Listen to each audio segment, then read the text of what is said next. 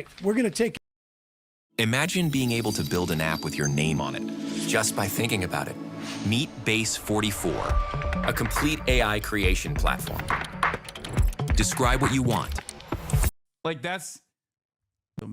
Even though by massive security, how Delta Force got him out will be the stuff of movies. Yeah, scoops from mainstream media. Venezuela's Maduro was captured by Delta Force, U.S. military's elite special mission unit, sources tell me. It's so funny. It reminds me of, like, you know how people say stuff like, oh, dude, remember who you're fighting for? You know, that kind of thing. Remember who you're fighting for? And it's like the grunt and the helmet, and there's a photo inside of it. And it's just, inside of that photo should just be a photo of this, and then a photo of Jeffrey Epstein, and a photo of maybe Benjamin Netanyahu. You know? Like, if you're in the Delta Force and you're like, hell yeah, brother, I trained my whole life so I can do hoorah shit, do cool ass military stuff like I watched in the movies. And then you take your helmet off and you look down at it, and it's just a photo of countries with the largest oil reserves. Remember who you're doing this for, okay? You are fighting for the bottom line of Exxon, Chevron, Shell Corporation, Halliburton, British Petroleum. You are fighting for them, okay? You're not fighting for yourself. You're not fighting for anybody. You're not fighting for freedom, democracy, any shit-ass liberal values that people actually use to... Yep, that's it. Yep, exactly. Never forget who you're fighting for, okay? Just remember that.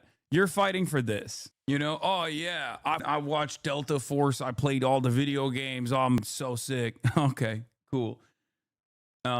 Livid? I mean, there's not really much one can do here. There's not really much one can say or do.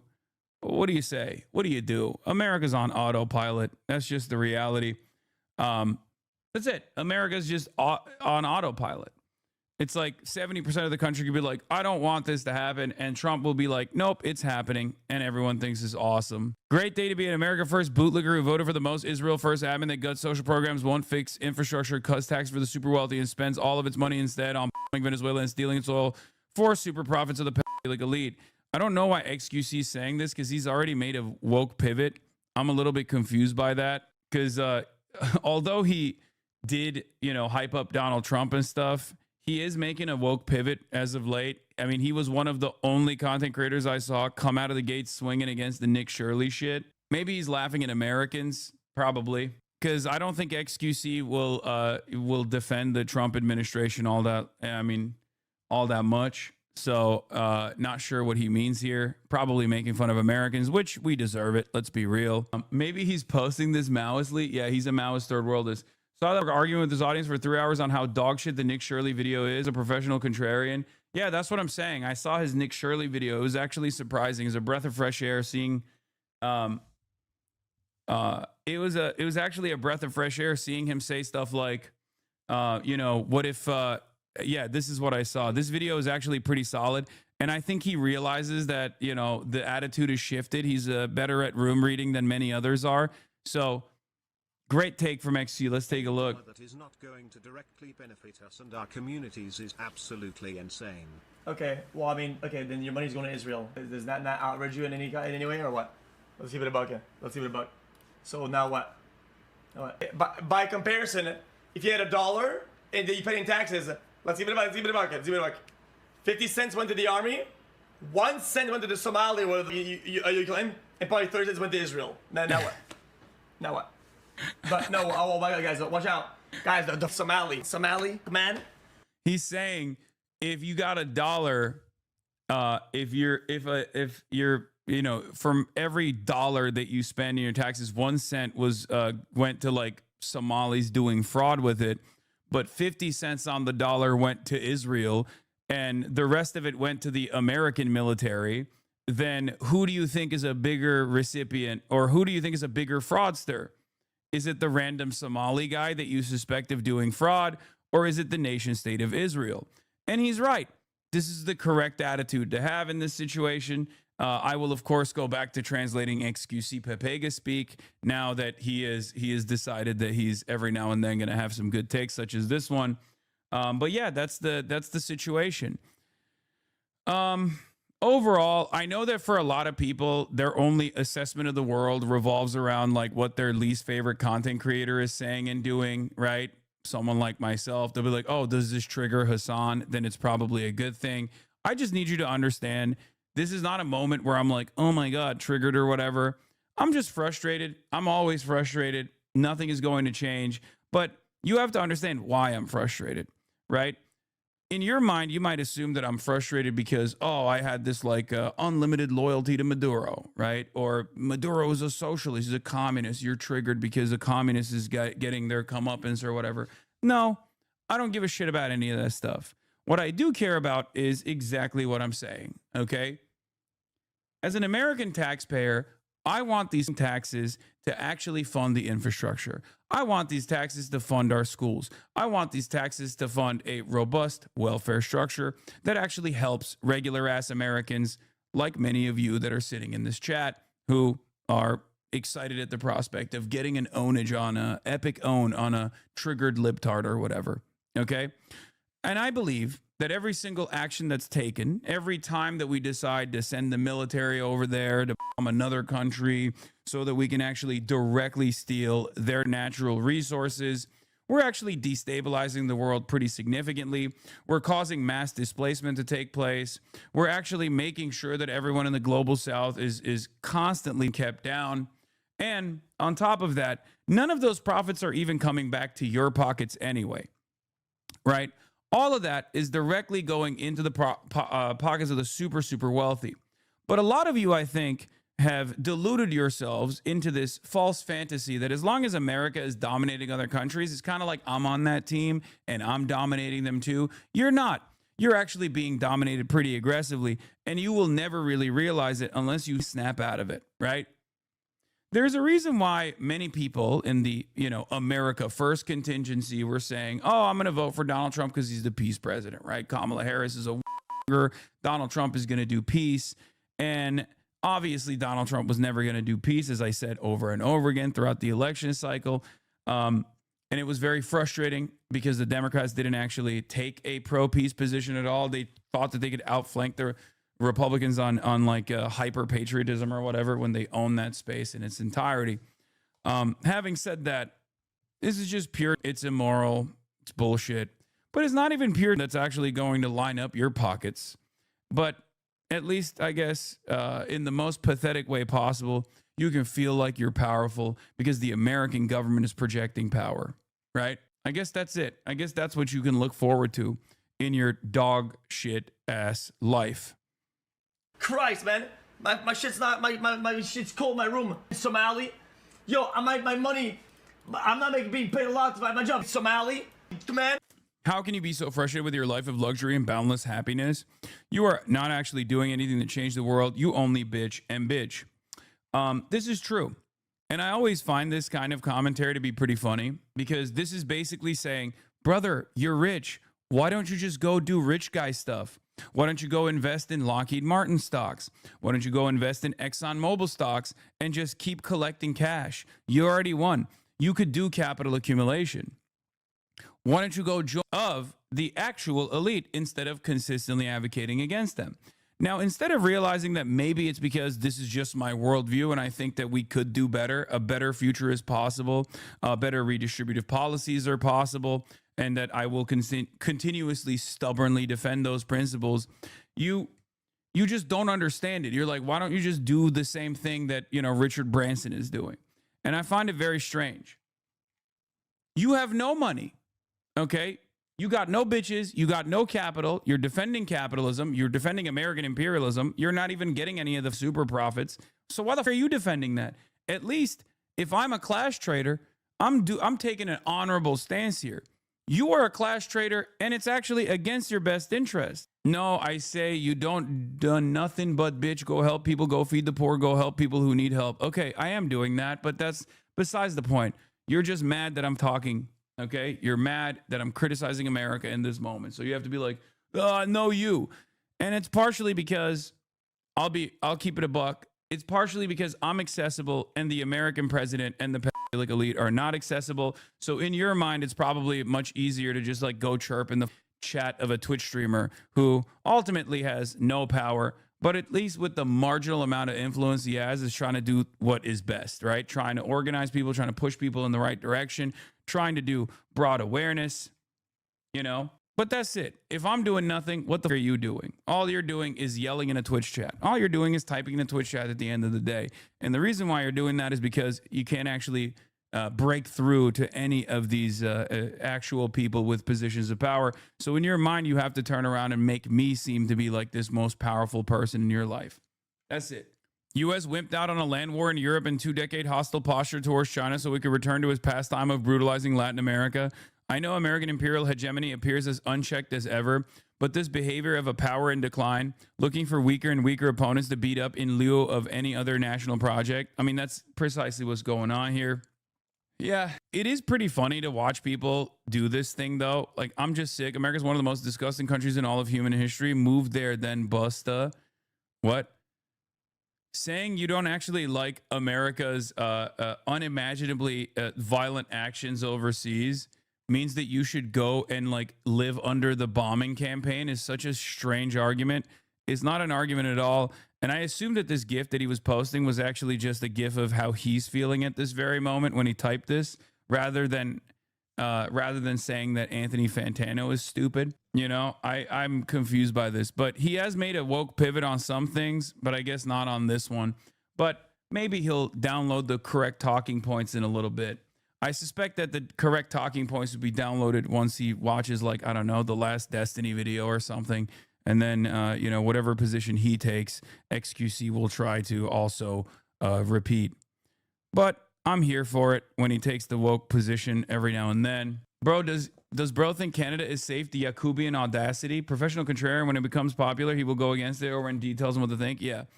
Not that it matters. Why the fuck are we talking about what XQC has to say about anything? Is this how far we have devolved? The answer, I guess, is yes. It is how far we have devolved.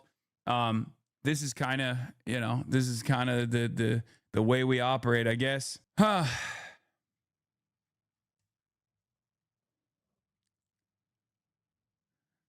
It's pretty funny that the American government is not even like giving us the dignity of lying nowadays. That's pretty, I find that very interesting. Like they didn't even try to put out like a strong propaganda front to be like, this is why we have to do it. You know, they didn't even manufacture consent. They were just like, oh, you guys hate this? Well, guess what? We're going to do it anyway. Suck my dick. And plenty of people will look at that and go, no, we'll suck your dick, sir, Mr. President. We love that you are so powerful. We love that you make us feel powerful, because that's where we're at nowadays. I think it's just like people want soothing, right? I think people are desperate to feel like they have any sort of control in their lives, any sort of power in their lives. And I guess American militancy, American adventurism, the American empire projecting its strength, even though it's literally dying. And these are the dying gasps of a dying empire. And many people don't realize it.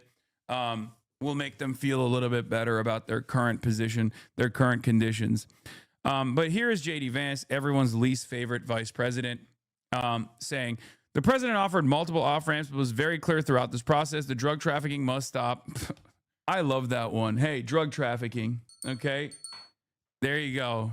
I love that. This is cool. It's cool. He's like, he's doing the actually all the time. Like this is it. He is Mr. Actually, which is pretty awesome. He has to actually everything. Donald Trump will just come out and be like, I think Venezuela is woke and gay. That's why I invaded it, because I hate it. And also because I think they stole the election in 2020.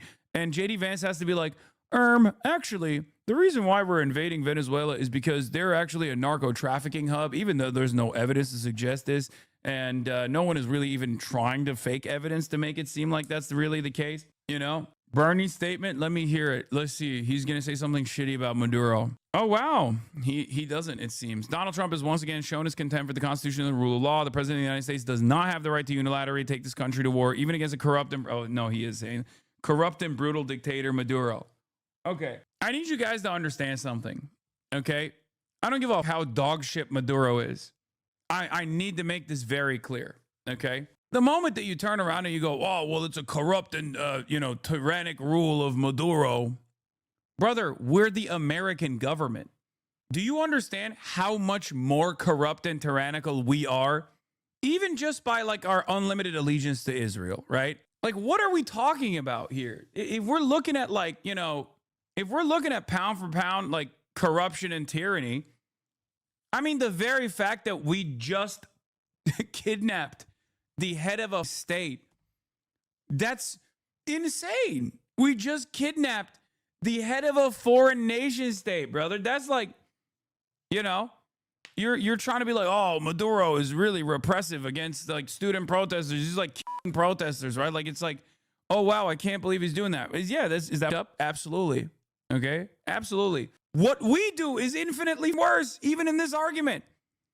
And when you bring shit like that up, all you're doing is basically get people to read that and go, okay, if he's actually a corrupt and brutal dictator, why should I feel bad that Donald Trump arrested him? Because the reality of the matter is, why should you feel bad? Right? Why should you even remotely feel bad? Why? Because you care about like process? Really? That's the reason why we're against intervention in Venezuela, because process was not applied? It's stupid. And this is exactly why Trump wins on these arguments, right? Because liberals don't ever talk about this from the perspective of like the average American. They never talk about this like, what the fuck are we bombing Venezuela, dude? What? Fix the potholes, Why are we bombing Venezuela? Give us free healthcare. Spend the money on something good, right? Instead of making sure that Exxon generates higher profits next quarter. Like, this is unacceptable. That's all you need to say. You don't need to do this like, oh, Donald Trump is not following the legal process here. That's all. If this is the best we have on the Democratic Party, we're cooked. That's it. The president of the United States does not have the right to unilaterally take this country to war, even against a corrupt and brutal dictator like Maduro.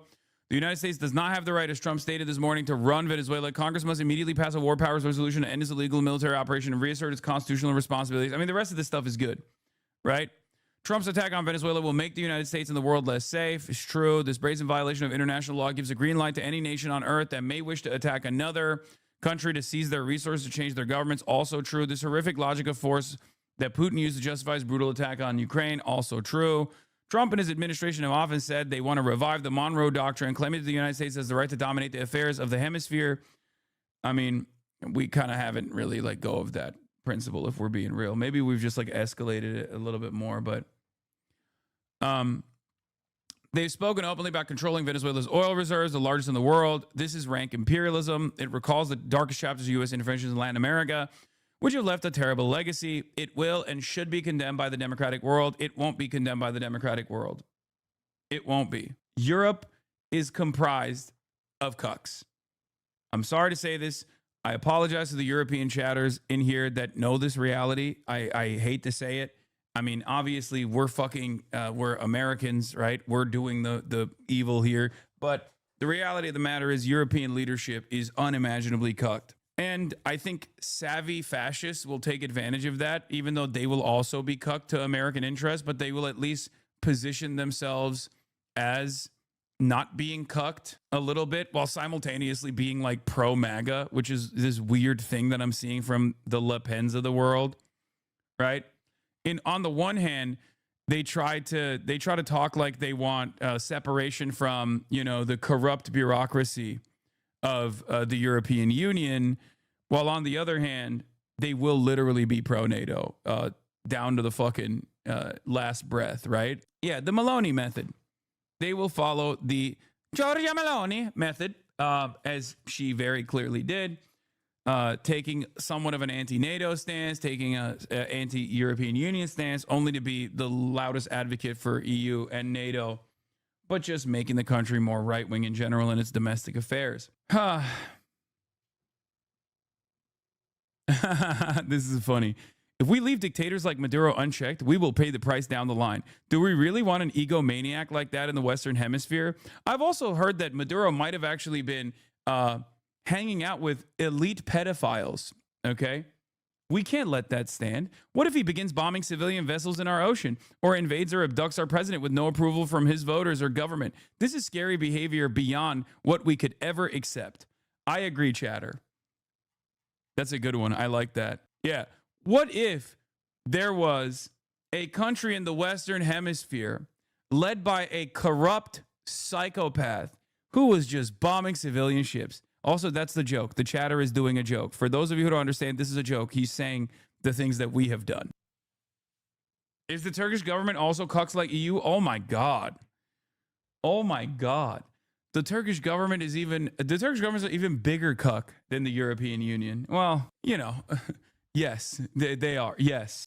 Nicolas, breaking. Deposed Venezuelan leader Maduro and his wife Celia Flores will face charges after an indictment. U.S. Attorney General Pam Bondi says one of the charges is him having a gun. By the way, I think, is that real? I can't tell if that's fucking fake or not. Like I heard, it's like dumb shit. Where is it? Yeah, Felix says, Nicolas Maduro, you are under arrest for having consensual sex with an adult woman. May God have mercy on your soul, you sick bastard. It's not. It's to do with his possession and intent to supply narcos.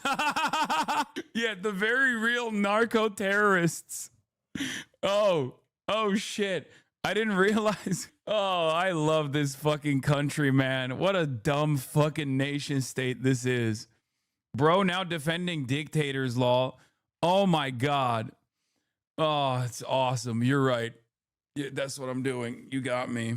Dude, the mind of the Western chauvinist is just filled to the brim with holes, right? Like dictators. Oh my God, I can't believe you're defending dictators. That's awesome. Like, brother, as far as like awful shit that any leader has done, right? Do you feel like what Maduro has done so far reaches even the standard of what Donald Trump just did? Like just today, just literally just last night, what you experienced last night, what you saw last night. Anyway, I don't disagree with your take, but it makes me wonder, do you think there's ever a point where invasion is justifiable? Yes, Israel. It'll never happen though, because it's a nuclear armed nation state and also an extension of America. Yeah. It's also pretty funny because like, even the Trump administration didn't try to present that argument, really. Like they didn't even do that. They didn't even do that like liberal shit. You know, oh, we're actually doing this to save the Venezuelans. Like they just straight up were like, I want the oil. You have oil, it's mine. And there are still people that are trying to do propaganda after the fact, when the administration is not even doing it. The administration is like, we're pirates. You have bounty. We will plunder. We will rape. We will pillage. And there are still people in the chat being like, no, you don't understand, actually. They're doing this to save. They're doing this to save Venezuelan democracy. It's like, who is this for? Is this for yourself? Do you think someone is going to hear your statement in this chat and go, you know what? Even though the American government that I do not trust any longer to have my best interest in mind has openly stated their desire for why they're bombing Venezuela and kidnapping Maduro is actually just to literally rape Venezuela, I'm going to still assume that there is some decent purpose here, some honorable purpose here. At what point will people go, yeah, maybe America doesn't really care about installing democracy elsewhere and simply installing puppet leadership so they can keep, farming they can keep unlawfully extracting all the natural resources from the global south. And it won't even actually return with redistributive policies into the pockets of the average citizen either. It'll just go to a handful of elite pedophiles. It's pretty cool. Nah, keep assuming that the American government is actually doing world police shit. Here's the new president of Venezuela. 30 million. CNN's Aaron Burnett cheerfully announced that Venezuela and its people are owned by the United States. Venezuela has a population of 30 million people, and now that is owned by the United States. Just to think about it from such a simple black and white set of numbers like that, Venezuela. Fucking awesome. A large portion of American incels like the LARP as Vikings while simultaneously never leaving their house. Those cucks love this. Oh, for sure. Yeah. Pam Bondi, indicted for possessions of machine guns. Yeah. It's pretty funny because what do you call it? Donald Trump last month pardoned an actual cocaine kingpin who was an actual leader of a foreign nation state who actually went through the legal process and was found to be guilty in trafficking tons of cocaine into the United States of America. So this actually makes the situation even funnier because, once again, my GOAT, Donald Trump, he is so good with this, okay? He will literally be like, I'm pardoning every, I don't know, major fucking fraudster while simultaneously putting the beat on every Somali person and assuming that every Somali person is actually defrauding the Medicare system or something. Well, literally openly pardoning people who have stolen billions from like Medicaid or Medicare, right? It's pretty funny. He'll just literally do one thing and then claim that he's actually fighting against that thing by putting the crosshairs on a totally separate enemy. Yeah. None of this is credible when you remember that Trump pardoned former Honduran president and convicted drug trafficker Juan Orlando Hernandez. It was never about drugs. It's U.S. imperialism manifest. And it's kind of funny because Donald Trump is basically saying that too, right? It's not like he's hiding it. He is kind of open about it, which makes this really funny because like then you see liberals try to defend us somehow on like liberal grounds, America World Police grounds and shit like that. And it's like, who is this propaganda for? Is it for you? Do you want to feel comfortable with this kind of thing? Is that why you're like, no, Mr. President? It's kind, you know what it reminds me of? It reminds me of the Alex Jones Kanye West conversation where Kanye West was like, I love Adolf Hitler. Adolf Hitler invented the microphone. And Alex Jones was like, no, you're not supposed to say it like that. You're supposed to say like, no, you hate, you don't hate Jews, right? You don't hate Jews. Like you're just skeptical. You're just skeptical of the globalist elite, right? And Kanye was like, nah, I just hate the Jews and hate Kanye West. I hate Adolf. I love Adolf Hitler. Hate Benjamin Netanyahu. All this stuff, right? And it's kind of like that with liberals, where it feels to me like the liberals are just basically going, no, you're actually doing this for world police stuff, right? You're doing this because you're the world police and you're installing democracy in Venezuela, right? And the Trump administration is like, nah, not really. I just want the gold. I just want the oil. I want the land. I want to rape and pillage. I'm bored. I want to rape and pillage because I'm bored. And liberals are like, no. You don't understand. The dominoes will fall about the dangers of socialism. Everyone will learn about the dangers of socialism if we actually, dethrone this corrupt autocratic dictator, right? And Trump still turns around and is like, nah.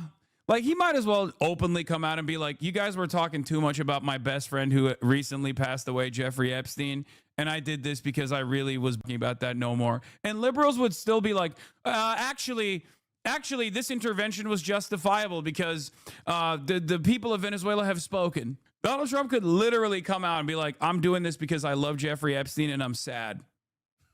I'm sad. I'm suffering from my best friend's death, okay? My best friend's untimely demise really hurt me in ways that you cannot comprehend. And I also want the oil and I also want the gold, okay? And this is just how I grieve. And liberals will still find a way to try to defend it. Lulu Navarro says, I covered Venezuela since the Chavez era. The real issue is the paramilitary gangs controlled by the regime and the Cuban intelligence operation that's all over Venezuela. What comes next, of course, is the real challenge. The New York Times chimes in. The real problem is Cuba. Yeah. Here's what the real problem is. Not illegally deciding to implement phony charges unilaterally and kidnapping the head of a fucking foreign nation state overnight while bombing foreign soil without following any process whatsoever, single-handedly doing all this while openly admitting that you're doing this so that your best friends, so that your fucking best friends can make money. Why did you unfollowed Mamdani? Wait, what? No, I didn't. What? Anyway, why am I looking at chat? What is this? Your boy Zioran Mossadini going off script? I was briefed this morning on the U.S. military capture of Venezuela. President Nicolas Maduro and his wife, as well as their planned imprisonment in federal custody here in New York City. Unilaterally attacking a sovereign nation is an act of war and a violation of federal and international law. This blatant pursuing of regime change doesn't just affect those abroad. It directly impacts New Yorkers, including tens of thousands of Venezuelans who call the city home. My focus is their safety and the safety of every New Yorker, and my administration will continue to monitor the situation and issue relevant guidance. Okay, surprising. I mean, that's not bad. He didn't say like Maduro's a corrupt tyrant or whatever. You know? Why is that surprising? Well, the reason why that's surprising is because he was interviewed by what do you call it? What's his name? He was interviewed like a week before the election. Do you like Maduro? I don't care. Like my opinion or my dislike for Maduro is not pertinent to this conversation. You know what I mean? Yeah, it was Juan Pablo Ramos, I think, where he was like, Maduro is a fucking brutal tyrant dictator, and the president of Cuba is too. Like, he was saying some shit like that.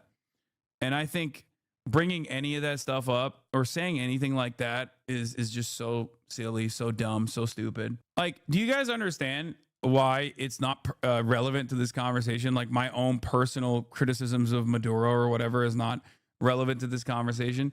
It's kind of like the but Hamas equation, right? Israel will be doing a genocide, and people will be like, well, what about your criticisms of Hamas? It's like, bro, they're being genocided. You know what I mean?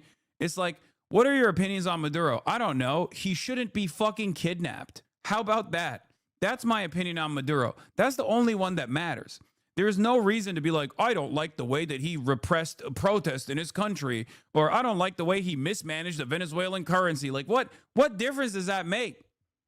Do you think that plays a role in why America fucking kidnapped them? No. So it doesn't matter. It's irrelevant. And that's why when people say like, well, actually, Venezuelans are celebrating, it's like, well, okay, it still doesn't fucking matter. That doesn't matter at all. Let's see what my goat, Chris Goat Holland, had to say. He usually has some good takes here. Trump and his cronies try to dress this up, but it's an illegal act of war to replace Maduro and grab Venezuela's oil for his billionaire buddies. Good take. The American people did not ask for this act of war to bring about regime change in Venezuela, nor did Congress authorize it. President Trump has put our troops in harm's way, and he has not provided a clear fact-based rationale for these actions, nor the long-term strategy following these strikes. This administration owes the American people and the Congress. I don't really like this part. No, because like I don't think it's a process issue, right? I don't think like if they were to, you're taking Zoran out of context. What do you mean there isn't? It was a quote. What do you mean there isn't space to talk about it? Wait, what? I don't know what you're referencing. Be honest. Would you be mad if China kidnapped Trump and instituted a Chinese puppet state that promulgated socialism with Chinese characteristics in the United States of America? No, I don't think that would be appropriate. I don't think that would be good. Let's be real. Okay, if you want my joke answer, the joke answer is yes, Mr. President, please, Dongfang missiles now, right? But the serious answer is no. Obviously, it's not the right. It's not the right thing to do, and it won't be good either. Okay? It won't. It just won't. Countries need to develop organic movements. And if there is like, some kind of material support on ideological grounds, that's one thing, right? But you still need to have like a real interest, a real investment from the peoples of the nation state to develop some semblance of a sovereign socialist movement. You're so fake.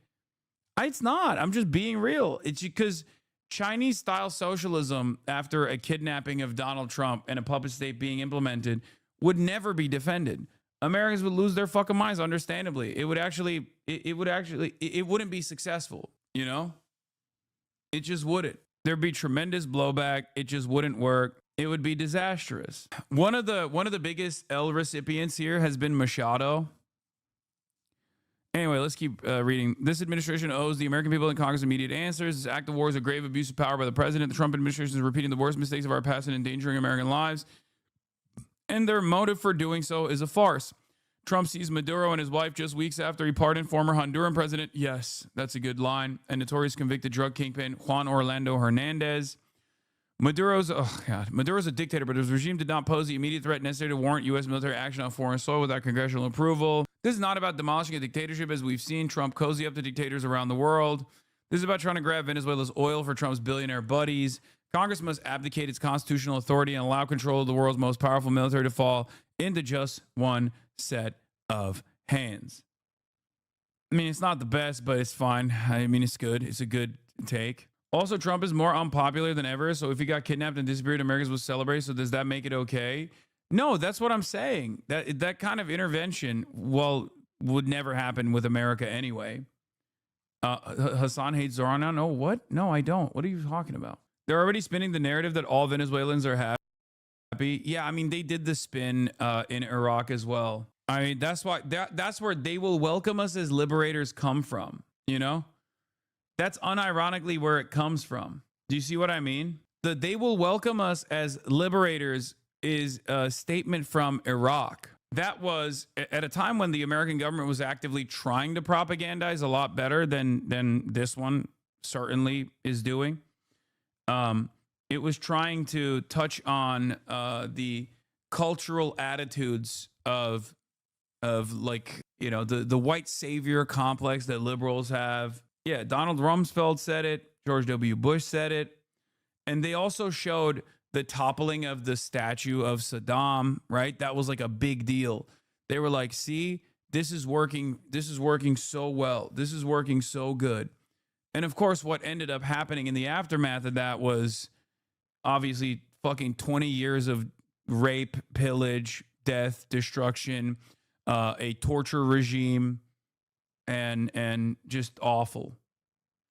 Just overall pain and a power vacuum that came from that led to the creation of ISIS as well, and numerous other issues such as that one that still plague even the Western world and certainly is a massive issue in the Middle East. So I guess like the only aspect of this that I think is more redeemable in comparison to George W. Bush is that at least they didn't do a shock and awe and full-blown invasion. And instead they did a kidnapping, I guess, if you want to look at it from like the lesser of two evils perspective. But of course, for me, how about no evil, right? But I do think, okay, why'd you get frustrated whenever people mention that Maduro's a dictator? Because it just gives righteous cause to Trump. Because Americans hear that and they go, okay, so why should I care that a dictator got kidnapped? The fuck? That's why. That's number one. Number two, as far as like the shit that Maduro has done, right? Okay. Our fucking leadership, Barack Obama, Joe Biden, Donald Trump, Bill Clinton, George W. Bush, like they've done a metric ton worse shit than Maduro, right? Does that mean that they get assassinated, they get kidnapped? Like, what are we talking? Obviously, that will never happen because America's the hegemonic superpower. But, you know, the notion that like those guys are dictators, but we have process is fucking idiotic. Well, Venezuela isn't overrun with Muslim extremists, so maybe it'll be different this time. Brother, if you think that the reason, first of all, you think what you consider Muslim extremism, do you think it happened because we have consistently destroyed the Middle East and consistently destabilized the region? Or do you think it's because they're just barbaric, backwards people and the Quran made them so violent? Like, which one do you think it is? It's kind of a matter of timing. Yeah, Maduro's a dictator, but when a guy gets shot, you don't pull up his criminal record and the condolences, Lamau. Yeah, it's part of that. But also, it's like the person, when people do that, right? Actually, police brutality is a great example of this. When people do that, when they talk about like, well, look at the criminal, you know, look at the track record of this guy. That's the reason why he got shot. Everybody understands like you're saying that because you're giving credence to why this person got shot, right? And that's the same principle here as well.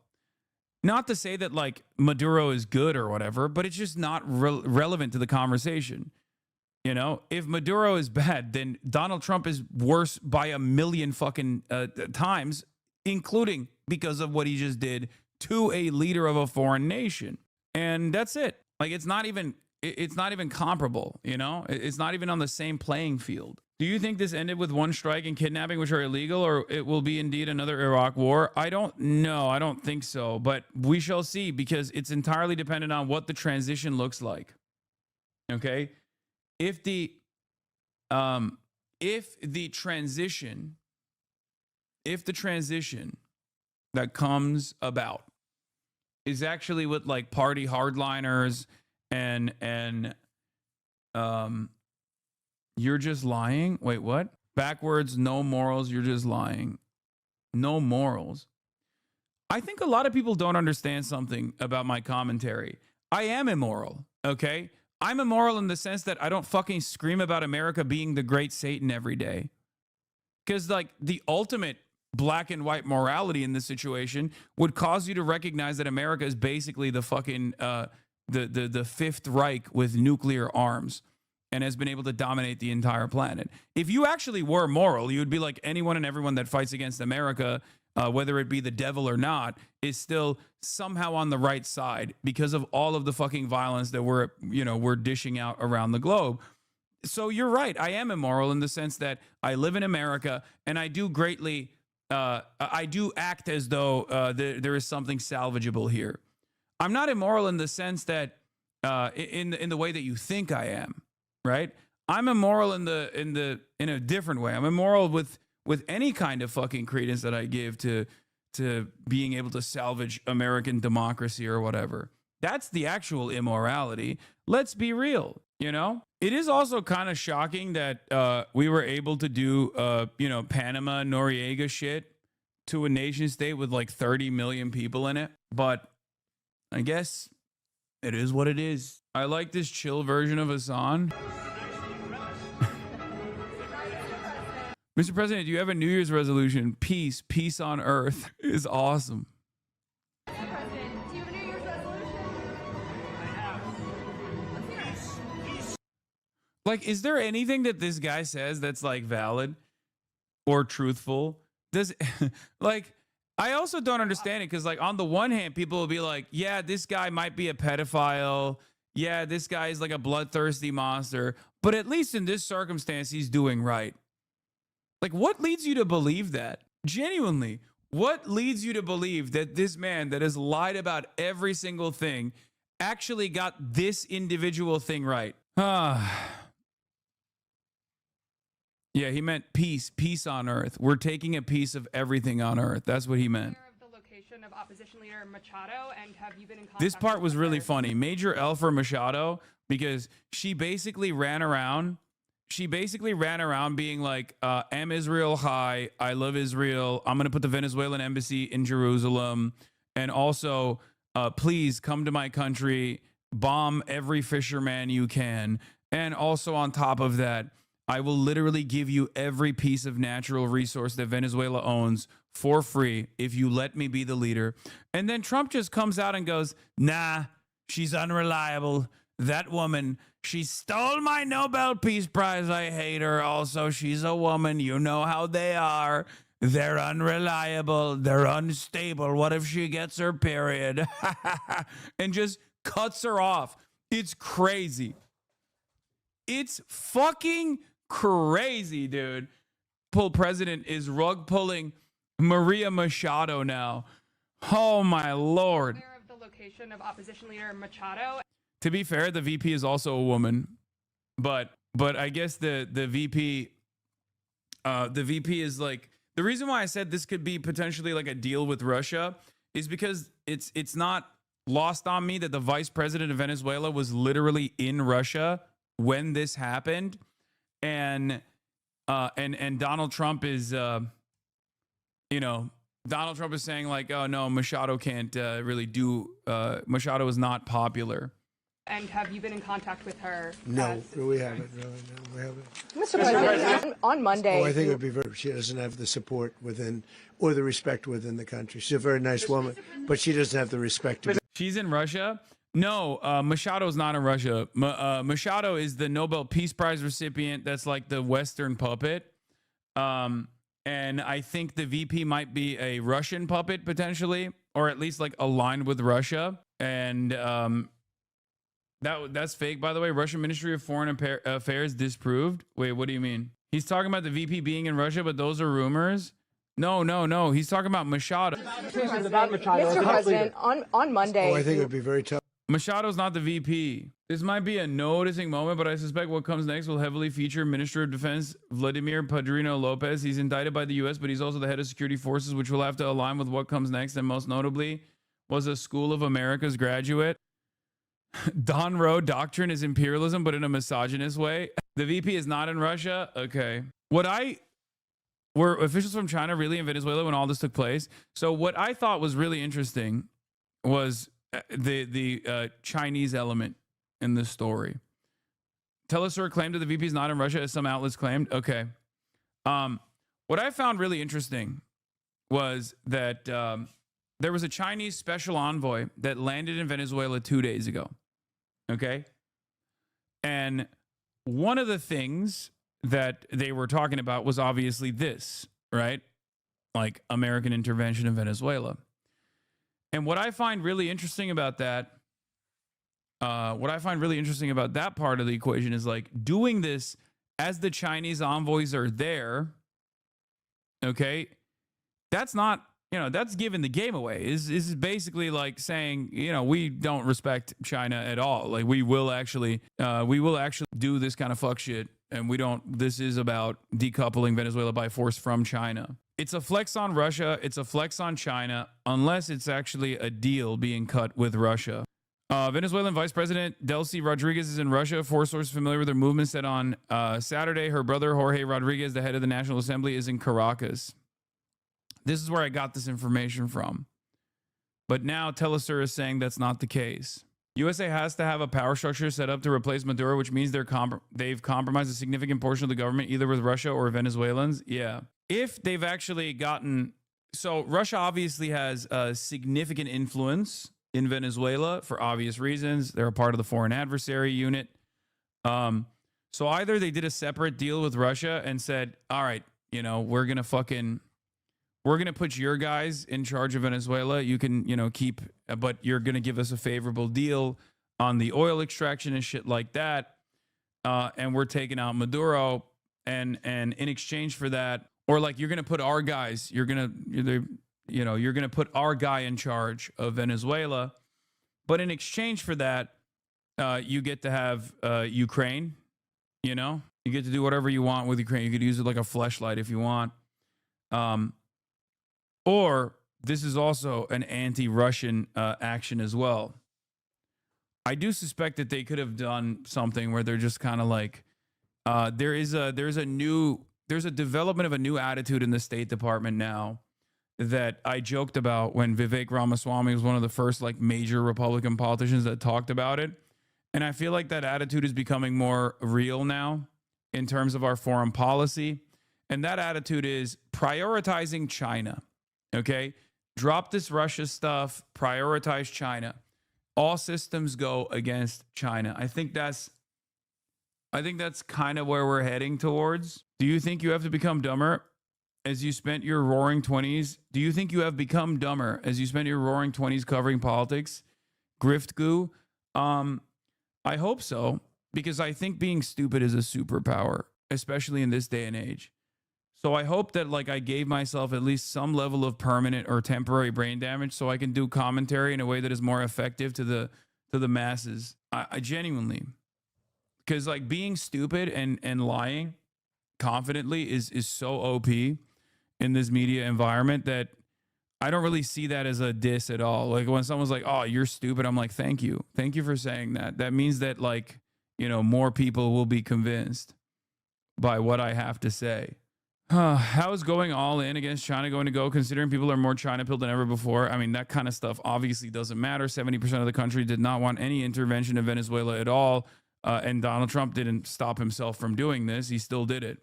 The question you always have to ask yourself, as I keep repeating over and over again, is how does this make my groceries cheaper? How does this make my rent cheaper? If the answer is it doesn't, then Donald Trump is doing this for his buddies. Okay? That's it. And that's where we're at. So enjoy the show. You might as well, right? Because it's completely out of our hands. There's not really a Democrat. And I think a lot of people that are posturing as though there is one are just kind of, doing their due diligence, playing their role. But at the end of the day, America's going to do whatever the fuck America wants to do. The government's going to do whatever it wants to do. And that's where we're at. We got a hog. Hassan, where are you from? Let's talk about the politics of your country. You can talk about the U.S., right? Let's yawk about your country. Where are you from? I'm an American. I'm an American citizen. I live in Los Angeles, California. I don't know if you knew that. Do you think I'm not in the United States of America or something? What's happening? Anyway, what's so fucked up about this, though, is that it very well may make our gas cheaper. That alone will sway much of his base. I don't think making the gas cheaper is necessarily going to help. And I don't even think it's going to make the gas cheaper. If anything, it's going to allow the oil and gas companies that will be extracting the heavy crude and refining it to sell it to China and to sell it to Canada, and not to like make your gas cheaper. When the fuck have we actually stabilized gas prices in this country by opening up new refineries? That doesn't work that way. The fuck? OPEC is still a cartel. No, they're just going to take the gas, they're going to take the oil and gas and sell it to foreign markets and use it as a leverage point against Canada if they see fit, and use it as a leverage point against China if they see fit. But in the interim, before they ever decide to use it as a leverage point, they will most likely just generate more super profits off of it. And that's what this is. That's it. It's not for you. And if you think it's for you, you're kind of stupid. I'm not going to lie. Okay? No, Hassan, you don't understand. With Venezuelan oil, when they build a data center down the street from my house, my energy prices will only triple instead of quadruple. Yeah, that too. So that's where we're at. Where are you from? It's such a dumb way to cope with the shit going on in the States right now. I know. It's the rallying cry of stupids. Anyway, Congressman Rashida Tlaib says Trump's illegal and unprovoked bombing of Venezuela and kidnapping of its president are grave violations of international law and the U.S. Constitution. These are actions of a rogue state. The American people do not want another regime change war abroad. Let's go. Simple, easy to understand, and correct. That's all you need to say. No like posturing, no like, oh, they're not following process. That's it. No equivocation, no justification for like any of this stuff, right? Just straight up be like, this is fucking insane. This is criminal shit. You're behaving like a madman. You're violent. You're irrational. You're behaving like a fucking madman. This is my first live stream, being live for a stream for war crimes. Oh, get ready. There will be a lot more of that. So let's get to it. Let's take a look at what our propaganda apparatus is saying in this moment of incredible crimes taking place. This morning, the United States launching an extraordinary nighttime attack on Venezuela. Dramatic video capturing the U.S. strikes overnight. Explosions ringing out in Venezuela's capital city beginning just before 2 a.m. local time. The night sky above Caracas turning bright orange, massive flames engulfing the air. Those giant plumes of smoke seen from miles away. President Trump confirming the strikes and announcing the United States has captured Venezuelan President Nicolás Maduro. Trump writing online, the United States of America has successfully carried out a large-scale strike against Venezuela and its leader, President Nicolás Maduro, who has been, along with his wife, captured and flown out of the country.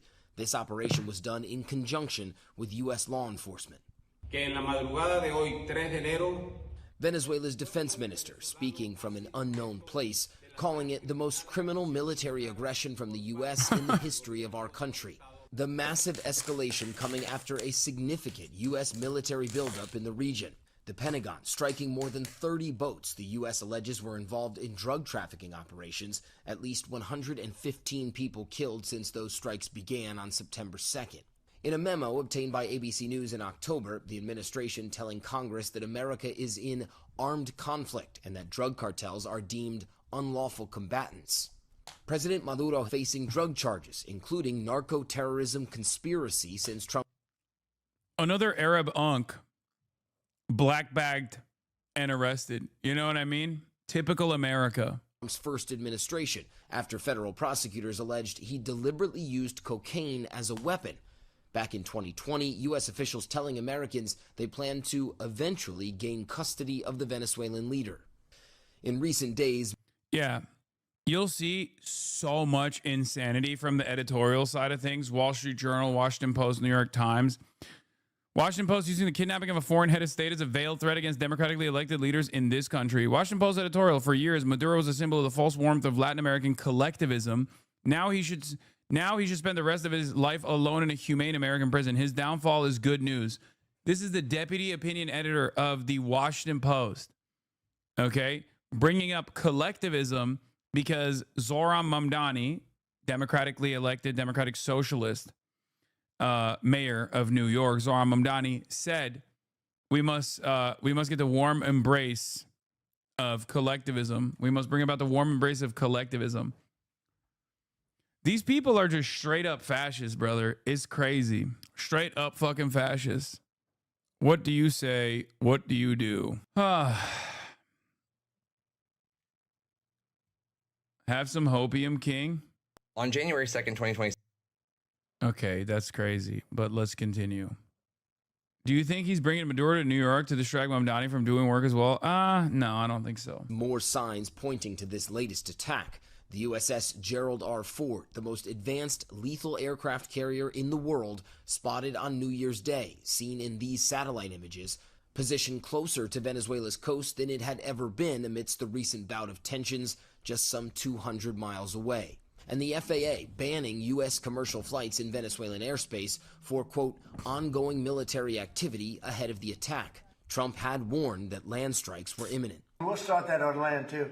It's going to be starting on land pretty soon. Saying in a recent interview with Politico that he wants to see Maduro gone. So how far would you go to take Maduro out of office? I don't want to say that, But you want to see him out? his days are numbered. Can you rule out an American ground invasion? I don't want to rule in or out. I don't talk about it. For his part, Maduro had said just one day ago that he was open to talks with the U.S., and in a separate pre-taped interview released Thursday, described a recent call the two had. Nosotros hemos tenido, Ramón, saying, I think that conversation was even pleasant, but the events following the conversation haven't been pleasant. Let's hope. And so that would be the last time Maduro was seen on camera on Venezuelan soil. Now, as for what the U.S. does next, a Republican Senator Mike Lee out of Utah sharing that he spoke with Secretary of State Marco Rubio. He anticipates, according to Mike Lee, no further action in Venezuela now that Maduro is in U.S. custody and that he is expected to stand trial in the U.S. Just a stunning series. A stunning series of developments here. And Matt, I think one of the big questions is, who is running the country now? And we don't know. That's the simple answer to that question. We heard from Vice President Delcy Rodriguez, who came out and said she wasn't running the country officially, that she still believes Maduro is the rightful president. She's demanding the U.S. show them some kind of proof of life. There is a state of emergency that's been declared in the country, but the simple fact... Wow, stunning. Stunning, extraordinary, incredible. Have you seen the celebrations across the world over Trump's actions in Venezuela? Oh, no, I have not. But oh my God, I'm so happy that everyone is so happy about this. This is, again, more self-soothing behavior from a lot of people who just like can't. Like, it comes from a place of recognizing that the actions that the Trump administration took are kind of fucked up. So they have to be like, well, this has got to be for somebody, right? So you just like look for anyone that you can point to. You look for anyone that you can point to say like, oh, well, there's other people celebrating it around the world, right? Like it's got to be good, right? It's for somebody. You only say that if you can't argue on the virtues of this action on its own, right? Oh, people around the world are celebrating. Are they? Fact is, these are very tense times in Venezuela right now, and for the people of Venezuela, we should be remembering them always. This is a very difficult time. They don't know, even if they weren't fans of Maduro, they don't know what's coming next. And that is what we will be watching to see. Matt Rivers, our thanks to you. Horror, a real degree of fear reflected. James, I'm just going to interrupt you just to bring this image to our viewers, and you can hopefully see it as well. This has also just been posted on Truth Social on Donald Trump's timeline. Me as a Venezuelan are very happy because today part of my pain and hate can heal. Maduro and Chavez separated mine and many families. All right, chatter. Excited for you. It's going to be awesome when Exxon and Chevron will separate your natural resources from doing any good for you and the existing family that live in Venezuela still. No, I don't. You guys need to understand. Sent from Israel, all this stuff. No. This is not all like Langley talking, okay? These are people who fucking hate Maduro, that have family members who hate Maduro, that live in Venezuela. There are a lot of people who despise Maduro. Okay, there are a lot of people who hated Chavez. There are a lot of people who despise Maduro. You won't really hear about them in the Western world because the people who actually, they're the people who love Chavez and to a much lesser degree thought Maduro was fine or good, those people are oftentimes not the ones you're going to hear in Western media.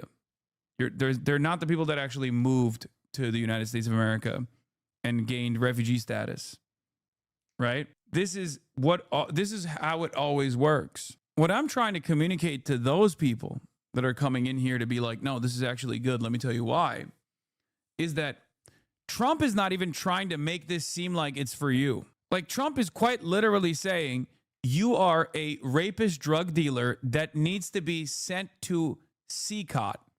And you're over here being like, the guy who's saying me and my parents are rapist drug dealers that must immediately be sent to CCOT is actually a good guy who cares about me. Trump cares so little about you that he is, on the one hand, openly stating his actual desire, which is, I'm going to take all the oil, fuck you, while also simultaneously not even doing you the dignity of claiming that this is for you. Okay? I don't know why you're still imagining this alternative reality where you're like, no, this time is different than Libya, than Iraq, than numerous other places, right? This time it's going to be different.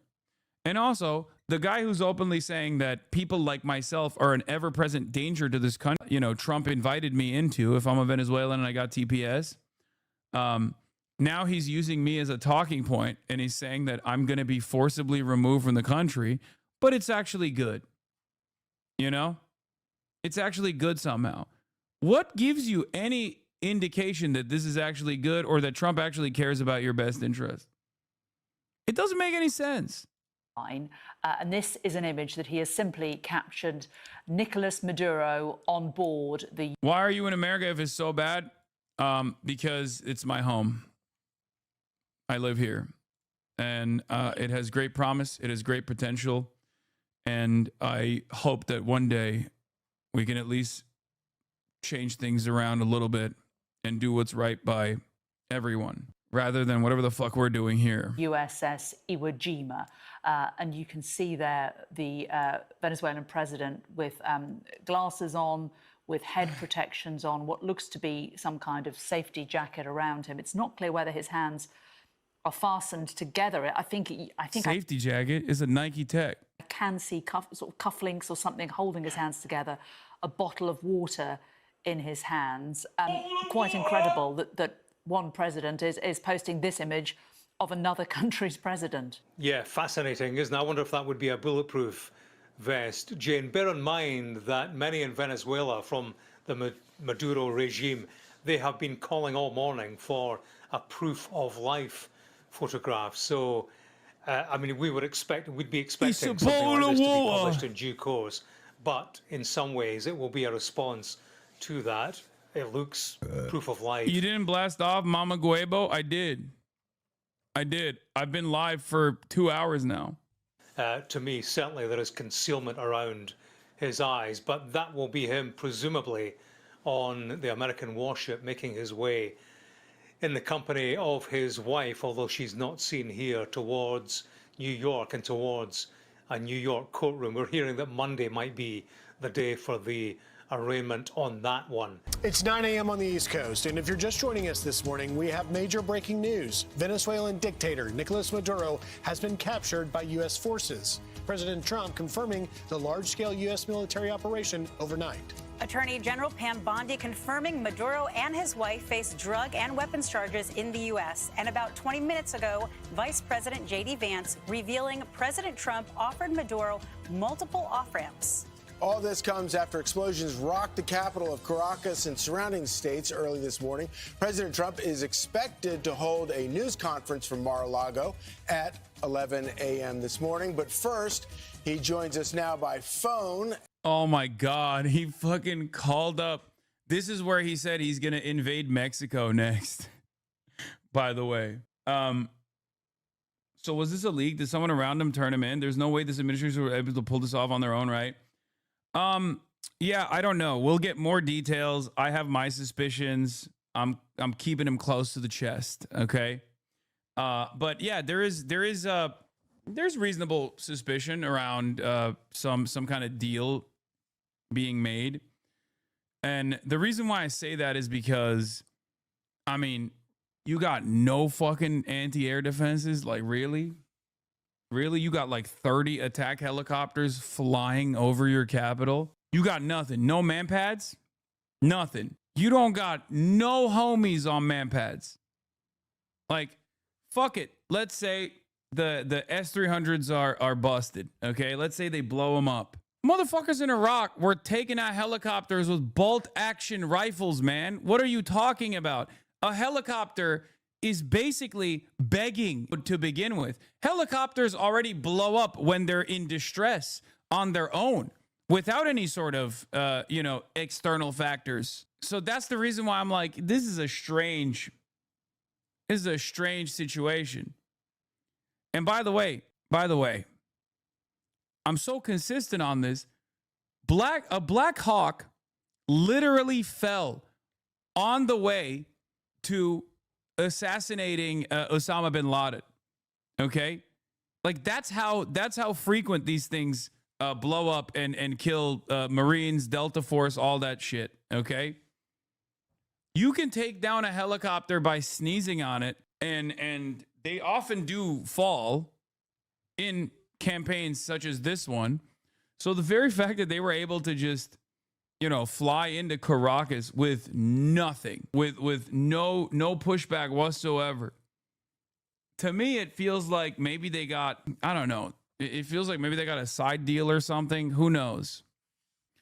Reuters reports that Venezuelan President Nicolas Maduro was captured in an operation involving U.S. Special Forces, including Delta Force, with assistance from the CIA source inside Maduro's inner circle, and cooperation from members of the Venezuelan military, according to U.S. officials and people briefed on the matter. A source close to Venezuela's opposition described the move as an inside job. Yeah, that's definitely believable. Oh, so now you're a military expert? No, I'm not. I'm far from it. But I don't think you need to be a military expert to know that, helicopters blow up all the time. You really don't need to be a military expert to know that, actually. It's just something that they do, especially if you're thinking like Ospreys. Oh my God. The fucking Marine Annihilator. New from the Post. Delta Force units established a pattern of life on Maduro in advance of the operation, mapping out his location and daily moves. According to a person familiar, a CIA covert operations unit identified where he and his wife were staying. The U.S. deployed 2 Army Delta Force units, one from the Middle East and one from North Africa in recent weeks, and those forces had established a pattern of life on Maduro in advance of the operation, mapping out his location and daily movements. According to a person familiar with their deployment, Delta Force, known within the clandestine community as Combat Applications Group, is among the Pentagon's most elite units tasked with executing high-stakes and secretive missions, including hostage rescue and kill and capture missions. The Trump administration relied on elite Delta Force and CIA Covert Actions Unit for the operation to seize Nicolas Maduro in a highly secretive snatch and grab mission to force the Venezuelan leader from power, according to multiple people familiar with the deployments. The CIA identified the location where Maduro and his wife were, and Delta Force soldiers sent by President Donald Trump to the Caribbean and conducted the raid. The CIA also provided support to the air, sea, and land operations, according to people familiar with the mission.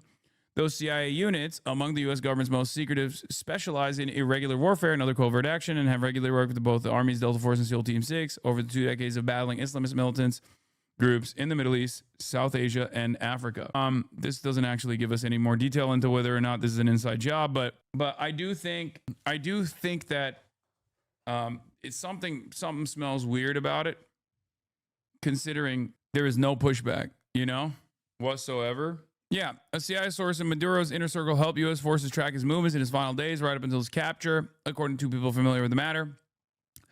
The people who were briefed on the operation also said members of the Venezuelan military cooperated with the United States to secure Maduro's arrest, but declined to provide details.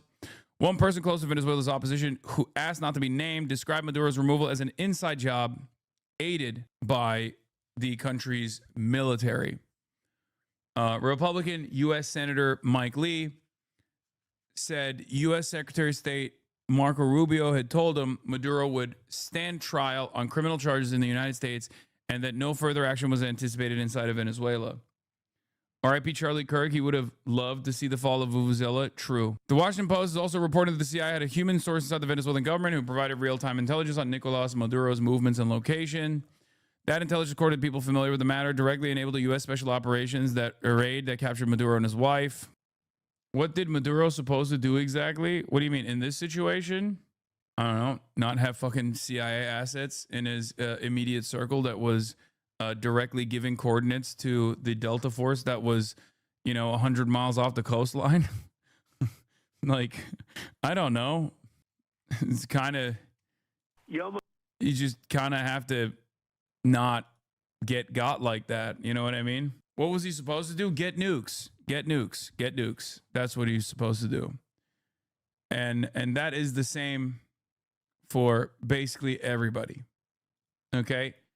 If you are a sovereign nation, or you think you're a sovereign nation right now, but devoid of nukes, let's be real. If you're in the periphery, you need to develop nukes. It's just, if you don't have the nukes, you're going to get got every single time. Okay? And the reason why I say this is not because I want to, support my own Hasanabi doctrine, a guide for nation building. Rule 1, get nukes. Rule 2, do not give up the nukes. Rule 3, if you're accused of having nukes. Here's the reason why I'm saying that, because this is a piece from the interview that we're about to watch when, Donald Trump was flexing on the morning show. This is what he had to say about Mexico.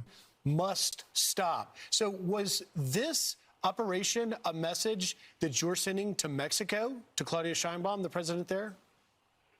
Well, it wasn't meant to be, and we're very friendly with her. She's a good woman, but the cartels are running Mexico. She's not running Mexico. The cartels are running Mexico.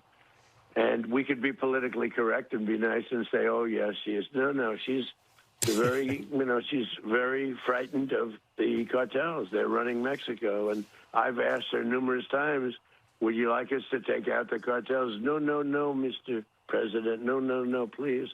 So we have to do something, because we lost.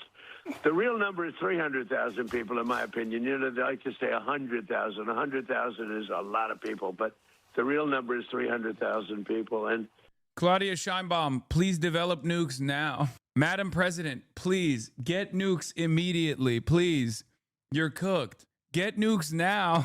We lost it to drugs, and they come in through the southern border, mostly the southern border. Plenty come in through Canada, too, by the way, in case you don't know.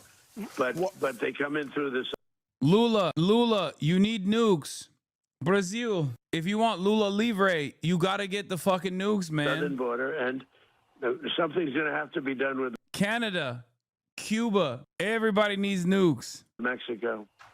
Why did you... Everybody get nuclear now. Everybody needs to get nuclear immediately. Immediately. Or else you're fucking cooked. And let's get right to the President of the United States, Donald Trump. President Trump, thank you so much for joining us this morning.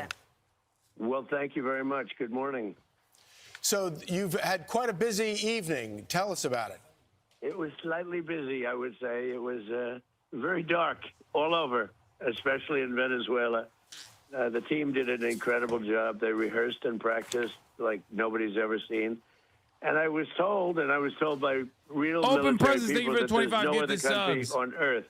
Once again, the Piker Broadcasting Service is sponsored by you, the viewers, for you, the viewers. There are no ad breaks on the Piker Broadcasting Service, unlike many of the other Twitch streams that you watch on this platform.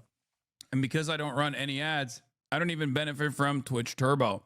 So if you want to support the show, you can voluntarily subscribe for $6 a month with a regular Twitch subscription, or a free one in the form of a Twitch Prime, or gift a sub to others in the community as well. Piker Broadcasting Service is for viewers like you. Thank you. By viewers like you, and it is for viewers like you. Thank you. That can do such a maneuver. If Yes, Rewind is enabled for subscribers. That's true. And you can send links. You can send me links. You can rewind.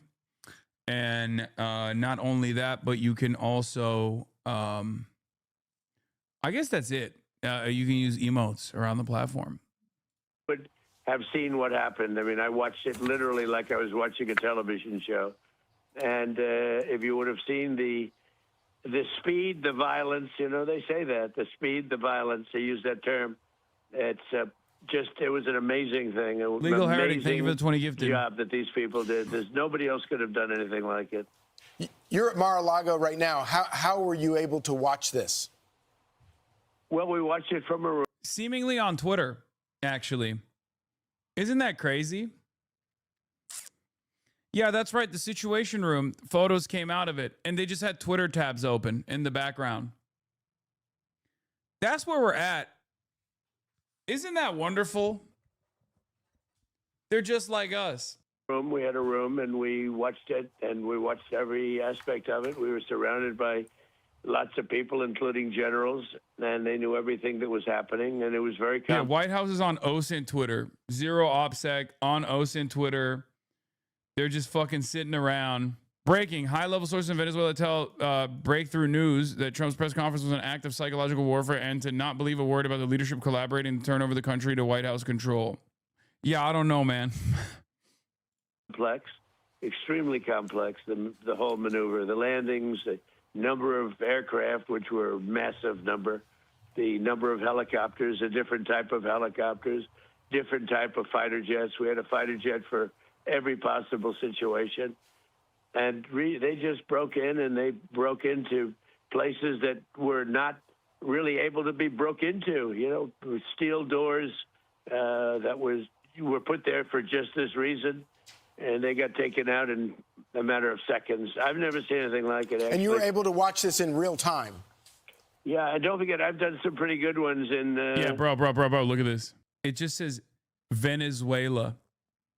They have 3 Twitter tabs open, and one of them just has the search bar, Venezuela. Okay? They were straight up looking at OSINT Twitter. Like, I was in bed doing the same thing that these fucking assholes were doing. Well, to be fair, it's fast as fuck to find on the ground stuff. They were looking at that classic Arma footage that they play always with like the tracers trying to take out one of the Warthog. And they were like, oh my God, I thought they didn't have any, air defenses. What's going on?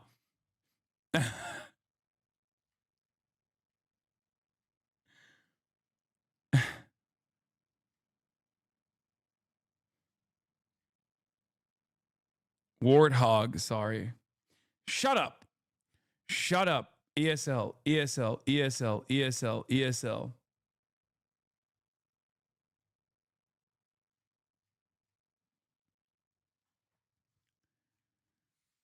The classic Arma footage that I'm talking about is always populated whenever something is happening, whenever breaking news is happening, and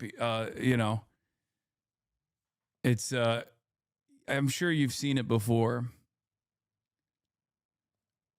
And they're looking at it and they're getting duped by it because that's what the CIA does. That's in what other the State parts of Department the does. world. The footage you fell for, I love that's my favorite meta where people were like, Hassan, remember when you fell for that footage?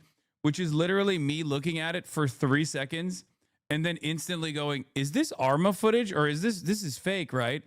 But they clipped it so that they're like, still to this day, they'll be like, remember when you fell for that? Remember when you fell for that? It's like, no, my job is when someone sends me shit, in the chat, I look at it and I try to make an assessment on whether or not it's real. Okay, I've done some pretty good ones, but yeah, I apologize for clicking on random linkers.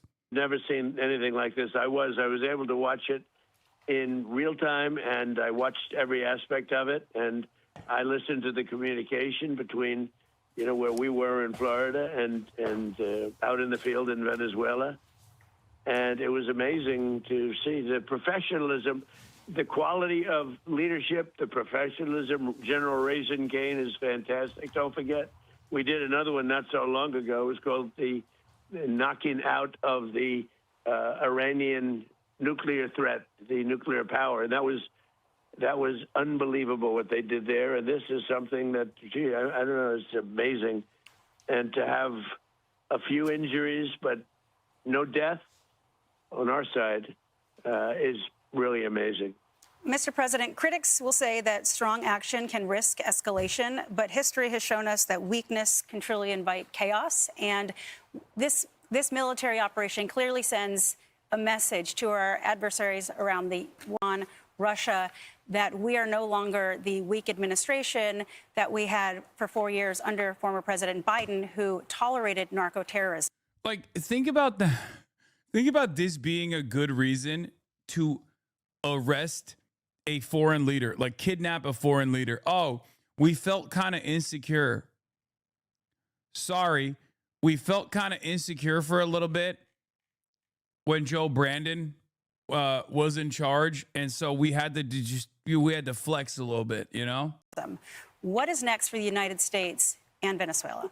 Well, we're very strong, and very importantly, if you look at drugs through the oceans, through the seas, they're down 97%. That's the boats. It's sort of related to this, as you know. The drugs are way down, and it's getting very, very tough. It's a whole different look. We have a whole different country. We have a country now that's respected. We have a country. I built the military in my first term, and they gave a little chunk of it away, but it was a lot. But it was a little chunk relative to what we built. But they gave it to Afghanistan so stupidly. It was one of the. Compare this to Afghanistan, where we were a laughing stock all over the world. We're not a laughing stock anymore. No, we have the greatest military in the world by far. We have the greatest equipment, military equipment in the world by far. And you had to see this in real time. You had to see this, the professionalism and the bravery, everything about it. And you almost couldn't hold them back. It was like they wanted to go so badly. And most people would have said, I'll take a pass. I know that Charlie would have wanted to go because Charlie's a very brave person. But I know a lot of other people would have said, I think I'll pass on this one. Let's watch it on television.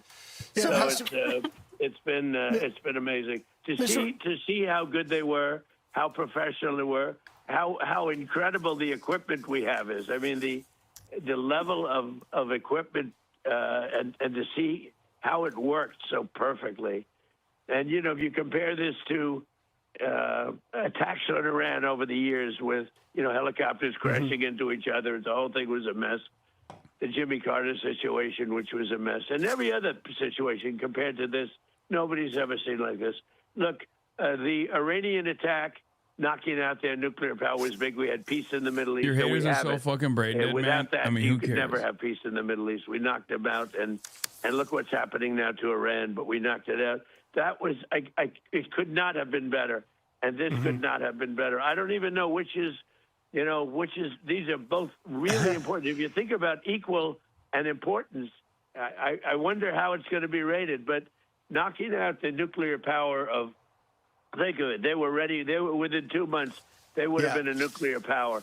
And comparing that to this in a certain different way, I think this might have been actually more, that was something that was amazing. It's interesting, Mr. President. We've looked, our own Lucas Tomlinson, our reporter here. I don't know if you knew this intentionally, but the capture of Maduro and his wife coincides with the 6th anniversary of your taking out the Iranian Revolutionary Guard's Qasem Soleimani. Interestingly, it's 6 years after. But let me ask you a question, Mr. President. Because by the way, that was the third thing, and we have a fourth. We got Soleimani. We have taken out so many. Look at what we did to the leader of ISIS, who's no longer with us, right? And everybody was after for 20 years, and we got him. We've done a lot, but this was something, maybe because it's fresh in our minds, because again, the Iranian situation was so big, knocking that out, and the B-2 bomber, every single missile hit its target, and the target was an air shaft. Right. Dark at night. Think of that. Dark at night, no moon. You couldn't see a thing. And every missile went right through that air shaft and just obliterated the place. He killed Soleimani on January 3rd, 2020. Didn't the American government also apprehend Noriega on January 3rd as well? What the fuck's up with January 3rd? Hold on. Are you making that up? Soleimani assassination date. Nope, it is January 3rd. Noriega arrest date. Oh my God. Oh my God. What the fuck? What the fuck, bro? What do the numbers mean? What do the numbers mean? That's 3 for 3. Manuel Noriega was arrested by U.S. forces on January 3rd, 1990. Soleimani was assassinated on January 3rd, 2020. Mason, what do the numbers mean? So that was amazing. And this I wonder, Mr. President, though, I want to ask you because from your Vice President, J.D. Vance, said that the message is pretty clear. The drug trafficking must stop. So was this operation a message that you're sending to Mexico, to Claudia Sheinbaum, the president there? Well, it wasn't meant to be, and we're very friendly with her. She's a good woman, but the cartels are running Mexico. She's not running Mexico. The cartels are running Mexico. And we could be politically correct. It's the lowest risk day in all oil markets. All the balancing from end of the year is done. Okay, that actually kind of makes sense. I don't know if you made that up or not, but that does kind of, I don't know. I can't tell if you just like made that up on the spot, but since we're already being dumb, since we're already playing along with the fucking Illuminati symbolism of January 3rd, I'm just going to go ahead and say, yeah, that's the reason, and not like some Masonic shit. And be nice and say, oh, yes, she is. No, she's very, she's very frightened of the cartels. They're running Mexico. And I've asked her numerous times, would you like us to take out the cartels? No, Mr. President. No, please. So we have to do something because we lost. The real number is 300,000 people, in my opinion. They like to say 100,000. 100,000 is a lot of people, but the real number is 300,000 people, and we lost it to drugs, and they come in through the southern border, mostly the southern border. Plenty come in through Canada, too, by the way, in case you don't know. Yeah. Hey, Canada. Hey, I'm looking right at you. Okay. Claudia, Mexico, looking right at you. Cuba, obviously cooked. Just wait. Just wait, dude. Hey, Canada, looking good, looking like you want to be annexed, I think. Looking tasty, like a tasty piece of meat that I will take. Why are you over there looking ready to be plundered, Canada? But they come in through the southern border, and something's going to have to be done with Mexico. Why did you decide to do this morning? Are you talking about calling you people or the shot? No, taking because out I'm not sure. Maduro. I'm not sure which is worse. If you want to know the truth, I'm calling you. I haven't spoken to anybody else because Charlie Hurd has been a great friend of mine for a long time. He was with me when it was not fashionable, and those are the people I like. He was with me, Charlie, when it was not at all fashionable. So. That's the reason I'm doing this, and your show is great. You're doing a great job. What a good team. But I meant, why did you make the decision? I need you guys to understand something. This person that's currently talking is the quote-unquote the leader of the free world, which is fucking bullshit, obviously.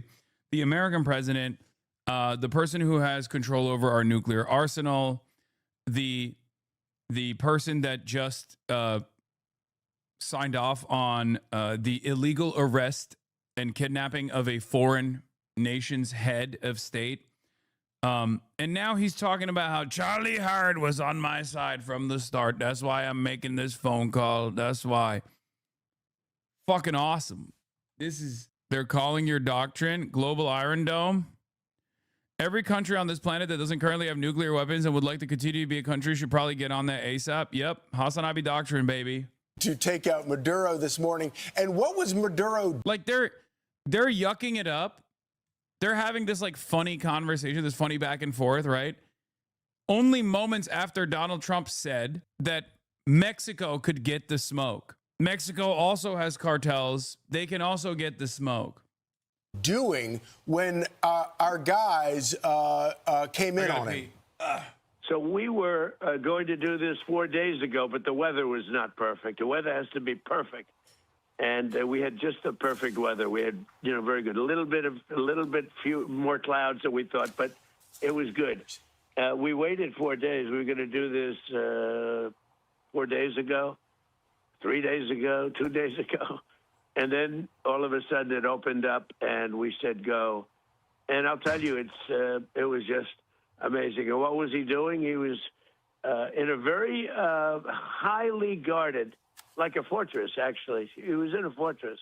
That we had nobody killed was amazing. I think we had nobody killed, I have to say, because a couple of guys were hit, but they came back and they're supposed to be in pretty good shape.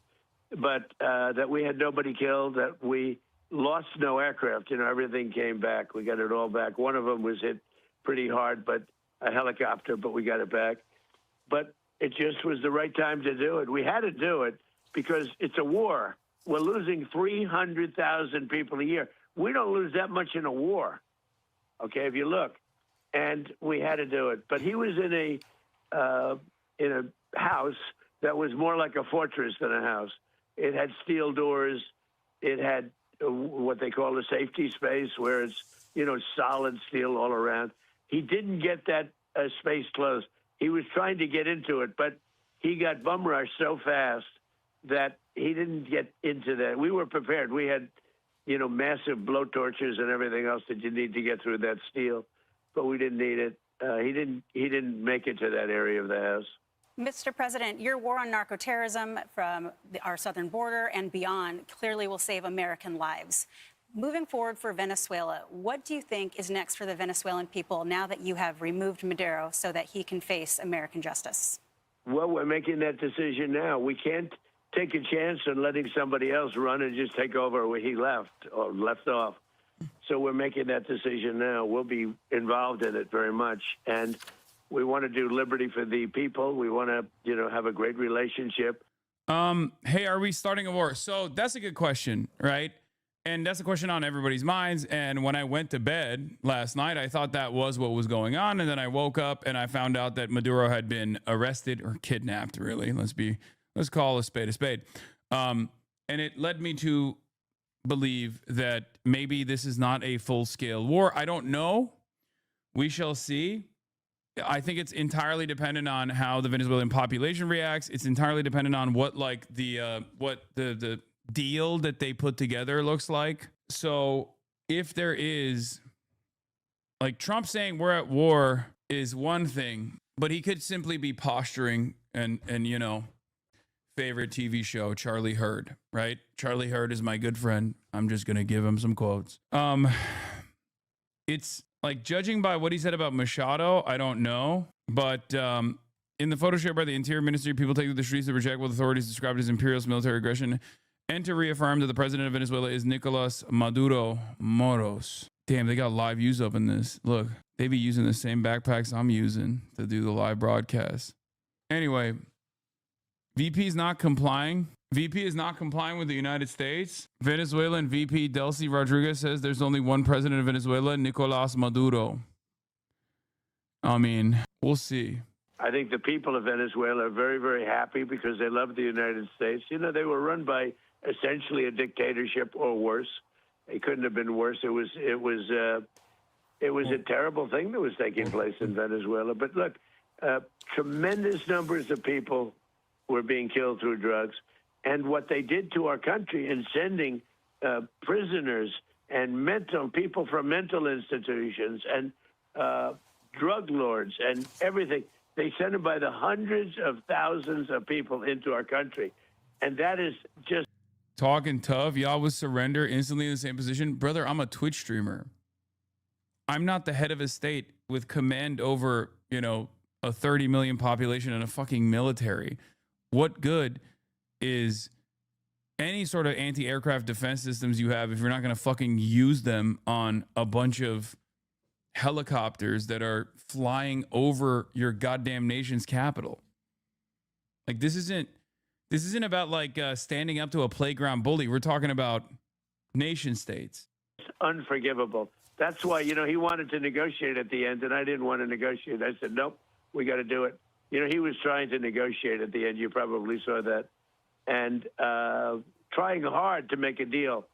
And I said, this.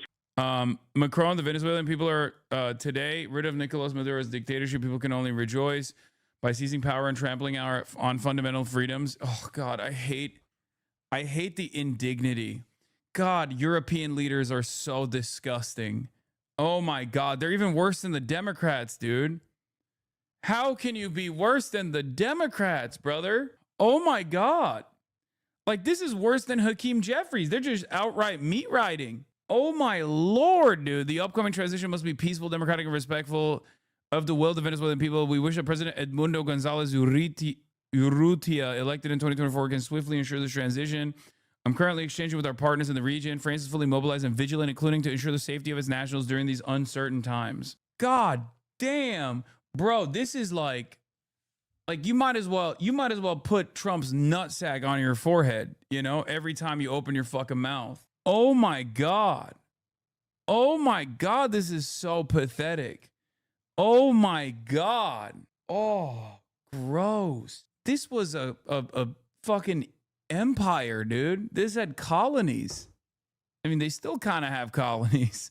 Not as much, but wow. Wow, dude, European statehood is a lie. Like every nation state in Europe is just so utterly servile, so openly falling over one another to demonstrate fealty. Wow, Keir Starmer is somehow worse. Oh no. Have you spoken to Donald Trump about what's happened in Venezuela? No, I haven't, and it's obviously a fast-moving situation. And we need to establish all the facts. What I can say is that the UK was not involved in any way in this operation. And as you'd expect, we're focusing on British nationals in Venezuela and working very closely with our embassy. And so I will want to talk to the President, I will want to talk to allies, but at the moment, I think we need to establish the facts. I think President Trump is doing a press conference later, so hopefully more information will come out then. What is clear, though, which the White House has said, is that America carried out strikes on Venezuela and captured their leader, Maduro. Some politicians in this country have already condemned that. Do you? Well, I want to establish the facts first. I want to speak to President Trump. I want to speak to allies. As I say, I can be absolutely clear that we were not involved in that. And as you know... I'd like Daddy to tell me what to say first. Oh, I dare not speak out of turn. Daddy will fill me in with his delicious... I'm not going to say it, but you know what I mean. Daddy will fill me in with all the facts. And then I'll know what to say.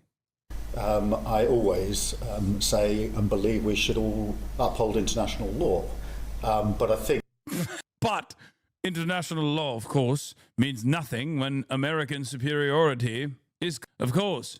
Who's going to stop them? You? Not me. I think at this stage, fast-moving situation, let's establish the facts and take it from there. And just lastly, for people who might have family there or the small number of Brits in Venezuela. He said international law must always be called into question. First of all, not on Israel. Secondly, not whenever America does anything, which is, again, basically saying not on Israel. But there's something funnier. There's nothing funnier than just like having this response in perhaps one of the clearest violations of international law. So clear a violation that it actually directly puts him at harm's way, right?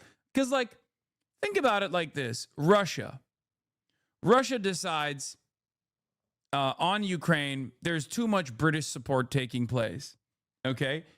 The previous established norms in global warfare is that if you're the head of a state, you're kind of protected, right? There is no, like, you know, they're not going to come after you. They're not going to kill you. They're not going to kidnap you. Now America has violated that. Okay, Russia is a regional power. The UK is supposed to be a regional power. The UK is supporting Ukraine. Russia decides Keir Starmer, it needs to be prosecuted and arrested for the illegal seizure of Russian assets. What do? Like, do we just sit around and we go, well, hold on, that's Russia. They've decided that Keir Starmer was in violation of Russian laws. We decided, or Russia decided, that Keir Starmer is actually directly violating Russian laws. They have every right to kidnap Keir Starmer. They have every right to put him through this, you know, mock trial, this sham trial, and then maybe potentially kill him, you know? It's ridiculous. It's ridiculous. Russia has no power over the UK like the US has over what? Venus? You mean Venezuela? My point is these guys rely on the same shit never happening to them. That's why America gets to do whatever it wants. Might is right only works when there is no other big dog. Okay? Might is right all of a sudden is not going to be such a wonderful scenario if there is another mighty country out there. There are some there. It might be a small number, but of course people will be very concerned. What would their advice be? Yeah, there's about 500 there in Venezuela. Yeah, also, Russia doesn't have to, like, kidnap Keir Starmer. They got Novichok. They have sleeper cells. It's, you know, they assassinate people in Europe all the time. You know, don't drink the tea. Don't stand so close to the window, Keir Starmer type shit. You know what I mean? Would that be appropriate? Would we go, oh, we have to look at international law and follow international law in that situation? No, you would understand exactly what the fuck that is. And we're working with the embassy to make sure that they are well looked after, safeguarded, and get appropriate advice. So we're working at pace with the embassy on that. It is a small number, but it's an important number. It is about 500, so that's what we're doing there. Mer's running the same line. It's not surprising. Nicolas Maduro has led his country into ruin. The most recent election was rigged. Like many other countries, we have therefore not recognized his presidency. Maduro has played a problematic role in the region. The legal assessment of the U.S. intervention is complex and requires... Dude, I swear to God, Euro-libs are... it's like shocking to see Euro-libs champion this stuff harder than like the American Democratic Party is. Like I never thought that I would see the day.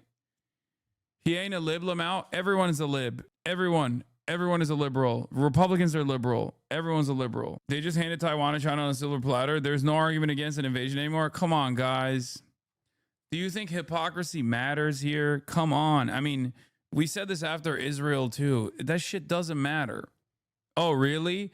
You think European leaders that are saying this about Maduro in defense of Donald Trump are not going to fucking turn around? Like, look at Ukraine versus Israel. Look at Ukraine versus Israel. They chirped and chirped and chirped endlessly about what Russia was doing in Ukraine. Okay. And then when Israel started doing worse shit in Gaza, they shut the fuck up real quick. As a matter of fact, they justified it. They prosecuted naysayers. Okay. So if you think that these guys are going to be like, well, I guess we can't really say anything about China doing any sort of military action, which, by the way, again, is still a hypothetical at this moment, right? But like, if you think they're not going to, you know, make a big fuss about that, and every single fucking liberal, both in Europe and in America, is going to turn around and make it seem as though that is a totally righteous position, like as though we haven't heard them defend Israel, as though we haven't heard them defend Trump's actions in this regard. If you think that they're not going to, act as though they hadn't said all those other previous things, you're silly. You're silly. I don't agree with bombing or seizing of oil or taking control of them. The one thing I agree with is that Maduro needed to be removed. He stole an election he lawfully lost and put his people through hell. I know Trump most likely didn't do this for moral reasons, but it's still the one positive in this whole ordeal. Yes, dude, we're actually kidnapping people that we're suspecting of like having sham elections. Any day now, Recep Tayyip Erdogan is going to get arrested and apprehended. I don't know if you know this, but America is aligned with basically every dictatorship. And ironically enough, America has actually installed dictatorships in Latin America, not so far away from Venezuela. Okay? Nobody gives a fuck about whether or not, like, this does not play a role in the calculus. Okay? It's not a part of the calculation at all. I don't know if the elections were valid or not. Who gives a shit? What are you talking about? That's not the reason why they're doing this. You already recognize that it's directly a consequence of extracting oil. Imagine thinking Iraq was a positive because a bad guy left power. Wake up, dumb fuck chatter. Exactly. Yeah. Oh, I don't like Gaddafi. I'm glad that, you know, this happened. Okay, look at Libya now. Oh, I don't like Saddam Hussein. Are you defending Saddam Hussein? Look at what happened. Look at what happened in Iraq. It's crazy. Trump was repeatedly lying here, probably for psychological effect. The Russia story was fake too. VP Rodriguez is speaking now, and she keeps referring to Maduro as the president. She's demanding the immediate release of Maduro and Cilia Flores. Rodriguez mentions that Maduro left instructions that if anything happened to him, the people should take to the streets, and all the popular power should be activated in their places to defend the national independence and sovereignty, which was savagely attacked today. Yeah, the nation is confusing to me. I don't really understand it. General Kane is talking about how amazing the operation was. I'm mostly tuning it out because he does mention that he used over 150 aircraft for the kidnapping operation. Kane, there were multiple self-defense engagements during the withdrawal from Caracas. Incredible way of rephrasing this attack on a sovereign country. Yeah, they put themselves, our soldiers tactically put themselves in a kinetic engagement in a self-defense style situation on fucking foreign soil in a nation's capital. Self-defense? The fuck do you mean self-defense? You kidnapped the leader of a foreign nation. What are you talking about? Self-fucking defense. Trump, we are going to get the oil flowing the way it should be. We're going to rebuild the oil infrastructure. It's going to be paid by the oil companies, and they will be reimbursed for what they're doing. Again, openly admitting it. Trump, we are not afraid of boots on the ground if we have to. We had boots on the ground last night. We had to make sure this country is run properly. We're there now. We're ready to go again if we have to. We are going to run the country right. Trump on Gustavo Petro, he's making cocaine, and they're sending it to the United States. He has to watch his ass. Okay? Trump, we are going to be selling large amounts of Venezuelan oil to other countries. You can't stop talking about how they're straight up taking over Venezuela. Trump keeps claiming that Delcy Rodriguez was sworn in as president of Venezuela and that she's in contact with Rubio. Haven't seen this reported yet.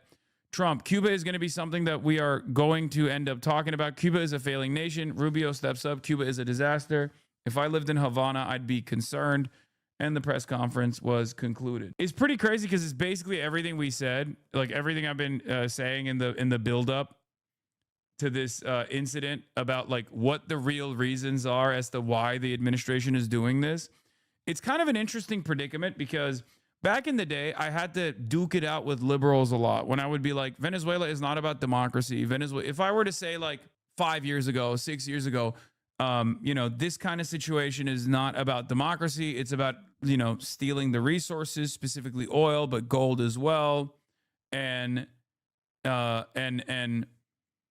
like all this shit, liberals would argue seriously about how like, no, you're wrong. It's not about that. It's actually about democracy, all this stuff. And what's crazy is when you, nowadays it's just the Trump administration is openly stating it. We're doing it specifically for oil. They're just giving the game away. We're doing regime change for oil. We're doing regime change for oil. They say it over and over again.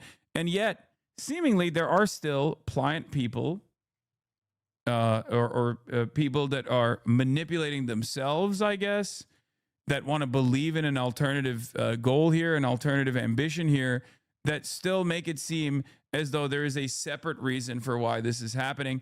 And that reason, as a matter of fact, is not oil, it's just democracy. Yeah, there's also this from Wall Street Journal. Wall Street is already at the ready post Nicolas Maduro captured by the U.S. forces. About 20 business leaders. What did he know? Posted before the strikes.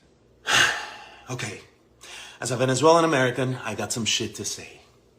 My family, my parents, my sister, my extended family, all lost everything. Their work, their savings, their investments, gone. Wiped out by a narco dictatorship that has held Venezuela. Dude, what are you saying, dude? What the fuck are you showing me? God damn it. Oh my God. Oh my God, dude. Oh no. What did he know? Venezuela was already invaded? Yeah, he's saying Maduro is invading Venezuela. So Trump actually fucking blowing up fishing boats and potentially blowing up Caracas is good. Anyway, about 20 business leaders, including those from that managers are preparing to go on a March trip to Venezuela to look at investment opportunities there, including energy and infrastructure. Awesome. It's like they're just giving it out for free. It's such a strange world to live in, where for years and years, people like myself, anti-imperialists with my worldview, with my position, had to go through this weird song and dance where we had to like literally explain to people like, guys, they're lying to you when they try to create a just cause for why they're doing this sort of engagement. They're lying to you. The real goal is plunder. The real goal is plunder. Okay? What? Hassan, you are 10 million% right, but I don't think it makes your takes any less right to listen to Venezuelans for a second. I am talking not about the best interest of Venezuelans. I'm talking about American intervention, okay? If you want to have a conversation about that, you can go somewhere else. I'm an American citizen. It's my tax dollars. I'm selfish. I'm an American fucking patriot. How about that for standpoint theory? Okay? Ain't nobody gives a fuck about the Venezuelans. This is my point. Donald Trump is not sitting around talking about how he's liberating Venezuelans. He's literally saying he's liberating the fucking wallets, the government of Venezuela's coffers from the burden of having to do the resource extraction and actually sell it on their own. Shut the fuck up. It's so crazy, bro. You got motherfuckers doing propaganda for the administration when the administration is not doing the propaganda. Every day, Donald Trump literally goes, every Venezuelan on U.S. soil is a rapist, drug seller, a drug salesman, okay? The CEO of doing rape and drugs. We must deport every Venezuelan expat. Every Venezuelan refugee on American soil is a rapist, drug-dealing, baby decapitating monster that will inevitably find their way into fucking CCOT, okay? He goes on Fox, and that's what he says on the phone every fucking morning. And then he turns around and says, also, I am going to rape the land of Venezuela. I'm going to pillage it. I'm going to rape and pillage. I'm going to rape and pillage. I love the oil. I want to shove the oil up my ass. I can't live without the fucking heavy crude of Venezuela. It's beautiful oil, and it's mine now. And there are still fucking morons in the chat being like, excuse me, can you take a deep breath and cover the perspective of Venezuelans who are delivering a fucking deep sigh of relief? I don't care. And neither does Trump. Nobody fucking cares. Shut the fuck up. God damn. What is this fucking argument, dude? It's so stupid. It's the same shit with Iraq. It's the same shit with Libya. It's the same shit with Syria. It's the same shit over and over again. This time it'll be different. Why don't you listen to the people that are saying they're doing a deep sigh of relief? Why don't you listen to the people that actually love what Donald Trump did? I'm sorry. I don't give a fuck, okay? I don't care. I don't care what your perspective is. If you're going to tell me that, like, this time the narcissistic pedophile that is trying to extract as many super profits for his pedophilic elite is actually doing a good thing in this circumstance, even though all the previous narcissistic pedophiles that were doing the exact same shit were actually doing it in the wrong way, but this time it's actually good. I'm sorry. I'm going to treat you like the fucking moron that you actually are. Okay? Sucks to suck. What the fuck are we doing? What are we doing? What are we doing? And I know there's going to be hella fucking clips off of this. Oh my God, there's going to be so many motherfuckers who are like, excuse me, I know that America obviously wants to destabilize an entire region as it has done historically under the Monroe Doctrine that they're relitigating at this very moment. But have you considered what my personal perspective is? I didn't like Maduro, and it's actually awesome that it will be an American puppet, okay? It'll be awesome that it's an American puppet that actually leads the country inevitably that will rape and pillage the land. It's going to be good. Meanwhile, Trump is not even fucking saying that. That's the funniest part. Trump is not even, he literally just keeps saying, I'm doing this for oil. I'm doing this for plunder. I'm doing this for plunder and oil. I'm doing this for oil and nothing but oil, oil, oil, oil, oil, oil.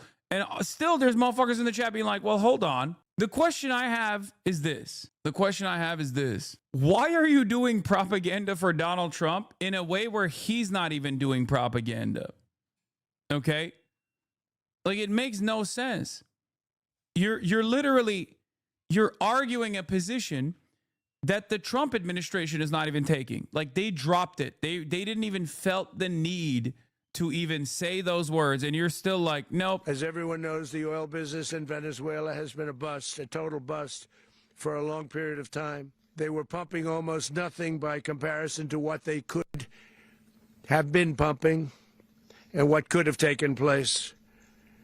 We're going to have our very large United States oil companies, the biggest anywhere in the world, go in, spend billions of dollars, fix the badly broken infrastructure. It just doesn't make sense. Like, if you are even in any way, shape, or form remotely like a liberal person or invested in like human rights or whatever, why in the ever-loving fuck would you be like, yeah, this psychopath is actually doing this for this? I'm going to imagine an alternative reality where this psychopath is openly stating what his desires are, but I'm going to assume he's actually doing this to liberate me. Right after he called me a rapist drug dealer who needs to be sent to a fucking slave labor colony in El Salvador. Like, at that point, at that point, if you still can't understand that this isn't for you, okay, then I guess, you know, have fun in CCOT, all right? Like, what do you want me to say? I'll still fight to make sure you don't go there. I'll be on the streets, but good luck, I guess. It's so wild. It's such a wild situation. Oil infrastructure and start making money for the country. And we're... Yeah, as always, a liberal is someone who opposes every war except the current one and supports all civil rights movements except the one that's going on right now. Please read my question. No. Very foolish thing if it didn't work out, but I said, nope, we can't do it. What he did was... It still benefits them. Are they supposed to be sad? No, you're right. No, it's going to be so beneficial. Dude, it's a higher level. It's a higher level of copium than even like the dumb American hogs that think this is good for them. Okay? Because if we're doing Cope Olympics here, right? On the one hand, you have the right-wing hogs, right? The MAGA hogs that are like, America first, America first, America first. And they're coping thinking like, oh, well, you know, Donald Trump's a peace president. He's doing peace through strength. And it's actually good for me that he's kidnapped Maduro, right? And he's like stealing Venezuelan resources. The reason why they think that is because they're weak. They know that nothing is good, but at least America can still project power. It's like team sports for them, right? But if you're Venezuelan on top of that, you're even doubly fucked because there isn't even anything you can point to.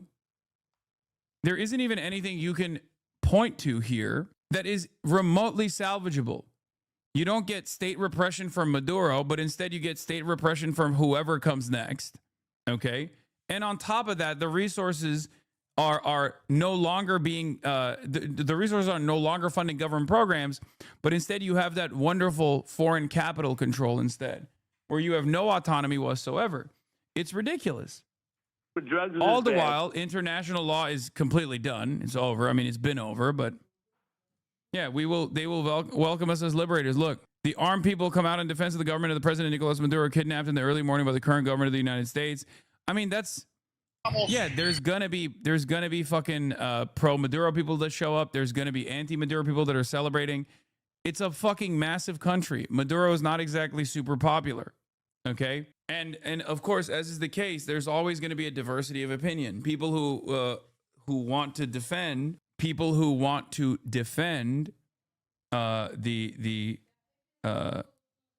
ridiculous kidnapping that took place here will say, oh, well, at least like some of the Venezuelan people are happy, they're celebrating. And the people that want to defend Maduro or are against the intervention will say, no, people are actually very upset. It's just not good for anybody, is my point. It's not good for the Venezuelans. It will never be good for the Venezuelans. It's not good for the Americans, the American population. It's good for Chevron. It's good for Halliburton. It's good for Shell. It's good for British Petroleum. It's just not good for you. It's good for Lockheed Martin, right? But you won't see any of that. You won't see any of that. You won't see any of the profits. You won't see a return on that. And you really didn't have a say in it anyway. That's the other thing. It's not like you had a say in this, right? Did you? I didn't. All polls showed 70% of Americans actually did not want intervention in Venezuela. 70% of Americans. Now, those numbers will change now that the intervention took place. You're wrong. Okay. I guess I'm wrong then. What he did with a lot of other things is bad, but what he did was sending hundreds of thousands of Tren de Aragua and drug dealers, and they emptied out their jails into our country. They emptied out, if you think about it, they emptied out all of their mental institutions.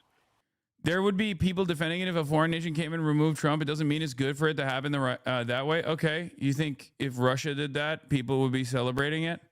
You think if China did that, people would be celebrating it? Yeah, liberals hate Donald Trump, but liberals also hate China. You think, like, what are we talking about? That's not how anything works. I mean, this is a idiotic hypothetical anyway. America is the world's greatest superpower. If you think that your fellow Americans would sit there and go, hell yeah, this is awesome, you're delusional. And there is much more reason to, and I mean this sincerely, there is far more reason to do this to any American leader, really, than any other country's leadership, given how much power and control America has around the world. Into our country. what he did there, and every other thing is unforgivable. Mr. President, you're already getting reaction from members of Congress on both sides. One Democrat, Jim McGovern, is saying that you did not get authorization from Congress. And he says Trump just launched an unjustified illegal strike on Venezuela. Wanted to get your reaction to that. Well, look, these are weak, stupid people. Yeah, when we see Xi Jinping kidnap the Japanese prime minister, then we can talk. Yeah, it's not even like a forceful reunification with Taiwan. The comparison here, not even Japan, because Japan is, I guess Japan is appropriate because it's like proximity wise, it's like similar, I guess. But yeah, Xi Jinping kidnaps the fucking, Xi Jinping comes out and says, hey, just so you guys know, the Japanese prime minister has actually violated our rules that we came up with. So we flew over there and we actually kidnapped the Japanese prime minister, and now we're going to hold him accountable. How do you think the world would approach that? How do you think that would look? Yeah, it's good for the Japanese, by the way. The Japanese will welcome us as liberators. I'm low-key hoping she kidnaps Carney. Okay, dude. And they're trying to save themselves from almost destroying our country. If I didn't get elected, our country would not, I don't even think we'd have a country right now. We were heading down the path of destruction. And if you want to find an even closer comparison, Philippines, okay? Incredible amounts of misinformation, son of a former dictator, right? Bad leadership in general, kidnapping the fucking leader of the Philippines. Sorry, he's doing crimes. We have decided to kidnap him. How does that work? We had high prices. They're the ones that caused high prices, not us. We're bringing the prices way down. We have oil now in many places $1.99 a gallon. And, you know, when you do oil, everything follows, but everything is following. But, no, they would have destroyed our country. If we didn't get elected, if Kamala or a Joe type got elected, if that group got elected, but if Kamala got elected, I don't think at this point we would even have a country. We were laughed at all over the world. We were... Yeah, Eric Levitz is right. In my day, critics denounced U.S. wars of choice as imperialist schemes to seize foreign oil, while the president insisted they were really attempts to spread democracy. Now, critics denounce such wars as attempts to spread democracy, while the president insists they are really imperialist schemes to seize foreign oil. No, literally. That's what I'm experiencing right now, and it blows my fucking mind. And Eric Levitz is a liberal. Like, he's not... Like, Eric Levitz is not exactly an avowed anti-imperialist by any means, but it's become this fascinating phenomenon to observe if you are even remotely intelligent and you watch these people defend the Trump administration on boundaries that the Trump administration is not defending itself, and you just imagine that this is the case. Like, no, you don't understand. You don't understand, silly leftist. Trump is doing this for democracy. There's definitely a democratic purpose here at play. Okay, if there is one, Trump certainly is not saying it. The money was flowing out. Everybody was leaving. The companies were leaving. The people were leaving. The wealth was leaving. We have $18 trillion coming back into our country, the biggest number in the history of the world. The second biggest number was $3 trillion. We're at $18 trillion, and it's building factories and plants. It's doing things that no country has ever seen before. But as far as last night is concerned, it was really genius. What they did is genius. And the Democrats, maybe they'll take a shot. You know, they'll take a shot. Oh, all they do is complain. They don't talk about, they should say, you know what, we did a great job. We're stopping drugs from coming into this country. And nobody's been able to do it until we came along. But they should say, great job. They shouldn't say, oh, gee, maybe it's not constitutional. You know, the same old stuff that we've been hearing for years and years and years. They did an incredible job. These men and women that went out there last night, the courage they had, going into an area where, you know, all the lights were turned off. We turned off almost all of the lights in Caracas. Yeah. I can think of a few better use of my tax dollars than blackbagging the head of a foreign narco-trafficking organization that enriches itself by addicting and poisoning my fellow Americans. Yeah. The Republican Party is no longer the party of regime change and endless wars. If you want to be a standard bearer, that is a non-negotiable position. Okay, you know what's not a fucking endless war? Nuking every country on the planet that doesn't submit to American wishes. I should not have said that out loud. I just realized that I just said that out loud, and now it's the new American foreign policy position. I fucked up. I should not have said the American foreign policy position now is we just nuke you if you don't submit. Isn't this a good thing for us? I like the sound of no more drugs.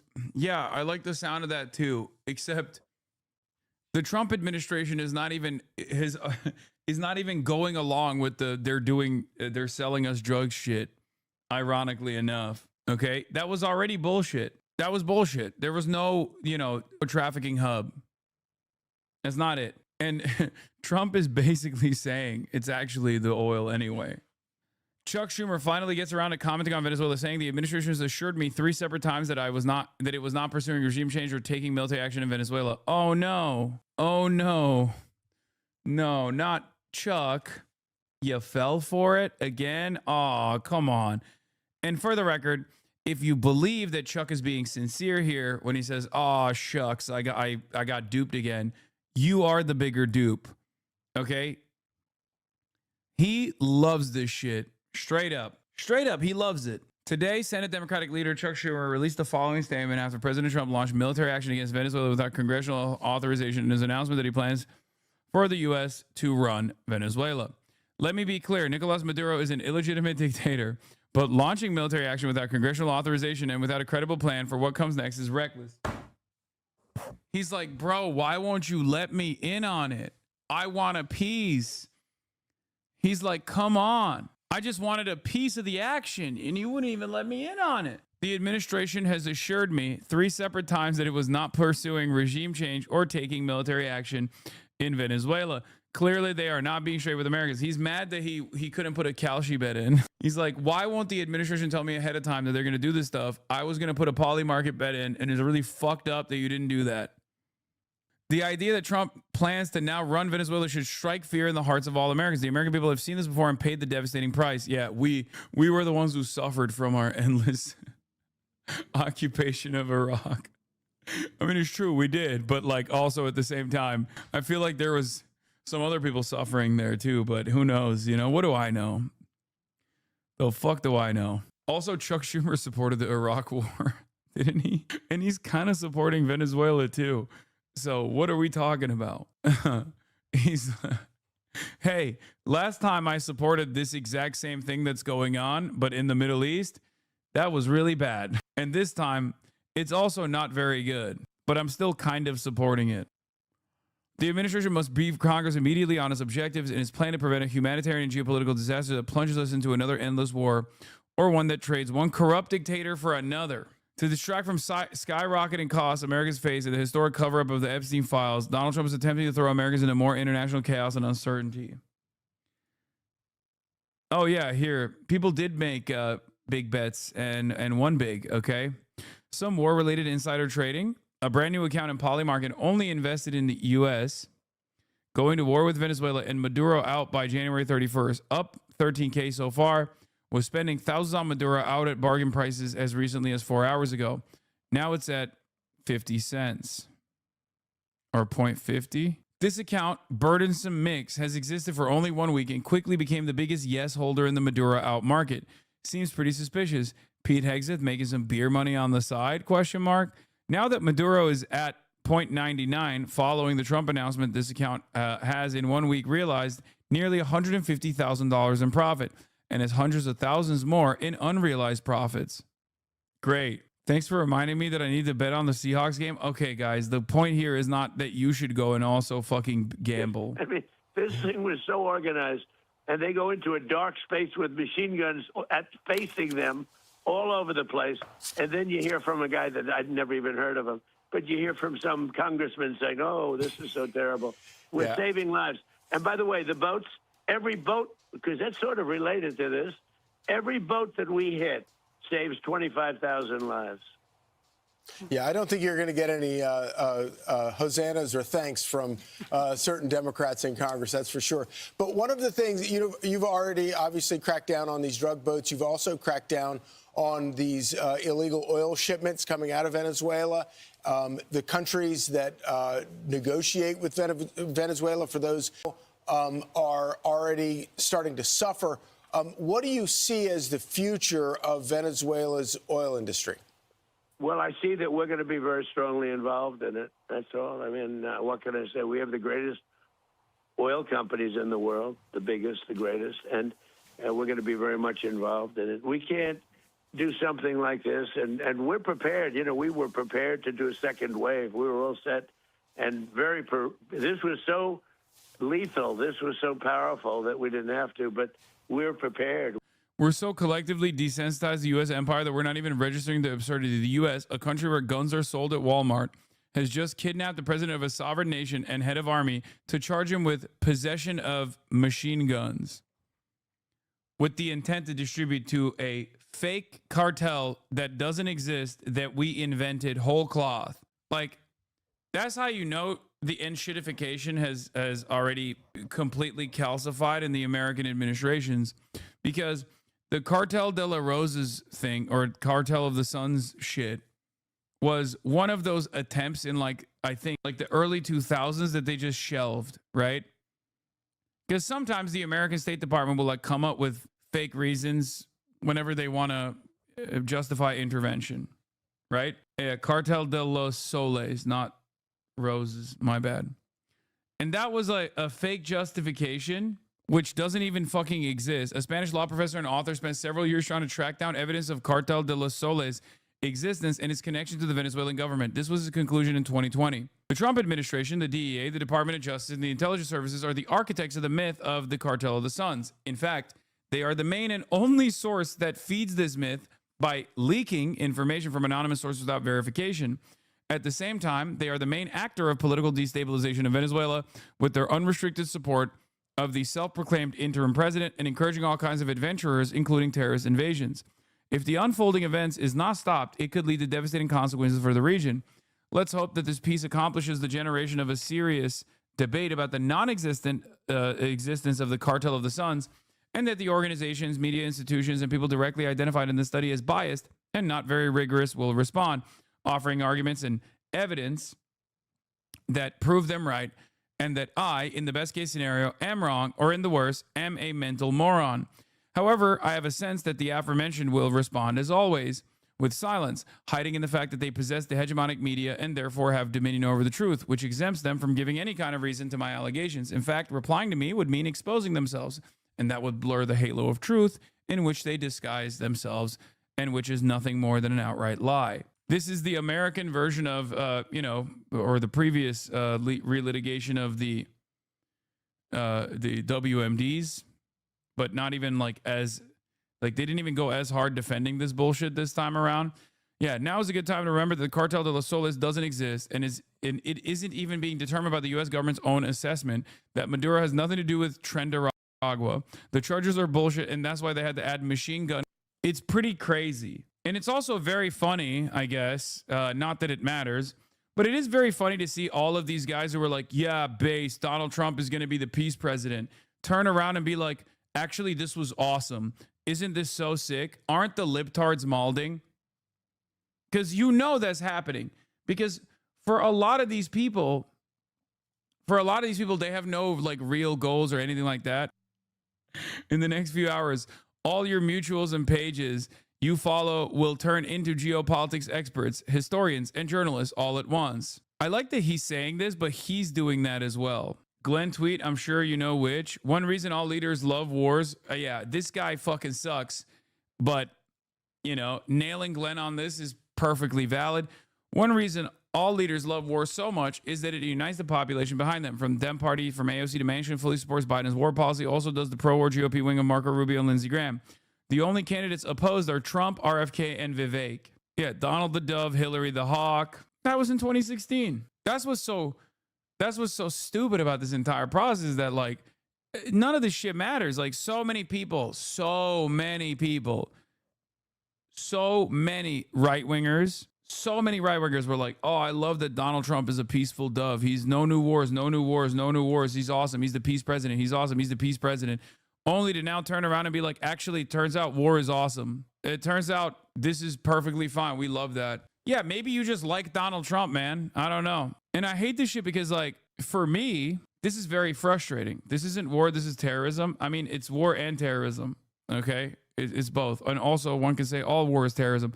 But you need to remember something. This was a big part of the reason why I was so fucking critical of Kamala Harris, who presented a narrative that she would be actually more militant. Okay? This is why I lost my mind when she went on stage at the DNC and said, we're going to have the most lethal military. So if you're wondering how a lot of these guys were duped so aggressively, okay, a lot of these guys were so duped.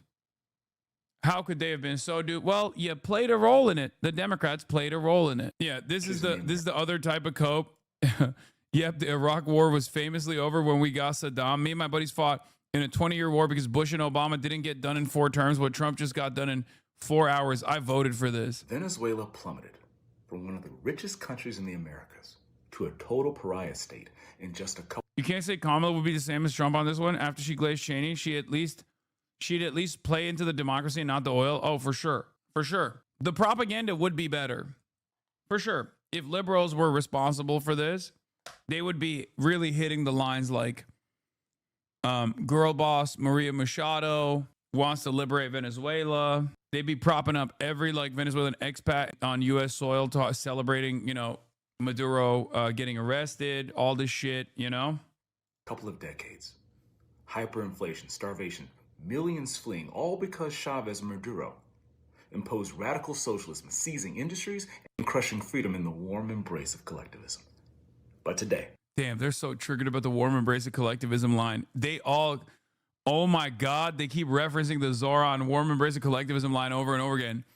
Dude, you can't be this much of a fucking anti-communist, brother. I don't understand. Like, who is this for? The USSR is dissolved. Like, it's 2026. Capitalism is fucking you, and you're recognizing it to a certain degree, and yet you still are like, you know what's the problem, though? Imagine if this was communism. Like, what is happening? January 3rd, 2026, justice has finally come. President Trump ordered a precise professional operation. Nicolas Maduro and his wife were arrested by U.S. personnel and are now headed to America to stand trial on serious charges, narco-terrorism, flooding our streets with deadly drugs, and more. No endless war. No unnecessary American bloodshed. A clean arrest of an indicted dictator. Trump could have killed this man in his sleep, but instead, he's giving Maduro a fair trial, something Maduro never granted his opponents who were jailed, tortured, or killed. Okay, let's keep it real. I think it's one of the most consistent L's for Venezuela that they didn't do that, actually. Look, listen, repression of protesters, absolutely. A lot of that took place, especially under Maduro. But if we're being fucking real, even under Chavez and even under Maduro as well, they did not properly take care of political dissidents. Okay?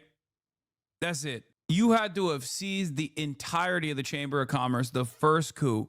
After the first coup was implemented, you should have taken over every single asset that the Chamber of Commerce in Venezuela owned and put it under the control, the stewardship of the state. And you had to have arrested every single collaborator with the CIA. Major L for Venezuela, kept consistently suffering from the repercussions. 13.3 says, for rulers are not a terror to good conduct, but to bad.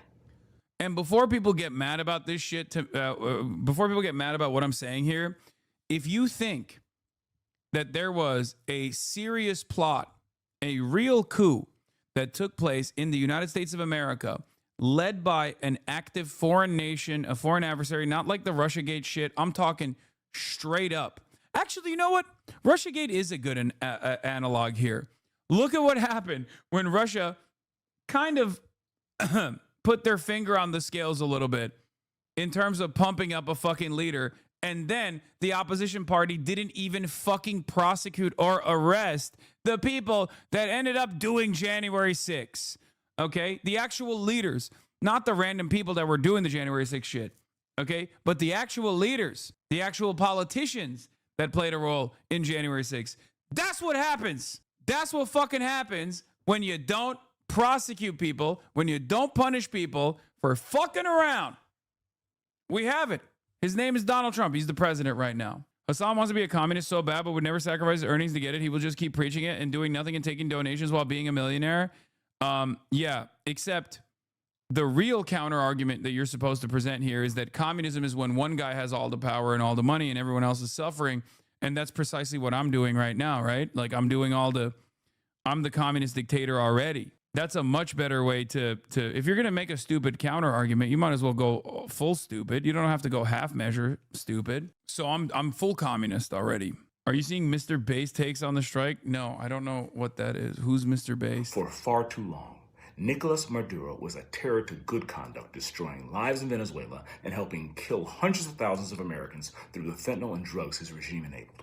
Today, a righteous authority stepped in and removed that evil without starting another war. And Justice Proverb. Donald Trump literally is like, we did it for oil, and also it is a war. This guy's like, no, listen. This is righteous authority. This is righteous indignation. This is Donald Trump not doing a war, but instead, like, what authority, brother? What do you mean? You can't just like decide someone is a fucking criminal and violate all norms and all international law. Like, what the fuck? Verse 29:2 declares, when the righteous thrive, the people rejoice. When the wicked rule, the people groan. The Venezuelan people groaned for years under wicked rule. Now, go check social media.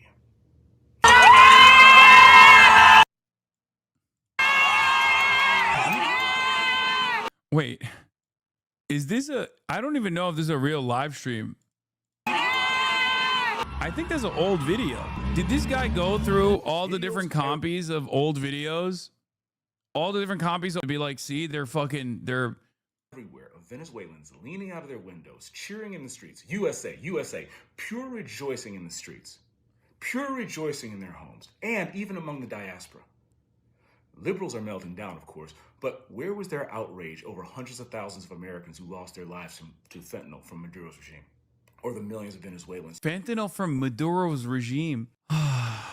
Where, like, no, the government has not even offered an iota of fake evidence even, okay? They didn't even do the WMD shit with fentanyl, okay? They didn't even do that. Like, they just said, yeah, I think they have fentanyl coming from Venezuela, maybe. Like, how can you be so ready to swallow the boot whole and regurgitate talking points that the government is not even fully invested in? I meant, did you see Asmin's take on this? Oh, Asmin is Mr. Based. No, I didn't, but let me guess. Yeah, we're back, boys. America is back. Yeah, peace through strength. Yeah. I mean, Asmongold's take is basically this exact same take, I suspect, as is the take from every single fucking right-winger, with a couple base in there for, for extra seasoning. He can't stop talking about Asmin. Did you not see? I have not brought Asmongold up one time. That chatter said, have you seen Mr. Base takes? I said, who's Mr. Base? He said, Asmongold. And I replied to him, calm down, okay? You were here. You were here. You saw this take place. You saw this back and forth happen in real time. I finally baited you. You did. Take an hour off. Anyway, add it to the comp. Yeah, add it to the comp. By the way, yes, this guy showed an old clip. Posters of President Nicolas Maduro being torn down across Venezuela. This is an old video from 2024. Every right-winger in this situation cannot just like rest on the laurels of this action. So they have to actually imagine or invent a liberal that's being owned, a figure that's being owned. Okay? That's it. Because they can't just like, because deep down inside, I think they also understand that this is not really going to make their lives better. It's the same reason why when asked, a lot of Trump supporters will openly admit like, yeah, things are not too great about the economy right now, but they're going to get better, right? And that's basically an admission that things are not great right now, okay? You're just admitting it. And I think many people also recognize that Many right-wingers also recognize that. So they have to just like hold on to anything they can to feel better about themselves. Oh, I've imagined that we've like dominated an enemy. Why do I think this guy's an enemy of mine? I don't know, because someone told me so. Right? They really cut their Somali fraud story short with this kidnapping. I would have waited a month. This is such a clown take. A successful regime change in Venezuela would be amazing for both countries. This is such a clown take. A successful regime change in Iraq would be great for both countries. This is such a clown take. A successful regime change in Libya would be great for both countries. This is such a clown take. Successful regime change in Syria would be great for both countries. This is such a clown take. Successful regime change would be great for both countries in Chile. This is such a... I love that the comparison is Panama. Japan? Do you cope harder, my man? This is such a clown take. Successful regime change would be great for both countries in Vietnam. This is such a clown take. Successful change would be great for both countries in Afghanistan. This is such a clown take. Hey, notice how I have a million examples and you said Japan? Notice how I gave you virtually every single example post World War II and you said Japan. We nuked Japan. We wrote their constitution. And when they were doing too good, we shut off their economy. And it worked. Yes, he used the suicide country that's killing itself with its anti-immigrant policies currently as the example of a country that's doing all right. Also, Japan's leaders stayed the same, like literally the same people. Also, yeah, we didn't even do much change. Also, Panama, the only one that you could point to, okay, the only one that you can point to as a comparison that is like, I guess, successful, was literally a CIA asset to begin with. So that's it. The only example that you can use is again, not exactly great, but was already a fucking CIA asset. So no, I don't think there are many good examples. I know he's a lib, but I can tell the chat is a lot younger on average because people in here just aren't aware of the historical events of the last few decades. The Franco chat has people who actually remember Iraq, whereas this chat is unaware there's been a precedent set for this sort of nonsense. No, I think it's because we have a lot of hogs. None of your takes matter because the Venezuelan people have spoken. This is going to be the line, huh? We're just going to have to consistently bring up images of the Saddam statue being toppled over and over again until people kind of understand. It is pretty funny. It's not even the Venezuelan diasporoids, right? But it is funny that the Venezuelan diasporoids who are saying that this is objectively a good thing are basically 5 minutes away from being deported to CCOT. And they're like, no, you don't understand. This is really good, actually. Okay, well, have fun at fucking CCOT, I guess. I don't know. Trump is calling you a rapist drug dealer and a decapitator of children. So, and is using you as a pawn. What makes you think you're safe on U.S. soil with this administration that has not even remotely entertained your humanity? We're out there with an armada like nobody's ever seen before, and we're prepared, and frankly, probably thought we were going to have to do it, but we were prepared for a second wave going in. Mr. President, sorry, Nicole, can I just follow up on one thing, and that was when part of Vice President Vance's tweet about an hour ago said that you offered several off-ramps to Maduro that he didn't take. What did those off-ramps look like? Political citing sources. Trump administration recently contacted American oil companies that the Venezuelan regime seized their assets decades ago, and they ask oil companies to invest heavily in Venezuela if they want compensation for their seized assets. It's going to be really funny when we just have to subsidize the oil companies even further for even entertaining the high profit margin crude oil extraction that they will engage in Venezuela, that they will not be selling to the American market. Of course, they're going to continue selling it to China, Canada, and many other places. But it's going to be great when we subsidize them for stealing Venezuelan oil at a much higher profit margin. It's great. Every single thing that the American government engages in is just a fucking scheme to line up the coffers of CEOs and the big shareholders. Okay. It's great. It's awesome. But no, it's fine. It'll trickle down to you one day. Okay. No, I promise. Like, well, basically I said. So that's leverage against China. Then the world runs on oil. Come on. Don't do this anarchist oil bad grift. Wait, what? Yeah, it is leverage against China. I know that. I recognize that. Continuously sell. Trump will continue to sell oil at bargain bin prices to China as the good lapdog that he is. What a shocking, what an interesting analysis that I don't even disagree with. I'm asking you, dumb fuck, how does this help you? Okay? America posturing aggressively against the largest manufacturing hub on the planet. How does that help you? Explain to me how, right now, that is going to immediately improve your material conditions. Right now, consistently saber rattling against our largest trade partner. How does this benefit you, chatter? Please enlighten us. Oh, it's great. We're decoupling Venezuela from China. It's going to be awesome, actually. Go ahead. Explain to me how this helps anyone but elites. This is the point. A lot of people refuse to recognize, like a lot of Americans think that they're hyper individualistic, right? And in some respects, they are. But what they don't realize is they've been duped so aggressively by propaganda that they don't even realize that this shit doesn't even benefit them. Like half the time when the American government is engaging in this kind of action, it doesn't even help them at all. It tells China that they have to respect U.S. interest, trickle down isn't real, but industrial benefits helps everyone. What industrial benefits are you getting? What industrial benefits are you getting? What industrial benefits did you get from American companies actually taking out oil from Iraq? What were the industrial benefits of plunder in that regard? What industry do we even have? You are going to work your gig economy slave labor job and you're going to shut the fuck up. And you're going to watch YouTubers on the side that tell you that it's actually good that America is doing this stuff. Okay? You're going to eat the bug, you're going to rent for the rest of your life, and you're going to fucking enjoy it. And you're going to continue deluding yourself into thinking that these sorts of actions are actually beneficial for you because we're all part of one big team. China is on the opposing side. They're anti-America. We're pro-America. We're on one big team. And you're going to keep eating the bugs, and the bugs are going to get shittier and shittier, and you're going to enjoy it. More cheap oil, leveraging. Yeah, I already described it. It's not cheap oil for you, dumb fuck. Okay? It's not. It's not helping you.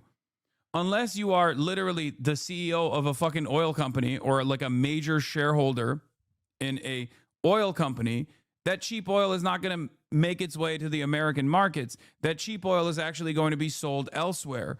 Okay? That cheap oil is not going to cheapen your oil. And cheap oil does not make every product cheaper. If that was the case, we would already have cheaper products right now. Donald Trump fixed the oil prices. No? Did it make anything else cheaper? Gas at the gas pump is cheaper. Did that make the groceries cheaper? No. So what the fuck are you talking about? We're already living through this process. Corporate consolidation has already set in. It doesn't matter.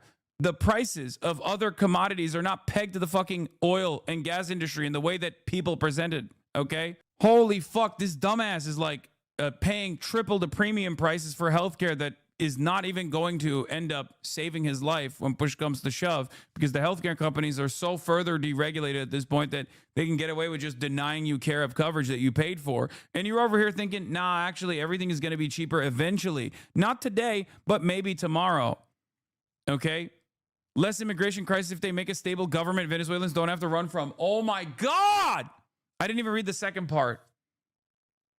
More cheap oil, leverage against China for better deals for companies based there. Fucking, I don't even know what you mean by this. Okay? Better, no. Chatter. The NatSec argument is totally separate from this, okay? You are inventing stuff because I put you on the spot. This is not the correct argument. The real argument is this. America needs to be the hegemonic superpower in order to continue dominating the planet. And China is making significant gains in its One Belt, One Road initiative. And China is actually gaining a serious foothold. China also controls the extraction, basically, the damn near entirety of the extraction. And certainly the more expensive and more difficult part of the process, refinement of rare earth minerals. Rare earth minerals are necessary for all commodity production, specifically in national defense. Okay? So any kind of leverage point against China that shuts off their access to energy or cheap, affordable energy before they are able to permanently move into the renewable space is a good thing. So that if they ever actually turn around and try to hit the nuclear option and say, oh, if you want rare metals, you can't actually receive those rare metals because we just stopped you from receiving said rare metals, we can turn around and say, okay, well, you don't get oil then, or you get oil at a much higher price point. That is the actual NatSec argument. You fucking moron. You don't even know the actual appropriate arguments to make. You're just fucking fantasizing about dumb shit because you got put on the spot and you went, oh, the leverage against China for better deals for companies based there. What the fuck does that even mean? All the companies that are based in fucking China are already half owned by the goddamn government, with the exception of Tesla. What are you talking about? What do you want me to do? Do you want me to make the argument for you so I can fucking steelman it first and then destroy it? What the fuck is this? It's also not cheap oil. It's on Venezuela has heavy crude. I know. It's expensive to refine. There's no infrastructure in Venezuela to extract this oil, so it'd be expensive to set up. No, but we refineries in the United States of America, in the West Coast, we have the refineries to extract and also refine the heavy crude that comes out of Venezuela. Okay? Well, thank you for a better argument. Yes, I'm on the spot. Okay, but you don't understand. If you're on the spot and you just made up a stupid fucking argument that doesn't even make any sense, then one must ask the question, what is the motivating principle? Why am I so readily available to defend America when it actually doesn't even defend my best interest? Because my goal here is to explain to you that the American NatSec argument, or any number of different arguments that they fucking present, is actually stupid. It actually doesn't benefit you at all. And it's all a game of resource extraction so that the super wealthy can continue fucking driving up imperial super profits. That's all this is for. And they're doing it, and they're not even hiding that they're doing it. They're openly stating it. So much so that even Matt Iglesias, dumbass, had to come out with the dumbest statement of all time. Trump's whole foreign policy approach feels to me like a guy who read some bad leftist takes about how Western prosperity is all downstream of violent imperial exploitation and decided to use that as a playbook for growth.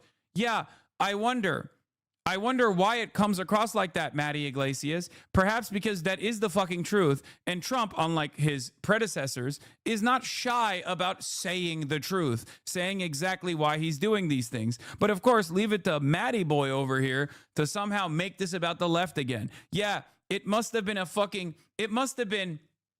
imperialism, the final stage of capitalism, that is the reason why Trump actually arrived at this conclusion, and not because he just looked at the situation and realized, yeah, why can't we just steal this shit and openly say it? Why would it be more likely that Trump was influenced by leftist takes about history of violent imperial exploitation rather than by history itself? The idea that the right has to get ideas like, what if we take resources from other countries by force from leftist takes is so absurd that you'd have to be seriously deranged to think it. Anyway. Law, I like Hassan, but I just think it's objectively good to remove Maduro and stabilize Venezuela. Brother, there is no stabilization of Venezuela that is coming. This is the problem. And I gave you a million examples of how that stabilization never comes after American intervention, specifically violent American intervention. And you just chose to say, lol, cope. Or maybe that was another chatter I was responding to. What are you looking for? Yeah, it's outside. Kapının dışında, dış kapının dışında. That's it. So you have to ask yourself why you're engaging in the cope, okay? Not me. You have to ask yourself why you are personally engaging in this cope to...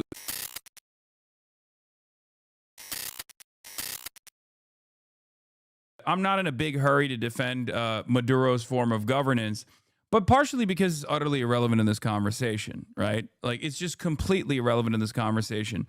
And anyone that tries to make that the fixture of this conversation, even if they're doing it because they genuinely despise Maduro, is a bit of a rube. You're doing propaganda for the American government that the American government isn't even doing. And that's what's even funnier.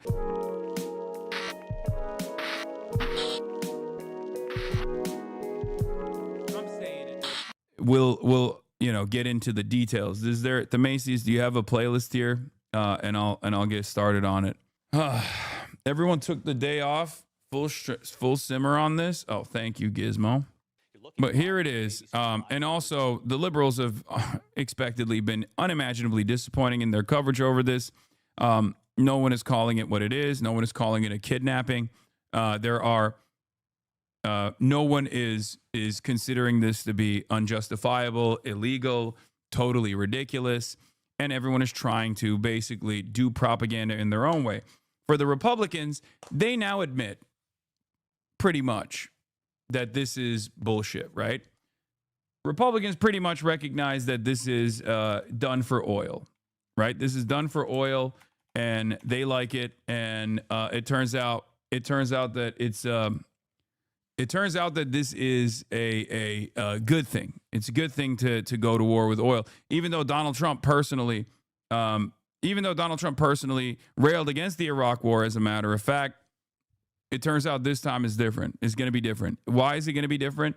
Well, there's no reason to assume that it's going to actually be different, but he just keeps saying it's going to be different, right? So Republicans have taken on that position. It's awesome. We're going to get free oil because they're stupid. They have incredibly, incredibly low IQs. They have the brain of worms, right? So obviously, whatever the Trump administration is saying, they jump into, right? BS, I've heard plenty of liberals call it a kidnapping. Now, if you're talking about members of Congress, then I agree with you. Yes, I'm not talking about regular liberals, chatter.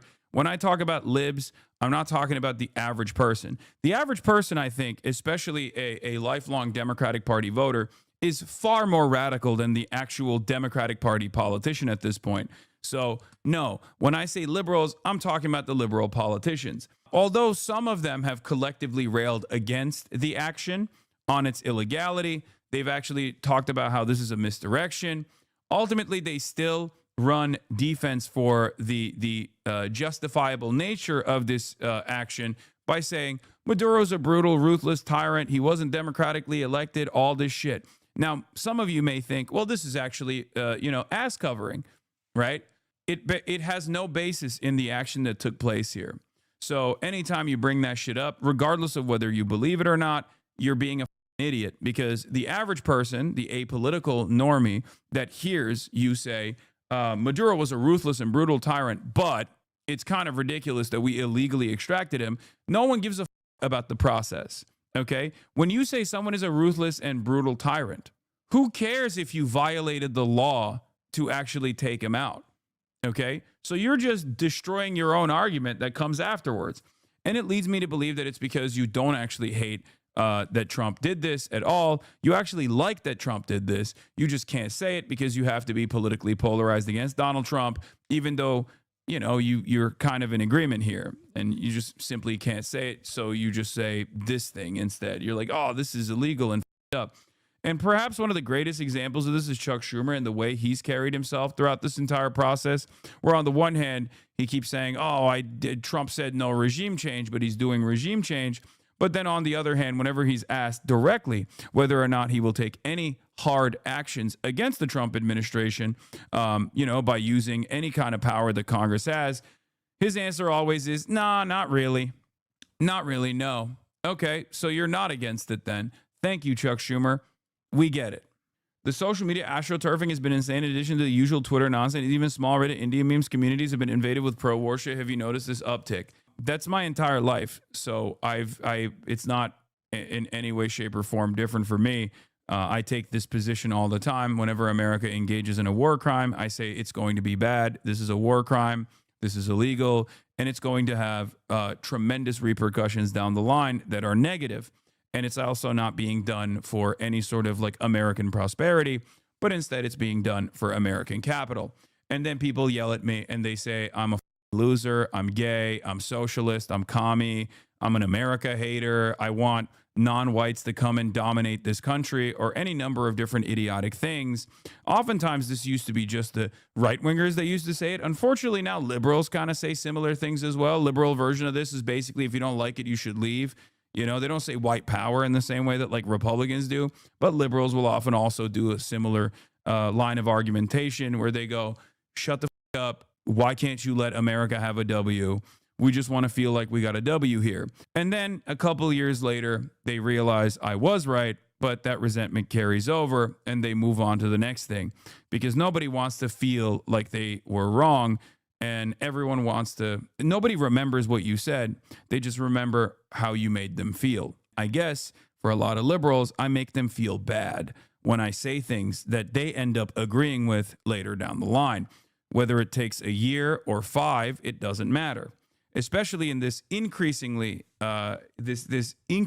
kinetic media environment where The internet has exploded in popularity and mass usage, and the media cycles are very fast.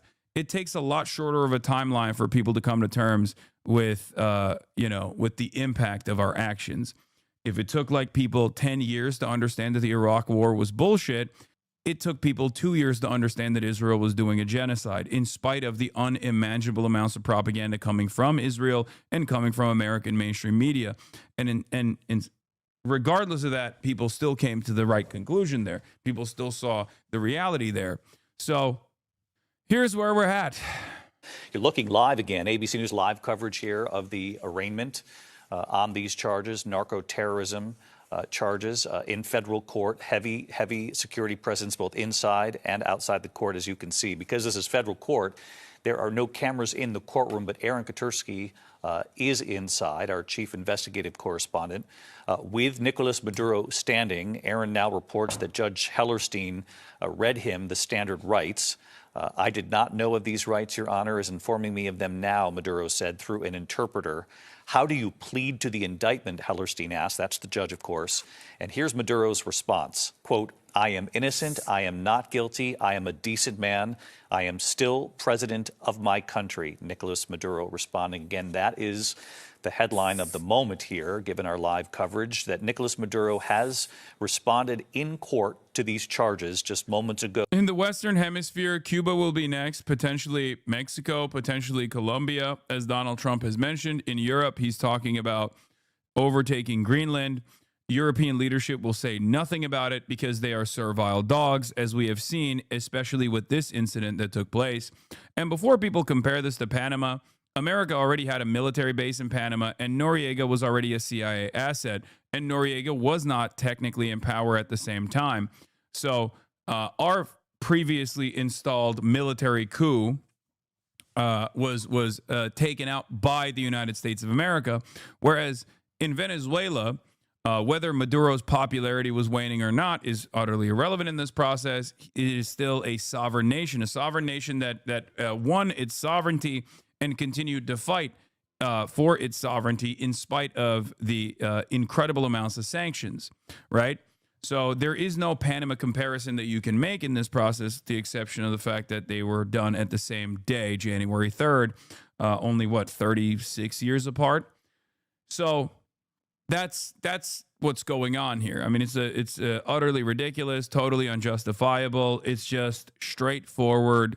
I wouldn't even say it's like imperialism, because we've actually devolved away from imperialism. Imperialism can be more complex than this. This is just ultimately colonialism. Okay, this is the OG shit. This is like when, the British Empire would just go in with ships, with boats, and dominate the native population and enslave them, right? It's kind of like that.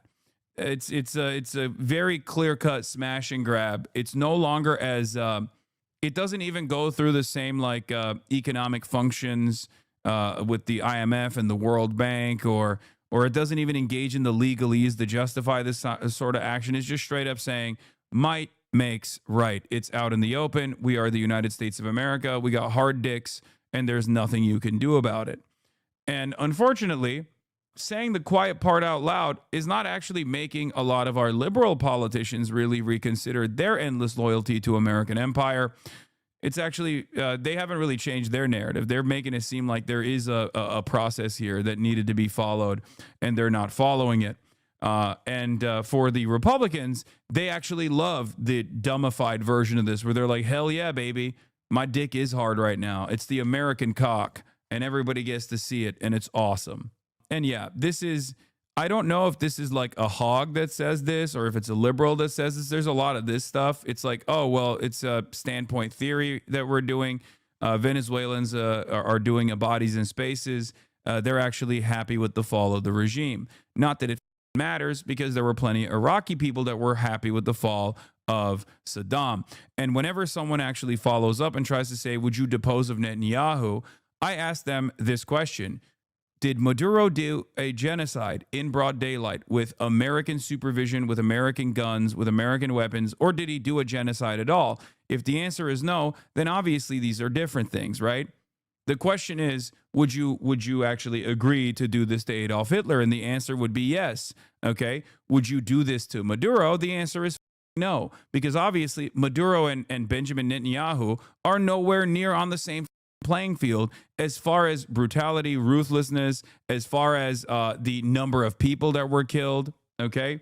Once again, even Milosevic is less evil than Netanyahu, and he deserved it. Great. Except Milosevic, just like Netanyahu, also had the intent and the actions to commit a genocide. Notice how the two people that you've brought up that I actually agree with actually conducted a genocide, whereas this person didn't. Just because someone is a very bad person doesn't mean that this is how you can operate, okay? As a matter of fact, on that same playing field, the reality of the matter is American presidents have been far worse. And the only thing that's actually holding back the rest of the world from doing this to us is the fact that we have 800 plus known military bases and possibly 2,000 plus military bases in general all around the world. So that's the only reason. If we're like, so don't look for any sort of consistency, okay? Don't look for any sort of the consistency. Don't look for any sort of like moral, even moral playing field here. It's incredibly stupid, and you're being ridiculous when you try to maintain a consistent position as you are defending America's ridiculous illegal action, right? I don't really understand what causes people to try and entertain this notion. We already know that it's inconsistent. We already know what your position is. Your position is if America does it, then it's good. If anybody else does anything even remotely similar, then it's bad, right? That's it. That's your position. And we know that that's your position. So I don't know why the you try to make it seem like it's anything but that. I don't understand it at all. Why is it? People can be glad Maduro's gone and hate how it happened. It's like you're not listening. I don't listen to anybody that tries to do this ridiculous thing, this ridiculous like bodies and spaces bullshit. I don't do this. I don't care. And as I've explained to you over and over again, the Iraqis celebrated the fall of Saddam as well. And then they realized perhaps this wasn't the best thing that could have happened to Iraq. Okay? Ask Iraqis who actually, with the exception of Kurds that at least have their own autonomous region now, okay? Ask the Iraqis how they feel about Iraq now, and they will tell you something entirely different. Not that it matters, because you're not listening to what I'm saying, okay? But that's it. Yeah, we have seen a million versions of this over and over and over again. It's completely ridiculous. We can include Ukrainians in this convo now, too, at this point. Yeah, Ukrainians unironically don't even understand what is about to happen to them, because I think this is a new multipolar world.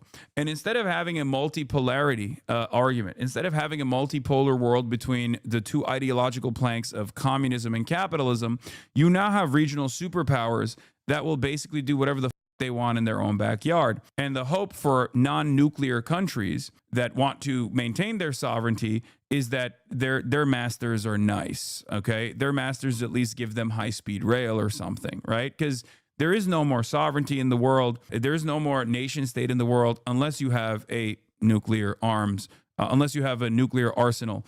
And you consistently do ICBM deployments to showcase that you do have the capability of sending those nuclear arms all around the world.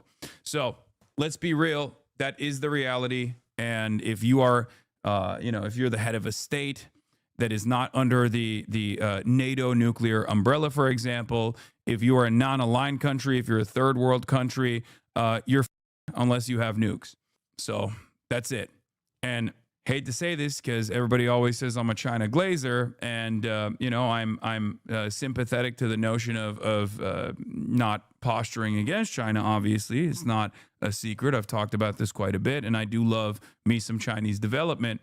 But there's only two countries in this triple multipolarity conversation that we're having that are at least willing to go out to bat and engage in straightforward militancy.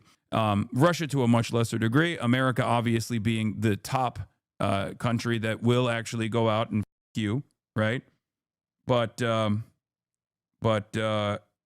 hold on one second. But China is not doing shit, okay? Is not. China is very clearly not doing shit. Russia to a much lesser degree is crazy. Yeah, much lesser degree in comparison to the United States of America. This doesn't mean that Russia is not behaving in a belligerent way. They are. Obviously, Ukraine is one example of this, and their actions in Africa is another example of this. But Russia to a much lesser degree in comparison to the USSR, for example, right? And certainly to a much lesser degree than the United States of America, right? You are going to find it incredibly difficult to convince Venezuelans that have been subjugated by the Chavez-Maduro regime for 2 decades that it's a bad thing that Maduro's out. The problem is the U.S. will not give Venezuelans the freedom of choice to what happens next, and they will pillage endlessly.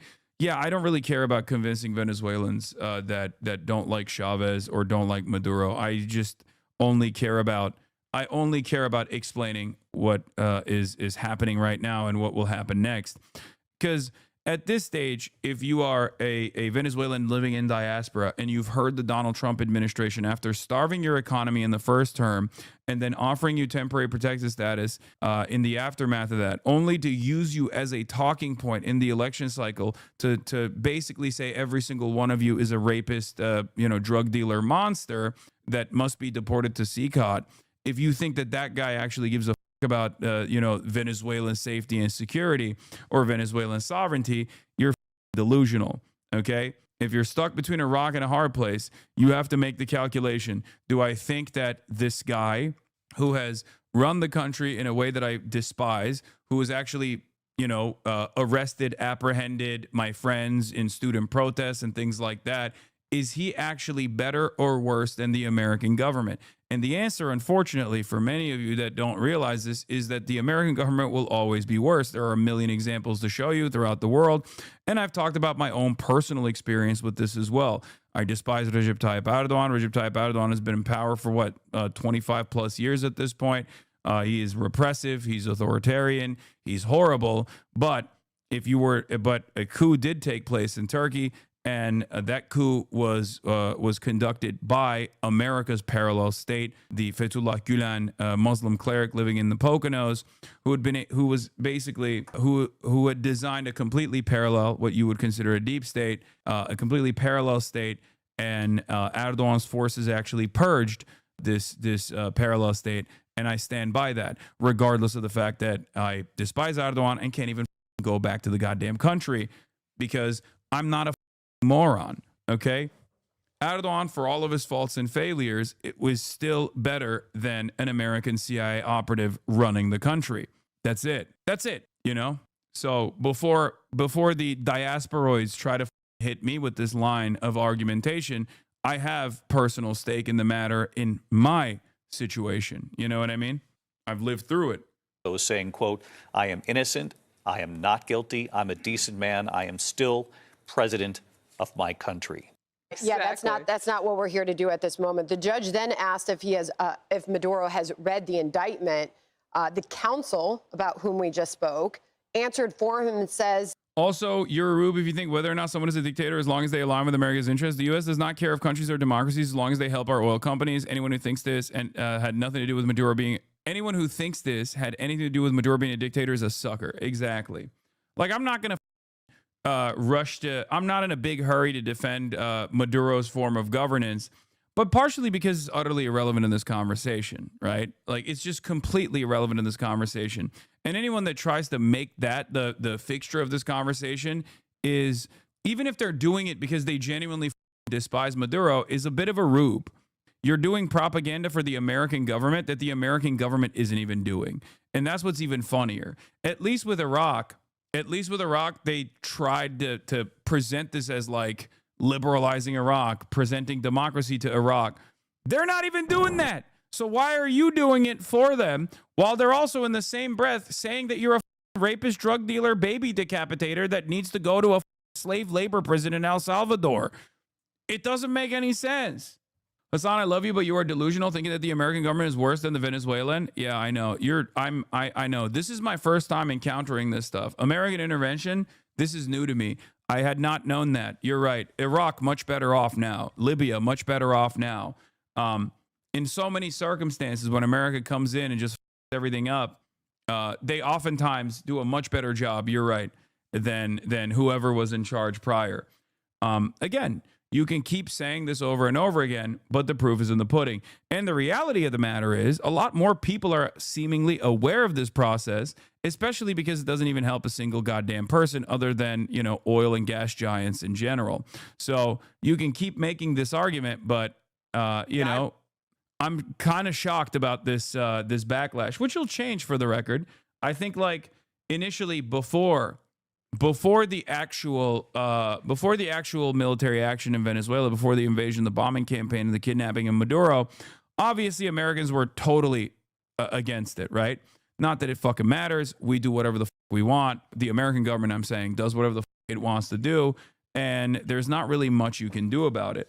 And I guess the best you can do is hope that it doesn't come and knock down your door one day, right? Which it can happen.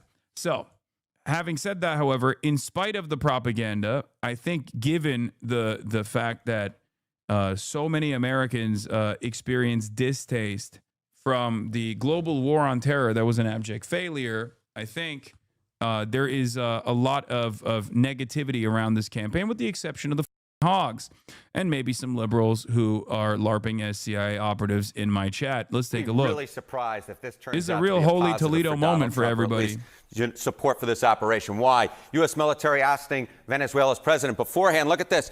47% opposed, just 21% of Americans favored. The unsure was higher than the favor, 29% versus 21%. Yeah. And get this. This is before the military operation took place, for the record. This is before the military operation took place. So let's take a look at the numbers 39% afterwards. of Republicans favored it. People are saying, oh, this could be a wag the dog moment. I have to ask, which dog are they wagging the tail of? Sometimes these numbers change when an operation is seen as successful, but we just don't know. Yeah, we just don't know yet. Yeah, we don't know. We're trying our best to make this look good, though. Let's be real. Because that is precisely what they're doing. That is precisely what they're doing. And this is how uniparty consensus is formed, right? If the Republican Party is the abusive, violent, militant party in this equation, the Democratic Party can be seen as like the enabling factor, right? The normalizing factor. The Democrats themselves don't actually go out to bat, with the exception of like brain-broken ogres like John Fetterman. But many of the Democrats will turn around and say, oh, well, you didn't do it the right way, even though it's totally justifiable, even though we would have done a similar thing ourselves. But also at the same time, we would have just gotten like the proper clearance ahead of time. It's never usually about the action itself and the impact of said action. It's how you're engaging in the action. It's always a process conversation. It's always a process argument, a procedural disagreement that the Democrats have with the Republicans. And if you're just like a regular ass dude following this along, why would you not agree with Donald Trump at that point? You look at someone going, well, Maduro is a ruthless tyrant and a despot, and he's awful, and all the Venezuelans are celebrating this action, but you shouldn't have kidnapped him the way you did. Who is that argument for? Right?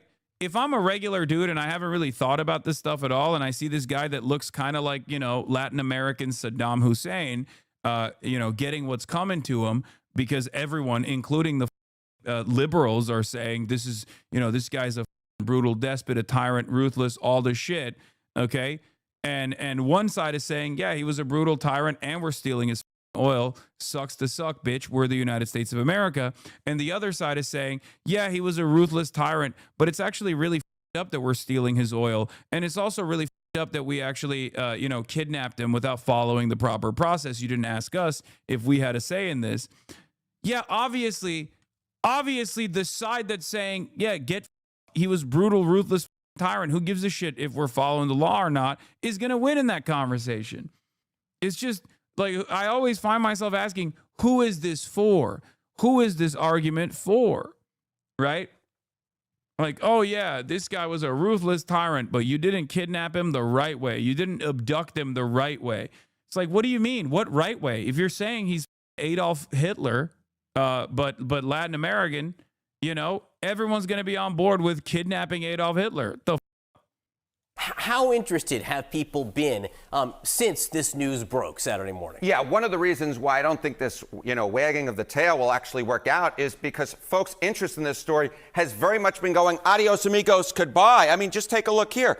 Take a look here. Google searches for Nicolas Maduro after peaking this weekend down 70%. down 70% versus Saturday. There was a peak on Saturday, but John, then the interest went, see you later, goodbye. And more than that, we can look at history, right? We can look at history. Look at another time we went into a foreign country, right? Take a look here. Google searches for Maduro at the peak, 74% lower than when we went into Pakistan and got Osama bin Laden back in May of 2011. And that had a little bit of a boost for Barack Obama, the president back then, but it was very much of a fleeting boost. So the bottom line is, you look at these numbers. Yeah, also, bin Laden did 9/11. What is the 9/11 comparison for Maduro? Like, yeah, no shit. Yeah, there is a, like, you can talk about the legality of that operation or whatever, but like, what the did Nicolas Maduro do to America or Americans, right? Like, nothing. Like, there is no connective tissue, okay? Unless we are, I guess, a nation that only cares about some of the most reactionary population that happens to preside over Doral. Like, that's it. That's who we're doing this for. You know what I mean? It's like a 9/11. It's like a million 9/11s for them. That's Maduro existing is like a million 9/11s for them. It's just dumb as. It makes no damn sense. There's fleeing interest in the story and way less interest than we had back during a military operation that did provide a boost to Obama, but not really one that was long lasting. Interesting to see if that changes over the course of the week with football over, but this really does show that people stop paying attention pretty quickly on Saturday. Yeah. In terms of what happens next, obviously the United States says it's running Venezuela, but what do the prediction markets say? Who do they think will be running Venezuela? Yeah, who do we think is going to be leading Venezuela? Look, it's a little bit of a cluster car. Oh my God. And it's like sponsored gambling. We're gambling on who America will let lead a sovereign nation. I like that Maria Corina Machado is at 20%, by the way. Edmundo Gonzalez is like the person that's at least like the guy who you got. Delcy Rodriguez, who's the vice president, who's now the interim president. Okay. She is through and through a Chavista, as far as I understand, even though the operation itself was a little bit suspicious and worthy of scrutiny on whether, like, what level of involvement existed within the Venezuelan administration, within the Venezuelan government. But I like that the very clear-cut CIA operative here that has been trying to do this for decades now has had her moment in the spotlight, and boom, instantly she's cut out. And maybe even for a very pathetic and very selfish reason. But once again, sucks to suck. I mean, I think she's a disgusting little creature anyway. I don't give a about her perspective. And I hope people understand that the Nobel Peace Prize has maybe the same level of authority as like the FIFA Peace Prize, if we're being real. Okay? So yeah. We'll obviously talk about the Maria Corina Machado part of this equation as well. It was pretty funny. Insanity. Sources close to the White House told the Washington Post Trump lost interest in backing Venezuelan opposition leader Maria Corina Machado to lead the country because she accepted her Nobel Peace Prize rather than demanded it be given to Trump, which was viewed as the ultimate sin. I don't know if this is 100% valid. I know it's like fun to say Trump is a baboon. And this is one of those, like, Trump is not doing Venezuela coup. Trump is not doing a Venezuela coup the right way type argument that you hear from different sides of the State Department. I'm sure there's like disagreements. Remember, there's always different planks in the State Department. Okay? There's always different planks in the State Department. You're going to have like the reasonable coup guys. They're all pro coup, of course, but you're going to have some guys who are like, you're not doing the coup the right way that we were supposed to do it. And you're going to have other people in the State Department who are just like, whatever Trump says goes. So I think like there is probably a little bit of friction happening internally. And that's why you're seeing these sorts of reports coming from Washington Post, New York Times, and other places where all the reasonable State Department guys are actually very upset. This statement was, of course, repeated by my favorite 2028 presidential hopeful. Where is it? Oh, Chris Murphy. Here it is. Chris Murphy says, they got rid of Maduro, but let Maduro's corrupt thugs stay in charge. It's mostly because they just want their oil friends to get rich, and Maduro's crowd might let them. But I guess it's also because the pro-democracy opposition leader was actually righteous, and that's bad. This is, of course, Chris Murphy, who once famously said in the first Trump administration, we tried to do a soft coup in Venezuela and Trump it up.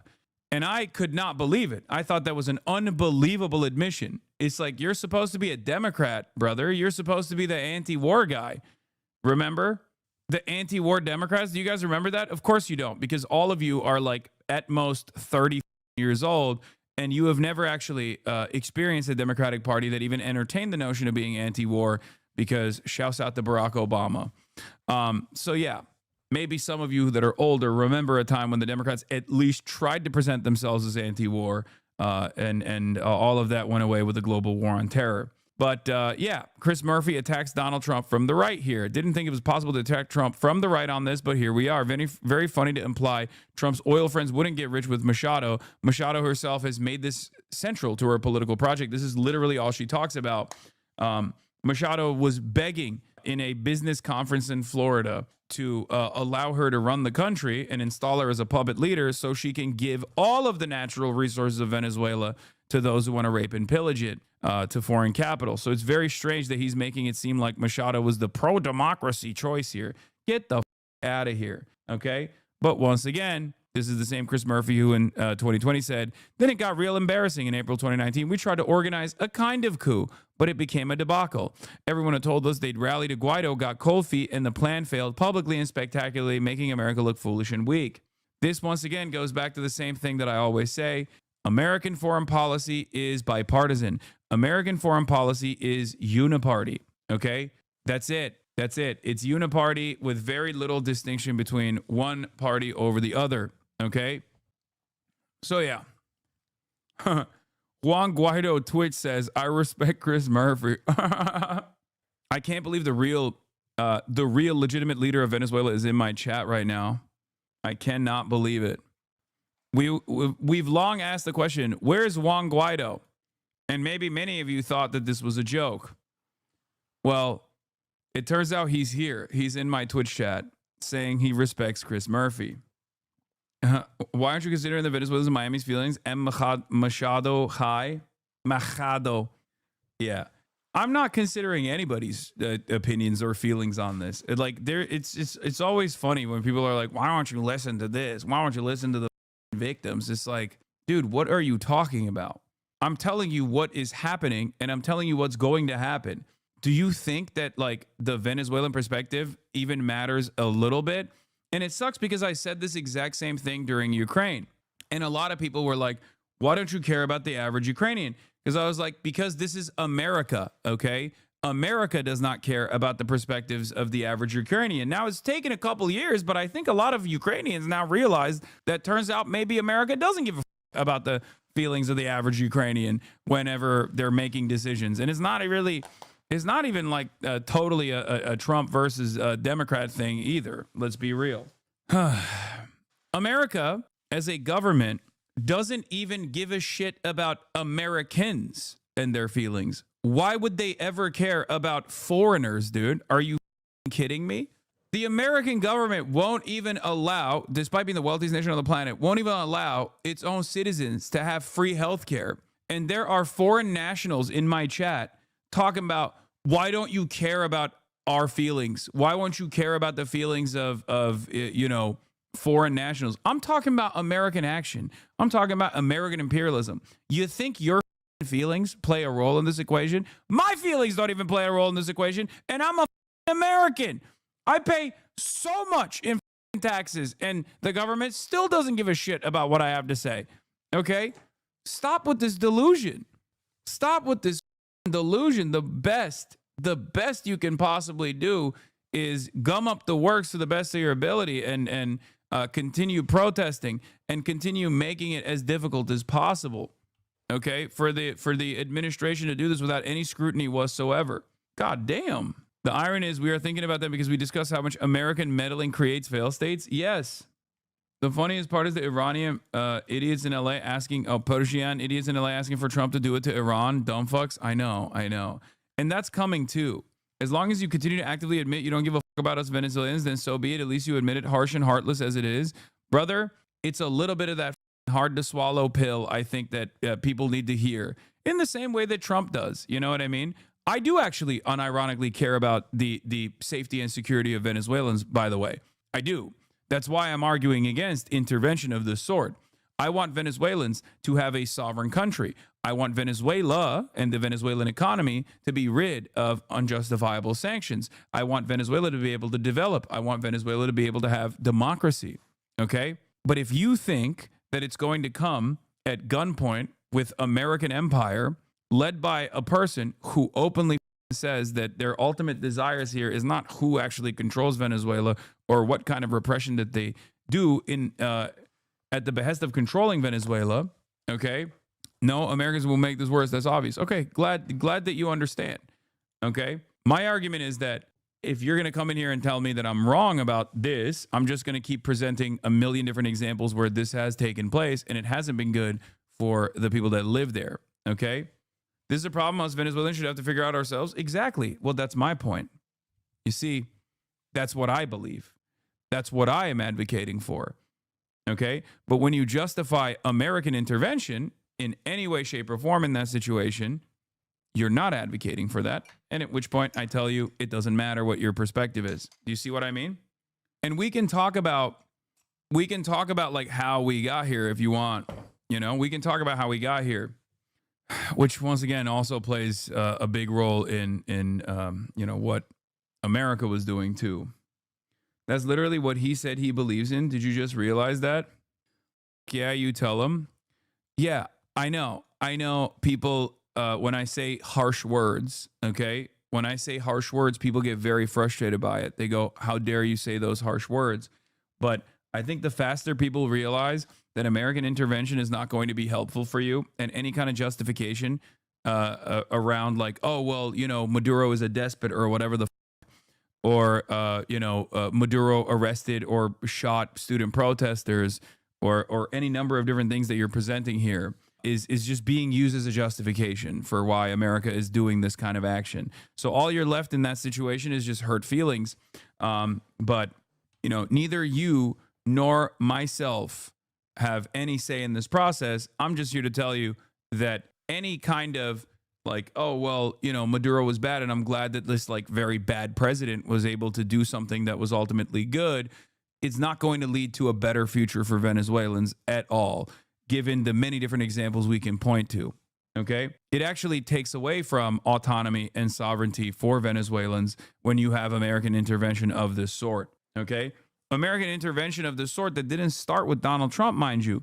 This intervention began far before Donald Trump. Donald Trump is just the one who went with it and said, we're going to do the maximum thing that we that no one would do in other circumstances. We're going to do it because I'm crazy enough to do it. That's why I also get annoyed at people saying like, this is just Marco Rubio's personal pet project. Like, no, it's not, man.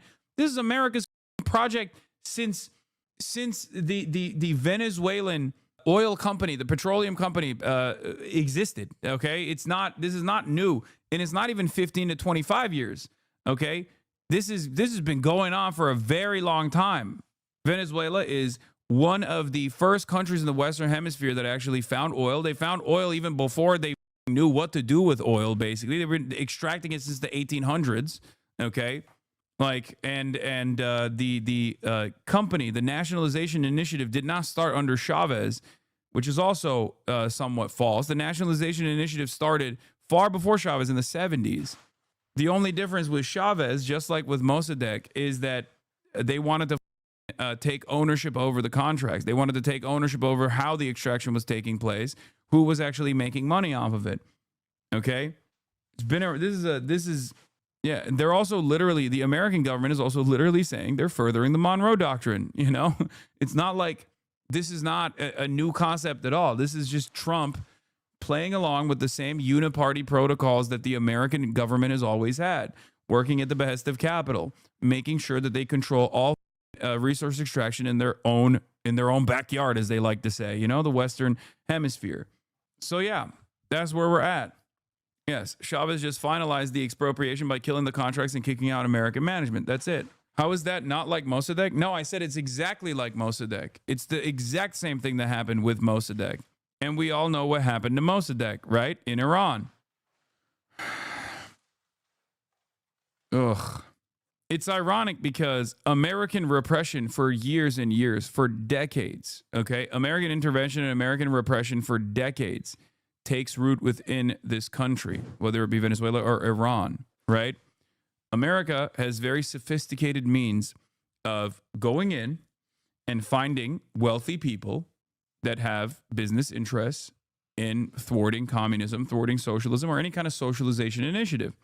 So they tap into the, Chamber of Commerce, as they did in Venezuela. They tap into the big billionaires that own media companies, that own grocery chains and whatnot. And then they actively foment discontent.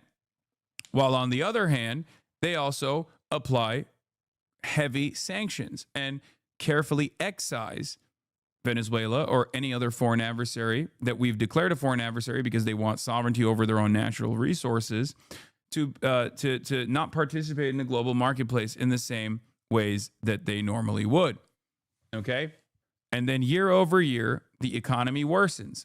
And while there is still active intervention and active interference from the CIA, from the American government, obviously, as the economy worsens, volatility increases, people get more mad. People say, I'm starving. What the fuck are you doing? Why are you not giving me food?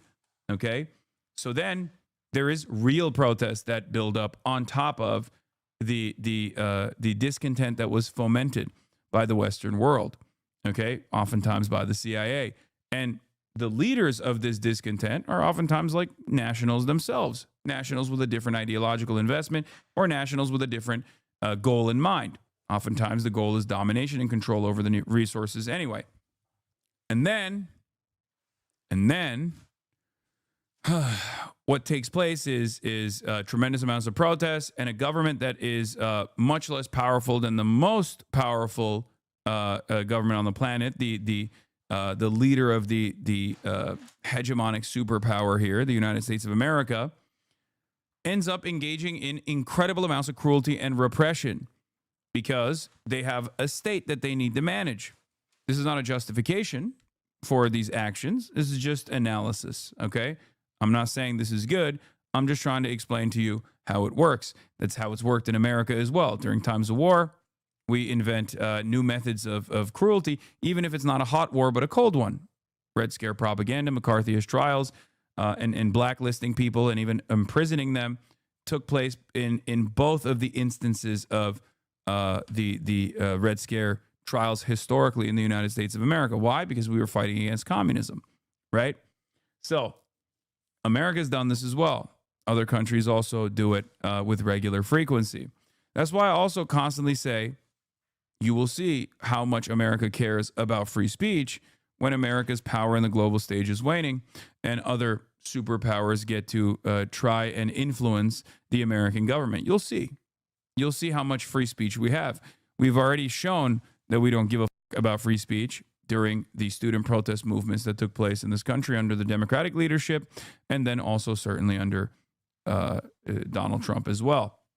As I was saying, state repression begins, or state repression greatly increases, and that state repression ends up fomenting even more real discontent, even more militancy, as a matter of fact. And the more militancy there is, the more discontent there is, the more state repression there is. So even if someone comes into power with great hopes and dreams, if someone came into power thinking like, oh yeah, I'm just going to continue the Chavista improvements, and we're going to learn from the lessons of the previous Chavez rulership, you ultimately drop all of that because you are trying to maintain stability and trying to maintain sovereignty, fighting against one of the most powerful forces on the planet. And that's how cruelty, that is how the state repression of state cruelty increases and grows. Okay?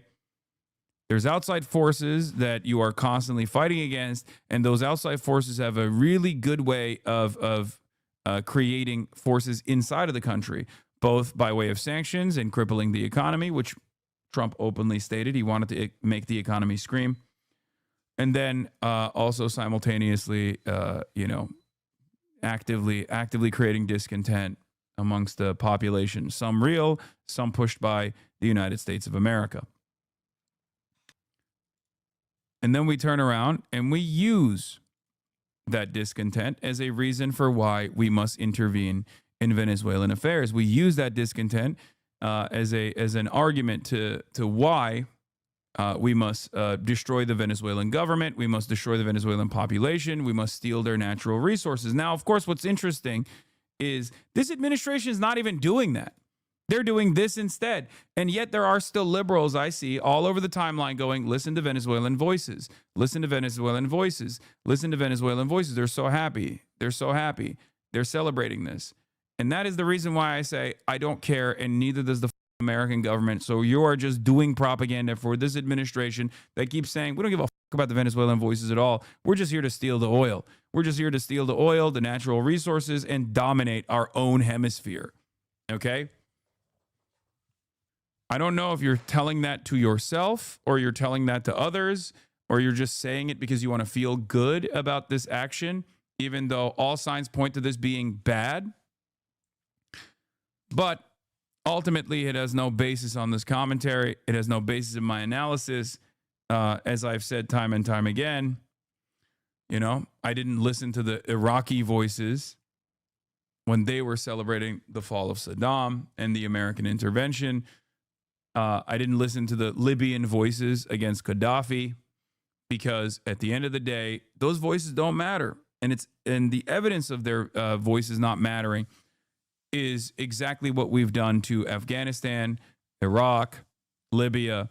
The only time there is a successful example of development is Vietnam, when after 20 years of protracted struggle, the Vietnamese population is actually able to liberate itself from the throes of American control and American dominance. And look at Vietnam now. Okay? You're saying this in the most autistic way possible. You're trying to say what they feel doesn't matter because their feelings and interests won't be considered by the American state. Not that you don't personally care about them as people. Yes, you're right. I'm saying, of course, I care about the safety and security of Venezuelans, which is precisely the reason why I'm arguing against this kind of action. But if you're going to come in here and use standpoint epistemology to justify American imperialism at a time when the American government itself is not even entertaining that notion that like Venezuelans' safety and security is a primary focus here, you're being a bit of a dupe. Okay? Like I said, America doesn't even care about American citizens. Why the f would they care about Venezuelan citizens? Let's be real. It's been summarized for him and that he understands it. Maduro then waived the public reading of the charges, says he will read them himself. Oh. The judge did then read him his rights. He acknowledged his counsel, Mr. Pollack. Then the judge read essentially his Miranda. And then Maduro said he did not know of these rights, but that he is now informed. And then Maduro went on to plead not guilty. Wow. He says, I am still president of my country. Right. And he says that for a number of reasons. I would imagine, number one, because that's the way he sees his situation. Number two, Manuel Noriega, the Panamanian dictator who was taken into custody in the Bush administration. This is not a good comparison because Panama was under military control by Noriega, who was already a CIA asset. Okay? You already had an American military base. It's very different than a full-blown sovereign nation. Okay? And the president of a full-blown sovereign nation that has fought long and hard for its sovereignty. And we heard from Bill Barr earlier today. He was the AG in charge of overseeing that at the Department of Justice at the time. But the head of state immunity issue is the one that he knows he can press, that he will try to use to defend himself, that I have immunity because I am the head of state. It did not work for Noriega in that trial back in Panama, and he was indicted on very similar drug charges, drug trafficking charges. The other thing that I would mention is, you know, just in terms of venue, as Emily pointed out, it could have been anywhere. I think some people would have argued that Florida was a good venue for this particular case. It is in New York. It falls under the U.S. Attorney Jay Clayton in the Southern District of New York in this case, and they have a lot of experience with this, but it is unlikely to go to trial for a very long time. And one of the issues, it will have a very long process, is what I'm hearing from former federal officials. And so he is likely to sit in jail for quite some time. That's a fascinating detail, how long he sits in jail. and that cartel of the Sons, De La Solis, you've got those members, you've got Tren de Aragua, you've got others. Those people are going to try to continue to do business, and that's just fresh intelligence on the ground for who will be there, the United States. And so it gets more complicated day by day, I would imagine. But that is such an interesting point of how long he'll sit there. I was trying to find his age, because that matters too, right? The longer he sits there, maybe that changes things for him. Yeah, I mean, I think he's been in power for 17 years, and we can look up his age. I'm not exactly sure, but it is, you know, he's not recognized. 50 countries do not recognize him as the legitimate leader of this country, including the EU. So this is we just heard about this from Michael Waltz at the United Nations. So this is a very, there's a lot of consensus on this. Did you just discover? Yeah, I found it, and maybe because I'm getting older, but 63 doesn't seem that old to me. Yeah, I would put him around there. You know, and he's a tall man with a big. Well, apparently he was towering over his counsel. Yeah. So yeah. Just want to point out too, his wife now has counsel as well. Texas Attorney Mark Donnelly filed motion to be admitted as counsel for Celia Adela Flores de Maduro. So I believe that there are something is happening with her right now, according to Paul's notes in the room. It appears we are getting a sense of a very defiant Maduro in this courtroom, insisting he has done nothing wrong repeatedly to the point where the judge. Dude, it's awesome. We just make up fake charges. We just do a very open, broad daylight kidnapping operation. And we're like, well, in our domestic rules, we've decided, in our domestic laws, we've decided that you've done a crime. Sorry. And then everyone talks about it like there's any legitimacy here whatsoever. It's interesting. I think that attitude-wise, I'm noticing a shift here, at least in the way that like the American government is operating, where clearly the American government is saying like, nah, we don't really give a about any of this stuff. Like, we just want the oil. We want to dominate Venezuela. Who gives a shit? And yet both Fox News and also New York Times and everybody else is like trying to make it seem like there is any sort of legitimacy to any of the actions that were taken. I think, if I'm not mistaken, you always wanted to move past liberal democratic values. No, I want the actual... you always wanted to move past liberal democratic values. Respecting the sovereignty of other countries is one of those liberal democracy values. What did you expect? No, brother. I want actual dignity and respect for other nations, okay? That's the difference. Liberal democratic values is a fake patina that they slap onto it to do fascism the right way, okay? By claiming process, by claiming that there's any sort of democratization initiative taking place. I first and foremost want people to have dignity, want people to live good lives. I want them to be rid of American imperialism, okay? My argument against the liberal international order is that they utilize process and paperwork and make it seem as though there is a standard here that they're applying, when in fact, there is no real standard when America decides to do whatever the fuck it wants. Do you understand? Good point by chatter above. This would only be legitimate in a UN court or ICC, not a domestic American trial. He's not an American citizen. He has not done a crime in America. If he's done an international crime, should be an international court of The Hague. No, the argument that they're making, that's why they're using drug trafficking as a charge. They're saying that like if there's a criminal that is like, you know, actually trafficking drugs in the United States, like okay, I'll give you an example. Okay, I'll give you an example. The Honduran president, which Donald Trump recently pardoned. Okay, that is a former head of the state. Okay, and during during his tenure, he participated in cocaine trafficking into the United States of America. His name is Juan Orlando Hernandez, and he actually did that shit, right? And then there was an active court case. There was an investigation. They found him guilty, right? And he went to prison. And then Trump pardoned him. In that situation, there is like valid reason, valid suspicion, a real investigation that took place. And then last but not least, he wasn't even, if I'm not mistaken, he wasn't even captured as the president. Like, that dude was literally doing the narco trafficking, right? So there is a validity to arresting and apprehending foreign nationals if they are genuinely found to be guilty of harming American citizens. Like, I mean, that's the same principle behind like Osama bin Laden, right? Like Honduras extradited him, right? We did the proper protocols in that situation. Okay. This is not this is not anything. We just made up. We just decided we can just make up a crime. Okay. We decided that we could just make up a crime, kidnap this dude, okay, bomb the out of its capital, kidnap him, and then make it seem like there's any sort of real legal process taking place here. And what a lot of people don't realize is that this completely violates the sovereignty of every country in Latin America. And it's actually, that's the reason why they're doing it, right? If you don't play ball with us, we come into your country, we say, hey, you have to have, Chevron dominate your country. You have to have Walmarts in every corner. We will enslave your population to work in Amazon distribution facilities, right? Right? We don't want to use China anymore. We want to use Mexicans. And if you say, no, I don't want to do that. I don't want to enslave my population. That's insane. We go, oh, well, you're a narco trafficking hub. Turns out, sorry. Now you have to be lasered.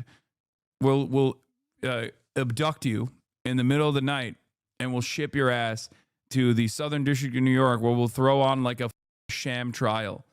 And whoever we install in your place will play ball. That's it. That's what America is doing.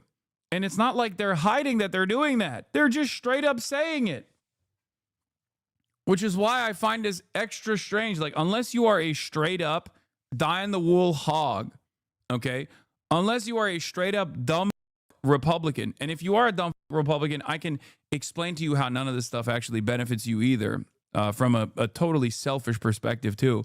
But unless you're like a dumb Republican, how the hell do you look at the situation and go, well, at least the Venezuelans are celebrating, or whatever the fuck, you know what I mean? Like, do you not realize that this is exactly what happened? You're supposed to be a little bit smarter than this, right? Like, at least liberals are supposed to be a little bit smarter than hogs. But I think like American imperialism is so calcified in the collective consciousness of Americans that they just cannot even remotely think of anything but like America's kind of still doing the right thing, even when they're doing it the wrong way. No, they're not. They're not doing the right thing at all. They're doing the wrong thing, and they're doing it the wrong way. Has had to stop him from talking. Yeah, and he said, well, we could talk about the 4 counts and the fact that you want to, say that you're not guilty to all 4, but we're not doing it today. I want to bring in Carrie Urban. Yes, explain how it's good or bad from a selfish standpoint. I already did earlier, but I'll repeat it once again. The Iraq War was not good for anyone. It was not good for the soldiers that were there. It was certainly not good for the Iraqi civilians that were slaughtered ruthlessly. It was not good for the power vacuum that created in the aftermath of Saddam being taken out.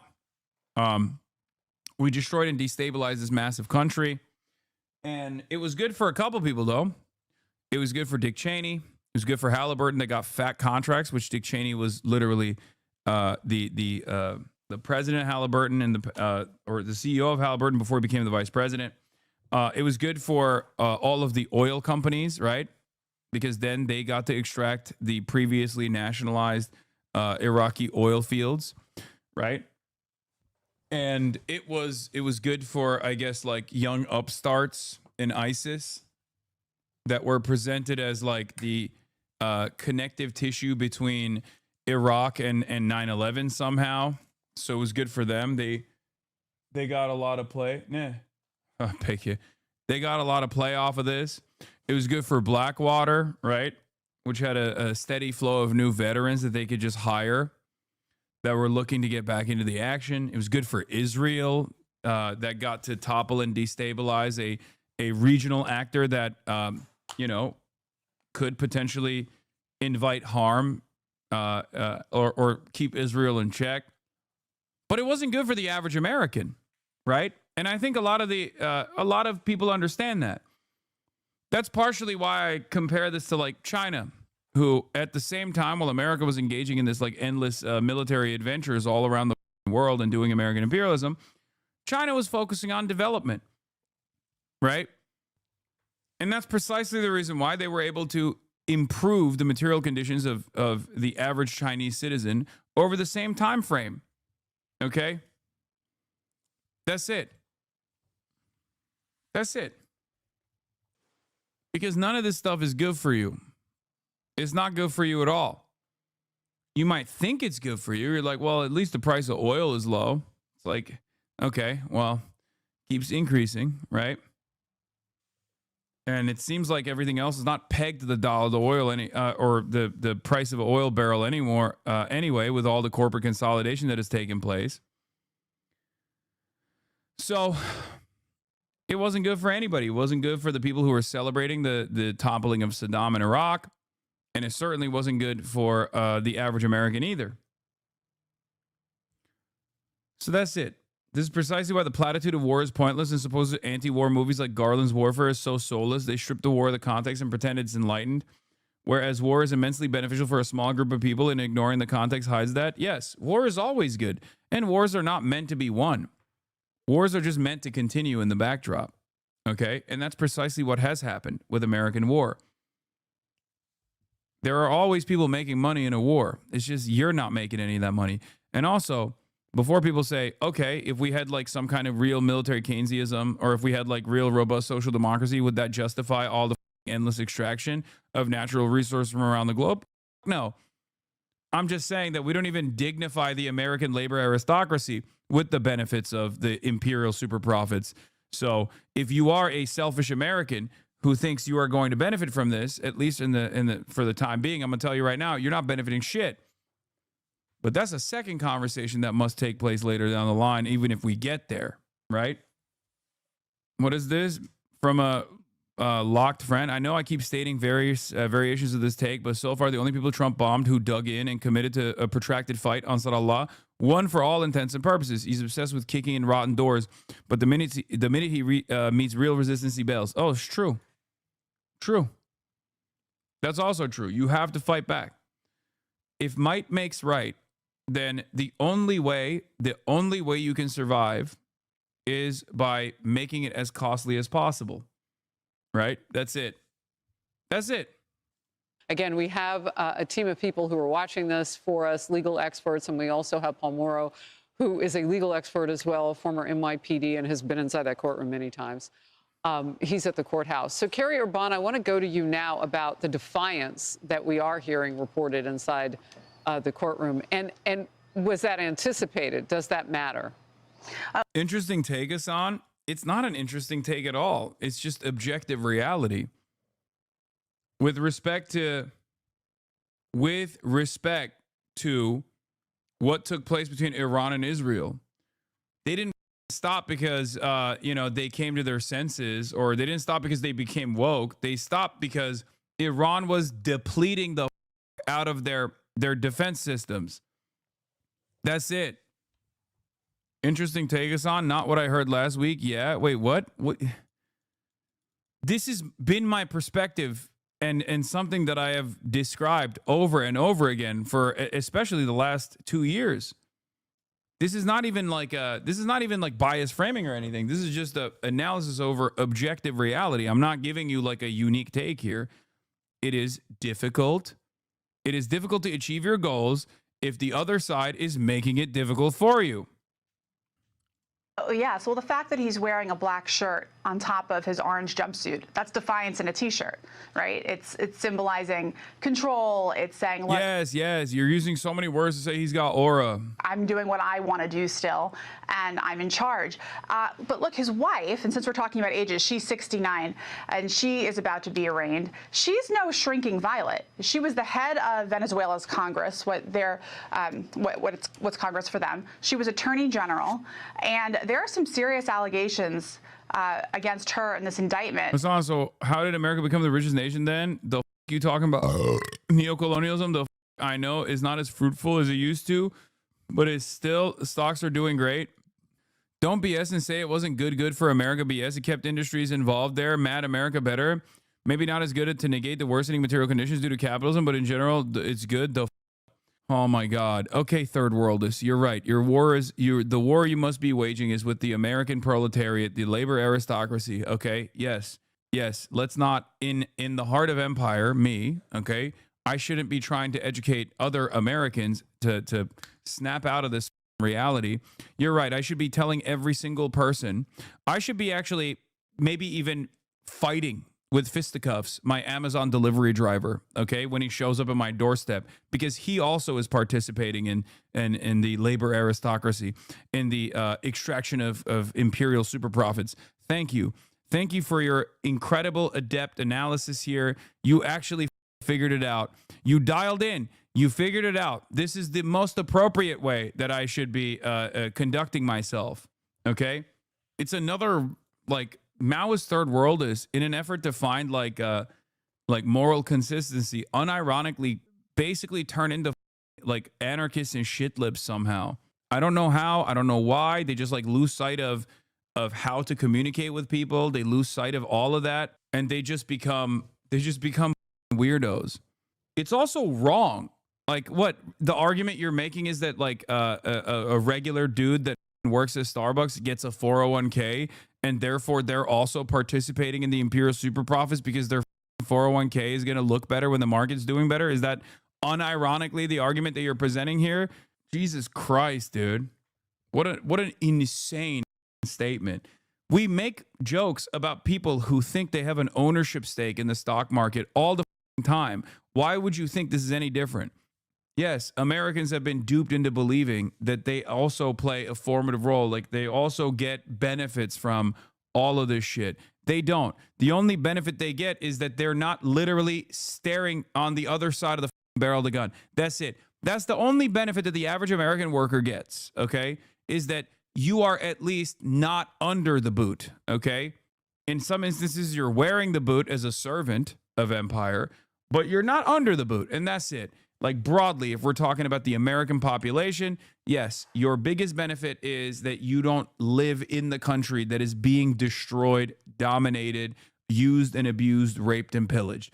That's it. That's it. That's the biggest benefit you get. And it's a tremendous benefit if you are under the boot, right? If you're sitting under the boot and you're looking at Americans living in the heart of empire, you're like, oh my God, like these guys are living large. It's true. But I, too, am also living in the heart of empire. And my goal here is to try and educate people on what we do, what empire does, why it does the things that it does, and how it doesn't actually end up benefiting people at all. Including the fact that she attended a meeting where she accepted hundreds of thousands of dollars in bribes to broker a meeting between a large-scale drug trafficker and, wait for it, the director of Venezuela's National Anti-Drug Office. Yes, they actually have one, apparently. Her nephews were recorded, presumably to DEA sources, and they said that they were, quote, at war. Come on, man. You can't say that the benefit is not the whole point or pose it as negligible. Brother! I'm not a fucking Filipino Maoist, okay? I'm an American citizen living in the United States of America. Shut the fuck up. Jesus Christ.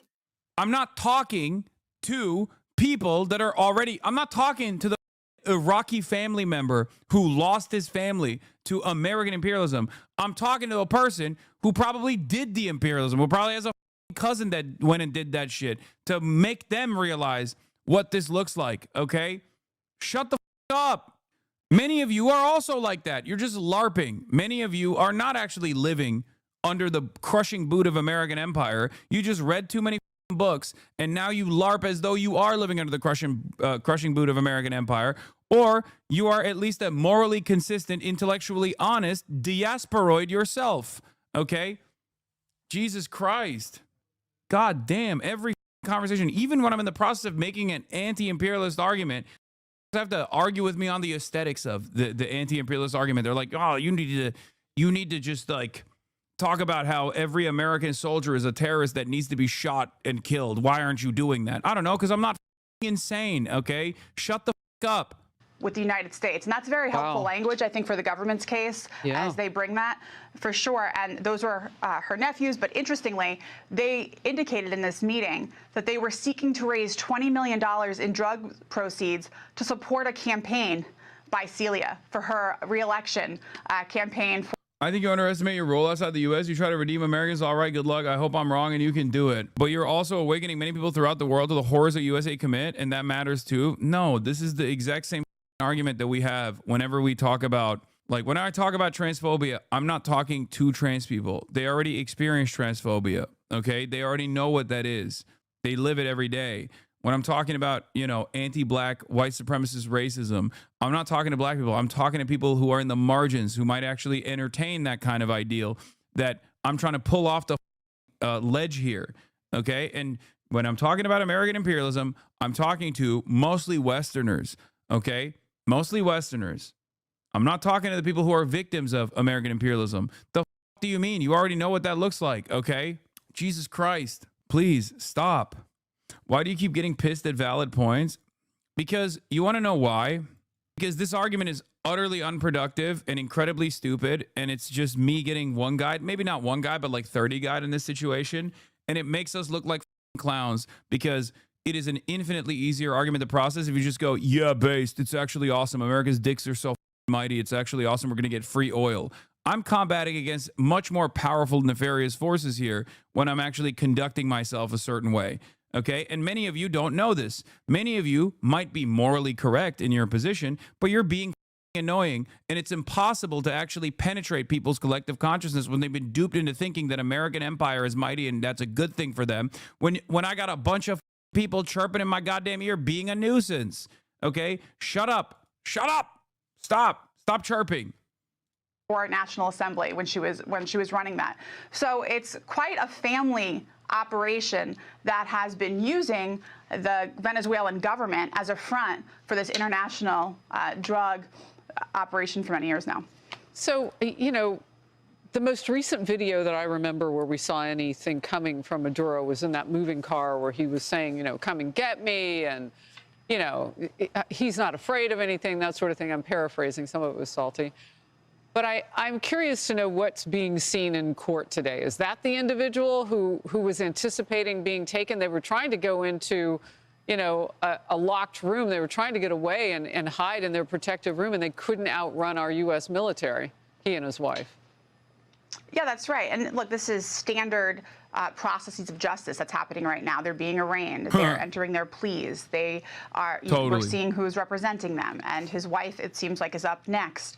The fact that that's the other part of this equation. Like, I don't even know the f is Maduro's wife got to do with any of this. Like, they're like, yeah, his children and his wife were also trafficking cocaine. Everyone was trafficking cocaine. Actually, they were doing the cocaine. They were boofing it. And they were doing it. And also they had guns. Yeah. They had machine guns that they were going to traffic cocaine with. he wants to read, apparently, the charges himself. I think you just said that out loud. I didn't see that in the notes, but that's quite interesting as well. He is, I think, like Martha was pointing out, you know, he is very much wanting to portray to the world, I am the president of Venezuela, I am in charge, and I'm not going down without a fight. Now, of course, because of the Noriega precedent and this being a very, I think, open and shut law enforcement case with the added benefit of defense. Yeah. Remember when they were trying to say Maduro was trafficking fentanyl and they completely dropped fentanyl and now they're saying it's actually cocaine? What happened? I thought the argument was that Maduro was trafficking metric tons of fentanyl into the United States of America. And now they're not even doing that. Fentanyl is not even mentioned once in the 25-page indictment. Not once. What happened? I thought fentanyl was the great WMD. I thought Maduro was the one trafficking fentanyl. He loves trafficking fentanyl. This is like WMD that loves trafficking in the United States of America. They just dropped it. They're just like, it's cocaine, actually. This is from a national security perspective. I don't really think he has much of a shot. But this is going to take some time, and it'll be interesting to see how it all plays out. So it's interesting from our team, our producing team, and also Paul Morrow in the courthouse. The wife, Celia Flores, is dressed the same as Maduro. She confirms her identity. Her voice is weak or thin. She waives her charges being... By the way, this is no different than like in the Roman Empire. They would parade the like heads of like tribes that they from inside of the city streets, like in a triumphant manner to like get all the peasants and everybody else to like, yeah, triumph, like the Roman triumph, the spectacle of it all. They did the exact same thing with Maduro, with like the doors open and like all this, you know, the perp walk that they made him do, all this shit. It's just a way to say, like, look how powerful we are. Like, look, you see that? That's the head of a state right there, and we just kidnapped him in the dead of the night like it was nothing, right? And I think maybe it works for some Americans. Maybe it makes some Americans who are utterly powerless and very insecure feel like they have some kind of power in their lives, right? They fall for the spectacle in the same way that like the Roman peasant did, I guess. I don't know. But ultimately what's happening here, what's taking place here is that this is a threat, okay? This is a threat to every other country. America is now saying, look, we can do this. We've always done this to countries that we already dominated. Like, that's why Panama is not the best example here. But basically they're saying, like, you know, we can do this to any nation on the planet. If you don't abide by our needs, by our demands, this could happen to you. And what's crazy about it is that if the rest of the world realized what was going on and actually had some kind of backbone, they could apply an international standard. They could actually apply some pressure to America. They could put a dent in the American imperial armor, but partially because they also stand to gain from the same systems, you know, endless third world extraction at the behest of their own capital owners. And they have been elected into positions of power to maintain the same exact system. They just don't want to press America at all. And in the absence of the rest of the world coming together and uniting against America, no one's going to be able to do shit. Okay? That's it. No one is going to do shit. To her, overall, Maduro comes off as defiant. The wife seems defeated and small. That's our team making these observations. And she says that she's pleading not guilty, quote unquote, completely innocent. So we are hearing from her at this point, Carrie. Yes. Well, she's entering her plea. This is part of what you see at an arraignment. But again, she was a power player in Venezuela politics and government. And, you know, in the indictment, the government all. What? Why every country combined still couldn't invade the U.S.? Okay, stop. That's such a stupid argument. America has nuclear arms, man. We're not talking about an actual invasion. This is like the same with Israel, okay? It's pressure. It's pressure points. It's destabilization. It's crippling the economy. Like, that's not... America has nukes. We're not talking about invading America. Also, I'm American. I live in America. I don't want America to be invaded, okay? Like, I'm saying that there is a much better way to go about this, but that requires collaboration with the rest of the international community. Okay? Yes, L, I know, I'm very selfish. I'm very selfish because I don't want nuclear holocaust to take place, dude. What are you talking about? It's the same reason why I say I don't want Russia to be invaded either, okay? I'm not Russian. What are we talking about? Shut the up. You guys are so dumb. Oh, God. Also alleges that both she and her husband maintained their own personal groups of state-sponsored gangs to facilitate and protect their drug trafficking operations. I mean, this is extensive, powerful stuff here. And she appears to be right there with Maduro all along. In fact, there's some local reporting that I was looking at earlier that has suggested along the way that she may be even more. Let the goat speak on it. I don't fully support Trump taking over Venezuela, but come on! People have suffered under Maduro forever. Getting him out is at least some good, right? Was U.S. intervention good for Libya, Iraq, Afghanistan? Be real for a second. But look, people are celebrating in Venezuela. This is the only AI usage that I find to be appropriate. the Ayatollah got ousted in Iran, people would celebrate too. No Venezuelan perspective will change U.S. foreign policy patterns. If every U.S.-led regime change caused more instability, worse living conditions, and long-term chaos, why would Venezuela magically be different? Okay, but at least the economy will grow. Sounds like a win-win. Grow for who? ExxonMobil? Chevron? Wall Street? What happens is simple. Maduro gets replaced by a Western-backed strongman who sells off oil and resources to U.S. corporations for pennies. But that still helps rebuild, no? No, that's extraction, not development. Trump literally said controlling oil reserves was a strategic... Yeah, like, look at Africa, dude. Okay? Look at Africa. Oh, so much development took place, dude. What do you mean? No, we as America, we in the Western world, we do not want these places to actually develop, because if their material conditions improve, then we can't continue extracting the natural resources for pennies on the fucking dollar. There is no real development taking place. The only development that will take place is logistical supply lines, okay? That's it. That make the extraction easier. There is no real development that takes place. It doesn't translate to like better building standards or better homes and more buildings in general, or a robust infrastructure. The infrastructure only helps with the extraction. It's always logistics. Okay, look at India. It's not you get roads, okay, that you can't even use because you don't even have money to purchase a car or anything like that. But the only development that takes place in this process is development that does not improve the material conditions of the average person, but instead development that improves logistics, supply chains, makes it easier to extract the resources. You don't get to see a piece of that at all.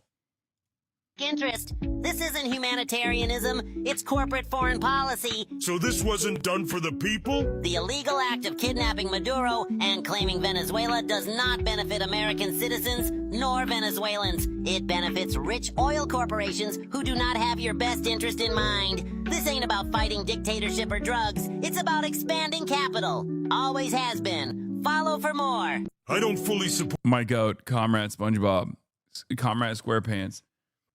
Check the comments if you think you can take it. No, you have freed us. Oh, I wouldn't say freed, more like under new management. As a Venezuelan, and then it's Agartha Charlie Kirk. And then the no dictators card when a dictator is removed. Don't disrespect Patrick like that. He isn't that dumb. Yeah, I do love me some this time it's different argumentation, but I think I've been a little bit too aggressive with people, and it probably doesn't look good for those who are just coming in, who are confused and trying to understand it. So I recognize that I probably should dial it back when I'm coming across as very harsh to people that go, what about the perspective of the Venezuelans? But like, I've just heard it so much. This has been my entire political commentary career where it's like, oh my God, dude, like, it's just, what do you say? What do you say? What do you do? Like, real regime change hasn't been tried yet. You don't understand. This time it's going to be good. This time it's going to be good. This time it's going to be good. It's not. It's not. And your perspective from the American foreign policy position doesn't matter. And it's not even like, it's not as though the American government is even presenting themselves as giving a shit about your humanity at all. That's what's so crazy. Oh, trust me, bro. This time is different, bro. Just one more regime change, bro. This time it'll work, bro. We get the oil, bro. Trust us. We'll be a win-win, bro. Previous attempts were not done well. We learned from them, bro. You know what's funny? Trump is saying that. The 2002 coup was more crazy because once they got into power, they disbanded the parliament, the Supreme Court, the Electoral Committee, the Attorney General, etc. Why has this not even been mentioned by anyone? Because that one was different, bro. This time is different, bro. Ironically enough, I think Trump wants to do regime change, but also does low-key recognize, I hate to give him credit in any way, shape, or form, but I do think the reason why they don't want Machado and the reason why they're trying to work with the current administration does feel like they just understand how difficult of a process it is to just like literally send in the military and do the exact same thing Iraq style, right? Because like they know No, it's not because Machado took his Peace Prize. That's the Wall Street Journal, Washington Post argument. I don't believe that. I'm gonna be honest with you. I don't believe that that's one reason, right? I'm sure Trump is so narcissistic that I'm sure that played a role in him. That probably pushed him over the edge, right? But the reality of the matter is there are still smart thinkers behind him. They're evil, but there are intelligent people in this process. Because if they were simply looking at this like as Iraq 2.0, instead of analyzing this from the perspective of a post-global war on terror administration, they would just do Iraq 2.0. They would just do shock and awe, all this shit. I'm not giving Trump credit. I'm giving the State Department more credit in still having some semblance of analysis here in enacting their cruel agendas. Okay? They're a little bit more rational than you guys think they are. And I think that they recognize that Maduro arming the out of the local population, okay, and the amount of influence that they still have over the military, right, led them to realize that they have to at least threaten the current administration by doing this to Maduro and then force them to play ball. Because as I said before, let's say they didn't just do this, but put Machado in power, right? They brought Machado in. There would be insane strife on the streets. Okay, everybody who is currently saying like, oh, but the Venezuelans are dancing, they're throwing parades. Would there be people that are excited that like the Chavistas are gone? Sure. Will there be Venezuelans who've been duped into thinking that Chavez is a bad guy? That attitude is done. The Bolivarian Revolution is over. All this stuff. Certainly, there would be some people, right? There's hogs in every country, okay, and there's also some good reason to feel excited at the prospect of having or thinking that there will be new ownership over the country, right? Because if you have been protesting against this administration and your friends have been killed, then you're obviously not going to be happy about Maduro at all or his administration at all. That makes sense. So there will be people who will dupe themselves into believing that like this will be good for them. There will be people who have like real interest in revenge, right? However, Machado is a true believer and really believes Trump was bringing democracy. They needed someone realistic and cynical to work with. You are deluded, okay? No, Machado is not a true believer that thinks Trump is bringing democracy. What are you saying? Oh my God, it's so hard for me to be chill about this stuff, okay? No, she has been an active thorn on Chavez's side as well as Maduro's. She is a fucking CIA asset, brother. What are you, or sister? What are you saying? She is no different than Juan Guaido. Is that the reason? Because she's such a firm and committed believer in real democracy in Venezuela that she was begging Israel for intervention to push America to the best of their ability? That's why she was like, oh, Israel didn't do a genocide. Israel's so awesome. We're going to put the Venezuelan embassy in Jerusalem. That's really how... That is the number one concern, you think, for Venezuelans? The number one concern for Venezuelans, you think, is the privatization of all the oil extraction and also all the gold to sell off the Venezuelan coastline to like American hospitality? Is that what you think? Yeah, real believer in democracy. Come on, dude. She was demanding that they drop bombs over Caracas. It's ridiculous. Yeah, here she is with pro-democracy leader Bush. Unironically, a line of thoughts some Latin Americans believe. Yes, you have to remember, even kind-hearted people can be duped into believing this kind of stuff. If propaganda didn't work, the American government would have spent billions of dollars pumping every airwave with this kind of narrative. Okay? That's it. It's so ridiculous. Hassan Reaction is one of the best ones in the React channel.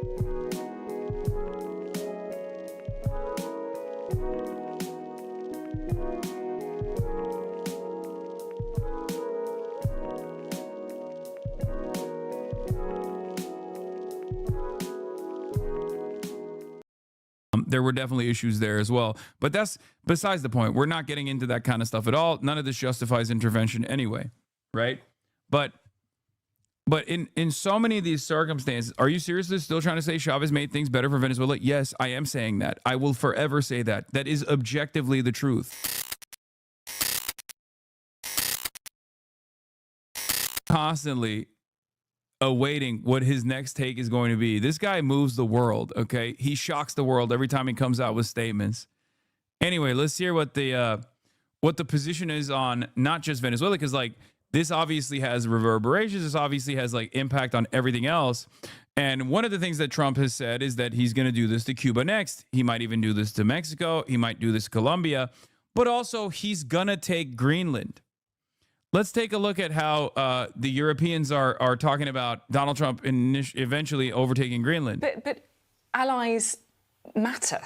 Allies influence, they pressure. I mean, let's look at Greenland, for example, right? We've had the Danish Prime Minister calling on the United States to stop the threats against a historically close ally and against another country and another people who have very clearly said they are not for sale. If Donald Trump's moves against Greenland or against, Denmark, is that a different matter? Will the UK government condemn that? First, it'll be really clear that allies do matter, which is why these careful diplomatic conversations behind the scenes are ongoing with the United States and with our European allies and Five Eyes partners.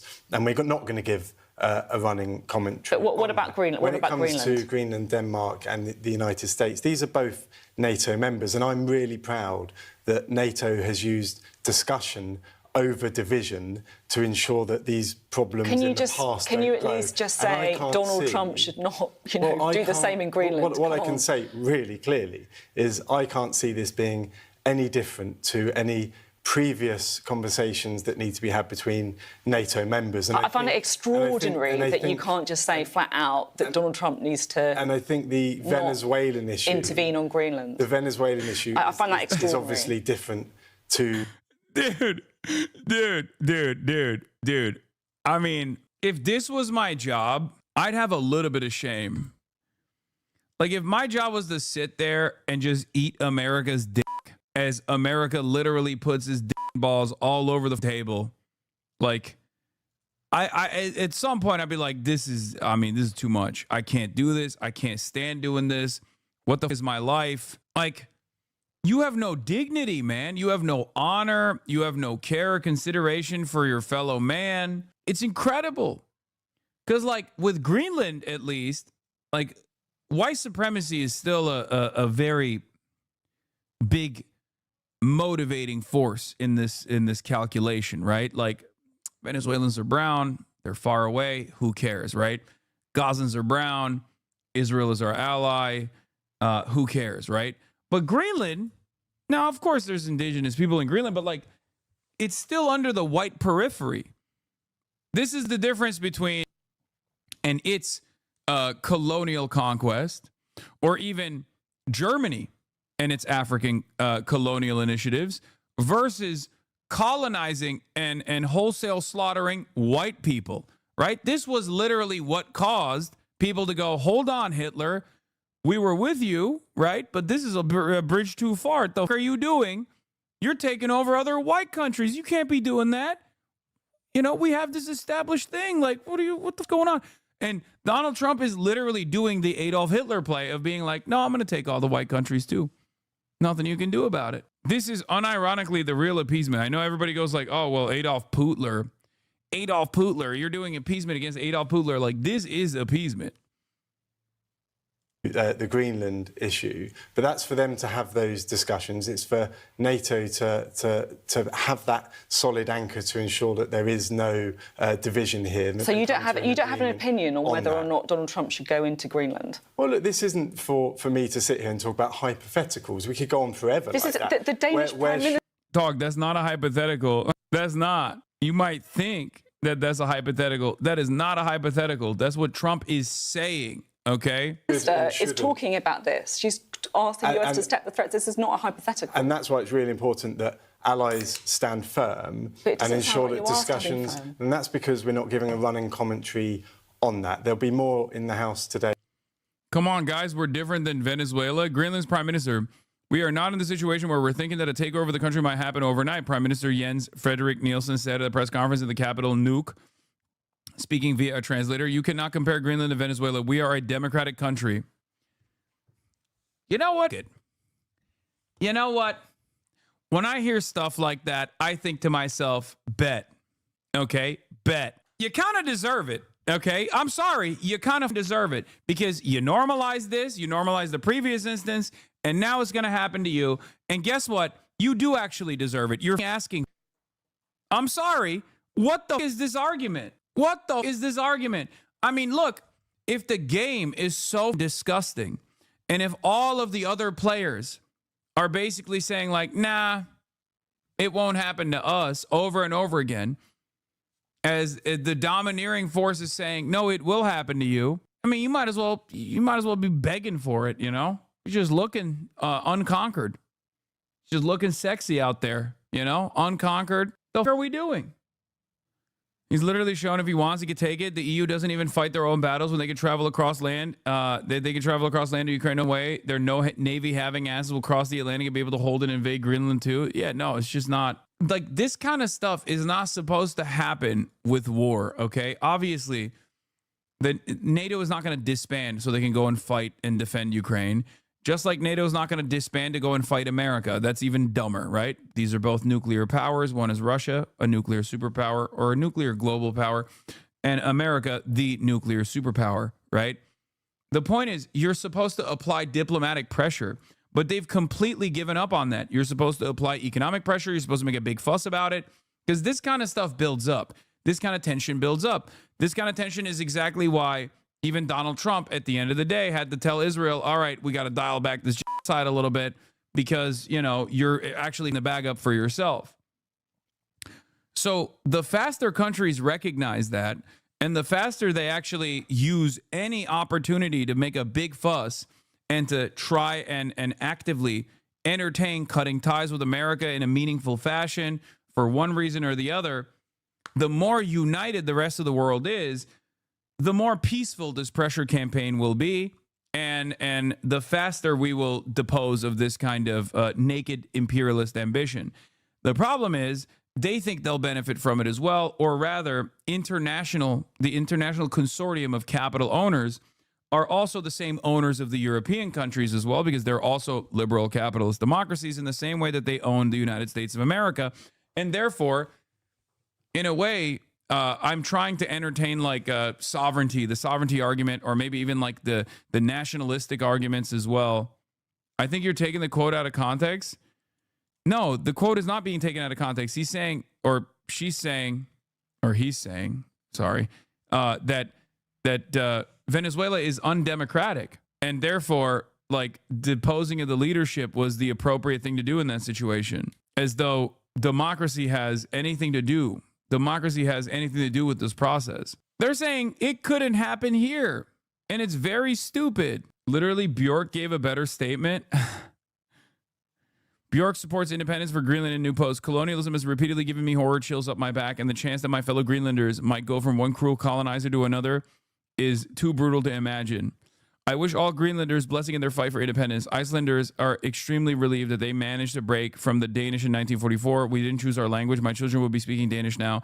And I burst with sympathy for Greenlanders repeatedly, especially like when the case came up about the forced contraception where 4,500 girls as young as 12 got IUDs without their knowledge between 1966 and 1970. 4,500 girls as young as 12 were fitted. They are my age and younger, childless. And still today, the Danish are treating Greenlanders like they're second-class humans, removing children from their parents in 2025. Colonialism has repeatedly given me horror chills up my back, and the chance that my fellow Greenlanders might go from one cruel colonizer to another is too brutal to even imagine. Skunni I eldin, we say in Icelandic. Dear Greenlanders, declare independence. Sympathetic wishes from your neighbors. Warmthness, Bjork. Hey, I mean, Europe loves colonialism so much in the global south, they're going to get a chance. Yeah, I mean, hey, maybe that will help them realize what's afoot here, what's happening here. El precio que tenemos que pagar todos como venezolanos es nuestro petróleo, sí. Is our oil, yes. Well, maybe we'll be much better off this way. You understand? This is Venezuelan in Uruguay. entiendes? Entonces, So yeah, ahora sí, maybe a lot of people are going to die, or maybe not. Ojalá que no. I hope not. Pero es el precio que hay But que it's the price you have to pay. Y a veces, por favor, muchas gracias. And sometimes she goes, yes, yes, please shut the up. Are these is this a real? I mean, I have no reason to believe that this is not a real translation, but Spanish speakers, what's going on here? O no. Ojalá que no. Pero es el precio que hay que pagar. Y a veces, por favor. Yeah. Are you dying?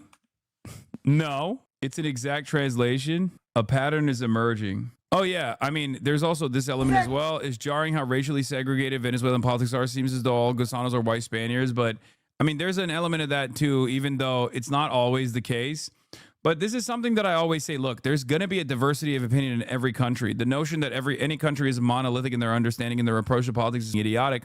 And unfortunately for you, in the Western world especially, you rarely ever get to hear from the voiceless, okay? You don't hear from the voiceless. You don't hear from the hungry mouths that are fed. You don't hear from the people who actually improved their lives dramatically under Chavez, right? And there obviously was a major movement that even democratically elected, like with legitimate votes, the likes of Maduro, who is nowhere near as good as Chavez was. Okay. And Chavez had issues too, obviously, in terms of figuring out a real exchange of power, like how this movement would continue. There were definitely issues there as well. But that's besides the point. We're not getting into that kind of stuff at all. None of this justifies intervention anyway. Right. But in so many of these circumstances, are you seriously still trying to say Chavez made things better for Venezuela? Yes, I am saying that. I will forever say that. That is objectively the truth. OK, that is just the truth. And not only am I saying that, but I'm also on top of that saying that the people that despise it, right? The people, it's so much the truth that now Western media is unironically saying that while simultaneously using that as an effort to shit on Maduro. Like, I'm not alone in saying this. This is objective reality. Oh my God, bro, you know nothing. It's insane. You are so dumb. I know. You guys would be so much better off if only the country was run in the same exact fucking ways that the American government has been run. You're right.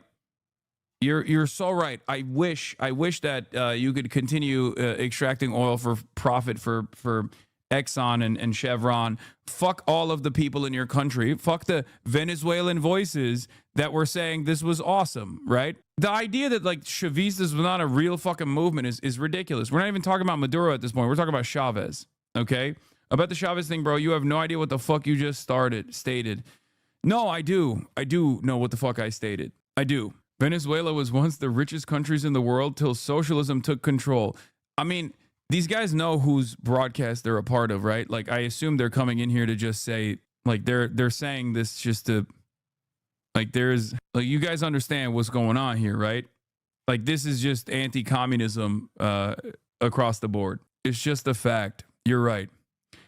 I think the country remaining illiterate with no rural hospitals, no rural infrastructure whatsoever was actually pretty awesome. You know, this was great. Oh, brother, Chavez was so fucking popular that when America did an initial coup that was like successful for the day, he was so popular that they had to give up on it. Okay. Like they literally had to immediately, they were like Chamber of Commerce, you know, they were trying to fucking disband all of the functions of the government. America automatically goes, we recognize a new government of fucking Venezuela. And the people poured to the streets so aggressively that the CIA, which I would say was much more competent back then, had to give up on that endeavor. Not that they actually fully gave up on it. Give up. Venezuelans will soon learn their lesson. It's a lesson that nearly every Latin American country has learned. Unfortunately, people nowadays seem to be forgetting about it, though. I know. I guess that's what it is. If you don't want U.S. oil companies from the U.S. going in, does that mean you let Russia or China use it? Why give them that power? First of all, I don't even think these guys have an issue with American companies extracting the oil, for the record. It's America that has an issue with American companies extracting the oil until they're desperate for it. And that's precisely the reason why. That's precisely the reason why they let Chevron work in Venezuela. Okay? That's number one. Number two, I don't give a fuck whether it's Russia or China extracting the oil. What I care about is Venezuelans. being able to survive. Venezuela is not suffering. Venezuela is not starving. And there's only one country that has actually done a pretty solid job at ensuring that Venezuelans continue to suffer and starve. And that is the country that carefully excised Venezuela from the global marketplace. And that's the United States of America. Okay? That's it. I can't believe in the last 2 days, Mr. Donald Trump, my people yearn for freedom, has grown in magnitude and frequency. Okay, then why not broker a deal to make them strong? Wait, what do you mean? They were trying to do that. They just didn't want to do it under Maduro. They wanted to do it with their own conditions. They wanted to do it. My assessment on this is that America did not want to broker this deal with Maduro because they don't like the deal that they would get from Maduro. And they probably won't like the deal that they'll get from the current Venezuelan government either, which is precisely the reason why they wanted to threaten the current Venezuelan government, because America is stuck between a rock and a hard place itself in its colonial ambition, right? Because they kind of recognize that in the post-global war on terror world, that this will be perhaps too costly, that might actually spread America's resources too thin in an effort to maintain a colonial occupation in Venezuela. Okay? And that's the reason why they're trying to, that's the reason why Venezuela is not Iraq, brother. Explain to me what this means for the record, because I hear this a lot. And it's this very interesting perspective that I keep hearing. Why? Because, you know, the Iraqis are actually dumb sand people. Is that what it is? And Venezuelans are Catholic? Is that what it is? Because I do feel a lot. I do feel this argument kind of stems from a perspective like that. You know, two different situations. Okay, well, America's the one that's actually the common factor here. And I'm actually talking about American intervention here. In any case, yeah, worth reminding that people like Rumsfeld and Cheney were sold as the NBA NatSec team. Their idea was to streamline military bureaucracy and make it more efficient. They seriously believed you could occupy Iraq with less than 100,000 troops. Yeah. These are different operations. 2026 Venezuela is more like 1989 Panama, but Operation Iraqi Freedom was an incredibly well-planned invasion that just took a month. Though finding Saddam took longer, we had no plans on how to rebuild or occupy the country, though. The reality of the matter is our military policy in Iraq war was basically just giving Heart of Iron 4 players the keys of the most powerful army in the world. Everyone thought they could win if they just tried hard enough. Yeah, there is a pesky problem here that always rears its ugly head. The people's just need for emancipation. Okay? That's the problem. There is no world where the Trump administration, there's no world where the Trump administration puts a fucking puppet state in charge of Venezuela, and then the Venezuelan population goes, okay, I guess we're now cattle for American ambition. You know? There's no shot. That is the reason why I said when Maduro was arming the entire population, giving them guns to create like a self-defense force, right, amongst the population, I kept repeating, this is not for right now. This is not to like actually use the Venezuelan population to defend their own homeland, their own borders. This is for what comes next. Because if he is deposed, then it will be virtually impossible to deal with Venezuela. It was a contingency plan. It was to say, look, I can arm my population without fear that they will rise up against me and fucking kill me, number one. And number two, if you have an entire population armed to the fucking teeth, that is going to make it much, much more difficult to engage in any sort of puppet exchange of power into a puppet leadership. They will consistently have to fight back against a now armed population that will be very frustrated. And also, even if they don't do that, then you actually bring in America into this military quagmire, and you actually recreate the same exact conditions that took place in Iraq. Okay? That's it. I think at the end of the day, a lot of this stems from Americans falsely believing that, like, the Iraqis were fighting back because they're all like jihadist, scary Muslims that are radical because they read the Quran, whereas Venezuelans won't do that. Ultimately, the point is the same. The goals for America is similar, right? Colonial domination, extraction of natural resources.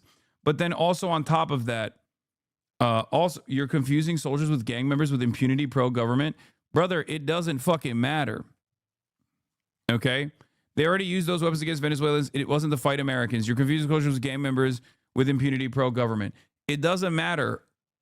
When the puppet leadership takes hold, they will still be a major fucking threat. Do you understand? They will be a major threat. That's the point. They will make it impossible for Machado or whoever comes next to actually control the country. And you need to have control over the country if you want to extract its natural resources. You can't just simply build oil refineries and expect those oil refineries not to be overtaken by the people that you're calling gang members, okay? Your own countrymen, for the record. I cannot think of a more cucked position in this regard. Yeah, if they're Hispanic, they're gang members. If they're Muslim, they're terrorists. That's the reason why Trump is trying to play ball with the exact same leadership structure that exists, but absent Maduro. Okay? That's what's going on here. In general, but of course... But you can't say... Oh, Trump, the United States is going to run Venezuela. Darren Jones is asked if we are now in favor of colonialism. Mr. Trump yesterday said that the United States would now run Venezuela until it decides to do otherwise. I think we used to have a name for that. Colonialism. Are we now in favour of colonialism? We're not in favour of colonialism, and we're not entirely clear yet what President Trump meant by those comments yesterday. No, he's pretty clear. He says, we're in charge until we decide otherwise. Sure, but it's for the Americans now and for Venezuela to set out what happens in the coming days. As the Prime Minister said yesterday, we shouldn't make assumptions or guess what might happen next in certain hypothetical scenarios. You don't need to make any assumption. President Trump's been pretty clear. He said, we are going to run Venezuela. We will decide when we can stop running Venezuela and pass on power in his word was, judicious way. It's pretty clear. We must have a view on that, surely. But we don't know the shape, the timescale, the details of that. And as I say, we don't know yet. So colonialism is all right as long as it's in the right form? No, that's not what I said. All I said is... Well, it is what you said. No, it's not what I said. What I said is we don't know the details yet. Can you stop showing me how cucked my country is? Bro, I'm serious. In the next decade or so, if America decided to literally do what they did to Venezuela to like Keir Starmer, you know, in the next couple of years, if America did to Maduro what they, if they did that to Keir Starmer, like no one would say anything. I swear to God, I feel like people would just be like, well, you know, what are you going to do? I mean, Keir Starmer, he's a criminal is what the American government is saying. And if the American government is saying he's a criminal, Keir Starmer would be like, you know, I'm devastated by the charges, but I do believe that the law will prevail. And yes, maybe I have done some of the crimes that I've been accused of committing, and I will be a dutiful servant to the American emperor. I think there would be backlash purely because of a white Western country. Yeah, well, they're talking the same game about Venezuela as fucking Greenland. So who knows? Maybe they won't do that, actually. We don't know that yet. What's happening in Venezuela. And it would be wrong for government ministers to try... Yeah, and then China would come out and say, America needs to uphold international law. It's really, we're doing our monthly sternly worded letter campaign. To make assumptions or to comment on hypotheticals about the future. We're engaging with our counterparts. Of course we are. Our embassy is working in Venezuela, but we should understand what's going to happen next before we comment. That's what the public would expect of a grown-up professional government. Yeah, Keir Starmer would be like, I'm monitoring the position from an American prison. Oh, it's so fucking... Alex Ward, this is the thing. Trump is no neocon. These aren't military actions for normative reasons like democracy. This is 19th century stuff. Gunboat diplomacy, tariffs, etc. The U.S. gets what it wants, and you don't. In this case, hopes for more oil, fewer drugs, and migrants, says the NatSec reporter at Wall Street Journal. Yes, neocons earnestly love democracy. That's why their primary project of the last 8 years has been codifying security arrangements with Gulf dictatorships. Yeah, famous lovers of democracy, the neocons. It's the same. It's just Donald Trump is not fucking around with the propaganda. That's it. The only thing difference in this situation is that Donald Trump is not playing around with the propaganda. He's just saying the quiet part out loud. That's it. That's the only difference. And it's so funny to me that like the American liberals are the ones who are trying to normalize it and sanewash him. Just say it's bad or good. That's it. I'm tired of this, okay? I'm tired of this. Just say you like what he's doing because you fucking think America number one, okay? Every other country, not even number two. And let's fucking move on. Like, in a way, I'll be honest, Asmongold and his audience, albeit stupid because they think this will benefit them, are more honest about this perspective because they're at least hearing what Trump is saying and they're repeating it. Liberals, on the other hand, in mainstream media are hearing what Trump is saying and consistently going, hold on. There's a separate, there's more nuance to this. There's got to be a separate reason. Oh, we should listen and learn from what the Venezuelans are saying or whatever the fuck. It's like Trump doesn't give a shit about the Venezuelans. You know that. You've covered it over and over again. Okay? Speaking of, what is this? How Venezuela. Oh, more Asmongold. Hold on. After waking up in a Brooklyn jail cell this morning, a limping Nicolas Maduro was driven to a helicopter and flown with his wife over the East River to a federal courtroom in Manhattan, surrounded by Drug Enforcement Agency officers 2 days after they were snatched from Caracas by U.S. Special Forces in the dead of night. Thousands of miles away, Venezuela's interim leader, his ally and junior Delcy Rodriguez, was preparing to be officially sworn in as president. She may soon be at the helm, but make no bones, said Donald Trump, answering his own questions on Air Force One. Don't ask me who's in charge, because I'll give you an answer and it'll be very controversial. What does that mean? It's, we're in charge. Have you spoken with her? We're in charge. Earlier on Sunday, he told The Atlantic magazine that if Rodriguez doesn't do what's right, she's going to pay a very big price, probably bigger than Maduro. Her public riposte came on Instagram in a direct missive to the US president, saying, Donald Trump, our peoples and our region deserve peace and dialogue, not war. But with the country under a naval blockade, surrounded by up to 20,000 US troops amassing since the summer, she'll be operating with a not-so-metaphorical gun to her head. Good night. Happy New Year. Maduro will appear in court this afternoon alongside his wife on charges of drug trafficking. His lawyers are expected to argue that under US and international law, he should, as a sovereign head of a foreign state... I'm going to keep it $150. When people say, at Kaya, where is this on? That's funny. When people say this is spiritually Israeli, under different circumstances, I would agree with you. Like, and it's funny as a joke, but like, this is just American, and Israel is spiritually American, really. This is just how we do things, and this is how we've always done things. The difference, of course, is that because we are the ones doing the thing, and Israel is at least seen as a foreign nation, a lot of people have attributed to this kind of behavior to Israel now, but like, this is how we've always operated. Be immune from prosecution. The Department of Justice is expected to argue instead that the US doesn't recognize him as such, following 2024's election described by international observers as fraudulent. The UN Security Council is today convening to discuss the situation in a meeting backed by Venezuelan allies Russia and China and requested by Colombia, itself in the verbal crosshairs on Air Force One. Venezuela is very sick. Colombia is very sick too. Who likes making cocaine and selling it to the United States, and he's not going to be doing it very long, let me tell you. What does that mean? He's not going to be doing it very long? He's not doing it very long. He has cocaine mills and cocaine Adolf Hitler. factories. He's not going to be doing it very long. So there will be an operation by the U.S. and... It sounds good to me. A threat of sorts to Colombia's left-leaning leader, Gustavo Petro, whose term comes to an end anyway next year. Senator Lindsey Graham. That's not going to stop Trump from prosecuting him if he sees fit. If anything, he doesn't even have like the protective cover, which doesn't really mean anything, as we found out, of being the head of a fucking foreign state. Graham at the president's side told Cuba to watch out too, even if Trump said it didn't need any action because it was going down anyway. Trump's is an administration stacked with Latin America hawks, not least Secretary of State Marco Rubio, said to be the architect of US Venezuela policy.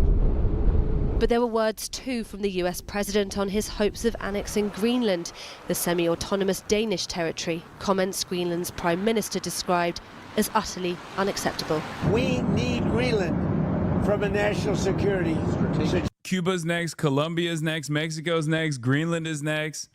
And everyone's like, come on, guys, he's just fucking joking, okay? Come on, he's just joking, brother. It's like, has he been joking? Because it's fucking, I'm not laughing. I don't see the laughter. It's so strategic.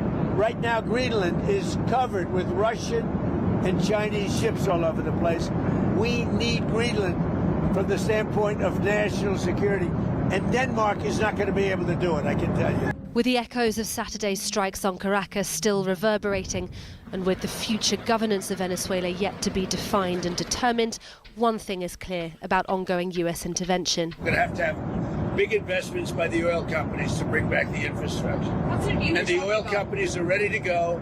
Venezuela holds the world's largest estimated oil reserves, most of it untapped.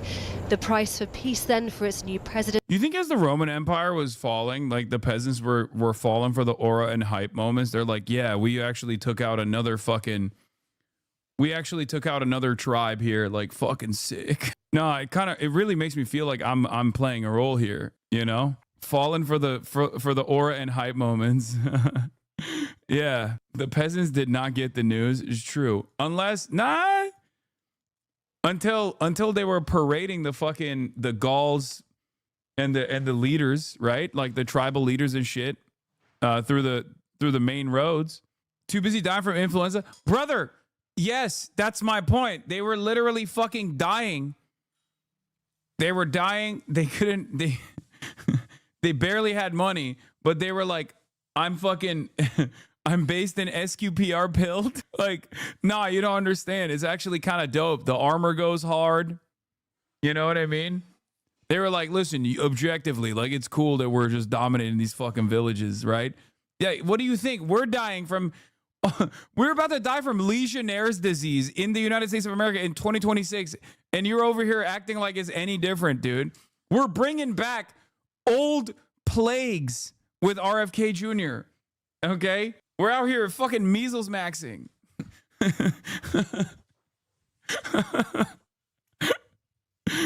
Oh, Jesus Christ. Measured in barrels that will take billions and years to extract. Another costly, lengthy intervention, the likes of which Trump had once ruled out. Yeah, the town crier was fucking... The town crier was going around going, yeah, based, yes. We've done it again. It is so based. Fear not, commoner. We will... Yeah, this is real civilizational decline, but the people who usually use language like that don't care about it. Yeah, so here's the thing. The reason why I brought this up is because, like, I obviously posted about, like, dying empire and the last fight of a dying empire, and a lot of people got in their feelings about it. Because for them, this is like power projection, right? Like, this is supposed to make them feel like the empire is not dying, right? Where is it? Like, it was the first thing that I said initially. And I had some criticizers from the left as well who were saying, like, this is absurd to say this is a dying empire. America is still, like, obviously the hegemonic superpower of the world. It's the great evil, right? And I get it. Like, I understand why you're saying that, because it's still true, right? Of course, it's still true. America's still the hegemonic superpower here. But yeah, when I said belligerent madman sitting on a throne of a dying empire, lashing out in every direction, pulling the rest of the world into chaos and destruction.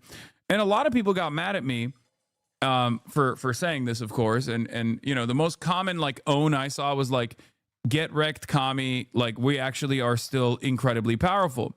But what they don't realize is, like, this isn't what I'm talking about when I say we are a dying empire, okay? Like, we've been doing this. We haven't stopped doing this, and we will probably continue doing this until we can't, right? This isn't the reason why I'm saying we're a dying empire. We're a dying empire because, well, first of all, yes, Hit Dog's holler is correct. The reason why you got really fucking mad about it is because you kind of experienced it too. We're a dying empire because look around, okay?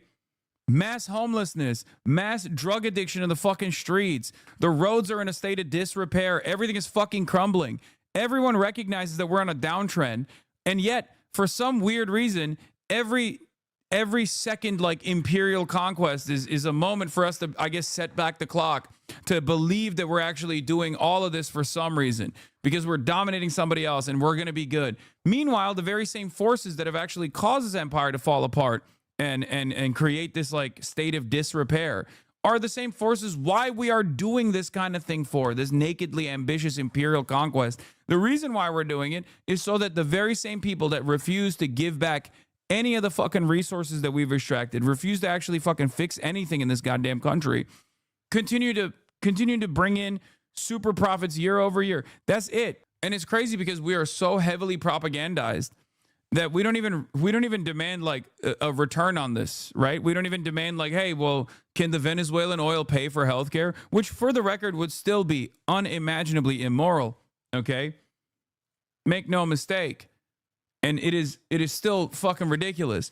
But I do think that eventually, this movement will move in that direction of like nationalist social democracy, maybe. Inevitably, where you will see like a nationalistic fervor if America even actually loses sight of their pro-capitalist sentiment to build some sort of like nationalistic mythos around their people, which I don't even think is going to happen anytime soon. But I do feel as though the next stage in this will be to create national social democracy, because like, at some point, the peasants are going to revolt when they realize that, they're not getting the same bread that they were getting year over year. A social fascism, if you will. That's what Jeff said when you left last night. Yeah. You're just stealing talking points from Adam. Get your own shit. Adam Friedland is saying that the next evolution in America is full tilt social fascism or national social democracy. Not socialism, because they're too propagandized against that kind of prospect anyway. But even then, I don't think we'll ever get there, partially because like Americans are too pro-capitalist to ever build any sort of like nationalistic sentiment.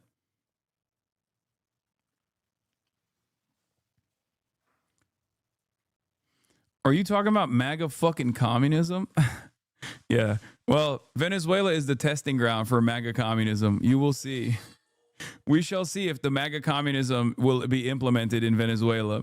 Okay? Ay, ay, ay. Everything sucks so bad. Ay, ay, ay. Maduro and his wife seen here in U.S. custody being transported by law enforcement. As they prepare to appear in federal court, President Trump is adamant that the U.S. is now in charge of Venezuela. Don't ask me who's in charge, because I'll give you an answer and it'll be very controversial. What does that mean? It means we're in charge. That statement contradicted hours earlier by his own Secretary of State. You are all the same American shitbag. The world fucking hate you. Poor Gen Z. Long you gonna keep listening to those two dumb fuck Asmongold and Hassan to get your politic view? You will go nowhere. Poor kid getting ass fucked. Truth hurt. You are all the same American shitbag. The world fucking hate you. I mean, I'm gonna chalk this up to ESL. I don't think this guy understands, so I think that's the reason why he's saying that. Why don't you use your fucking two name in? Why don't you use your fucking Second Amendment to your fucking Constitution to clean up your fucking shit? American shitbag. Fuck, I hate you. Based in third world is pilled. Answer the question. This is the Maoist third worldist version of saying, you're so rich, why don't you do socialism with your wealth? Okay. Cowardly is the answer. Yes. It's cowardliness. That's the answer. It's the cowardice that is stopping me from doing an act of violent terrorism and getting my shit blown off momentarily. That's what it is. Let me foment Maoist revolution in a country of Treatlerites without even doing any kind of fucking class consciousness whatsoever. That person is not a Republican. That person is a third worldist saying, Americans, you all have guns. Why haven't you overthrown your government? And the reason for why is because they are the most propagandized people on the planet. We are. Okay? I'm an American as well. My goal is to cut through that propaganda to help Americans understand that this is not the way. And it's, because we're on the internet and there are people from all around the world that can tune in and say whatever the fuck they think. Luckily, that's a great thing. It's not a bad thing. You're going to hear differing opinions such as this one. Okay? Who suggested the U.S. won't govern Venezuela, but instead pressure the country with a military blockade on oil. What we are running is the direction that this is going to moving forward. And that is, we have leverage. This leverage we are... It's just funny because, that is the founding principle of the Second Amendment, is to, combat against tyranny.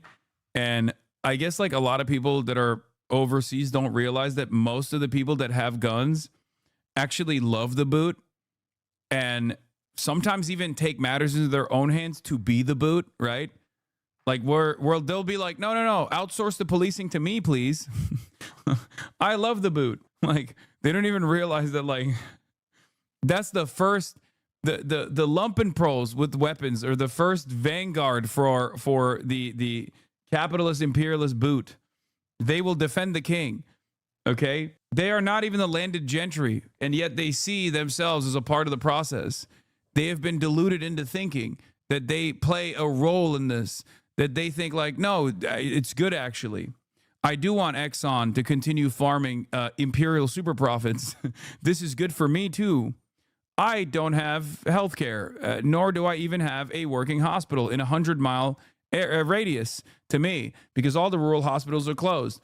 But honestly, I wouldn't have it any other way.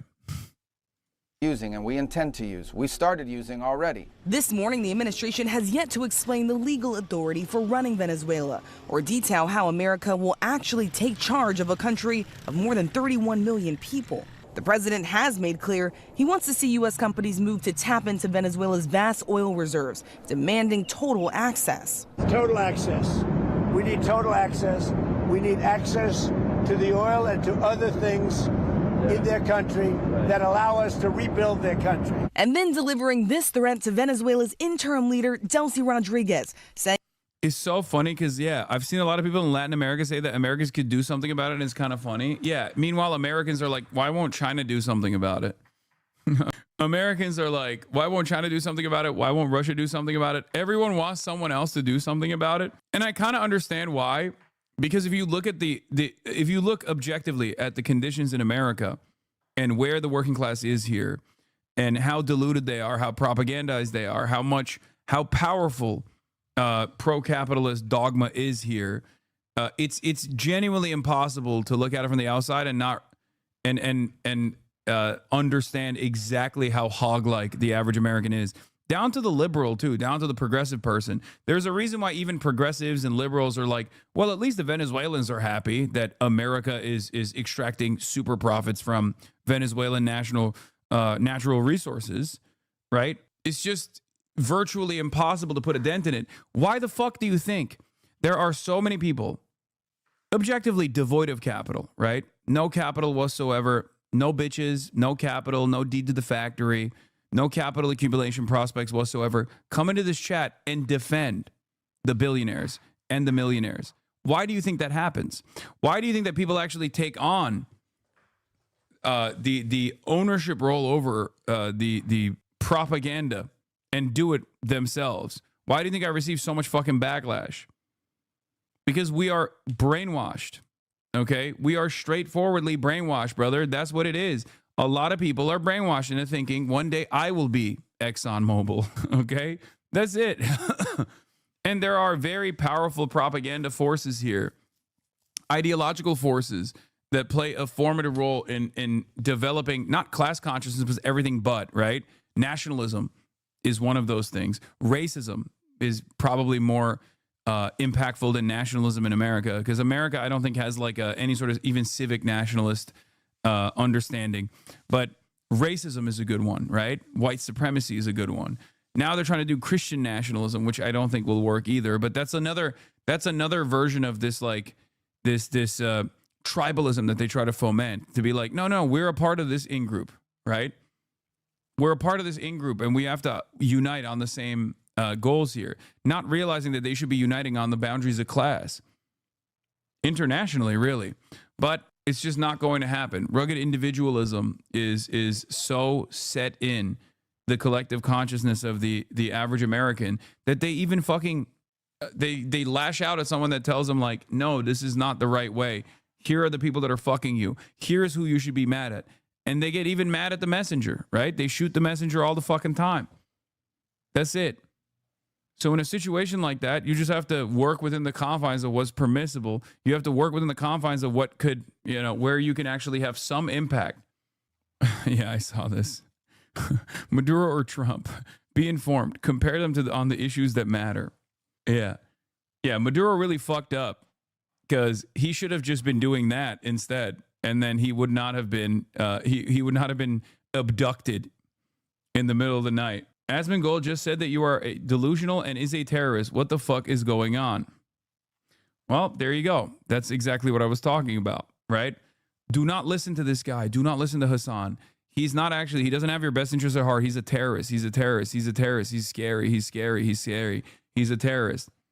Same shit every day, okay? It's fine. It is what it is. I hear your name calling, but I don't hear you saying I'm wrong. Address the arguments that I'm presenting.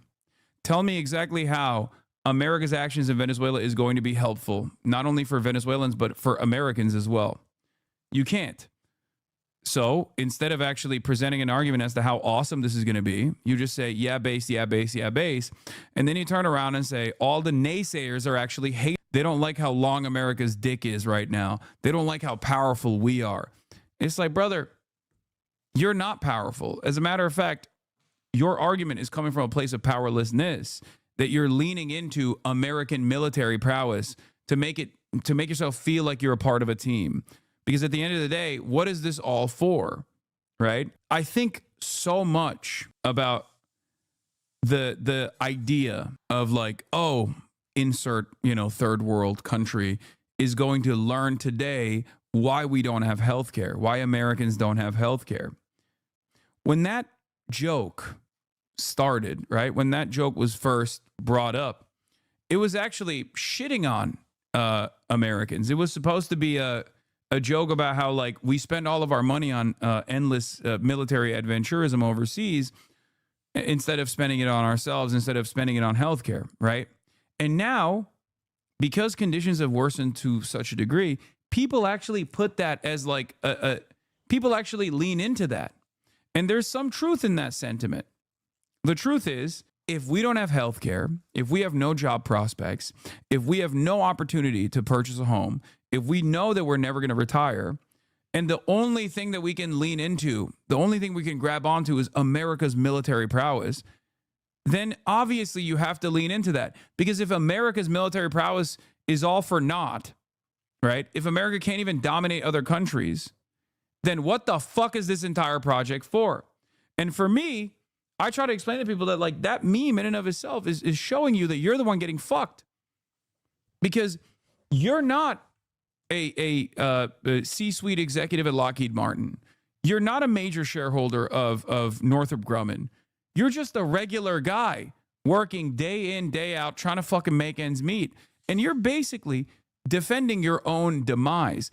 You're defending capital accumulation. You're defending the interests of capital without even realizing it. So much so that you've made the boot a whole ass part of yourself. You have swallowed the boot whole. And now you are championing American imperialism as though it's somehow helpful to you and your bottom line, when it's clearly not, right? New senior Trump admin officials commissioned CIA analysis about who could leave Venezuela if Maduro were to lose power. The answer: Maduro regime figures like Delcy Rodriguez, not opposition figures like Maria Machado. Trump was briefed on the assessment before the Maduro op. See, I told you. Remember when I said there's right there, baby. Remember when I said there's probably internal conflict within the CIA and that Trump does have like, some rationale behind why he's not going with Machado. And the other side of the CIA is saying, well, we put a lot of investment into Machado. Why the fuck wouldn't you work it? So they leak stuff to the Washington Post. And then the other side of the CIA leaks stuff to the Wall Street Journal and says, no, we actually gave him a decent rationale for why he shouldn't go with Machado. The reality of the matter is trying to put the fear of God into Delcy Rodriguez to ensure that Delcy Rodriguez plays ball with the current administration is probably the pathway to least resistance if your goal is extraction of the natural resources from Venezuela, and to ensure that Venezuela gives you assurances that they will never work with China or Russia. That's it. So that's why I said what I said. That's why I told you that there's probably internal conflict, and that's the reason why people are leaking stuff to the press. It kind of feels like you're forgetting about the several, if not dozens, of American Oil Corporation board members who are going to see huge gains if this happens. Yeah, you're right. I never factor those guys. The true minority, okay? The POWs, people of wealth, the POMs, people of means. After all, who is more marginalized than the average billionaire? Okay, I forgot about them, and I apologize sincerely for this mistake. My mistake. I was too busy talking about the working class, both here in America and the working class in Venezuela. Are you Yeah, reporters, are you going to demand that Delcy Rodriguez let opposition figures return or free any political prisoners? Trump, we haven't gotten to that yet. Right now, what we want to do is fix up the oil, fix up the country, bring the country back, and then have elections. I'm going to demand that Delcy Rodriguez let opposition figures return or free any political prisoners. We haven't gotten to that yet. Right now, what we want to do is fix up the oil, fix up the country, bring the country back, and then have elections. No, are you going to Rodriguez let opposition figures return or free any political prisoners? We haven't gotten to that. Looks like Trump is primarily aiming at running Venezuela through other senior Chavistas who will give him what he wants on the energy issue and is not interested in getting into the woods of engineering a liberal regime or even tilting the fortunes towards the opposition. Yeah. It would be really funny. I mean, to a certain degree, that actually gives me a little bit of... It gives me some satisfaction to see this fucking asshole lose everything in the process. And all of her fucking powerful donors and backers eating crow, eating shit. Amazing, super exciting for me. We will open Venezuela for foreign investment. I am talking about a $1.7 trillion opportunity, not only in oil and gas, which is huge, and you know that the opportunities, because we will open all upstream, middle stream, downstream to all companies, but also in mining, in gold, in infrastructure, power. We have our grid right now has a 17 gigawatt opportunity of energy potential that needs to be rehabbed. Certainly for technology and AI and tourism. You know, Venezuela has 2,800 kilometers of pristine Caribbean coastline ready to be developed. So this is going to be huge. We will bring rule of law. We will open. Dude, this is literally the Juan Guaido problem. Every single oppositional figure in Venezuela cannot even hide that they're a CIA asset. Okay? They just say the quiet part out loud. Like, honestly, if I was, I don't know, the son of like some fucking Venezuelan billionaire, okay, I would never bring this shit up. I would be like, Venezuela must be strong. We must actually make sure that, you know, we must actually make sure that we're a strong nation. We're a proud nation. We're not a nation that's supposed to be dominated by other, other countries and things like that. Nope. These guys literally go, I'm a dog and I will bark for you. I will get on all fours and bark for you, American capital. Like they just straight up openly say that they're like CIA assets. And I feel like if you are a Venezuelan with like 3 fucking brain cells, you're going to look at this and be like, this is ridiculous. Like, why the fuck do I care about this? I just want to eat food, you know? I just want to make sure that, you know, my country is doing all right. Because at the end of the day, that's what people want. It's not really funny. What is this? Amigos, yo soy su nuevo presidente, el señor Donald J. Trump. Stop. Markets, we will have security for foreign investment and a transparent, massive privatization program that is waiting for you. And what is this? Eva Golinger, attorney and author of the Chavez Code, Immigration Human Rights Occasional Screenwriter. I don't know what this assessment is. Hold on. Let's read all that. That's too much. I'd rather read it in an article format if I'm going to read that much. You know what I'm saying? Here, let me show you some Chavez stuff. Okay. Let me show you some Chavez stuff a little bit. They accuse me of sponsoring terrorism. They are the ones who sponsor terrorism. I take this opportunity to once again condemn from the depths of my soul the state of Israel. Damn you, state of Israel. Damn you. Terrorists and murderers. Que viva Palestina libre. Long live the Palestinian people, heroic people, good people. Have you seen the Yankee Empire? Have you not seen the massacre that the genocidal state of Israel committed?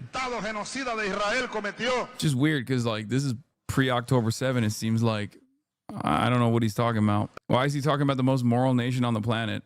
Like far before I found out, you know, growing up in Connecticut, and I found out that Israel is bad, but only after October 7. And it's just strange that this guy is talking about Israel being bad far before October 7. Interesting. Against a group of pacifists. that was taking humanitarian cargo to the Palestinian people in Gaza. Wait, and completely surrounded by Israel on all sides, which doesn't even allow them access to water. They massacred people there. You all saw it, didn't you? Well, look at the United States. The United States has said that they are concerned. They're concerned. Imagine Alcala, God forbid, that such a thing would have happened in Venezuelan waters. We would have already been invaded. Know that they would have already invaded Venezuela. But no, since it's Israel, they are allowed to do anything. It's an example of a double standard. The Obama government condemns terrorism, unless it's terrorism which they themselves have committed. Now look, the Venezuelan opposition hasn't said anything against Israel. Note that this video was not taken in 2025. Yes. It's not. Because Israel finances the Venezuelan opposition. Israel funds the counter-revolution. It's true. There are even groups of Israeli terrorists from Mossad who are after me, trying to kill me. This video is older than most Zoomers able to vote right now. Here's Isaac Herzog, current president of the genocidal Israeli death and rape cult with the ADL's Abe Foxman, talking about how crucial it is for a Zionist hegemony to destroy Chavez in Venezuela, and they have plans for it that they won't discuss on camera. Is this from the lobby? No. Hi, Abe. I wanted to ask you, since we met last, about the issue of Venezuela. Because I heard voices kind of saying it's not so bad, and Latin America is not so bad, but I'm not convinced. And the question You have is good reason not to be convinced. You have good reason. It is getting worse. Right. And little by little, as long as oil money works. I'm told that by our experts, it's the only, except for Iran, it's the only government propagated anti-Semitism today around the world. It's a Formally, right. This is First quite scary. within the country and then outside. So are you pressing in any way? We've talked to Jesse Jackson, who has a relationship, but it's not for camera, but there are other plans. We'll talk about it in a minute. Shit, nice, dude. Thanks. That's cool, I guess. There's also a clip of Chavez completely humiliating Machado when she was in Congress being a hog. Here's Machado saying, how can you talk about respecting the private sector in Venezuela when you have decided to decided on expropriation, which is stealing? Chavez says stealing. She says, yes, stealing the properties. The business of business people, merchants, even small guest houses, whose owners haven't even been compensated. Tell Venezuela the truth. There's a decent Venezuela here that wants a profound transformation. Brother, this is low-key precisely the reason why you do have to have, like, you know, good party discipline and stuff like that. I'm just saying. Holding on to, like, whatever you can, especially in the tumultuous period of transformation, you just got to do it. You just have to do it. You can't, there's no other way. Otherwise, you're going to get fucked over and over again. And this is the time to face with seriousness and a historic challenge ahead of us. Your time is up. This is the time for a new Venezuela. Yes, accept the debate, President. Bien. You said bien. Fine. First, I suggest you win the primaries, right? Win the primary. That's the first thing you have to do because you're not on a level to debate with me. You're not on that level. I'm very sorry about that. Since you went so far as to call me a thief, you called me a thief in front of our country. I won't cause you offense. An eagle doesn't hunt flies, Congresswoman. They should have arrested her for being CIA. See, if you don't do that, then many decades down the line, you find yourself killing a bunch of random student protesters and creating an environment where, understandably, a lot of people are going to hate your fucking guts. If you don't cut off the head of the snake, you know, definitely a true Adam. Some more Chavez predicting the current situation. In a 2009 interview, then President Hugo Chavez rejected claims of the U.S. That he was paranoid about the United States, arguing that U.S. hostility towards Venezuela was driven by oil. He said Venezuela has more than a century of oil reserves while the U.S. is running out, and that Washington has repeatedly sought to install a subordinate government in Caracas to secure control. Chavez described a long record of U.S. and CIA-backed coups and assassinations across Latin America, calling it a dark and destructive period for democracy. The warning remains relevant as the United States carried out large-scale bombing campaign on Venezuela and captured President Nicolas Maduro and his wife, forcibly removing them from the country in a direct attack on Venezuela's sovereignty. Governments around the world have condemned the operation as a violation of international law and a blatant act of imperial control aimed at seizing Venezuela's oil resources and undermining its political independence. Yes, governments across the world. Not a single government in the fucking Western Hemisphere, though. Well, not the Western Hemisphere, but like just the West in general. Pero tú no ves. So there's a possibility of war. You don't see it? You don't see the threat that the United States empire poses to us? Why do you think the United States wants to attack Venezuela? Well, there's recent history. I'll tell you the most important reason here. Right here is the largest oil reserve on the planet. Here in Venezuela, we have oil for more than 100 years. The United States is running out of oil. Okay, to be fair, they're not anymore. But anyway, the most important reason why the United States wants to put a government here that is subordinate to it, to the empire, as they had for a long time in Venezuelan oil. I want to ask you a question without offending you. Are you paranoid about the United States? No, not at all. I'm just being realistic. If you could ask them that question you asked me, the thing is, you can't because most of them are dead. Hazle esa pregunta a Jacobo Arbenz, que era presidente de Guatemala. Ask Jacobo Arbenz that question. Who was the president of Guatemala when I was born? You hadn't been born yet. Just because he wanted to carry out agrarian reform. The United States invaded and overthrew him. You could ask the question to João Goulart. In Brazil, the United States overthrew him. The Brazilian, the United States overthrew him. You could ask that question to Salvador Allende, the martyred president. Yes, we can read us on. Some people are not actually fucking tuning in. They're just listening, okay? Why is it that people get mad when I do accommodation? And if I don't do accommodation, people get mad when I don't read it out loud. When they go, I can't read right now. Can you please read it out loud? You could ask that question to Juan Bosch, the former Dominican president, overthrown by U.S. invasion. Omar Torrijos, assassinated by the CIA, and many others. It's not paranoia.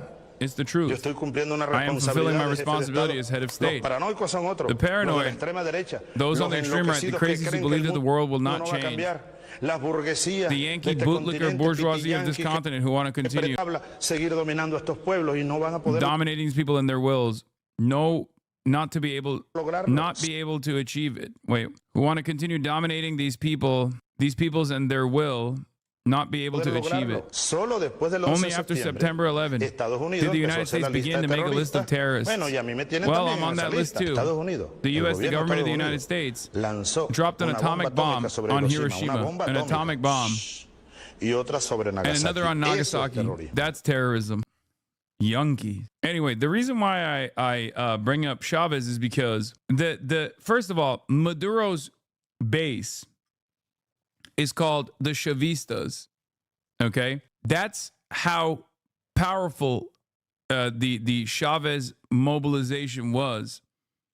Like, they're still Maduro for all intents and purposes. Like, he maybe wasn't the best continuation of Chavez's legacy. However, like, the reason why he has any fucking base of support whatsoever is because of Chavez. And yes, he was a polarizing figure, certainly, especially for a lot of wealthy business owners, and he consistently had to duke it out with them in this democratic process. But just if you want to truly understand why, if you want to truly understand like where this kind of attitude is coming from, why there is why there's any fucking support for Maduro whatsoever in the country, that's what it is. This is where it comes from. It's the immediate improvements that Chavez did. For whom, you might ask? Well, oftentimes for the voiceless people. When Chavez was kidnapped and held in a military complex in 2002, he said, "At least I have the advantage that Che did not have. He stood up to his killers while being injured. I am not injured. I am prepared to die." Yeah, Delcy, the person who is now the interim president, for the record, that Trump is trying to play ball with, has an incredible family legacy as well. She is the daughter of a revolutionary who was tortured, imprisoned, and killed by the CIA. She is a Chavista to the core and more deeply immersed in leftist ideology than Maduro, intellectually speaking. And her brother is also deeply embedded in the Venezuelan government too. And as VP, she was also in charge of the intelligence community as well. So like the person that the Trump administration is currently trying to play ball with, or trying to manage what happens next with Venezuela, is someone that is maybe even less pliant than Maduro is. But I don't know. I don't know what will happen, because she has already said that she wants to comply. Because at first, now I know people are saying she gave Maduro up. I know that there is some suspicion, considering that there is clearly a bunch of moles in Maduro's orbit. But I don't know if it is. I don't know if it's her. I don't think it's her. But we shall see. We shall see what takes place. Having said that, however, here is a CNN exclusive from Jim Cejudo, however you say his last name, contradicting Trump claims on opposition leader Maria Corina Machado doesn't have the support to lead Venezuela. Her advisor told me, I don't have, here, this is what Machado's advisor said. And I don't have any doubt that she's going to be, Gonzalez, the leaders of the rebuilding of Venezuela, where obviously the U.S. is going to be our main allies, and we will have plenty of other allies in Latin America and Europe and beyond. But Maria Corina Machado is a leader who is out of this world, and she's got the support for... Yeah, this is cope as fuck, dude, I think. I think it's cope. Especially because, do you think if Kamala won, do you think it would be Machado instead? 100%. 100%. And you'd be hearing a lot of like woke and gay propaganda about how this had to happen wokely. And you would, if you think people are saying, oh, well, the Venezuelans are celebrating now, right now, a lot of hogs are saying that shit when they're not busy jerking off over how they're going to have free oil or something because they're stupid. But if you think that the propaganda would not be a million times stronger under a competent liberal administration, you are out of your fucking mind. Okay? Yeah. If Kamala won, they would have said this is to save Guyana from Venezuelan imperialism, and that they're doing this to install democracy and a liberal democracy in Venezuela, and the streets of Venezuela are crying with joy that we did this. I promise you. The one thing you can still get from liberals is competency and empire.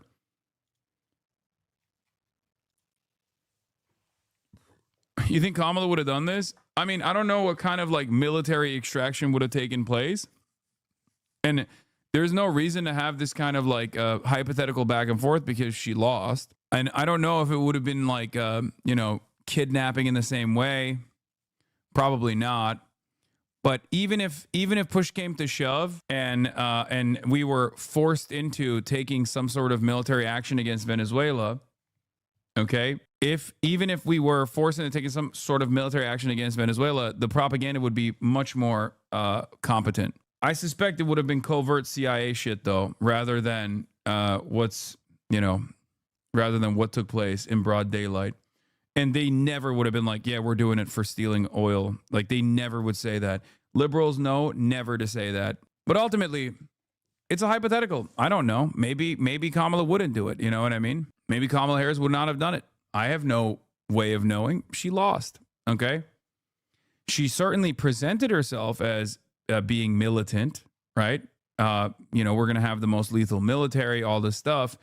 And that was the reason why Donald Trump could present himself as a liar once again and claim that he was going to be the most peaceful dove. But there's no reason to have a conversation about whether or not Kamala Harris would have done it. But you just said, wait, what? Said what? The good news is that it seems like the Democratic Party's focus testing has found that it's about the oil is the most potent response. The bad news is that the lady who's saying this accepted an endorsement from Dick Cheney in the last election cycle.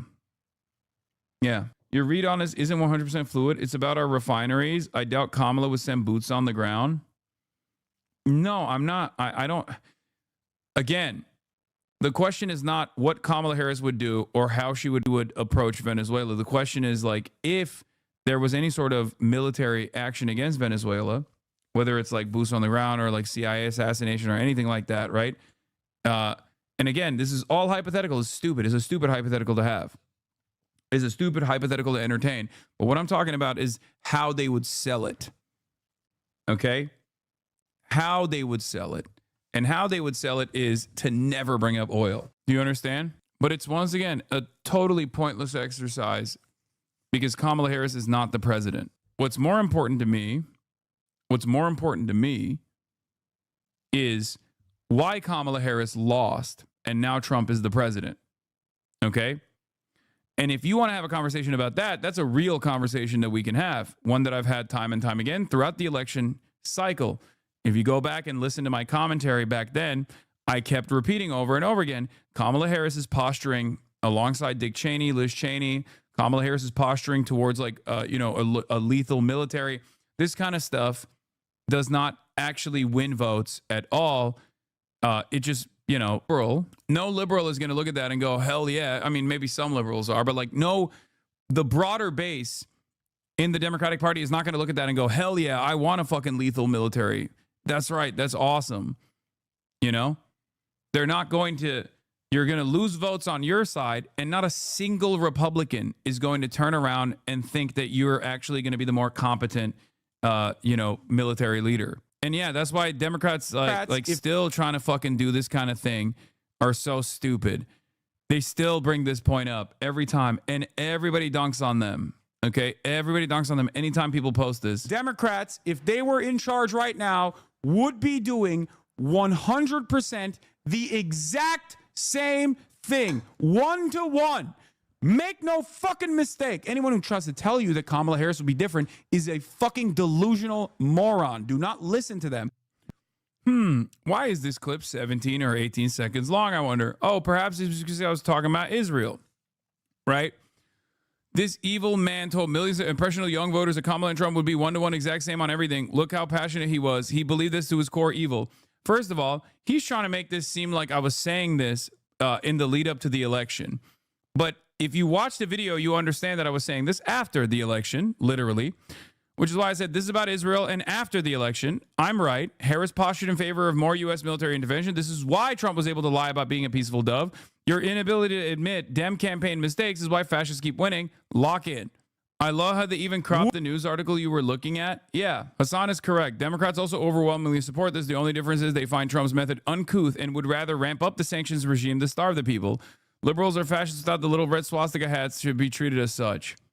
Now, this is a Jim Jones Juice Kool-Aid, maybe a little bit more aggressive than me in terms of the commentary there. But there is some truth to it, because it's not like the Democrats did not keep up the fucking sanctions on Venezuela. They did. To quote a certain pervert, I do not stream in 30-second segments. Yeah, I don't know which pervert said that, but it's pretty funny.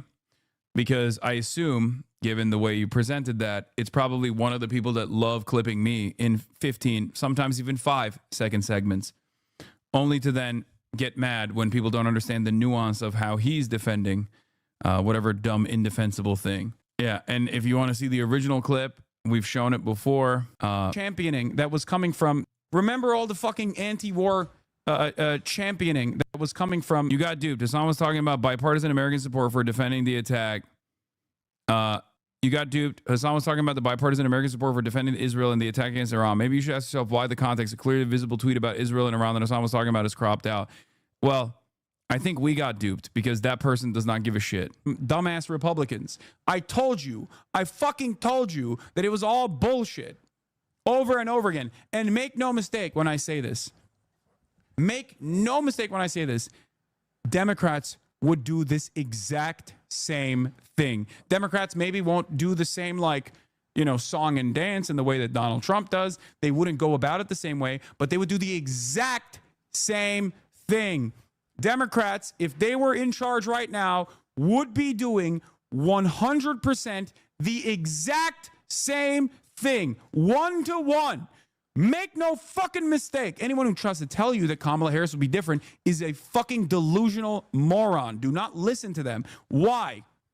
Kamala Harris's own campaign aides have actually come out and talked about how they would be doing a better job defending Israel right now. Chuck Schumer has come out and launched his support. Chuck Schumer, a week ago, was complaining that Donald Trump was Taco Trump. He wasn't going to actually fucking strike Iran. Ask yourself why they do this all the time, man. Why are they left bashing? If you are first and foremost offended at Donald Trump, why the fuck are you spending any time actively going after people who are doing that, perhaps better than you are? Okay? Oh, this is one of my old hits. One of the things that worries me is just how quick... This was right after the Al Ahly hospital strike, by the way. After the event. Where I told the BBC straight to their face that they should have never apologized to Israel for their initial assessment that it was actually Israel that struck the courtyard of the hospital. Events of the last 2 weeks, how polarizing the debate becomes when it comes to this issue. Why is that? I think it's polarizing because people do not see the humanity of those who are under colonial subjugation. Ever since the Nakba, Palestinians have not been able to return back to their homes, 700,000 originally in 1948, there has been a brutal occupation that the Human Rights Watch and Amnesty International now correctly consider to be an apartheid state. This is, of course, 20 years after Nelson Mandela had considered Israel to be an apartheid state, and I feel like he knows a thing or two about apartheid states in general. It's not necessarily a polarizing subject. It's just that there are right-wing forces inside of Israel that are utilizing the conflict as a means to continue getting more land grabs and continue the brutal occupation in the West Bank as well, which is illegal by international law. But it's not polarizing. Oh, that light wasn't doing you any favors? I know. This was literally, I think, a day or two after the Al Ahly hospital strike. You can be so eloquent and nice to randos and yell at chatters here. Yeah, I wonder why I'm not yelling at fucking the BBC News guy who obviously understands my position and probably put his fucking career in jeopardy to have someone like myself on the BBC News broadcast when it was like literally a week in or 2 weeks into fucking Israel's death and destruction campaign.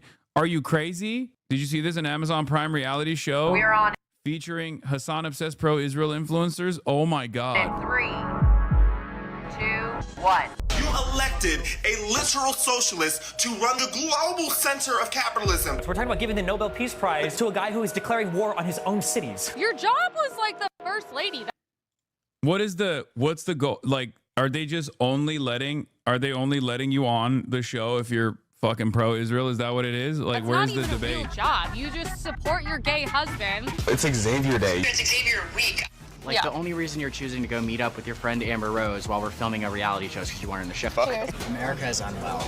The ice is back in town. Now I run your show. Amber, run your diet. Get out of here. I miss Charlie. This is America. Everyone has guns, you know. We're the counter organization to Turning Point USA. We slide! I try to be the gateway drug. Thirst trap them in a little bit. He's a liar, and he lied to everyone. I do not want to crawl back to being a corporate. Wait, she's actually woke, I think.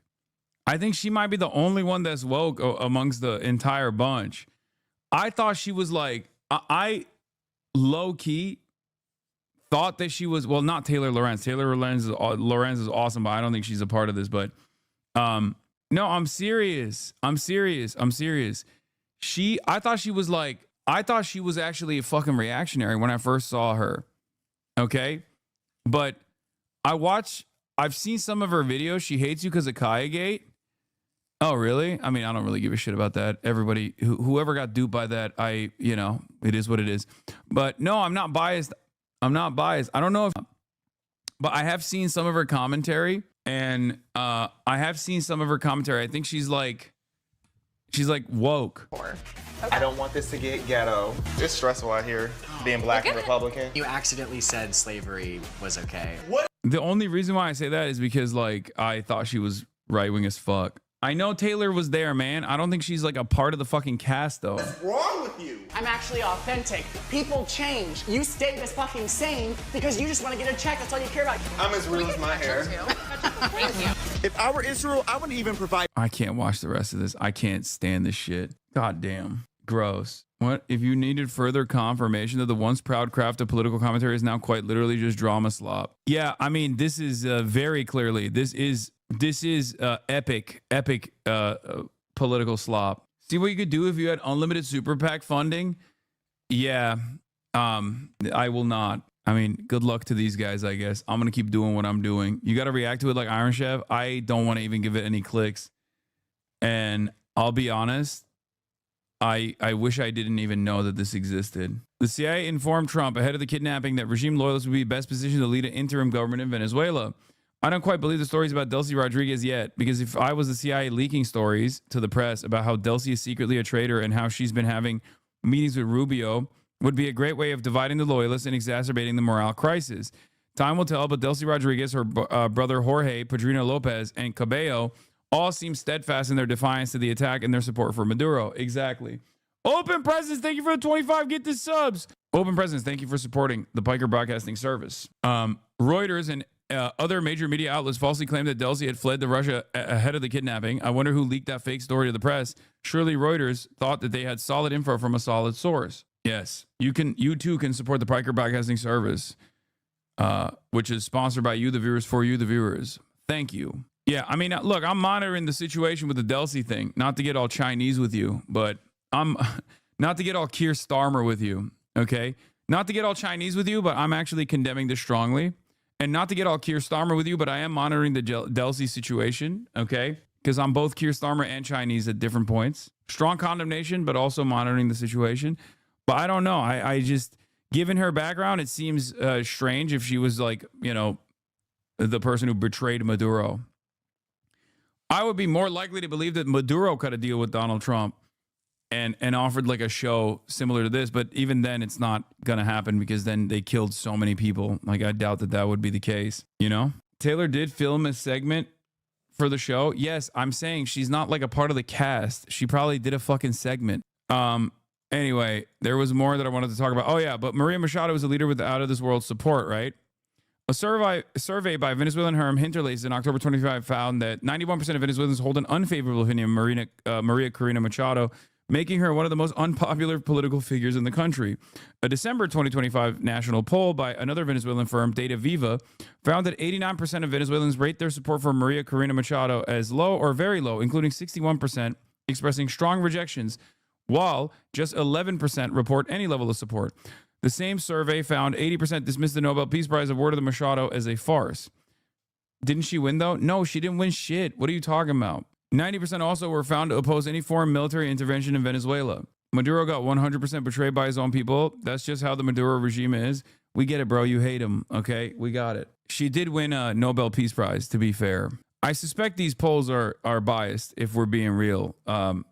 But I don't think that she is like independently or uniquely popular, especially considering that if she was, Donald Trump would have instantly insta-locked Machado as the puppet. She would have been on one of the fucking 30 helicopters flying in, and this would have been a more comprehensive assassination. It would have probably been a full-blown decapitation strike, and then they would have installed her as the puppet. And then the people would rejoice if that was the case. But the reason why they didn't do that, and the reason why Donald Trump is still talking about how, you know, maybe Machado's not it, is because they recognize that she doesn't have the juice. She doesn't have the motion. Sure seems like Delcy Rodriguez was a CIA source on the inside who set Maduro up and handed him to the United States. All these leaks makes you wonder about her longevity amidst a country full of Chavez Maduro loyalists. The U.S. operation to capture President Nicolas Maduro at the weekend speared him out of Venezuela for a trial. Rodriguez, a canny political operator, was envisaged as the head of a transitional government in secret talks with her political brother, Jorge. Led with Washington last year, but a post-Maduro future, said two people familiar with the discussions.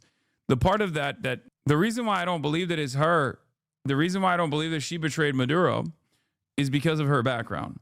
The reason why the reason why I think that there is some fuckery in the way that this operation was conducted is because of the lack of resistance on the ground.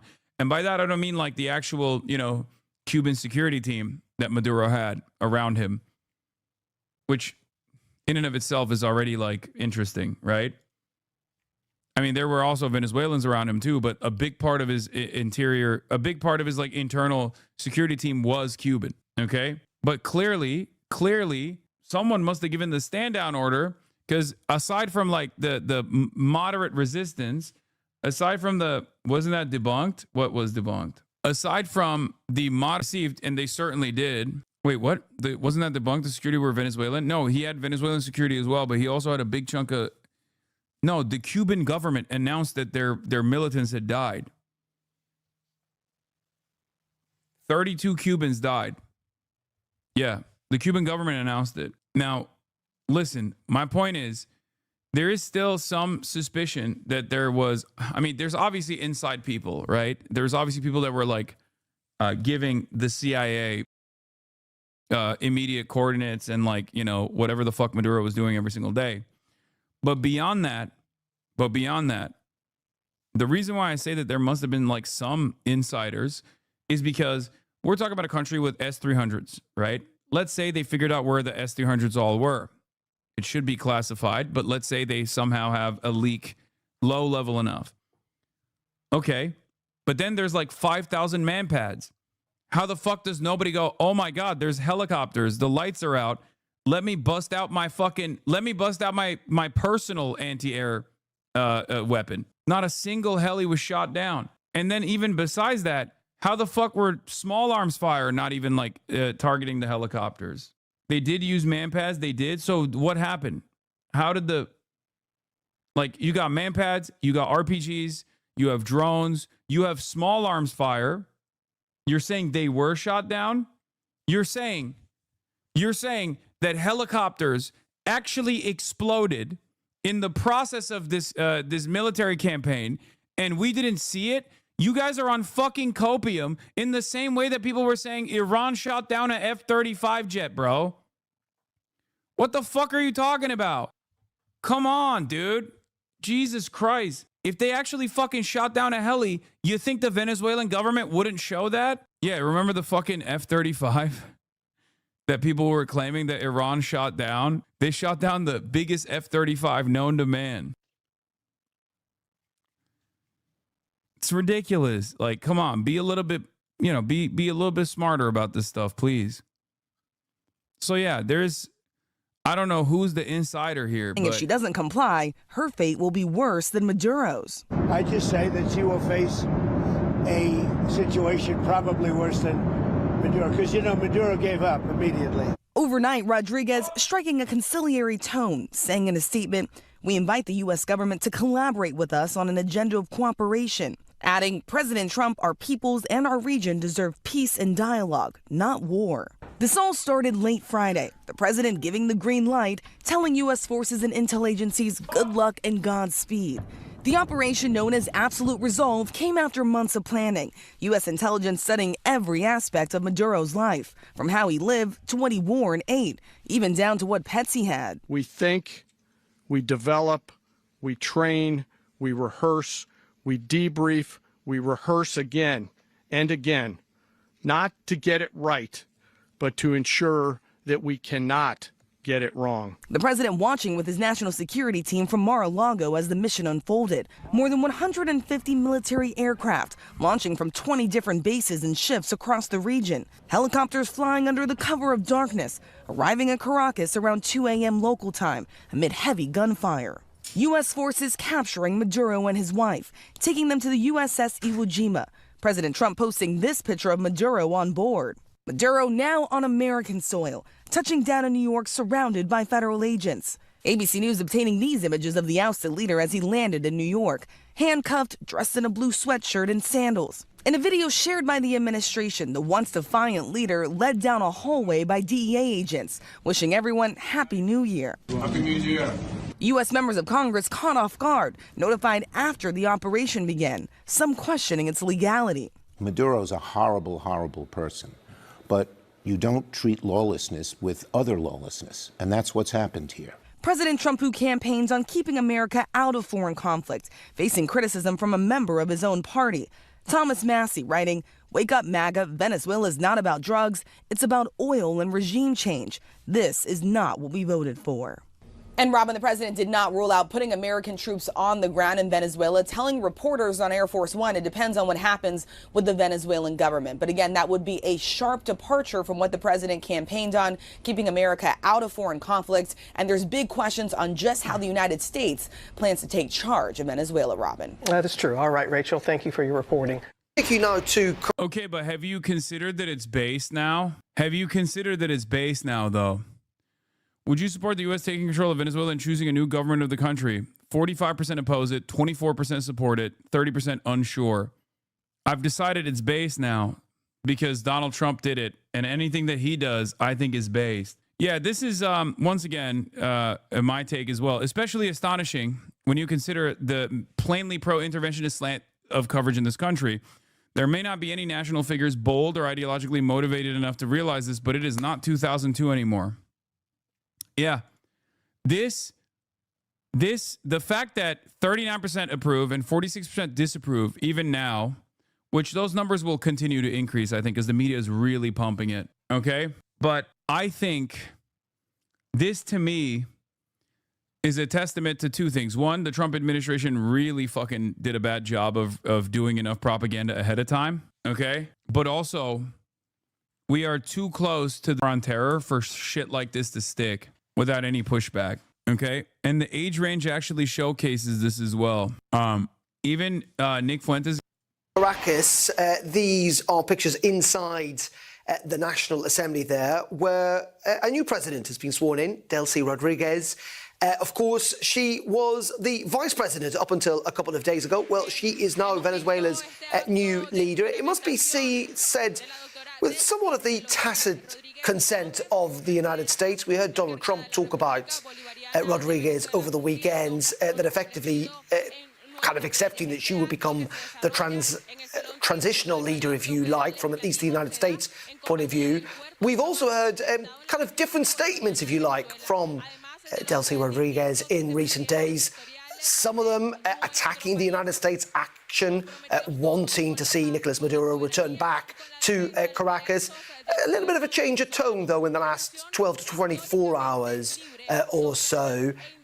Seemingly more of a willingness to work with the United States. But those are the latest pictures now, where Delcy Rodriguez has been sworn in now as Venezuela's new leader in front of members of that National Assembly and clearly members of the military too. Not a penny, not a dollar! Not a penny, not a dollar! We won't pay for war and slaughter! We won't pay for war and slaughter! Not only in violation of international law, but also in violation of U.S. law. The president does not have the right to take unilateral military action against another country and detain its president, because it wants to. To take military action against another country, you need approval from Congress, and we did not see that happen. So I love when people say not a single Venezuelan in sight. It's still the same guy, by the way. I don't know if you noticed this, but American taxpayers have every fucking right to say, not on our dime, okay? Suck my dick, bitch. You're not even Venezuelan either. So what the fuck are you talking about? You're not Venezuelan. Shut the fuck up. And even if you were Venezuelan, I say the same damn thing. Oh, I'm sorry. I didn't realize I was supposed to spend my fucking tax dollars on taking out whoever you don't like in whichever goddamn country. Suck my dick. That's it. That's it. If you notice, they're saying, hey, no U.S. war, no blood for oil, stop bombing Venezuela. Shut your bitch ass up, okay? The Americans are talking. You understand? Shut your bitch ass up. This conversation has nothing to do with you. You're not even fucking Venezuelan. Law, someone is mad. Don't make me come over to whatever fucking country you're at and do regime change there too, you fucking cuck. Take a day off. we're out here to say this is illegal, that we're against what the Trump administration is trying to do, and that we don't want another war. War protests wrapped up not long ago. They actually ended up marching down 43rd Street, but tensions from the Venezuela strikes still remains high. Hands off Venezuela! Hands off Venezuela! Hundreds hit Times Square Saturday for an emergency rally yelling, "Hands off Venezuela," for the No War on Venezuela, Stop the Bombing protest. It's a protest over the U.S. strikes that nabbed President Nicolas Maduro and his wife. And so I think it's really important for us to come out here and strongly show that we oppose this war, that we oppose the American imperialist drive toward war. Explosions rocked Caracas, and now demonstrators wave signs calling the whole thing illegal. We have heard from our friends in Venezuela that there are countless dead from this bombing campaign. It's not about drugs. It's not about democracy. It's not about the last election. It's because the Venezuelan Bolivarian Socialist Project did indeed challenge U.S. domination. They're pushing to stop any more U.S. moves and let Maduro go. When Trump announced the U.S. will temporarily run Venezuela, it sparked fiery reactions like this one in Times Square, where voices rage against. Also, it's so funny to play this like, oh, well, what about, listening to these people or whatever? If you remember at the time, people would yell at me and they'd be like, well, all Jews are Zionists or 90% of Jews are Zionists. Why won't you listen to the Zionist Jews about their position on Israel? I was like, I don't give a fuck what percentage of Jewish people are Zionists. The fuck? You think that changes my calculation at all? Get the fuck out of here. Suck my dick. I'm anti-fucking genocide. I don't care. I don't care. Like, oh, listen to the pro-intervention Palestinians like fucking Ahmed Fouad al-Khatib, who works for the Atlantic Council. Listen to Palestinian Voices. And then the Palestinian Voices is like the son of Hamas guy. Yeah, I don't give a shit, brother. Okay? I don't care. Look at me, not giving a fuck about your standpoint. The strikes and demonstrators vow to keep fighting for their cause. And different reactions continue to pour in across the state. Within 15 hours of the deadly U.S. military strikes in Venezuela, U.S. hands on foreign soil! Protesters hit the streets in downtown Denver, calling for accountability here at home. My main worry is that we're going to be sucked into another prolonged 20-year war with no real end in sight. We saw it in Iraq in 2003 with a takeover of a country that was no threat to us in the name of a resource, namely oil. I want to show you all the people protesting here in the middle of the street on West Colfax Avenue. This group started out outside the Capitol. Now they're kind of moving down the street. You can see some of their signs say no war on Venezuela. Many of these people protesting say the U.S. capture of Nicolas Maduro will lead to escalation in the region. And while Maduro really is not a good guy, he's a terrible dictator, I don't think that Trump is going to help their people. I don't think that's his intent here. And reactions from Venezuelans are mixed. Some celebrating in the streets in places like Miami. I can't tell you how happy I am. There's tears in my eyes. We've been waiting for this moment. Oh, dude. Oh, shit. This guy's fucking got tears in his eyes. Oh, man. Well, I feel totally great about ExxonMobil's profits next quarter. I mean, it's not going to even take next quarter. It's going to take a much longer time than that. But, well, I guess I'm good then. There's nothing more to see here. Since 1998. While others, like Omelis Marchan, a Venezuelan living in Denver, say celebrating this moment is ignorant. She came to the U.S. with her family in 2023 to escape crime in Venezuela. ¿Qué vamos a celebrar? They're celebrating what exactly? The fall of people in Venezuela, the deaths that have happened? Her father, uncles, and her husband live in Caracas. She says her family is living in a state of fear, not sure what will happen tomorrow, and not sure what President Trump is planning for Venezuelans. There's a lot of people who are saying, yes, we need someone to intervene, but they don't know what an intervention is. They don't know what they're seeing in the poverty right now in Venezuela is only going to lead to more poverty after this and more need in the country. No more sanctions, no more bombs! In Denver, I'm Maggie Bryan, Denver 7.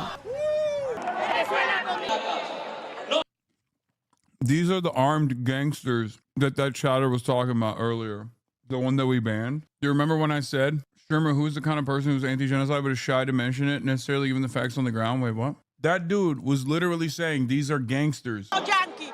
We don't want them to impose a Yankee government on us. We are free and sovereign. We are a people with guarantees in the Bolivarian Constitution. We are a free people, free and sovereign. Donald Trump is not going to take our oil. Rubio is not going to govern us. We have a president and a vice president who will assume for now. But our president is Nicolas Maduro.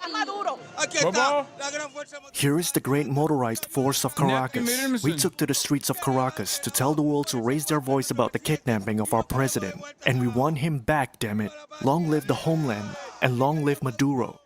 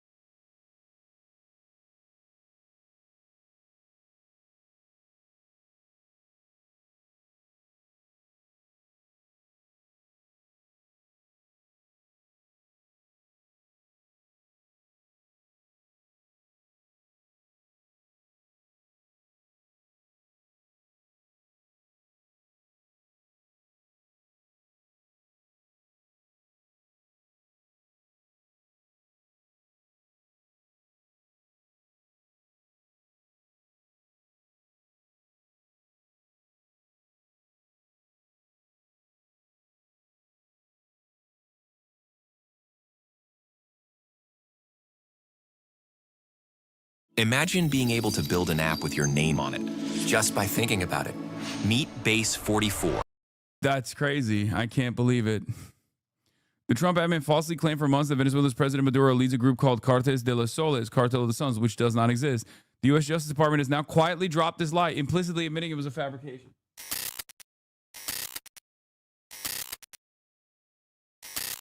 It doesn't matter if Venezuelans are happy. Is Nico watching your streams? I feel like a lot of these guys do, because I think they watch the streams and the first couple of days they shit on whatever I'm saying, and then like 2 days later they just repeat what I'm saying, but in a based way. It is very strange. I have noticed that they'll start by immediately defending Donald Trump. Well, maybe not Sneeko, but like a lot of these guys, they immediately defend Donald Trump, and then 2 days later they will arrive at a position where they're like, well, I think that, maybe it's not so based. He's not. He was captured? Yes. What's the difference? From your point of view, I can see it that you aren't there for him, because once you get in power with social. Oh my God. Oh my God. Ay, ay, ay, ay, ay, ay, ay. Every single time, brother. It's like every single time. I understand what you're saying, but as an American, I don't care about your elections. If he won the election or not, that doesn't matter. Trump brought troops to your country, kidnapped your president. You say it's captured, whatever. I don't know what percentage are you, but to all the Venezuelans that you ask, they are so happy. I know. Because the freedom is just right there. But my point is, it doesn't matter to Americans whether or not Venezuelans are happy. Oh, you are, as an American, that's your point of view. But many other Americans, the quiet ones, they are happy. I grew up in the Venezuela, where Venezuela was the jewel of South America. Is this where you realize all of Latin America is ruled by conservatives? No, what do you mean? I know, dude, I know.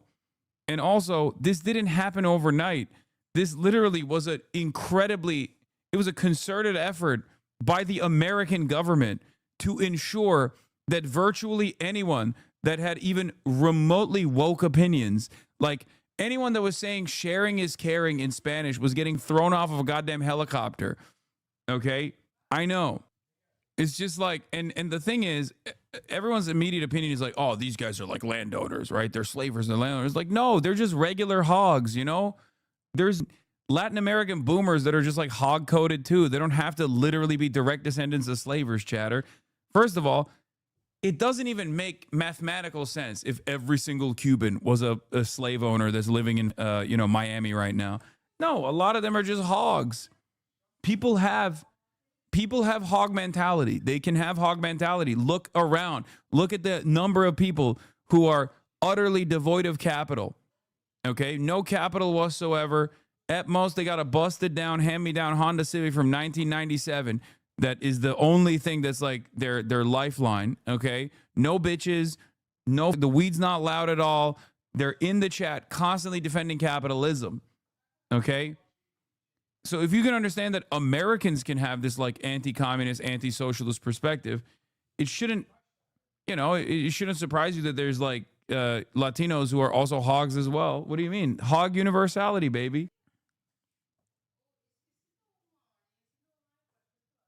Also, you are literally talking to people in America, okay? Especially when you're talking to people who have escaped communism to come to America. Of course, they're going to be super anti-communist. I briefly talked about this with Jason as well, about Vietnam. Vietnam is actually an interesting one, though, because unlike many of these other countries that were like consistently dominated, Vietnam won that battle, right? So a lot of the South Vietnamese diaspora that fled to the United States of America, they still like maintain their roots. They still have like some semblance of like national pride for Vietnam and what Vietnam has become, even though they're super hogged out in America when it comes to their politics in America, and will be some of the biggest like anti-communists in general. It's just this weird dynamic. You understand? Besmirching the raw power of VTech is your worst take. Communists took their shit away. Same with Vietnam and Russia. They're pissed communists redistribute their wealth. No, that's not the case. We're so far removed from that, dude. What are you talking about? No, like, it's okay. You need to understand something. I'm sure there's a thesis on this somewhere about like diaspora attitudes in the imperial core. Okay. Diaspora attitudes in the imperial core. I'm willing to bet many of the people that say, oh, they took my shit are lying to you. Okay. They're lying to you. Like, for example, what examples did I just give you? I gave you Marco Rubio, Ted Cruz, and Bob Menendez as 3 primary examples of Cuban diaspora living in the United States of America as American citizens who are second-generation Cuban, and all 3 of them actually came to America under Batista, okay? And all 3 of them lie all the time and say it was actually Fidel Castro that like stole their family's farm or some shit. They just lie. So there is genuinely this like interesting phenomena where I think a lot of people that like come to the United States of America just adopt this mentality to maybe fit in or something. They say how horrible it was for their family, and when I ask, it turns out they had a plantation before they left. Maybe they're lying, but that's what they say. Yeah, they're lying. If you think genuinely that every single Cuban American is a descendant of like a plantation owner, you are out of your mind. Either they're lying or they believe their lies or like the family lies that just carried over. No. I think a lot of these people are just, were there initially plantation owners who fled? Absolutely. But I think like for a lot of for a lot of people that are diaspora from countries that are like foreign adversaries of the United States of America, many of them come because they're either with the American forces, like the Afghan that come here, you know what I mean? They're collaborators with with the American invasion, or they just have this same ideology to begin with. Because America's not exactly too open to working class individuals from other countries, specifically developing nations that we're destroying. You have to be like above a certain level of wealth to be able to come here with the green card lottery or whatever. You're right. Here's a paper from 2004. Empire Through Diasporic Eyes, A View from the Other Boat. What the? Someone did write about it. For the record, this doesn't mean that there aren't people who have like a lot of money and then they are butthurt that, communism stole their family's plantation or whatever. I'm sure there are. But you have to remember, there are just dumb hogs who lie about their family background because they are temporarily embarrassed millionaires. Exactly. Just like many American dumb hogs think they're temporarily embarrassed billionaires who would be uber wealthy today if only there was less regulation. I'm certain many of these Cuban descendants believe that if only Cuba had not had the revolution, they'd have been in the ruling class because they deserve it. Yeah. My family's South Vietnamese, by the way. We left for one thing and one thing only, money. We weren't able to make enough money over there, so we went to America. I'm totally leftist while my direct family is libs. Corruption was a thing over there in Vietnam until very recently. Yeah, I'm not talking about like, recent first generation or second generation Vietnamese. I'm talking about Vietnamese people who left, who like fled before Vietnam was fully liberated. Many such cases. Assembling a diaspora team, Cuban Gusanos, Hindutva Indians, Iranian monarchists, and the new edition, Venezuela Gusanos, Yeah, this was a crazy line from this lady.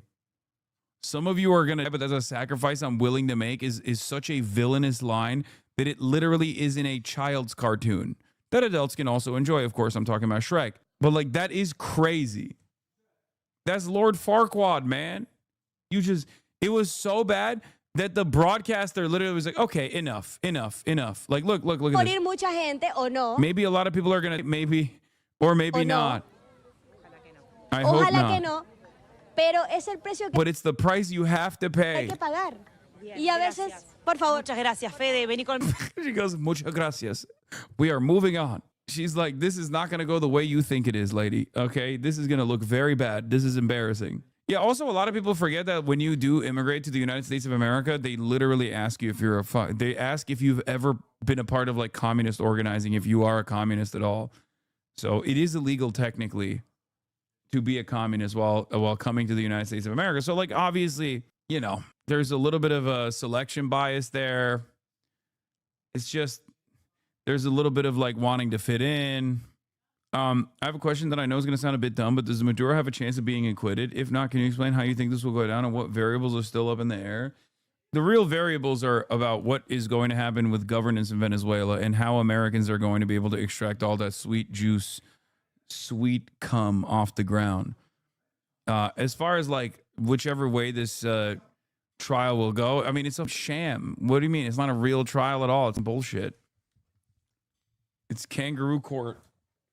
They got like a 98-year-old judge overseeing it. I don't know what will happen. And quite frankly, I don't even care. I think it's bullshit. You're right, Ted Cruz clip on Batista. Look, my father was imprisoned and tortured in Cuba. I hate communists. It was actually Batista that tortured my dad.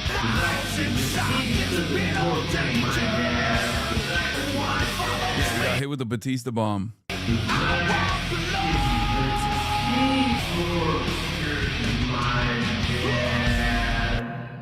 Look, my father... His father got Batista bombed. If only Venezuela was like this. Kim, one can play keeps regime change away pets his missile. Look. You can hate all you want, okay? Oh, they're a dynastic monarchy, basically. Blah, blah, blah, okay? Doesn't fucking matter. Does not matter one bit. Who's up now, dude? Oh, I wrote the Green Book. Oh, I'm going to unite Africa, okay? Guess what happened? None of that happened, okay? Oh, I'm actually a secular Baathist, and I'm going to play a formative role in a pan-Arabic nationalism in the region. Look at what happened. Okay, done, gone. Oh, look at me. I just wanted to be an eye doctor. Turns out now I'm in Moscow doing eye doctor shit. Okay, get up, dog. Oh, I'm the descendants of the Bolivarian Revolution. I'm doing socialism, but the right way. No, this is what happens. That's it. You got to get it. If you are in the periphery, if you are outside of the confines of the American security apparatus, especially if you are a resource-rich nation, in every continent, in every single continent, in Africa as well, same principle goes. You you will never be sovereign. Look at Ukraine. You can be a white country, no sovereignty. Okay? Do not give up the nukes. You have to get nukes. You have to get nukes. I don't even know what that is. Actually, that's not true. I do know what that is. That's freedom. Okay? Life. Like, dude, think about China and all of the development that China has done so far and how important of a place it has in the global economy. Now imagine China without nukes. Do you know how fast we would have blown up the Three Gorges Dam if China did not have... America would be nuking China every day. They would be nuking China for fun. Okay? China would be all glass, dude. It's not even a question. There is no shot. Pakistan.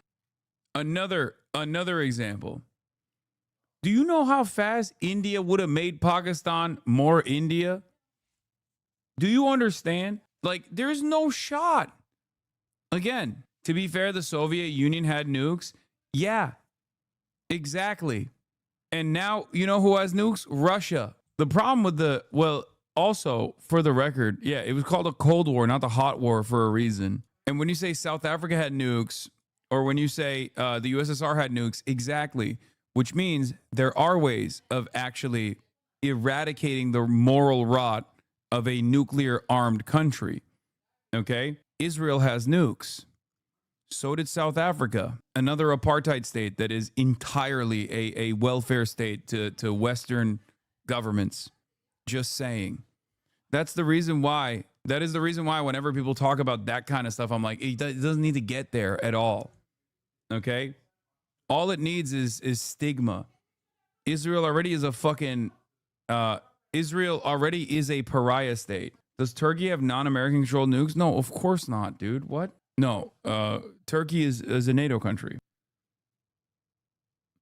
Nukes can't protect you from the will of the people? Yeah, I mean, ultimately, there are ways that, like, nuclear-armed states can still be crippled, can still be fought against, and can still be neutralized, really.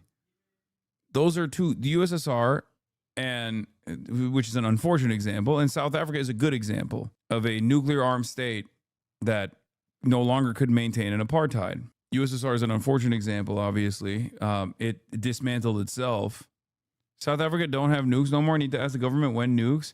I mean, yeah, I think we all know what happened there, don't you think? They literally were like, we're giving up the nukes before we give up the apartheid, because if we actually dissolve the apartheid, then black people will have the nukes. We can't have that. That's a crazy notion. Yeah, they straight up were like, if we lose control of this country and black people run this country, they're gonna have fucking nukes. We can't let that happen. Anyway, did the USSR ever support in an apartheid time regime? Yeah, it's called Israel. How do you think the Israeli nation state was developed?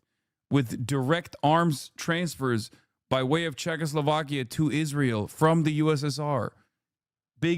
One of Stalin's major L's, in my opinion. Of course, they weren't after the fact, but like in its initial, yeah, it was definitely, they dropped the support real quick, but let's be real. They did send a lot of weapons initially to the Zionist brigades. But to be fair, he don't have internet, right? No, what happened? You sound so angry. Yeah, of course I'm angry. I'm thinking about the dissolution of the USSR. Unironically, China supported Palestine against the interests of the USSR. Yeah, and then listen, China has also made a lot of foreign policy blunders. Let's be real. So in this day of all days, regarding this, thinking about the USSR it just makes me very sad, because although there were a lot of issues with the USSR. Wait, this guy is mad that the USSR dissolved. Hello, welcome to the fucking Hasanabi broadcast. Yes, this was a major deal that right-wingers were upset about, that I said I'm mad that the USSR dissolved. I'm sad that the USSR dissolved.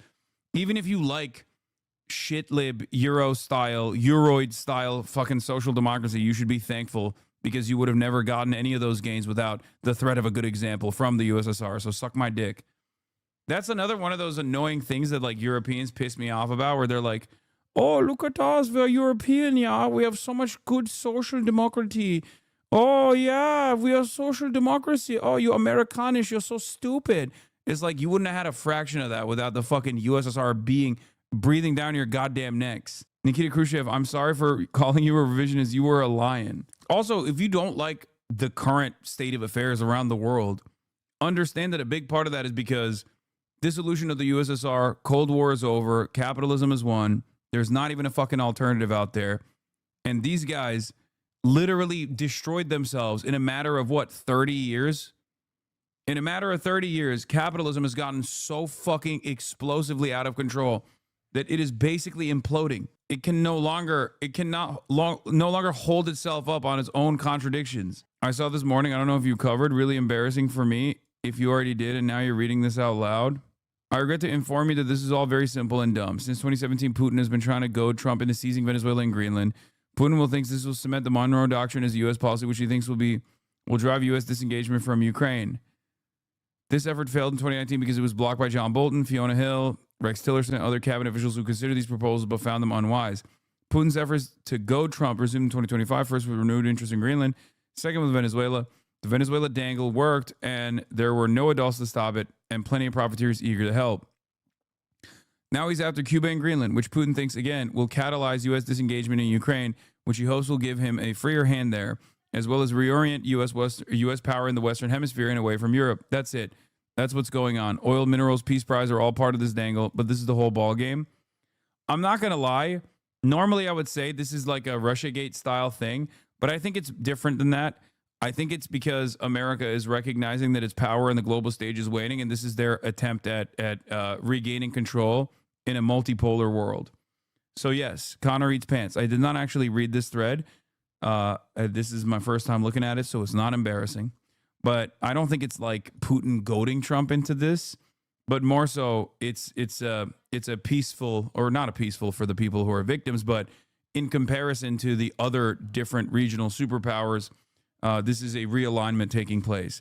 So yes, it's not entirely wrong. It's not peaceful, but it's peaceful from the perspective of Russia versus United States and Russia versus United States versus China. Other chess pieces here, obviously, are the strategic attempts of controlling the entry point into the Red Sea, like the newly established, or I guess the newly established but former Marxist socialist South Yemen, which is now a Saudi-controlled piece of Yemen, and then also Somaliland, which Israel has recognized as a country. And obviously, I think like China has a base. It's the only base it has around the world. And is it Djibouti? I forget where, but China has a base over there somewhere because they want to make sure that they have some control over trade routes. And, America is still asserting its control and its dominance in the Middle Eastern region by way of Israel, which obviously corresponds to the Greater Israel Project. So Zionists are very happy about that. And what else? Yeah, they're. I think the next step here is Iran. That's what I think. I think America is reasserting its dominance and doing power projection in the Western Hemisphere, maybe Greenland, and America by way of Israel is going to try and fucking go back after Iran. And a big part of how they're going to do that in Iran, they've already got the mass protests and stuff that's happening.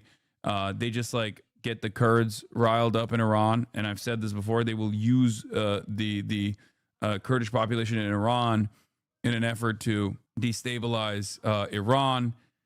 And then I guess, I don't know, go back and do something. I don't know what they're going to do. Once again, you got to get nukes. You got to get fucking nukes. That's it. If you don't have nukes, you have no sovereignty.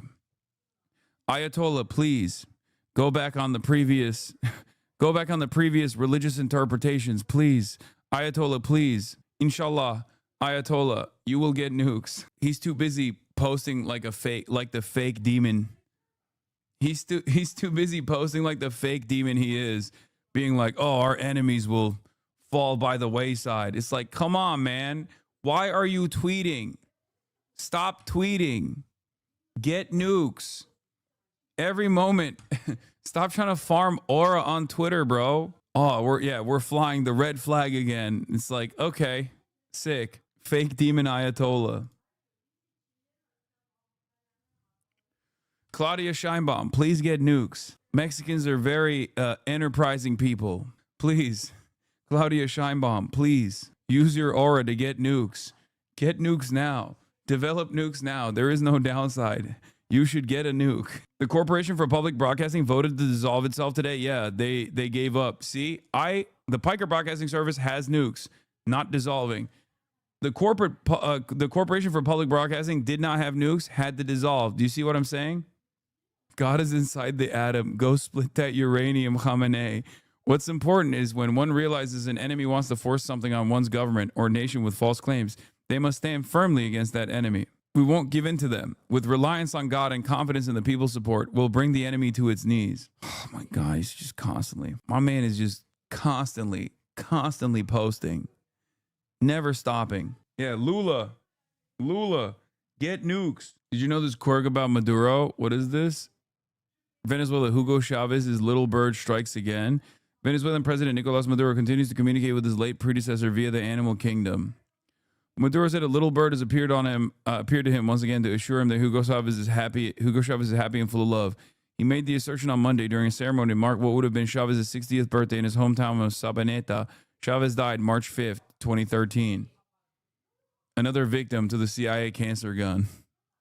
I am going to confess once again that a little bird approached me and said that Comandante Chavez was happy and full of love and for the loyalty of his people. Look, man, all I'm saying is there's only two ways, okay? You either become a servile little dog to American interests and you sell off your people and you sell off your natural resources to foreign capital and they plunder and steal everything, okay? Or you develop nukes. You develop nukes, and if you have any sort of like socialist tendency, you very quickly implement a one-party state with tremendous party discipline, and you know, you are very rigorous. You listen to the people, you listen to their demands, and you quickly develop to the best of your ability, okay? And in the process, when the naysayers come out, and if they try to, like, I don't know, go and work with America, okay? If you have a bunch of, you know, wealthy people, you bring a cadre with you of wealthy people that are part of the developmentary process, right? Some of them are going to betray you. The moment that they betray you, you kill them. Okay, maybe you don't kill them, but you arrest them, okay? You arrest them. Maybe you don't kill them, but you make sure you just like remove them from society, okay? You just remove them from society, and then you just focus on material improvements for your people, okay? Over and over and over again. That's it. Don't go heavy-handed on it, okay? Don't do the Stalin thing. Do not go as far as Stalin did, okay? Because he went a little crazy with it. No exile. No exile. Exile is a mistake, because you know what it's like when you put, don't go full Stalin, okay? When you do exile, they get more powerful, okay? They get more powerful. You think, oh, they're away from the people. They don't have methods of communicating with the masses. No, it never works that way, because then you have to literally arrest more people. Okay, you have to, if you do that, you have to arrest more people, because then they're going to foment counter-revolutionary sentiment among the masses, especially if the exile then goes to one of these other countries that's constantly trying to fuck you up. Okay, play Hearts of Iron, Kaiser Redux. Is that what DOJ has stopped calling Cartel de los Soles a group that exists? That's crazy. I can't believe it. The Trump admin falsely claimed for months that Venezuela's President Maduro leads a group called Cartel de los Soles, Cartel of the Suns, which does not exist. The U.S. Justice Department has now quietly dropped this lie, implicitly admitting it was a fabrication. Wow, I'm so surprised. Who could have thought? Who has been saying this for months at this point? I wonder. Wow, how shocking. How shocking. By the way, Marco Rubio was talking about Cartel de los Soles, the Cartel of the Suns, like yesterday. Okay, when he did the fucking rounds. And yes, for the record, every part of this argument about like cocaine trafficking is a fucking lie. Okay, it's all made up. Any kind of evidence that they put together, I promise you, is gonna be bullshit. It's gonna be fucking bullshit. It doesn't really matter though, because it's not like Trump is even leaning into it. He's just like, I don't really give a fuck. I want the oil. Shut the fuck up, bitch. And not only that, but also, I mean, this is worse than the Bush admin, dude. It's actually worse. Like, at least the Bush administration was like somewhat competent. They tried to do we're doing democracy. We're doing democracy. We're fucking doing liberalism, and we love implementing democracy in places. They got WMDs. They faked it. They lied to the whole world. Trump is just like, do they have drugs? I don't fucking care. They got oil. That's my drug. Okay, I need that shit. Like they didn't even go with like they didn't even put any effort into it. And the worst part is, it doesn't even fucking matter. It kind of feels like it doesn't matter, because Americans are just sleepwalking into oblivion. Oh, fucking Matt Taibbi.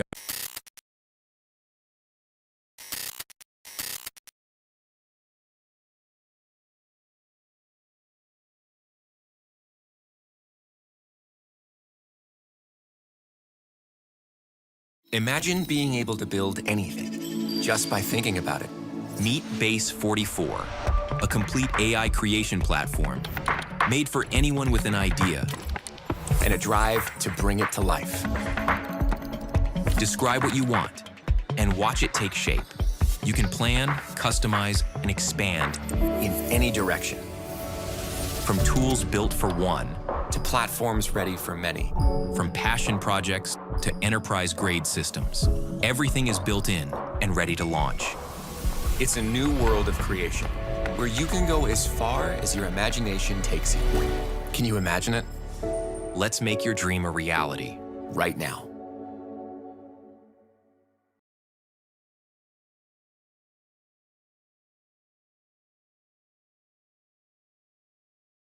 Want to ring in the new year with style and serious savings? Let me show you. Ashley has hot buys starting at just $2.99 during their New Year's sale. I got this sofa, and honestly, what a find. Just $649. Shop Ashley today.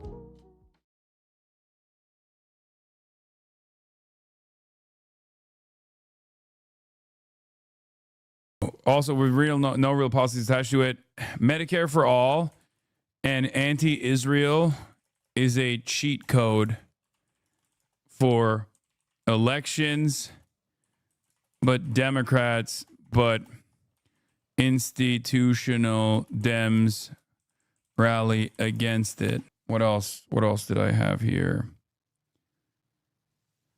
Yeah, I already said with the Epstein stuff, I said the right will try to normalize.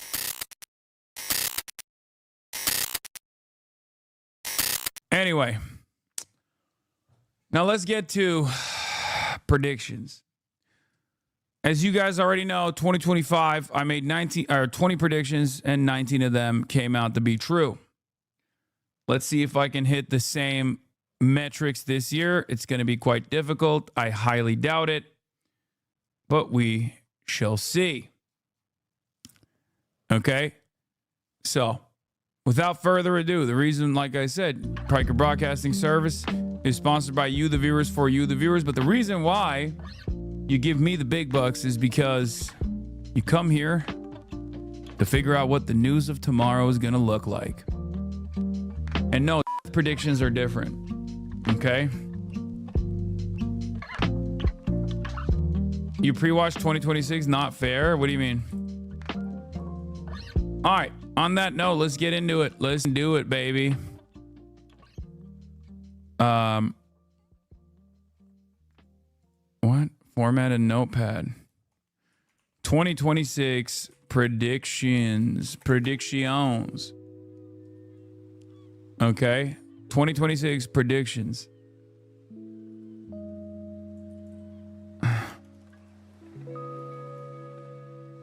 This is honestly going to be hard. The path to 2025 was so obvious. I don't think so. This part of the stream is sponsored by Kalshi. Oh, shut up. We're not doing that. Not even as a joke, okay?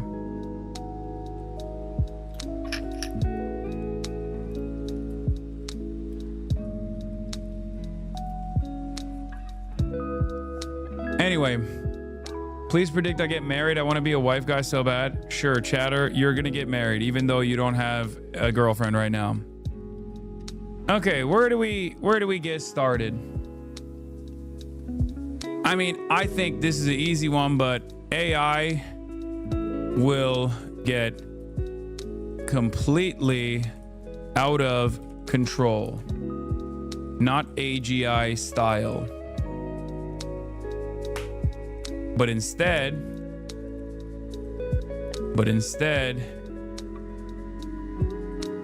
it will lead to a massive issue.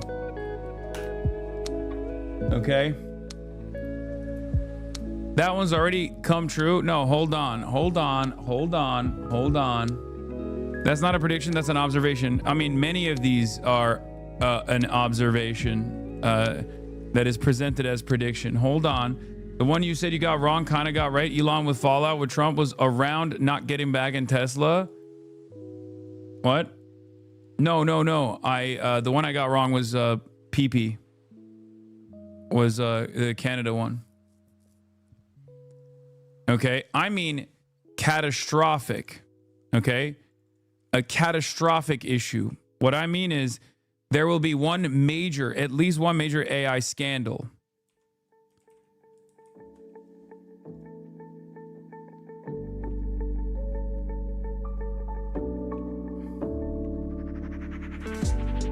Bro, Grok is making CSAM? No, not even that.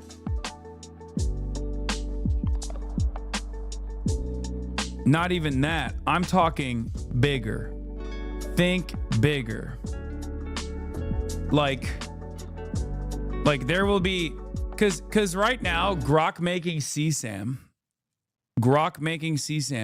is not like, it should be a much bigger problem, right? But it's not. People are barely even talking about it. It's kind of ridiculous. When I say catastrophic, I mean like something that will literally at least dominate the news cycle for like a week. And that is probably the most, anything can dominate the news cycle nowadays. What I mean by that is like, there will be an AI video, I think, potentially, that leads to like real world impact. Okay. I mean like a fake AI video that dupes. A fake AI video that dupes so many people that like it actually has a real world impact.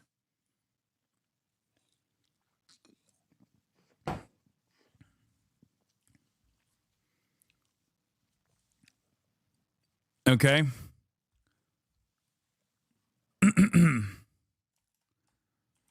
AI bubble will not burst. Now, this is a tough one, but I don't think the AI bubble is bursting yet. Even after that.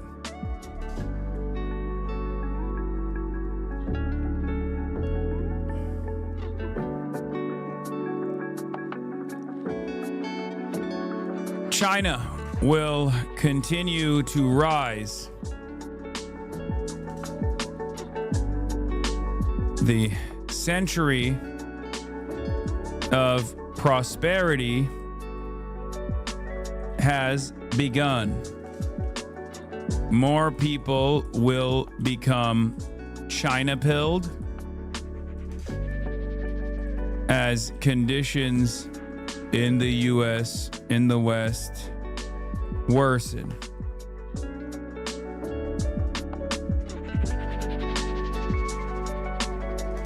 But that is not even a prediction. It's like a free space one at least.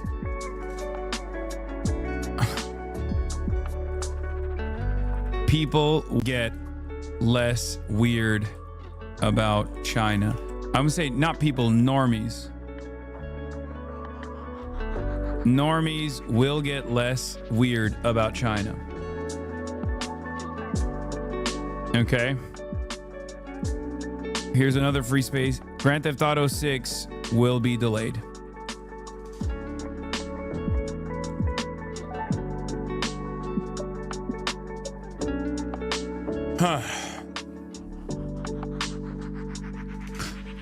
Lying is even more OP than it's ever been, especially with AI. People will openly admit to lying in a biased direction, and there will be no repercussions for it. Like right now, when you at least like, if you're outed as a liar or something, like people are supposed to trust you less, right? That's not the case. I'm calling it. You can just be like, no, I'm lying. Like the almost like remember what JD Vance did in the election cycle where he said, oh, I sometimes it's okay.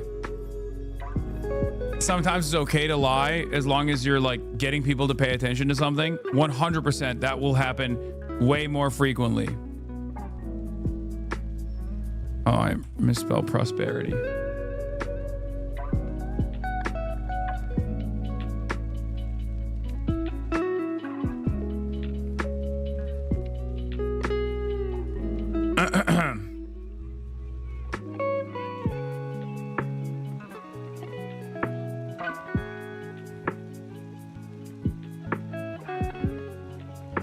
People are going to get dumber, obviously. People are going to get even dumber and more hateful.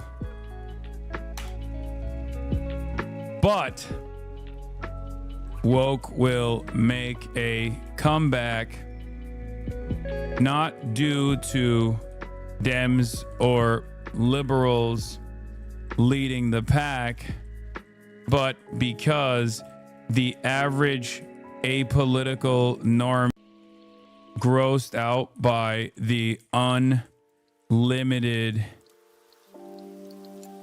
unchecked hatred coming from the sweatiest losers that have hyped themselves up. So at least that's kind of good. Gavin Newsom Hitler arc. Oh, that's a good one. I do have some in there. Don't worry.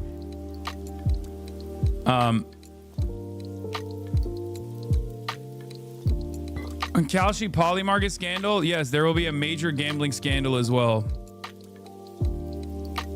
At least one major gambling scandal. Which, of course, will not lead to any policy changes. Gambling is going to be cancer with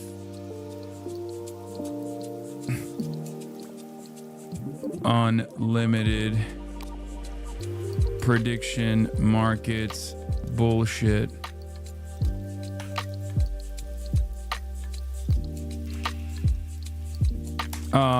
What else? Oh. False flag terror. I mean, I hope it's not the case, but I do think I can see that.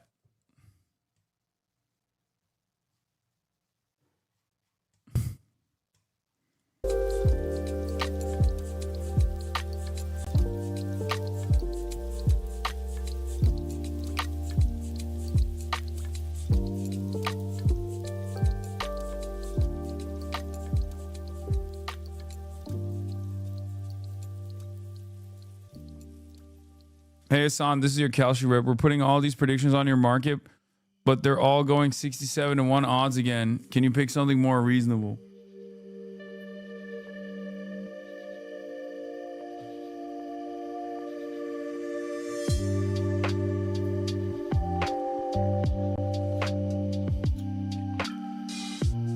Environmental disaster is a free space? Yeah.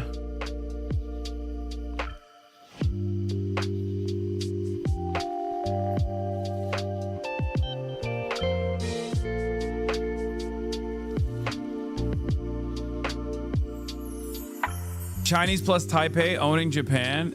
No.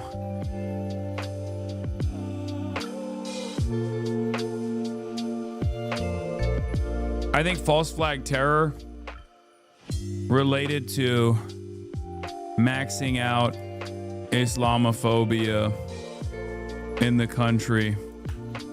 Not as big as 9/11 though.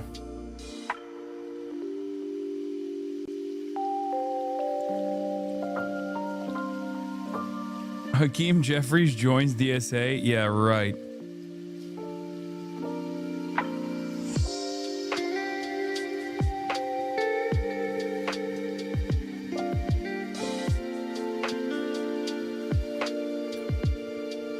Not a Venezuelan false flag? No.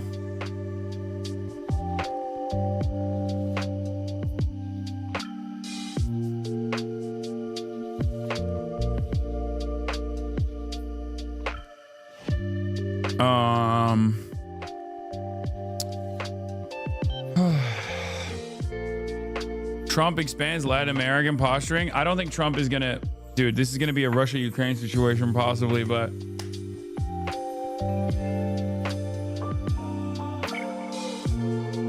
Trump doesn't invade Venezuela.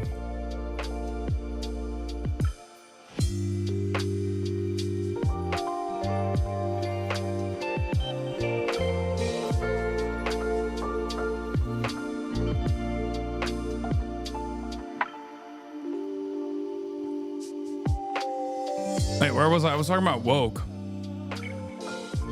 Oh, woke. With woke making a comeback, but with corpos, children found to be G, as though that was like a massive W. And there is something in me. I hate being pessimistic about this stuff, but I do kind of feel like the Bernie crats are not going to have as big as a wave, a big momentum.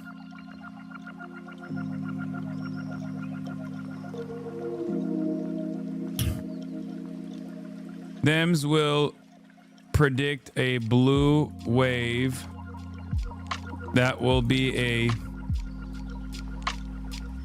tiny blue drip, tiny blue puddle that they will still consider a massive W when it's not. They will get bogged down attacking the Bernie Crat wing of the party too much to make serious gains. They'd rather kill democracy than harm profit margins.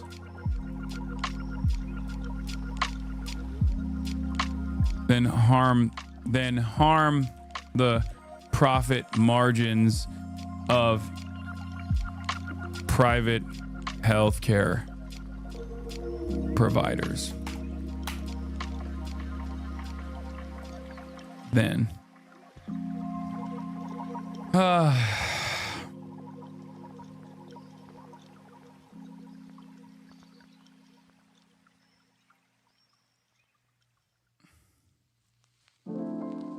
we can really see the ESL here? Wait, why? What am I saying?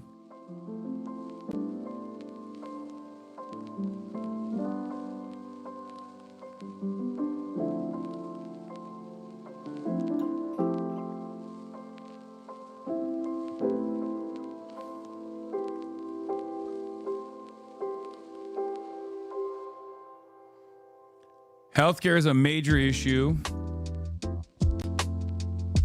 Okay.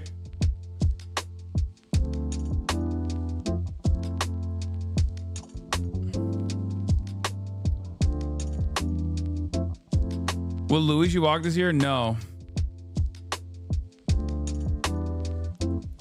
Okay, companies, not providers. No, I don't think Luigi walks.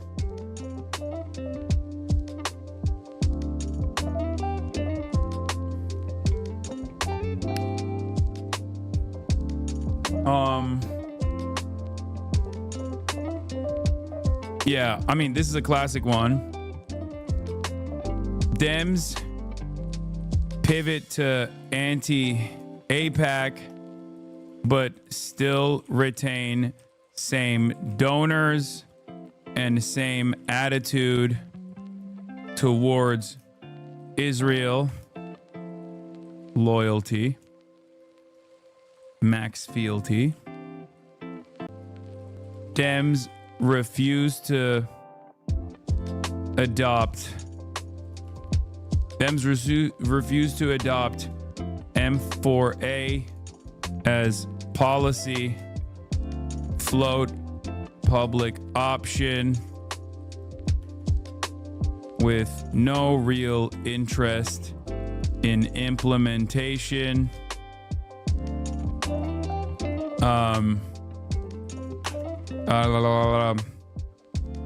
They claim affordability with no real policies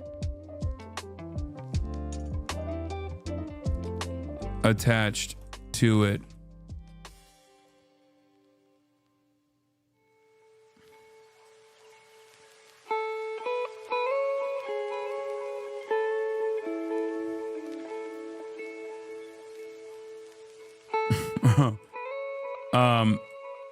Major black market for Chinese RAM / GPUs that are created faster than the Chinese thought they would be made.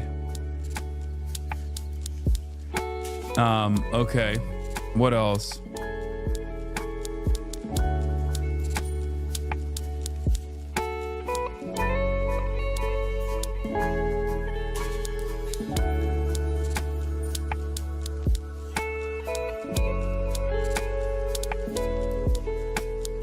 You need an Epstein bombshell prediction if you want to be fully Nostradamus.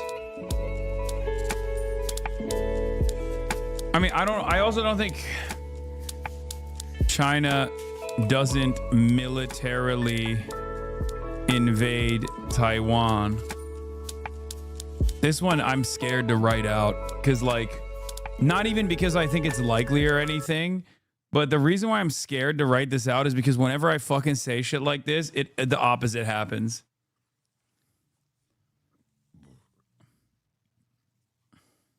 You know what I mean?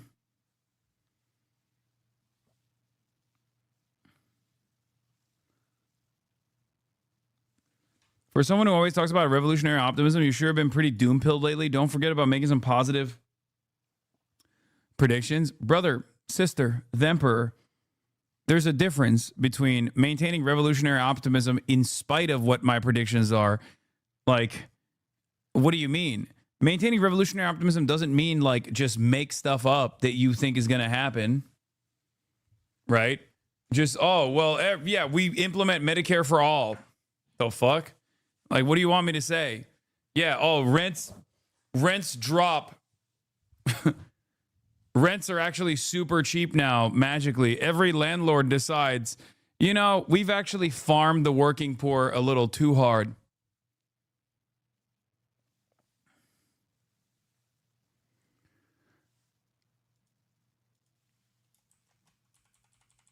I'm going to say invade in air quotes so people don't misunderstand me.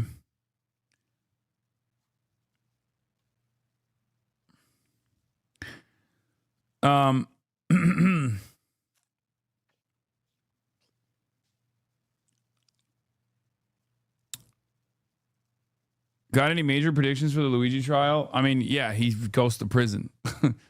Like, what do you mean?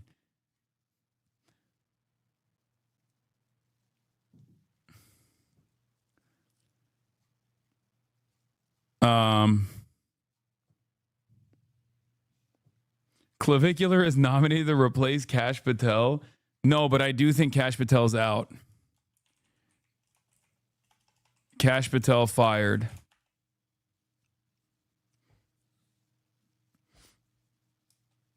Or steps down, if you know what I mean. Winky face.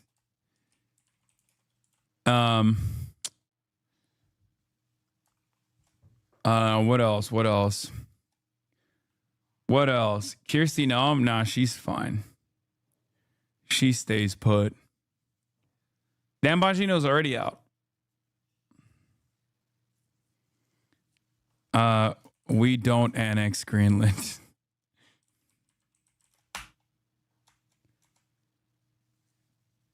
Zoran prediction. I mean, I don't really know about the Zoran stuff. Zoran gets yelled at by the left flank for not being revolutionary enough, or because they misunderstood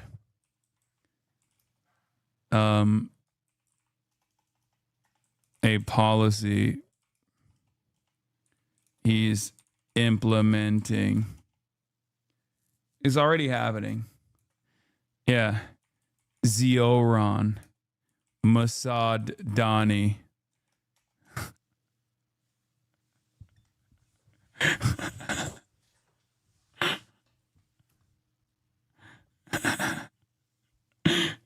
I love that they call him Zioron now.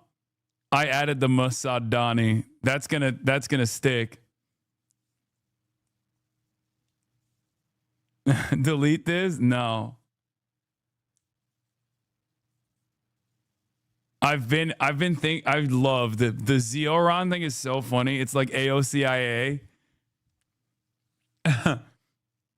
AOCIA, they're gonna say Mossad Dani now. I invented it. Remember.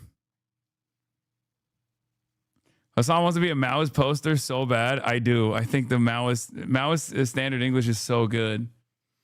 Hassan Log's actual good one. Virus lockdown due to CDC and municipal health rollbacks. You think there's going to be a lockdown? Are you crazy? You could literally have Omega COVID killing people, every day by the dozens. And this administration will be like, it's illegal to stay at home. Okay? Underrated piece of Maoist standard English is Bernie settlers. Isn't it Bernie Sanders? Bernie settlers? That's awesome. Zioron canceled. Oh, dude, this is why. Yeah, Zioron Mossadani. Dude, look, why did he post this? What the fuck? Boycotting our ally Israel would be a horrendous mistake. Urging my neighbors of the co-op to vote no on Tuesday. This is fucked up. Ludwig speaks Maoist standard English now, apparently. Ludwig? Yeah, Ludwig is exactly who I'm talking about when I say, like, people will be more open with their politics. Like, slop tubers and regular influencers don't talk about politics, push back against right-wing shit. Ludwig is a great example of this. Like, you'll see a lot more motion from Ludwig. Like, people dead ass gonna believe that, by the way. He won't speak Maoist standard English, but he's already doing a lot of that, but he's gonna do more. My coworker, Ludwig, he will do a lot more of that, where he'll be like a lot more bold about speaking out against like right-wing shit publicly. Maybe even against like Asmongold and whatnot, which would be, we'll see. Did you see this kiss the wall thing? That shit was crazy, not gonna lie. Yeah, I thought it was really funny. Yeah. That's what I mean. But that's like, because like it's cool now. Okay. It's cool to say stuff like that now. It's like we went from like, I'll give money to a pro-Palestinian charity, but I won't like actually, fundraise on my stream for it because I don't want people to call me a terrorist and I'm scared. And maybe not everyone is on board to it, to being like, you're going to kiss the wall, little bro. Like, how the fuck did that happen in a matter of 2 years? Like, maybe you went a little too over the top on the other side, actually. Nobody apologizes to Hasanabi. Okay, that's empty space. That's an empty space. It's interesting how apolitical people always suddenly get political against anything progressive or left-wing, but silence on anything going on right now by the administration or world. Curious. I mean, there's a reason for it. There are people that I know for a fact. There are people who I know for a fact are very progressive, but just like are super, super scared about saying anything because they just don't like getting yelled at and they're terrified. Either they're terrified because like they're going to lose, market share or lose audience members, or they're fucking terrified. Like, I think I suspect the way that like Ludwig or other regular influencers will try to make up for this by their silence overall, but then like now they're now coming out and speaking out against this, will probably still be with like a little bit of like left bashing too, where they'll say like they'll basically do the stuff that like a lot of Ethan's fan bases tried to do, where they'll be like, oh, Zoran sucked when I was promoting him, but now that he won, he's actually good. And also I fantasize that he hates Hassan secretly. Stuff like that, where they'll they'll basically position it as like attacking appropriate targets to make it seem like they're, still somewhat more reasonable. Right? Like saying like, oh, well, Hassan still sucks, but like this Asmongold stuff is out of control. That kind of thing. The kiss the wall thing was pretty unambiguously anti-Semitic. It's worrying how many people are just saying stuff like that now. Goyslop is now a common term on TikTok after breaching poll containment. Oh, I was going to... yes. Okay. Oh, dude, I have a whole thing for Jews and Muslims. Okay? Don't worry. I have a whole bracket for predictions on Jews and Muslims. Okay. Number one. You just reminded me. Okay. Terms like Goyslop get mass usage by normies. So people will be both woke, but also at the same time, like lookism, looks maxing, all this shit is totally fucking in broad use. And in a way where it's like, in a way where it's almost like they're like the people that use it. It's kind of like new friend, right? When someone says new friend, they don't actually know that that actually is a 4chan poll term, right? The original term for, you know, new friend is actually new F slur, right? Or new frog, right?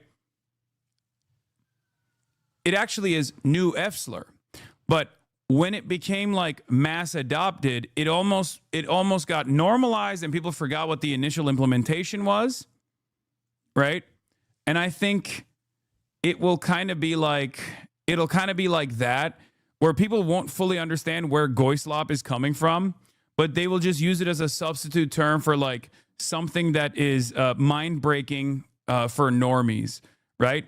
Even though the initial terminology of Goyslop comes from 4chan and comes from poll and is supposed to be like, it is anti-Semitic, unambiguously anti-Semitic. It's the notion that like Jews control the media and they create another system of control for goys by serving goys the non-Jews, you know, slop such as bad TV shows, sports, Sports Center, and different like kinds of food, jalapeno poppers, right? And it will basically be like normie slop, but they won't say normie slop. They'll just use goy slop because it has good mouthfeel, and that is how people will start using it. First I ever heard the term was from Felix, of course. And also, for the record, I do think it's a very funny term. I will admit that, because it's utilized against the dumbest shit. Like they'll be like, what was it? There was a tweet that went viral. There was a tweet that went viral where it was like a photo of like an older, like a Delta Airlines ad or something where they're like eating like a whole chicken or something. And then the next one.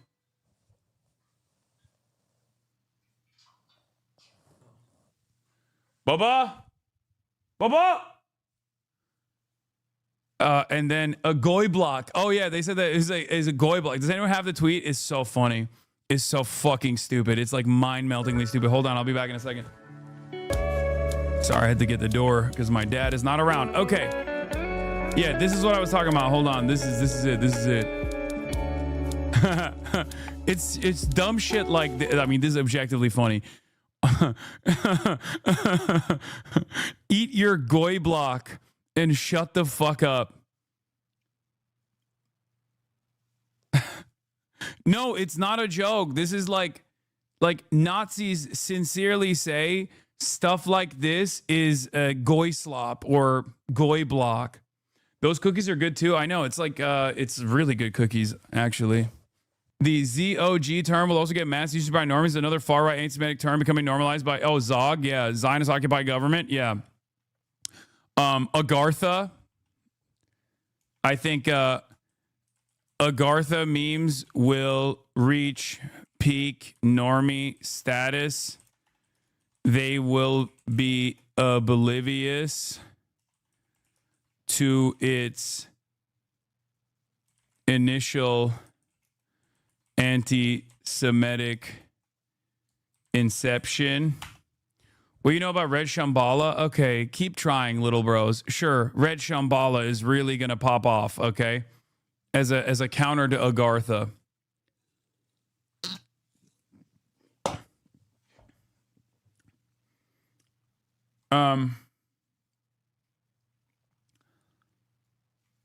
Doesn't this back up your prediction about people getting dumber? Yes.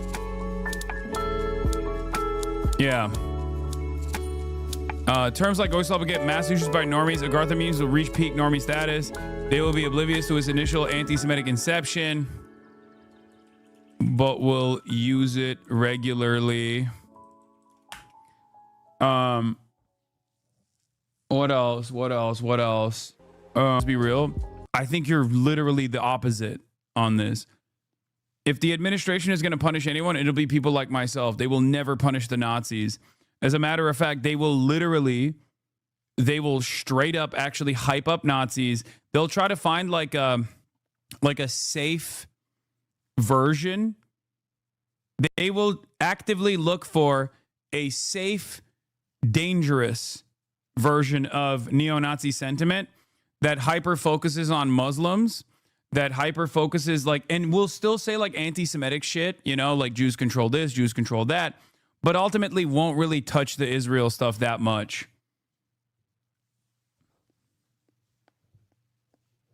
They will actively go after what, like a Diet Fuentes? I think Fuentes will be the Diet Fuentes. I think Nick Fuentes will be the Diet Fuentes. Yeah. Like, I don't think I'm going to be honest, I don't think he cares about fomenting anti-Semitism as much as he wants to be in the halls of power. Like, he's very anti-Semitic, and he has been this whole time. But I think if push came to shove, he would much rather be in the orbit of powerful people. If it meant like, if it meant that he could get access to, if he could get access to the administration, basically, he'll play ball. He'd neutralize his tone even if it meant toning down the blatant anti-Semitic rhetoric. Yeah, for sure.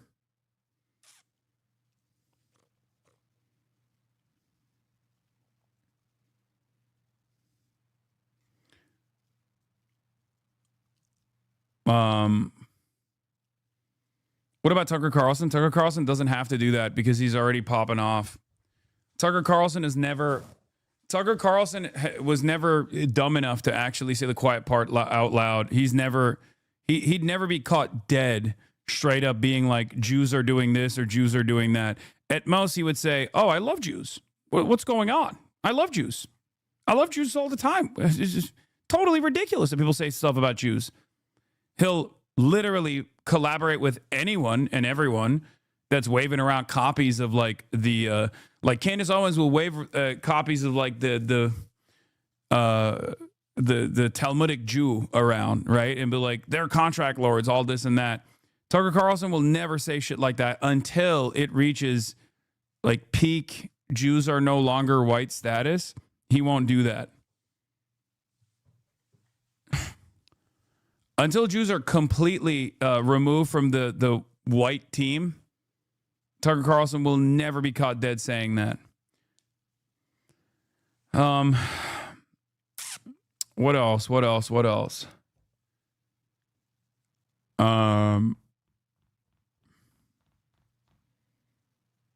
Who is the Talmudic Jew, bro? Is like a fucking deeply anti-Semitic. Is a deeply anti-Semitic textbook that claims that all Jews think non-Jews are cattle and should be lied to.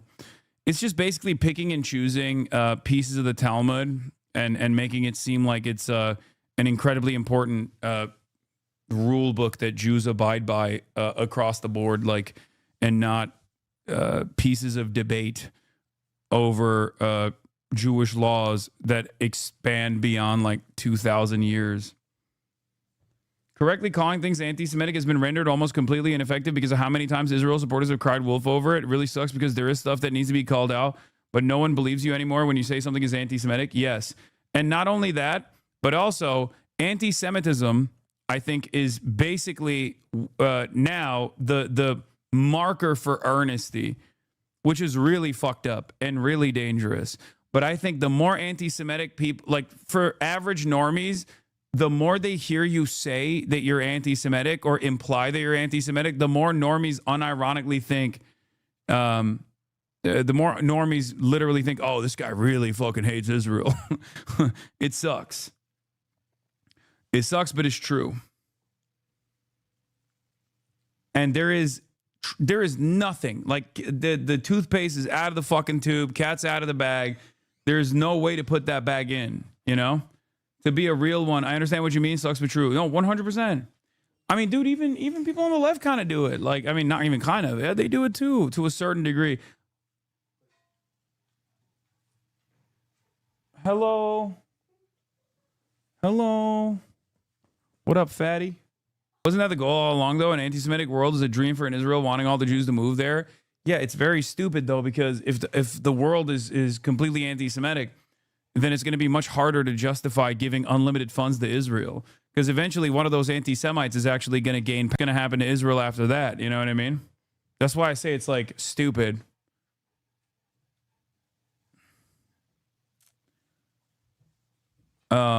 Yeah.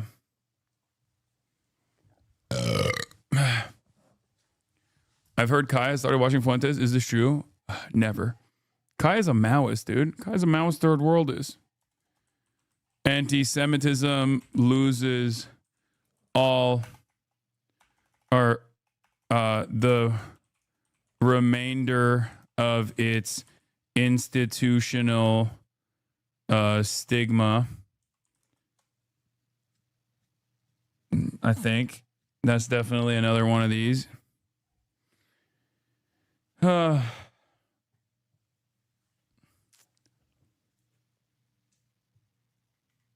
was friends with Kissinger. I would watch her very carefully. That's funny. Yeah. Are you friends with Henry Kissinger?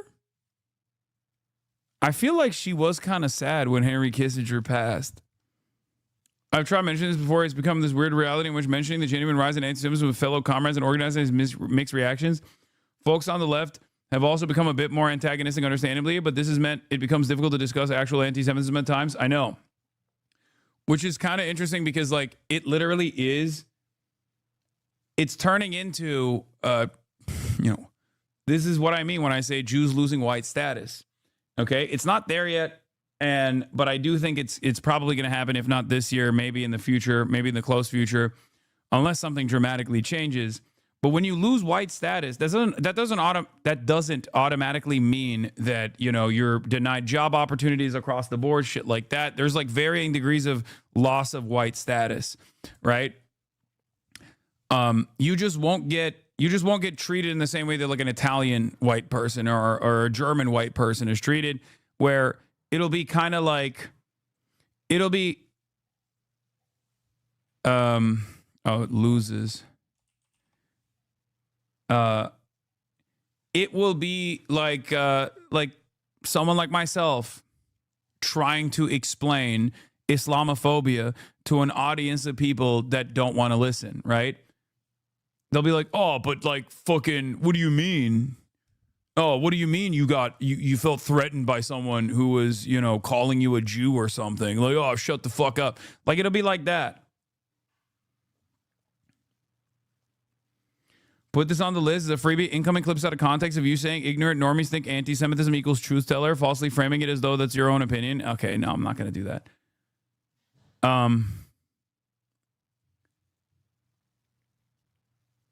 So, like, it's not all bad, Like, losing white status is not the end of the world, but it's not great. You know what I mean? Especially if you were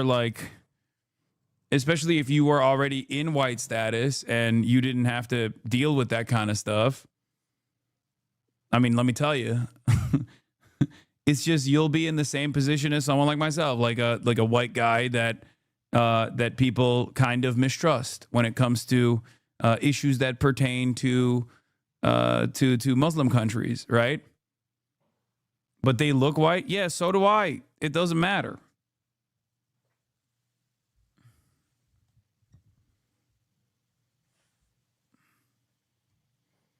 See, motherfuckers say, you're not white. Come on now. I mean, I thought so. But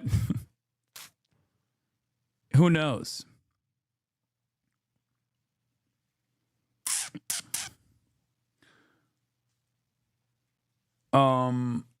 What else? You're the whitest non-white alive? I agree. Will there be a Twitch congressional hearing with you being mentioned as midterms get closer? I mean, that is entirely dependent on how busy people are. Because I think that like that would have happened That actually would have happened if, you know, if there wasn't too much shit going on. But I think there's way, way too much shit happening. And will continue to happen. They'll be far too busy. They will be far too busy to fucking focus on stuff like that. Sorry, I don't know if you wrote this, but I think conspiracy content will dominate 2026. I've been saying this here and there, but I genuinely think mainstream news, YouTube, TikTok trends, and similar outlets will all be dominated by conspiracies. Mainstream institutions will let go of a little bit of critical thinking and scrutiny. They had to challenge conspiracy theories and instead embrace them. I agree. Yeah, I mean, I kind of, I mean, all of this basically is leading to that. But yes, you will see sloppier journalism in general. Okay.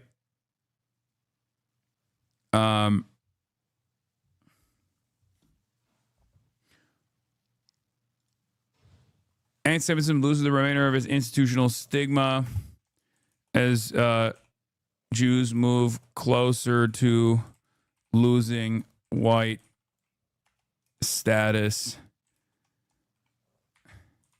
controlled by Republicans. Because they are the ones who dictate whether you're white or not. Let's be real.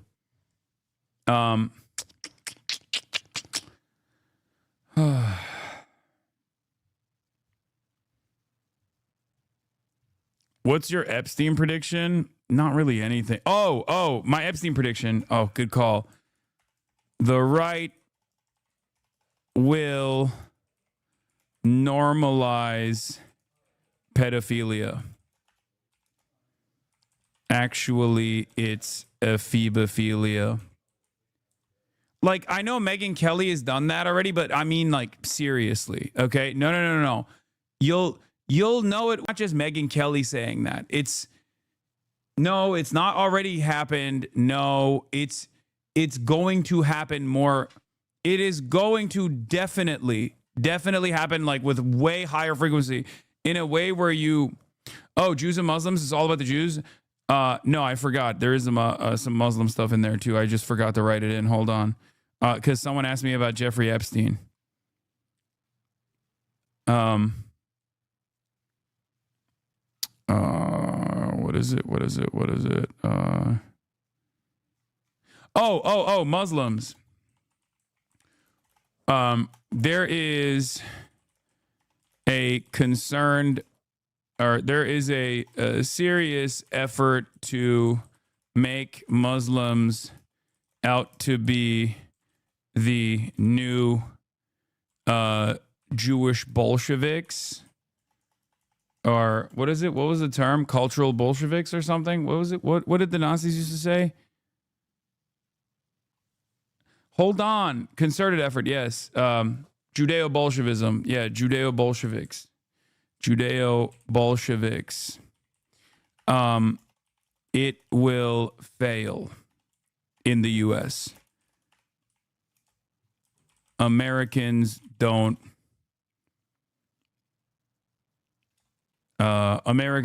have enough direct experience with Muslims to actively to become as Islamophobic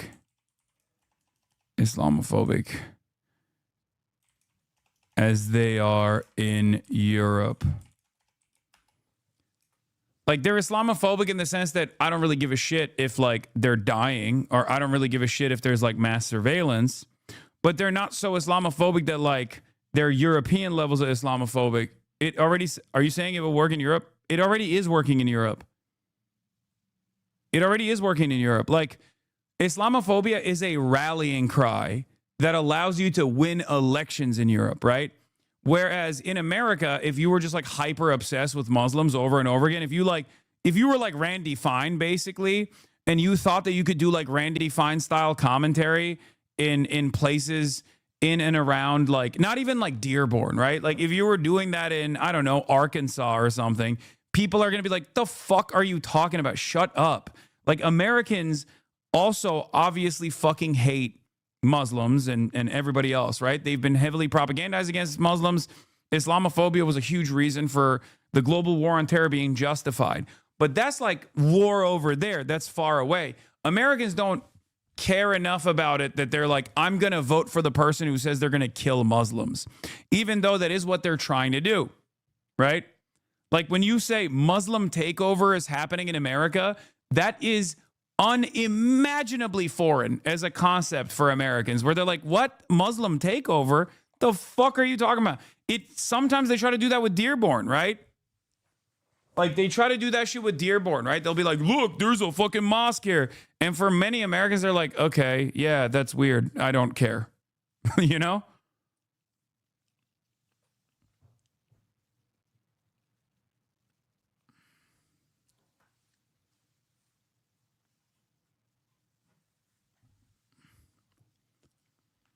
Like even with the Somalis, like here, I'll give you a great example of this. Okay. And yes, Cloud District in Georgia is right. There simply aren't enough Muslims to make it work. And also, American Muslims are far more progressive in general than some of the isolated communities that exist in places like London, where people can at least like point to someone being like reactionary or fundamentalist or something, even though that's also greatly overblown, obviously, and it's fucking stupid, and it's oftentimes being advanced by white nationalists that are themselves just as reactionary, if not more reactionary. But like the American Muslim community, due to the Islamophobic attacks, by and large, and the global war on terrorism being implemented under the George W. Bush administration, by and large, became very progressive post-global war on terror. And that hasn't really changed that much. I think leading up to Donald Trump, it was like kind of going back to like more conservative roots. But I think it's still going to consistently be progressive, with the exception of like, right-wingers that can dupe them into believing that they're a good person to vote for because they're anti-Israel. So what I think is what I think is happening with like even the Minneapolis stuff, what I think is happening even with the Somalis is like, for many Americans, a Somali is such a foreign concept. They don't even understand. Like they're like, okay, they're just black people, but like, you know, not from here or something. Like they don't realize that this is like, you know, Islamophobic and shit. Like they don't fully understand it. You know what I mean? It's too... What have I always said about American racism? American racism is very black and white. No pun intended, right? American racism is very like, what you see is what you get. Everyone is black. Everyone is brown. Are you a 7-Eleven Indian? Or are you a 9/11 Indian, right? Like they don't think about it beyond that, right?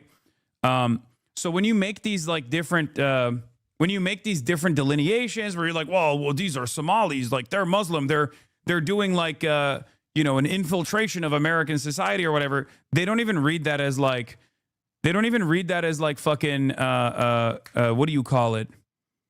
They don't even read that as like Islamophobic. Like it doesn't even get the message across that this is actually Islamophobic for regular ass Americans. They think movie, Tom Hanks movie. That's it. That's the only thing people know about Somali people is they're pirates. That's it. They don't like, maybe Black Hawk Down. That's for the boomers. For the Gen Xers is Black Hawk Down. For the Zoomers and the millennials, it's the fucking Captain Phillips movie. I'm the captain now. They don't really think about Somalis as like a group of Muslims that are doing infiltration in the country and are trying to do Islamic style fundamentalism or whatever. That's too complex for them. As I always say, European racism is infinitely more sophisticated as far as racism goes. Americans just look at shit and go, movie. They're like the movie people. They're the pirates.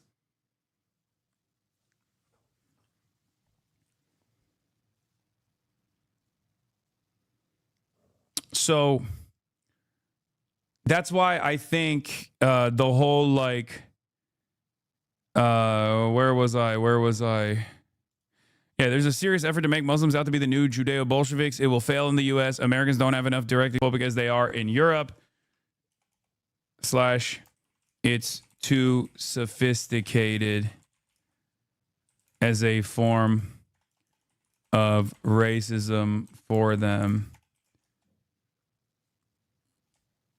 the anti-Somali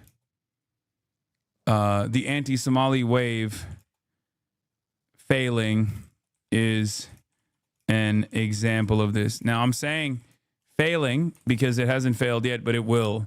It will not get the job done. I don't think Donald Trump, maybe I'm wrong, but I don't think Donald Trump is going to be able to successfully denaturalize and deport Somali people. Right? Really? 9/11? Wait, yeah, in the absence of, dude, Heidi, think about how much they pumped the 9/11 shit against Zoran. Okay? Did that work even a little bit? Fuck no. Andrew Cuomo kept being like, he's Muslim, he's Muslim, he's Muslim, he's Muslim, he's Muslim, he's Muslim. Think about how scary Muslim is. Think about how scary Islam is. In fucking New York City. Zoran, 9/11-2, 9/11-2. Zoran's going to do 9/11. Zoran's going to do 9/11. So, like, it didn't fucking work, right? If Americans were already as primed, if 9/11 still had that same, like, motion, I guess, in terms of whipping up people into a fucking panic, it would have already worked against Zoran, but it didn't, right? I mean, here, this is a great example. Like, New York City forgot. These guys got hundreds of people fired for not being respectful enough after Charlie Kirk's death, and now they're pumping out 50 images of 9/11 a day because a Muslim guy is planning on making groceries cheaper. You think American racists get offended when you call European racism more sophisticated? No, because I think they think, like, European racism is probably gay, just like everything else in Europe is gayer, you know? Like, they like, you think you can do Islamo-leftism in America? I don't think so. Even with, like, Zoran, Abdul El-Sayed, people like myself, right? Hassan Piker. Islamo-leftism is not going to fucking stick in the same way in a country like the United States of America. It's just not. It's just too complicated. If anything, leftism and wokeness will always be associated with black people, okay? It'll always be associated with black people. It'll be associated with brown people as well, but it will primarily always be associated with black people. Like during the Cold War, this is what they did. They would say, like, oh, these guys are all fucking commies. They're all pinko commies. But ultimately, it was still anti-blackness, right? It was anti-blackness in the civil rights movement. And they would say, like, oh, this is commie shit. This is commie shit. They're pinkos. They're commies. But still, it was still fought on the boundaries of anti-blackness. I'm not kidding. It was so very bad to be a Muslim after 9/11. No, I know. And for the record, Islamophobia was unimaginable post 9/11. I get that. But as far as Islamophobia being like a major, nowadays especially, being a major winner in election cycles, I don't think it's going to happen. In the absence of like a false flag terror incident, I don't think it'll happen. I mean, there have been people that are Muslim, like the Afghan guy, right? The Afghan CIA asset. He shot 2 people in the National Guard in DC. They tried to be like, oh, this is Islam. This is dangerous Islamic jihad that's happening in the country. And everyone was like, that's a CIA asset. You know? So in the absence of like something major taking place, I just don't think that I don't know. I don't think that people will be like as primed against Muslims because there's not that many Muslims.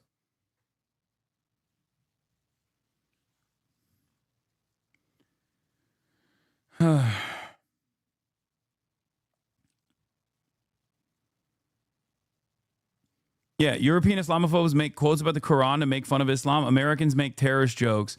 Americans don't know anything about Islam, not even enough to mock it. Yeah, that's why, like, yeah, they say Hajis.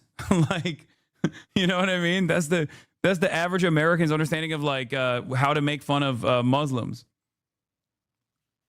I would say that American transphobes are way better, like way more well-versed in, you know, trans tech and shit that's going on in like trans culture than American Islamophobes are with like the basic tenets of Islam or whatever. Because he's Muslim was automatically ISIS and not just complex PTSD like it actually was. That National Guard attack was basically the same thing as murder or Kish Kyle. I know, but if you noticed, that didn't really hit that hard. Like the whole, we got to fucking really reconsider our dangerous allegiance and allowing Muslims in the country, because we don't allow any Muslims in the country. Do you know what I mean? This dude went gray over a few weeks. Oh, you mean my beard? No, it's always been there. I just never let it grow this hard.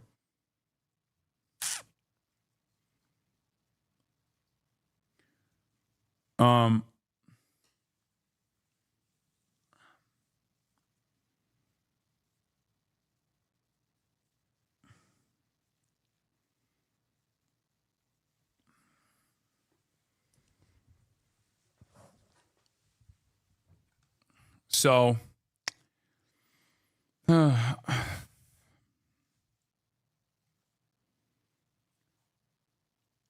the way, is this list going on Polymarket or Kalshi? Okay.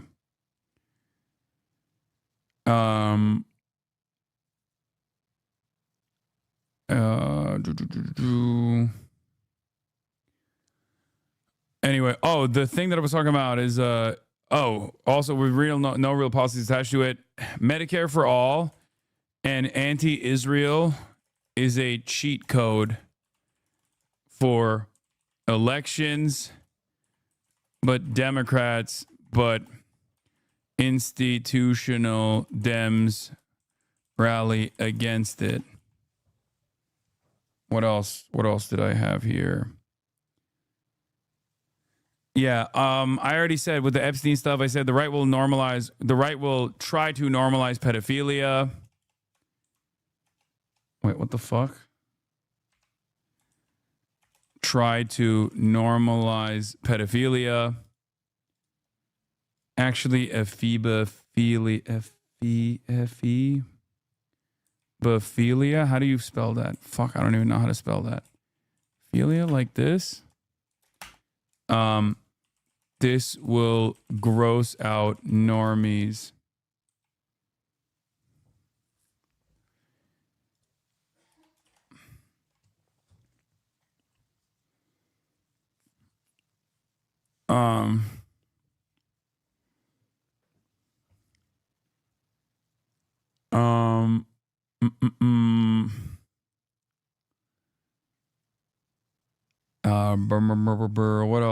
What else?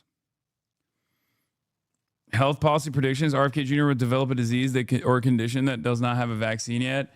I mean, health policy wise, peptides, the year of peptides is upon us. This goes back to the Chinese thing that I was talking about. More Chinese black market trades. People will experiment.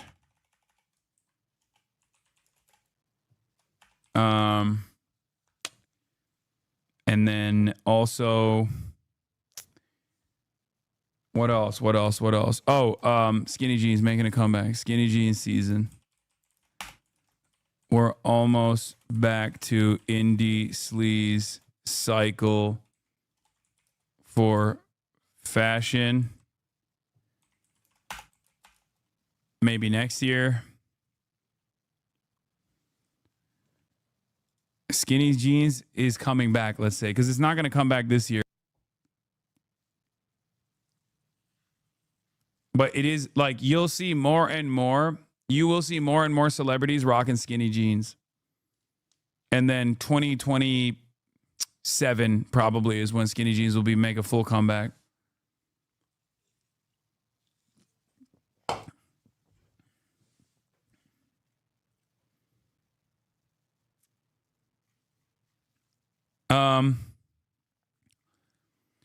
Like I said,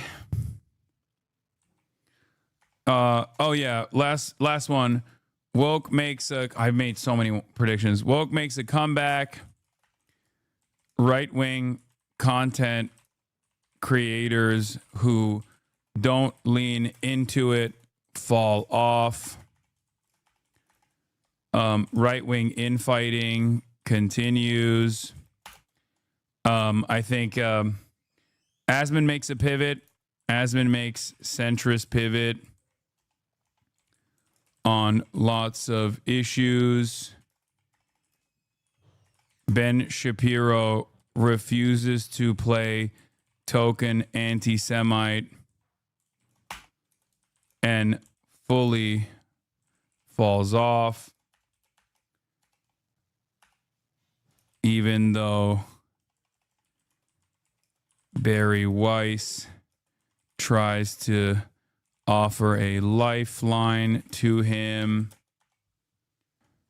Should I say token self-hating anti-Semite? Because like if Ben, I've said this already, like if Ben pulled the token anti-Semite takes, if Ben became a token for the right who would play the role of fomenting anti-Semitism, he would probably be able to like bring a lot of his audience back.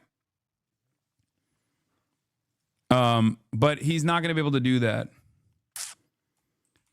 Daily Wire collapses due to decentralized nature of right slop / demands of anti-Semitism.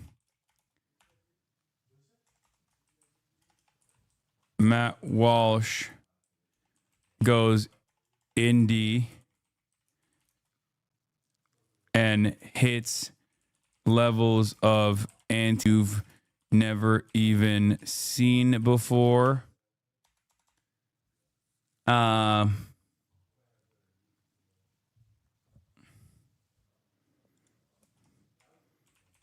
Jews equals trans for Matt Walsh. Like he will treat Jewish people like he treats trans people. If he actually leaves the Daily Wire, he will literally talk about Jewish people like he talks about trans people. Like you will never. It's just, it will be unimaginable. He's already Catholic, so he's got the bones for it. What else?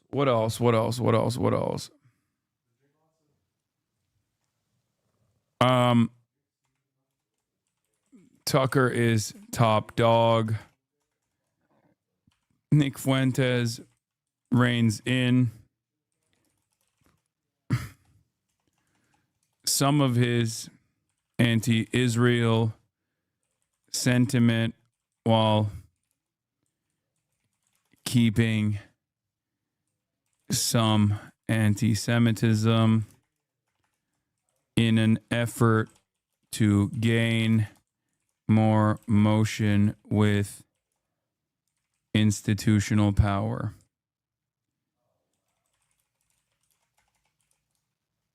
Also goes on JRE.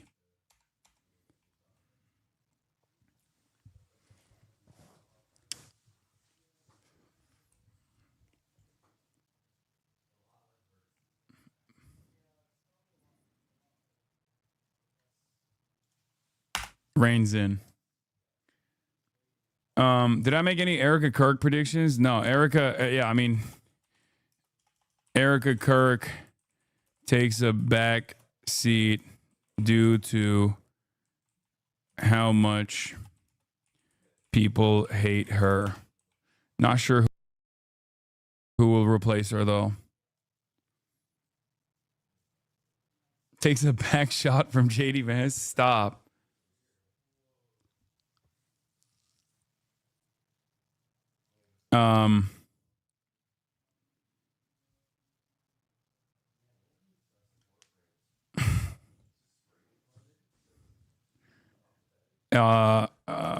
Dude. Okay, here's a crazy one. This is my last one. This is a crazy prediction. Okay, probably not gonna happen.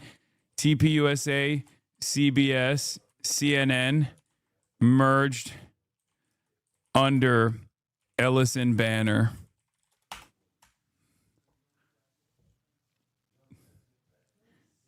Not gonna happen, but you know.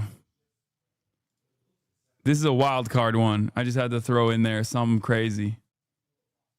Charlie Kirk resurrection. Yes. What is this? This smarmy popular shit is so funny. This smarmy fake popular shit is so funny, especially when they do low-effort patriotic schlock. CBS News' new owners have donated millions to one country's military, and hint, it is in America's. Yeah. Oh, yeah. Yeah, we love America, and we make no apologies for saying so. Brother, you're CBS Evening News. Like, what the fuck is this? This is like Fox News. Okay? This is Fox News bullshit. No way Barry Weiss last CBS the whole year. There's going to be a revolt. I don't know. I think the reason why she was placed at CBS is the reason why I don't know if that'll be the case. Anyway. Dude, holy fuck. I went way more with my predictions this year. Okay. AI will get completely out of control, not AGI style, but instead it will lead to a catastrophic issue, which of course will not lead to any policy changes. Gambling is going to be canceled with unlimited prediction markets bullshit. AI bubble will not burst. China will continue to rise. The century of prosperity has begun. More people will become China pilled as conditions of the West worsen. Normies will get less weird about China. Grand Theft Auto 6 will be delayed. Lying is even more OP than it's ever been, especially with AI. People will openly admit to lying in a biased direction, and there will be no repercussions for it. People are going to get even dumber and more hateful, but woke will make a comeback. Oh, hey, hold on. Before I do woke, because, hateful conspiracies are now the only meta. Everyone is QAnon / Blue Anon. Conspiracies will be the only thing that people believe. The media won't be able to rein it in.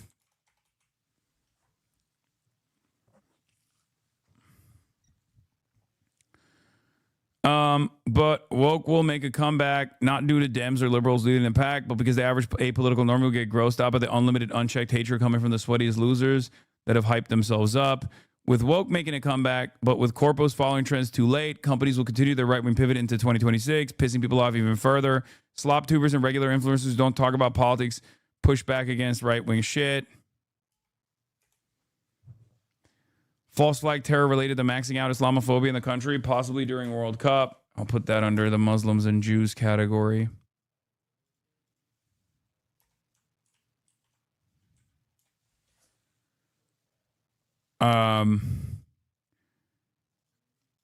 Where was I? Trump doesn't invade Venezuela. Trump has serious health issue that they can't keep a secret. He won't die. Evil never dies. Okay. Dems will predict a blue wave that will be like a tiny blue puddle. They will underperform. That they will still consider a massive W when it's not. They will get bogged down attacking the Bernie crap wing of the party too much to make serious gains. They'd rather kill democracy than harm the profit margins of private healthcare companies. Dems pivot to anti-APAC, but still retain same donors and same attitude towards Israel. Max fealty. Dems refuse to adopt M4A as a policy. Medicare for all as a policy. Float public option with no real interest in implementation. They claim affordability with no real policies attached to it. Medicare for all and anti-Israel is a cheat code for elections, but institutional Dems rally against it. Major black market for Chinese RAM GPUs that are created faster than the Chinese thought they would be made. Same with the peptides. Where's the fucking peptides? Hold on, I'll put that up here.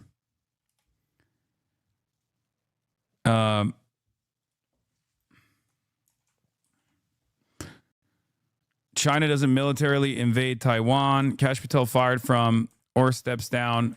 Winky face. We don't annex Greenland.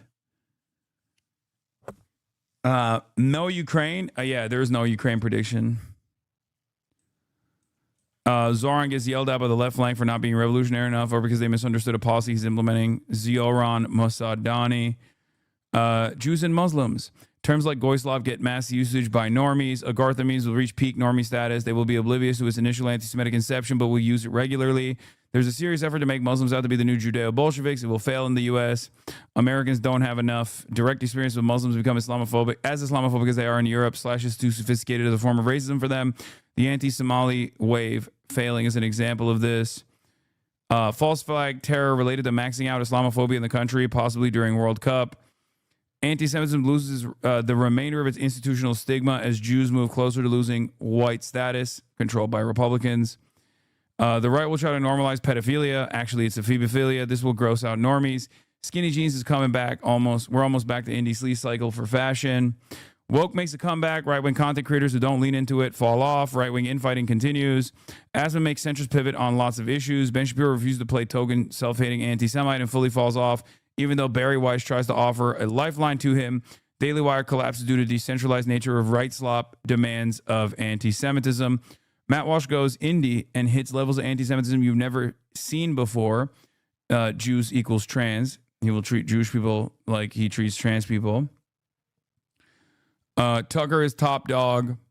Nick Fuentes reins in some of his anti-Israel sentiment while keeping some anti-Semitism in an effort to gain more motion with institutional power.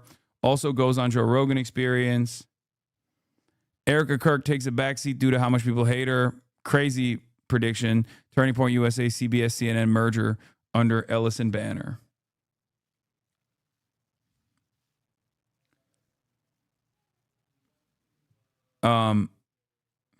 Add TikTok to the mix. I mean, TikTok algo is ass. I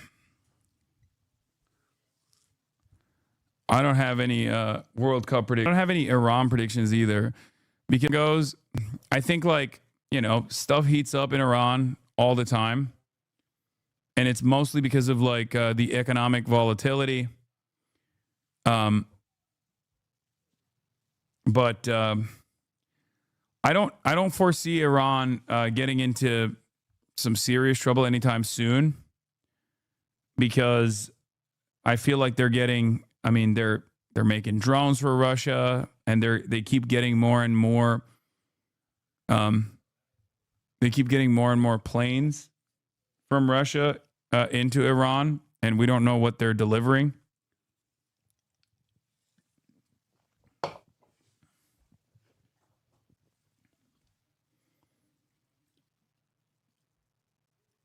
Oracle collapses because of the whole AI shit, leading the dominoes to fall.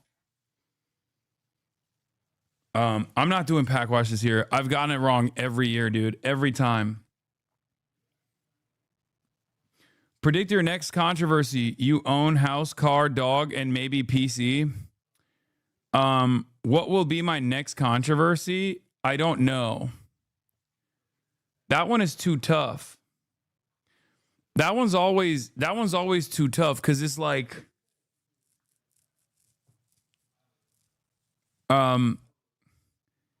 it just comes from very unpredictable avenues.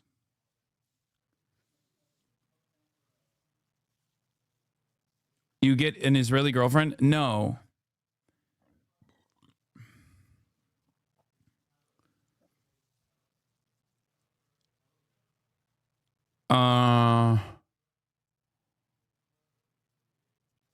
Because it's like, it's shit that controversies for someone like myself is tough to predict, because half of the stuff is just totally made up, and then the other half is greatly overemphasized or is not even like a cancelable offense, right?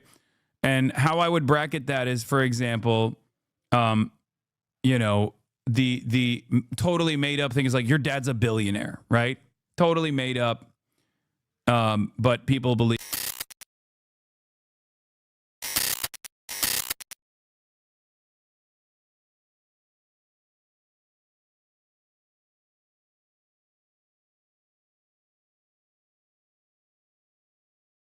In my family, no. He cares what you, a prominent conservative in America, has to say about Adolf Hitler. And what do you mean by Hitler is very fucking cool? Because I think he's very fucking a monster. Okay.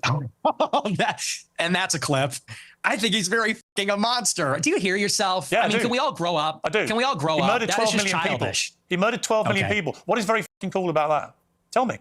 The edits, it's just cool. The uniforms, the parades, it's cool as a guy. You look at World War II, and it's fascinating, and it's interesting, and it's compelling, and it's cool. And, you know, we're just tired of saying these kinds of things. We want to talk like real people and give our honest opinions. And then we literally get. I think saying, ha, ha, ha, that's a clip is way more cringe than him saying accidentally, he's very fucking a monster. Ha, ha, ha, that's a clip. Oh, my God, dude.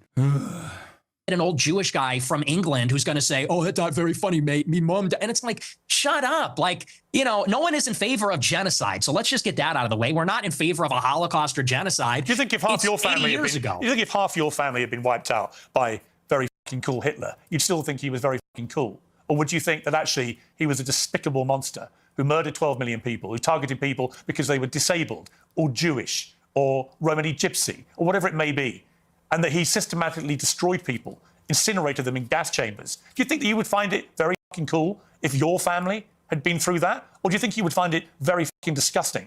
And perhaps moderate the number of times you laugh about it, or want to joke about it, or want to abuse someone like Danny Finkelstein, who's written incredibly powerful books about what happened to his extended family at the hands of the Nazis and your other hero, Stalin. See, my point to you, Nick Fuentes, is that in parts of this interview, you try to come across as moderate, but every now and again, the mask slips. And it slipped again here with what you say about Hitler. There's nothing very cool about Hitler. We know that from history now. We know what... I mean, what is the productivity of this conversation? You got him to like openly say he thinks Hitler is based and cool. You got him to do Holocaust revisionism. You got him to say that he's a racist. Like, it's just, I don't know. It's just confusing. You could have just like played his greatest hits on your own and just been like, this guy sucks. Am I right? And be done with it. He's just fucking sitting there and mocking you. It's great for his audience. I don't know. I just think it is very, very dangerous stuff that we're entertaining. But I do have to go right now because I have to do a photo shoot for an article that's coming out. And unfortunately, I have to leave you on that note. We didn't even get to finish this thing. There's another 40 minutes on this.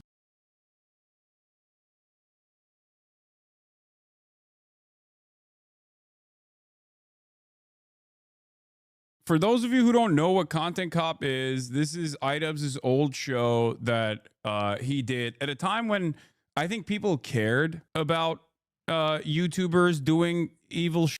I don't think people care as much anymore. Like, I think most people are just like, yeah, this guy sucks. Okay, whatever. Like, there's a lot that has taken place in terms of call out culture online that I think is very interesting, where drama slop tubers basically try to do Content Cop style videos nonstop. It's already being brigaded with dislikes. Yeah, I suspect that they will immediately, because he has iDubbbz has a lot of old fans that hate him now, because he has talked about how in the past he did a lot of reactionary stuff that he's not proud of, that he's actually apologetic of.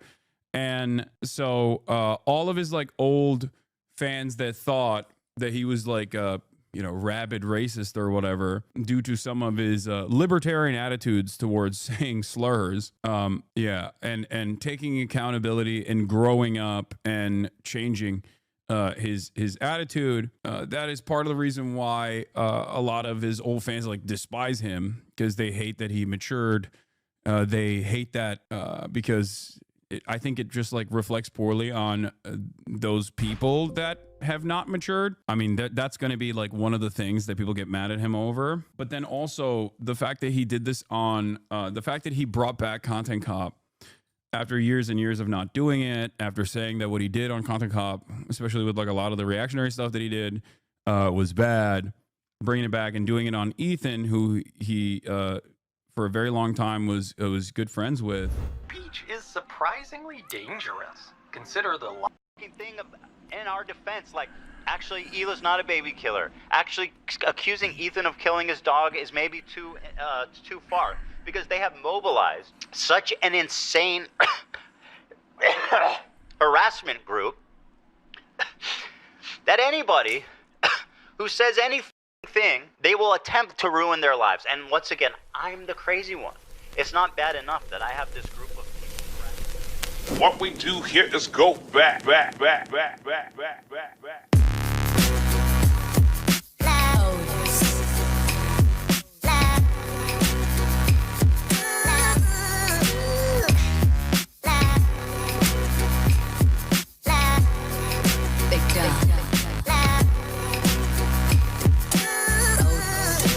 It's so interesting that like this is probably nostalgic for so many people in this audience who probably were major iDubbbz fans and possibly even Ben Shapiro fans at that time, and now have become fans of mine. but I never really watched any Content Cops. Like I kind of knew about it because everybody knew about it. And I'm sorry for pausing it immediately, but like for me, I don't even get the nostalgia aspect that you guys have. So it's just like such a strange phenomena. I was in high school. I'm a teacher now. That's crazy.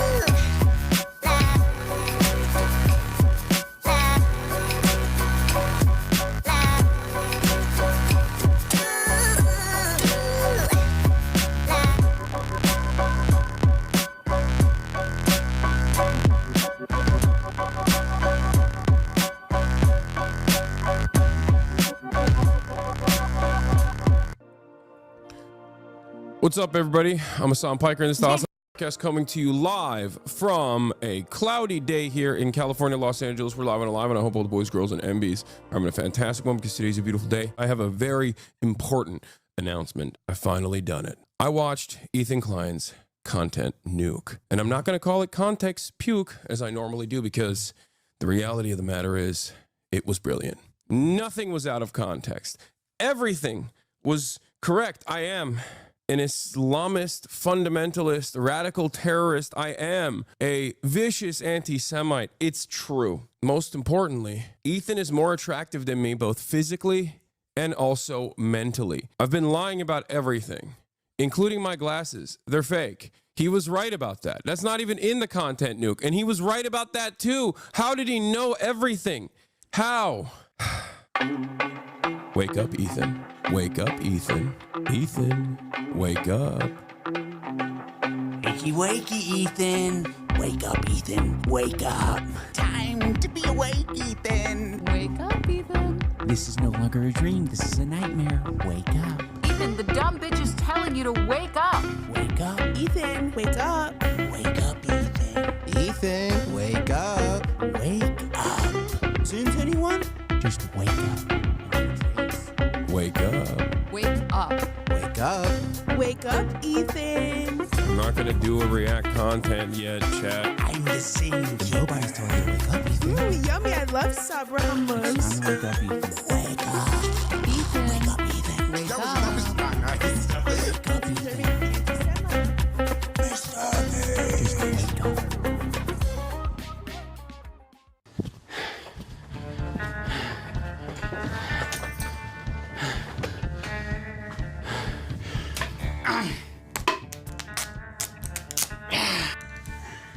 All right. I did not know he did that to my on microphone. Making a content cop on H3. It sounds very stupid even saying that. H3 content cop, iDubbbz. Ethan Klein's out of control. And then you should do a content cop on Hassan Piker. Content cop on Sargon of Akkad. If I would imagine this in 2016, I would have been like, oh yeah, if I ever do that, it's gotta be because I lose the plot. Well, it turns out it's not me losing the plot, it's Ethan. He's the one who attacked first. My good friends who I stood by after all these fucking years can't find a spine to speak up. So go fuck yourself. I agree. All right, guys, I'm going to tell you a story about Ethan Klein. I know some of you have been following him, but there's a lot of people who might not be familiar with the background, with his podcast, with what's been going on over the past couple of years. So Ethan, as you know, is a content creator who has a podcast where he says all sorts of outrageous stuff. Sometimes it's fun, sometimes it's up. He's had shows with all sorts of different controversial characters. He's had a show with Trisha Paytas. He's had a show with Hassan Piker. In doing so, he's gathered a ton of different audiences. Now in his podcast, he's crashing out Maybe. live. I just expected Also, I'm better. sure this is all going to get clipped, and I love that I'm looking like this for all this. At least I don't have black hair. I'm not going to watch this. All right, we're with watching the Hassan content leftovers, they would mostly talk about it's fine. surface It's level whatever, progressive shit and make fun of right-wingers. And you're telling me he didn't flick their dick once at least? Oh, that's 100 shavers. You trans women. I say, oh no! And it was mostly that until they actually had to reckon with a very serious topic. I would say that Hassan was very well equipped to talk about that topic. Palestinian people living in the West Bank are subject to these horrific conditions, horrific living conditions by the state of Israel, America's greatest ally and the only democracy in the Middle East, if you ask Republicans and even liberals. Well, the dance he invented was so kick-ass. Israeli settlers are trying to evict Palestinian families in occupied East Jerusalem. The United Nations says that may be a war crime. It literally is. I was just eating the toppings. And the pizza looked like a burn victim. It was all disgusting. I don't know if you can make that joke in 2021. Why? It's insensitive to burn victims. I think that's a good analogy. It's a powerful image. Ethan was not prepared for this. Ethan, the whole time, is more of the goof guy. And that's fine, you know, we don't expect Ethan to be an expert on the topic. Ethan was obviously caught in this tricky situation where he is extremely sympathetic to the Israeli cause and what's happening to them. His wife's Israeli, she served in the IDF. He obviously likes the state of Israel. On the other hand, he's just got done capturing a massive progressive audience who are very politically savvy. They follow Hassan. Hassan is strictly a political streamer, so this is something they're very keyed into. So when they see Ethan say things that are just like not accurate and it's just propaganda, they're gonna call it out. From the river to the sea essentially means the state of Israel is going bye-bye. So this massive progressive audience that Ethan has, adopted over the years, they're becoming increasingly critical of his position because now he's talking about it not on Leftovers, he's now talking about it on his podcast. What I want to do is show you guys how I see Israel, because you don't see that. When you listen to Hassan and you hear all these mega lefties talking about it like it's some super racist, crazy, like Jim Crow style of society. Like, I can't wait to show you guys. The other day, Bibi fired a really good guy that a lot of people are pissed about. So Ethan is having this back and forth with his liberal audience, leftist people online, progressive content creators, Hassan, all of these different people. He's finding new people every day, basically, to get in fights with. Of all people, this guy, Matt Lieb, Frogan and Denims and all these dipshits, and everybody thinks this guy's awesome, apparently, even though he looks like Millhouse, dork. Denims, by the way, was the real villain of the video. Evil, hateful, and I'll say it and I'll double down on it. And people, oh, no, not go there. And it's all culminated, at least for my story, in Ethan burning bridges with people until he burned the bridge with me. Since Ethan and Hassan's falling out, I've been keeping to myself mostly. I don't have many nice things to say. Maybe if Ethan's able to get some help, maybe if he stops harassing other creators, maybe if he does these things, eventually he'll find peace and we can rekindle our friendship. So that's been my approach. I've occasionally thrown a joke Ethan's way in the form of Hassan Piker versus Ethan Klein for boxing. I like iDubbbz. He's a good guy, but I don't like this stupid.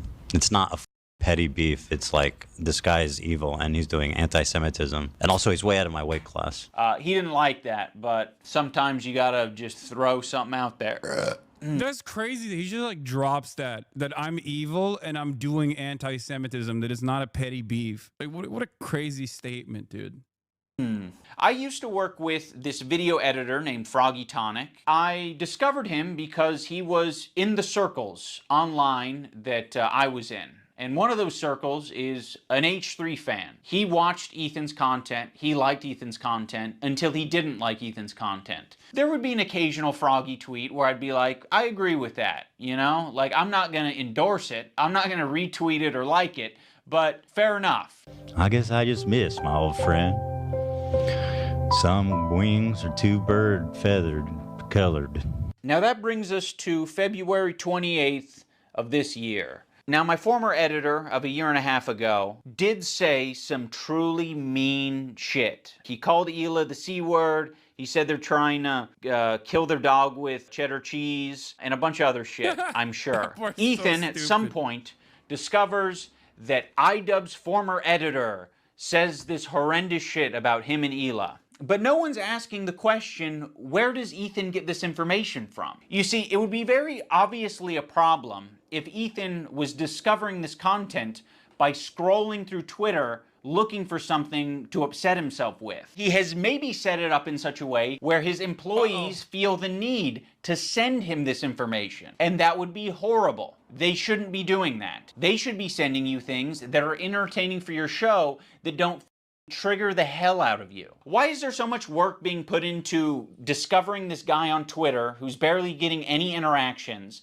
linking him to me and posting on the Reddit, when there's no work being put into who the fuck is the person on the Reddit who's posting this in the first place? If you do a little bit of research, it seems like it's an account whose intention is to make Ethan crash out. One of the users on the Snark Reddit points this out. They're like, I've seen this account before. This account has scraped its history, and it's now trying to make Ethan burn bridges. This is within Ethan's own community. Like, this is the thing that he needs to be critical of. It's not me. So yes, I am willing to admit that my former editor was being very nasty, uncharitable, and f***ed up towards Ethan and Hila on Twitter. But Ethan and Hila are doing the same shit on their podcast. So I don't want to f***ing hear it. Terrorist supporter.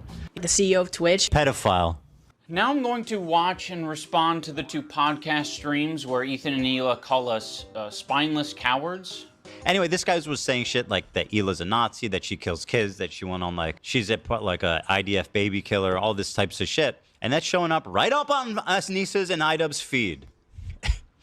My good friends who I stood by after all these fucking years can't find a spine to speak up. You know why? Because they'll get murdered. You don't know what's on my feed. What the f is happening? For all you know, I only use the For You tab. For all you know, I only use lists. For all you know, I'm seeing these things tweeted out by my editor of a year and a half ago and saying, God, that is nasty. I'm just not gonna throw someone away because they're having a parasocial weird moment. Just like I'm not gonna throw Ethan Klein away because he's having a parasocial weird crash out. How many women I fucked? Hassan, by the way, thousands. Yeah, thousands. Let me ask Galia.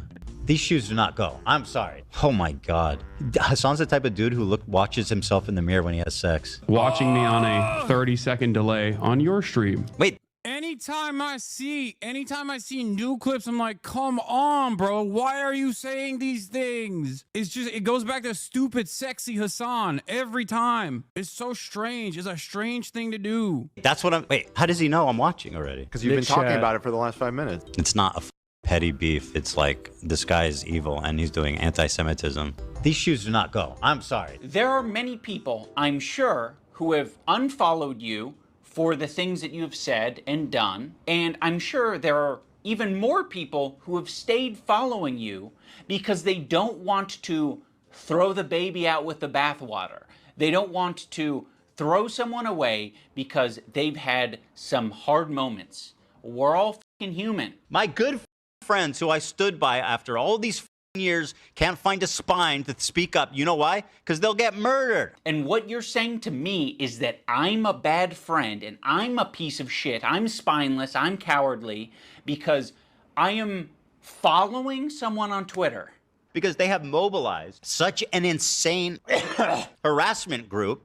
It's not bad enough that I have this group of people harassing me and everyone in my life. It's that people outside of this group, journalists, creators, are actively participating in this gaslighting to make it seem like I'm crazy. I don't think I'd seen him go the distance on this stuff, but like that's crazy, man. That's how does no one around you go, dude, what do you mean journalists are like actively gaslighting you? Holy it is truly a historic crash out in the sense that it's ironic because like he used to make fun of Tim Pool. Tim Pool has that famous clip where he's like, nobody wants to date me. Is it my fault? No, it's everybody else's fault. See that I'm about to be 34 and I have no family because my dad had 2 kids by the time he was 27. Yeah. And I'm like, man, you know what the problem is though? It's definitely not me. Mm-hmm. I think it's everybody else. Yeah. And he used to joke about that all the time. He used to use that all the time to make fun of Tim Pool. How does he not see that this is literally that? The fact that the crew hasn't done anything is borderline negligent. I don't think the crew can do anything, dude. That's what I'm like. I don't think they can talk to him at this point. I mean, I don't know what he's getting at here. Like, yeah, people are gaslighting you. A lot of people gaslit me when I apologized. That was actually like the #1 type of harassment I got was people gaslighting me and taking my newfound woke ideology to its extreme. I probably done and stood by iDubbbz and Anissa more than anybody. I've stood by them when all the internet hated them. I don't like that Ethan brought this up because it makes the relationship feel very transactional. Like, you know, we're just meant to support each other online despite our own personal morals or principles. But I'll say this, I don't think they're any friends of mine. And certainly I don't think they're any friends of mine based on the text conversation I had with them too before I even talked about it. So I have nothing, I don't need any halfway friends, man. I thought the text conversation that I had with him was very empathetic. I basically just said, like, I know you and Hila are experiencing a ton of harassment, and I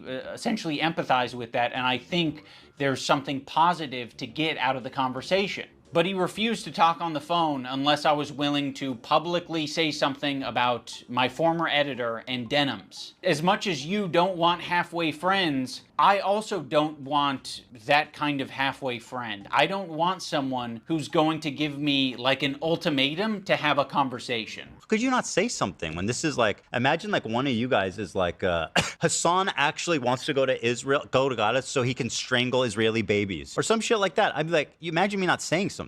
You're trying to make a one-to-one comparison where there isn't one. This guy that I follow on Twitter is not in the same relationship as you and one of your current employees who is streaming with you 3 days a week, 3 hours a day for the past 10 years. At one point during the stream, Ethan and Hila bring up Adam McIntyre. Now, Adam does basically the same thing as my former editor. He's critical of Ethan and Hila, and he is sometimes uncharitable and nasty towards them. Adam McIntyre needs to just like disappear.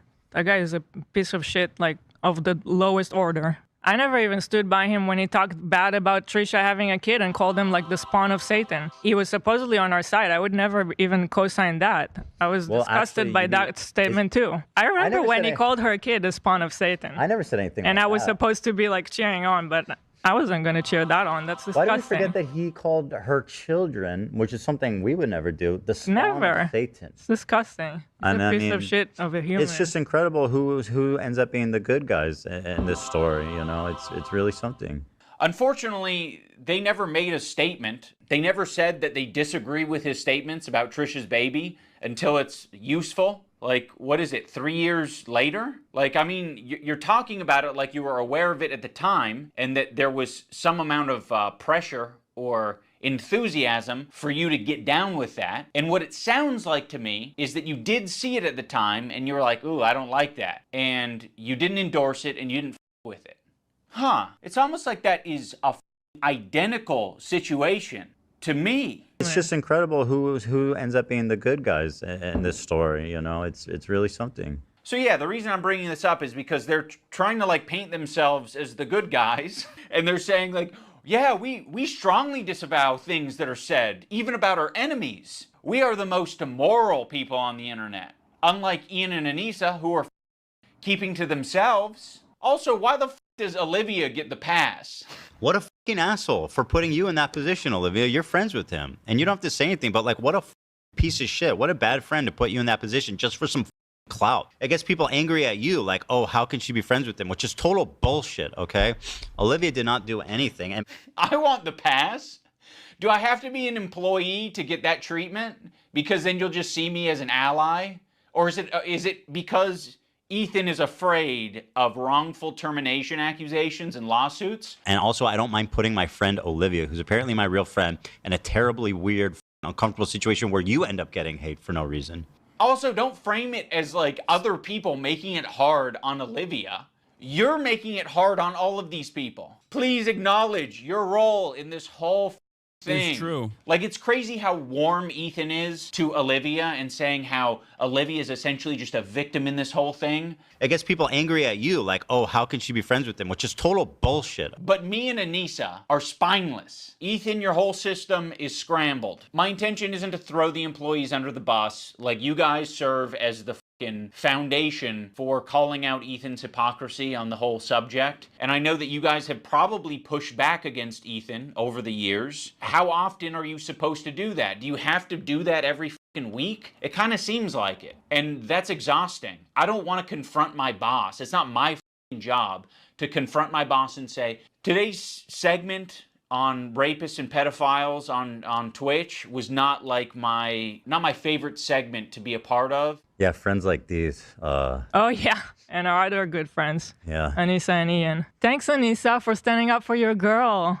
I actually stood up for you so many times because, like, why would I not? It was crazy. Yeah, why would you not? This also doesn't make any sense because, like, I actively avoided talking about Ethan for a year when he apparently was doing a bunch of this stuff. He was apparently having not the best takes about Israel as Israel was pummeling Gaza. And people kept bringing it up. And I was like, I don't care about what Ethan has to say. I defended him over and over again. I don't expect anything transactional out of this. But it's crazy that, like, for me, I cared more about the issue at hand and not necessarily the drama amongst content creators. So there's an entire compilation out there somewhere. I think it's like 8 minutes, sorry, over the past 16 months. The first, like, post leftovers year from November 2023 all the way to November 2024, pretty much, where I'm like, I don't care. Remember, Ethan is not your enemy. Ethan is not pro-Israel. Because I thought that he wasn't.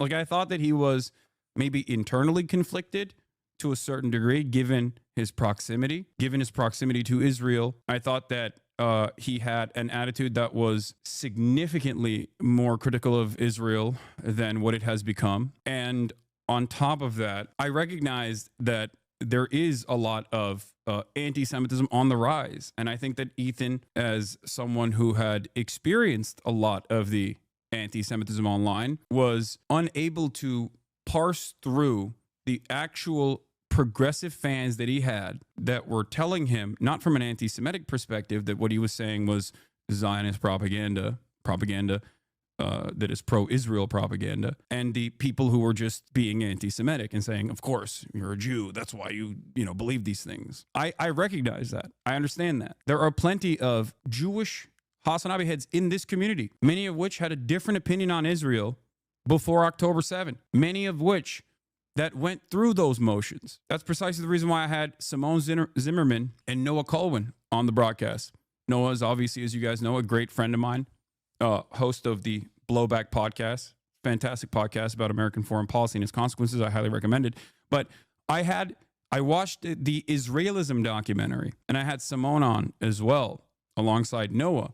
And the reason why I did that was because I wanted to help other people that had been trapped in this internal conflict to see a way out of it, to be able to recognize the social conditioning that led them astray. And I think it's been relatively successful as well. And yet, after all of that, what did I get? Over and over again, just smears, collaborating as Ian showed here, collaborating with a community that has haunted my ass and has tried to turn me into a lolcow, knowing full well what kind of harassment I withstood from the sex pestiny community. He went around and he got clips from them to prove a point to his audience that no, Ethan and his statements on Israel wasn't the reason why progressive fans were leaving him behind and calling him a Zionist. It was actually me.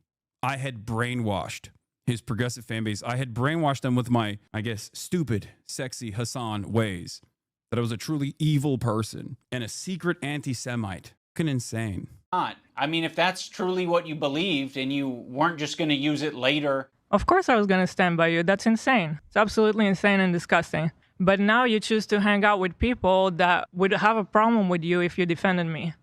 I'm not going to assume that Hila knows, but I'll say it for anyone who doesn't know. Anissa is half Lebanese and half Irish. For anyone unfamiliar, the Irish have been on the receiving end of a lot of oppression and genocide. On the part of the Lebanese, they've received a lot of oppression and attacks from the IDF. So Anissa is very well familiar with the propaganda and the shit coming out of Israel. Choosing now, out of all the times, to be like, please defend me. No, we're not going to fucking defend you. Rudy was saying that Palestinians are taught at 2 years old to kill Americans. Do we have that one? Man, like just the other day, Bibi fired a really good guy that a lot of people are pissed about.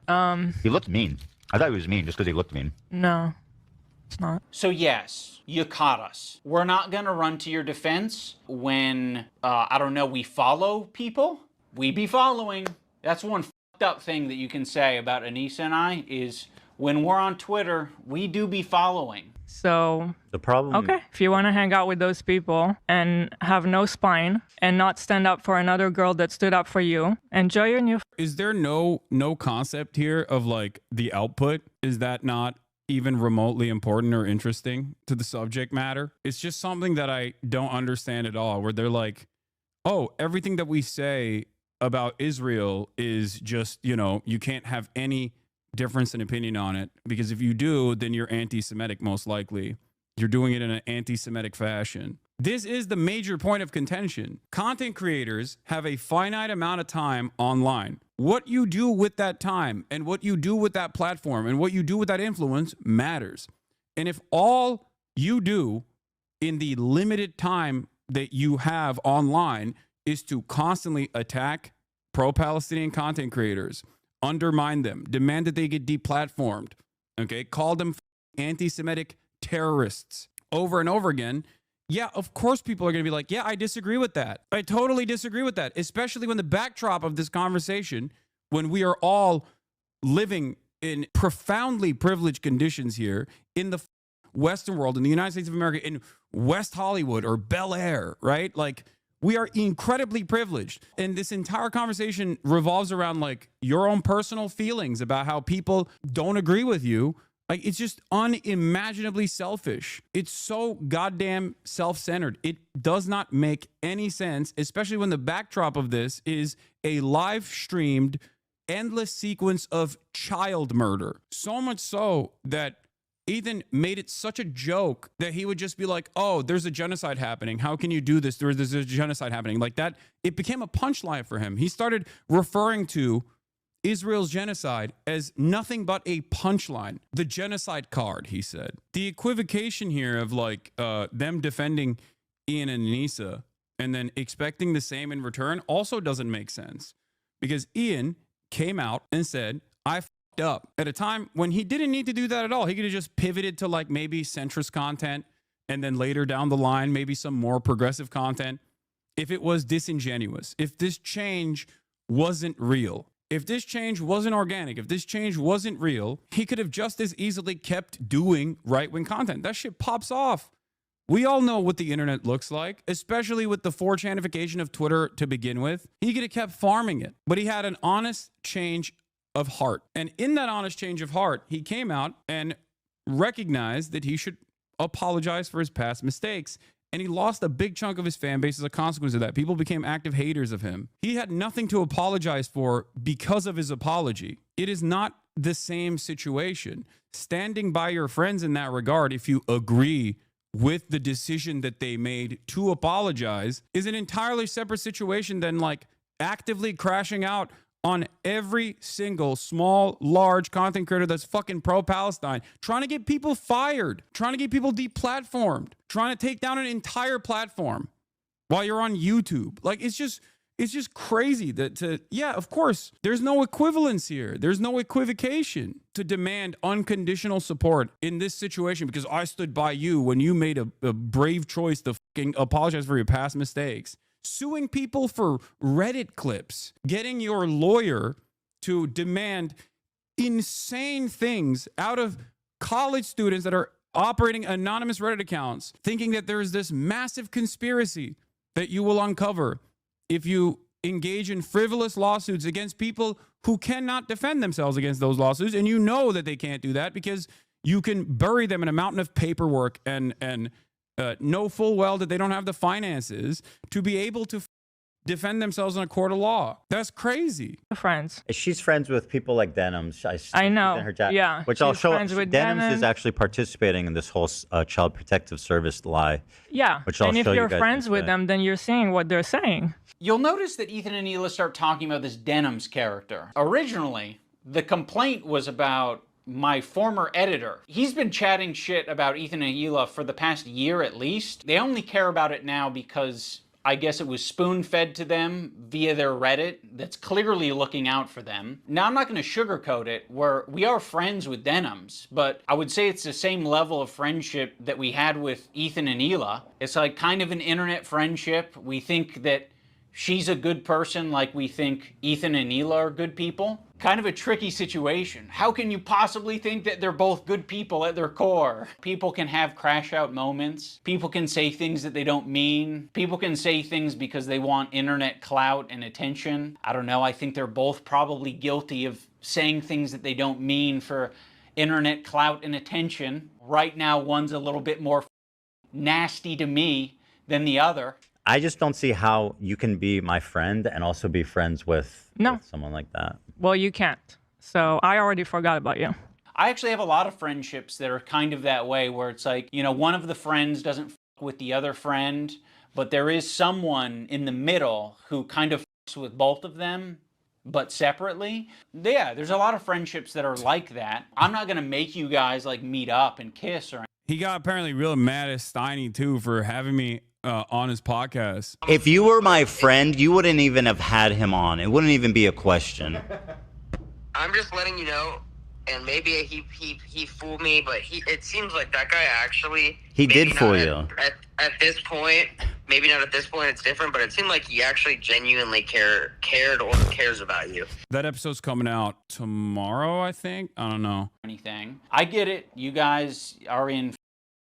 You're either my best friend who's deep-throating me to the base of my cock, or you are Satan. You're the devil. The last thing I said to Anissa, we were texting before I ever talked about it. She's like, I don't care about this guy. He's a nobody and, you know, blah, blah, blah. And I said, well, then you'll have no problem publicly denouncing it, right? Mm-hmm. And then from there, the conversation ended. She never replied. Ethan, you can't even phrase it in a way that doesn't make you sound like you're being coercive and shitty. Well, then, you should have no problem publicly denouncing it, right? Does that sound like a friend? It kind of sounds like something a powerful villain would say. But it was so funny how she immediately went to comment everywhere, like on our subreddit. She immediately had to comment like, oh, he doesn't work with us anymore. But that was it. That's all she said. But then say that you don't Okay, do you have anything else to say for your friends, though? One of the reasons Anissa was so quick to clarify things in your Reddit is because your Reddit was already talking about who this editor is. And they were spreading misinformation that it was our co-host on our podcast, Uncle Dane. So yeah, the last thing we wanted is this guy getting pulled into this mess, and you guys don't give a f. Would it have been nicer and more supportive to say, we don't agree with the things he's saying and we support Ethan and Hila? Sure. Like, yeah, that would have been a nicer thing to say. Our silence means something. It means that we would like to pause this relationship until you figure your shit out. And then maybe we can find a moment in time, I don't know how long it'll be, but a moment in time in the future where things are a little bit easier to broach. I don't think we need to do it right now, but you've insisted that this is an important thing to address. I would have been perfectly fine with you not blasting me on your Instagram story. I would have been perfectly fine with you not blasting me and my wife on your podcast twice. I would be fine with you not brigading my comment section on my podcast that gets 3,000 views a week because I prefer to not to do harassment campaigns and instead talk about Vampire's Kiss. At least say something like, he doesn't work for me, and I... That's the other thing, is just like, it's so aggressive. Like, this is the method. It's the tested and true method to just constantly do this. This is how you churn out content, where you just discard people, real people. Sometimes people that are in your life. It just feels so crazy to do this. It feels like you don't care about human beings as human beings. And it's all toys to play with that you can just cast aside and discard like a piece of trash. The issues themselves don't matter. People's belief systems don't matter. Everyone is a piece of content for you. Anyone and everyone can be discarded, cast aside, like it's nothing. I strongly disagree, and I support Ethan and Hila. The problem is that makes me think of your behavior since you started being a Twitch streamer. Yeah. I famously did this all the time, over and over again, and don't famously hold on to relationships with people who are literally doing that to me, regardless of how vicious they might be, with the hopes that I can change their minds, while my audience yells at me and consistently tells me that I am a loser who doesn't care about real politics, but instead wants to defend his rich streamer friends. What are we talking about? People, unironically, in my community yell at me all the goddamn time. And the people that I started this stuff with, including my best friend in the real world, okay, that I brought onto Twitch, Will Neff, whose girlfriend, Caroline, I've also known for almost a fucking decade, are now content creators that have their own communities on top of everything else. But besides that, like Austin, who I have a podcast with, like these are the people who I started this journey with. And our friendship has only grown throughout these years. I don't want to have conflict. I don't want to have drama. Drama, while it's great for clicks, right? Awesome for the algorithm, takes away from the actual goals that I have here. Cutie being left out here, that's true. I got smoke for Cutie right now. That's why. Who's Cutie? I don't even know her. I know I can't even joke about stuff like this because people will like clip this out of context and just like post it and blast it and brigade everything and anything that I've ever been on. You know what I mean? To prove a point where it's like Hassan has transactional relationships. Look at him. You know what I mean? It's like, no, of course, I love Cutie. Like, for the record, I did this with Aiden Ross until it was impossible to salvage. I did this with XQC until it was impossible to salvage. There's a reason why, outside of like classic quote unquote villains online, there's a reason why you won't hear this kind of attitude from many other content creators. And it's not because I have them under a web of lies and gaslighting and fucking, you know, mind control or whatever the Ethan might suggest. That's not the reason. It's because I try to keep to myself. I did it with Nick Merckx. I try to talk to Nick Merckx directly when I saw him going down this right-wing path. Notice how there's one thing that is the most consequential aspect to all these stories is their politics. It's their politics, first and foremost. That's the most consequential aspect because at the end of the day, as I've said this, and I did this with Asmongold too, at the end of the day, what I care about for content creators in particular that have massive communities is their output, what they are putting out there and what they are influencing, what they are normalizing. And even with Ethan, I didn't care about any of the shit that he was saying, but the reason why I obviously started talking about it was because after a year of sneak disses and smears and whatnot, he very clearly put himself out there as someone who was pro-Israel. Like, he does what he was doing. And he chose to do this at like 12 months in, a year into a genocide. It was a political disagreement that I had, and I tried to stick to the issues on that front too, and not the petty grievances. Chatters still try to bait me to this day. They're like, oh, look at his tattoo. Look at this. Look at that. It's like, I don't care about that kind of stuff. I care about what he says. I care about what any content creator says within the finite amount of time that they appear online, what they are presenting to their communities, what they're advocating for. That's it. But she doesn't. That's the problem. That's the problem. She actually. She thinks they have a point. That's the problem. Yeah. So go f yourself. I agree. Go f yourself. What about your girl? This is what I'm talking about. This aggression that you're putting out into the world. What the f do you think we're gonna do?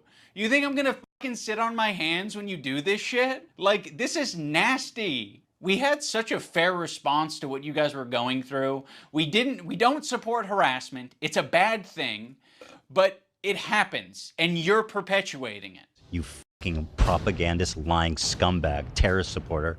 He probably sets up a mirror and jerks off watching himself. Dan KKK Clancy has a similar view of Hitler. Because Dan Clancy, the Nazi, fucking anti-Semite. You can't expect other people to stop harassing you if you continue to harass people. Let's think about it on a micro level. Have you ever been in a comment section and found someone to argue with? It doesn't stop. It can literally go on forever if you don't want to touch grass. I mean, yeah, this was kind of like a line, what happened today, that should never be crossed, even by like the most cynical, toxic people.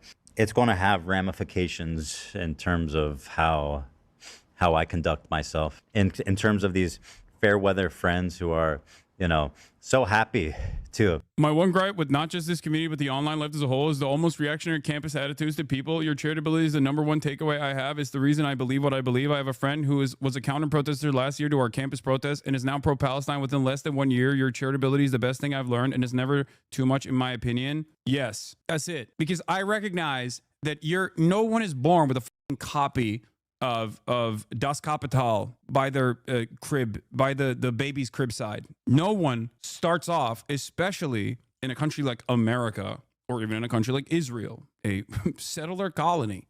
Both of these countries in their inception did genocide, ethnic cleansing, ethnic displacement. There's a lot of similarities between America and Israel, down to the connection to the greatest evil historically, the English. No one is born, quote unquote, woke. I certainly wasn't either. So I understand that it takes time, self-reflection, self-criticism. These are difficult things to come by. So someone has to be fucking charitable and not constantly be like, you've said something that I consider to be a microaggression. You are the greatest evil of all time. I think it's like a lot of people do that. And I even understand why some leftists do that. The reason why they do that is because they're sick and tired of constantly having to be on the defense. I get it. But you're being charitable to narcissistic content creators. See, this is what I mean. This is what I mean. You're doing it. You're doing it right now. I'm not just charitable to narcissistic content creators. I'm charitable to everyone. The fuck are you talking about? That's my point, is that this community is 42,000 people because of that. Do you understand? It's because of that. It's because if I were constantly calling everybody white nationalists, white supremacists, racist, which is what right-wingers say I do all the fucking time, ironically enough, if I didn't assume that people could be charitable and go on their own journey of learning and development and change what their belief structure looks like, then I wouldn't do what I'm doing. The entire purpose of what I'm doing is to cause people to maybe reflect on previous things that they consider to be unshakable foundational truths. This is what it's all about. And that's precisely why I maintain this level of charity for content creators, as well as I do to chatters as well, who want to learn. Now, of course, in that process, there are people who catch me when I'm pissed off, or there are plenty of people who try to abuse that charity to come in and say, just curious, why are you a piece of shit terrorist anti-Semite? Just curious. Like, you're not just curious, all right? And of course, I yell at them. And there are hours and hours of compilations like that, right? But having said that, the overwhelming majority of this community, if not the damn near entirety of it, all the way from when I had 35 live concurrent viewers to 35,000 live concurrent viewers, have had at least one issue that they've changed their minds on. Half of you motherfuckers that are yelling at me for not being for being far too charitable don't realize that there was a point in time when, if you had spoken out about a thing that you had firmly held convictions on, you would wish that I'd be charitable to you as well. That, I think, is my superpower in general. I have a firm commitment to constantly trying to have people be charitable to me, because I understand that that is the only way. That is the only way I can get people to second guess what they believe is the truth, what they've been socially conditioned into believing. And many of you who have taken advantage of that and have grown because of that, because this was a welcoming community to people who truly want to learn, to truly see a different perspective, you then turn around and don't fucking repeat that kindness to others. It's ridiculous. And the reason why I understand why people have reactionary attitudes is because leftists will literally constantly talk about social conditioning in a white supremacist, racist, transphobic society that we exist under, and then they get shocked when motherfuckers reflect that perspective. Yeah, of course. What do you mean? If you recognize the impact of systemic racism, you have to also understand that motherfuckers are going to be kind of racist without thinking about it. Like, what's the expectation here? Of course they're going to be racist. That doesn't mean they will stay racist. If you think people are intrinsically evil and racist, and there's no way to change that, then why the are you even trying? Like, what's the purpose here? That you're just slotted into a position at birth? You're just going to be a Marxist-Leninist, a card-carrying communist, and this person is always going to be a liberal who's a racist. Like, what are you talking about? That's not how human beings are. That's not how you are. Always look within and analyze the changes that you have had about key issues that you now look back at and recognize how differently you thought. There are people in here who used to be Ben Shapiro fans. There are people in here who used to be Steven Crowder fans. There are people in here who used to be Destiny fans. There are people in here who used to be Ethan Klein fans. Would you want everyone to constantly reduce you to who you used to be? No? Then you recognize why you have to be charitable to others. This is why I always tell you, be normal. Be friends as long as they're getting something out of it. Ethan, that is a rich thing to say. Like, you're the H3 podcast, okay? There's a lot of friends of the show. There's even more fair weather friends of the show. Let's not get into this shit, okay? That is so bizarre and insulting to suggest that I was only ever being friends with you to get something out of it. No, I'm friendly with you, and I'd say I'm a light friend because it's been pleasant hanging out with you. I've enjoyed your content over the years. And as of late, it's gotten really fucking shitty. Yeah, so go f yourself. I agree. Who else? Who else do we want to burn today? Who else do we want to burn today? You're making it so obvious that this is your emotional dumping ground. It's horrible. This is not what podcasts are. There was a way to approach this to say like, yeah, we feel hurt by you guys not saying something.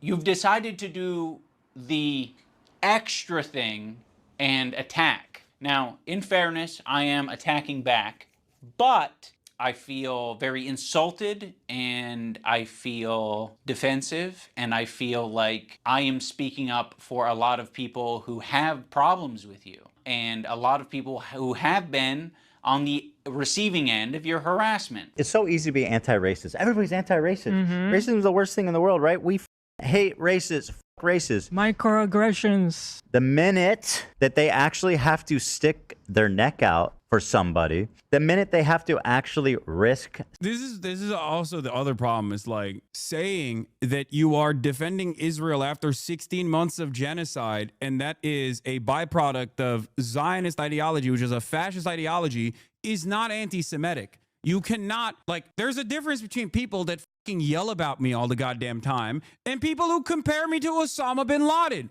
One is Islamophobic, and there's not really much I could do about it. Who gives a fuck, right? I mean, we live in the post 9/11 universe. It is what it is, right? The other is people hating me for a multitude of different reasons. If I were to constantly run around and be like, oh, you guys are being Islamophobic, you guys are being Islamophobic.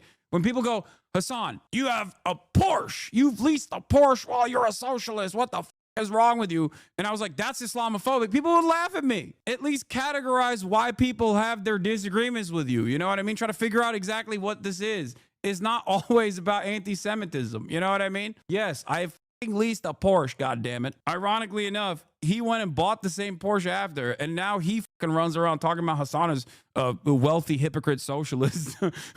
Something to put themselves in under scrutiny, to sacrifice something personally to stand up for racism, then all of a sudden it's like, hey, I don't want to get involved. And that's drama. How much do you care? I don't do drama. How much do you actually care? Isn't that the whole point? Like, I realize that Ethan and Hila are more scared now than they've probably ever been.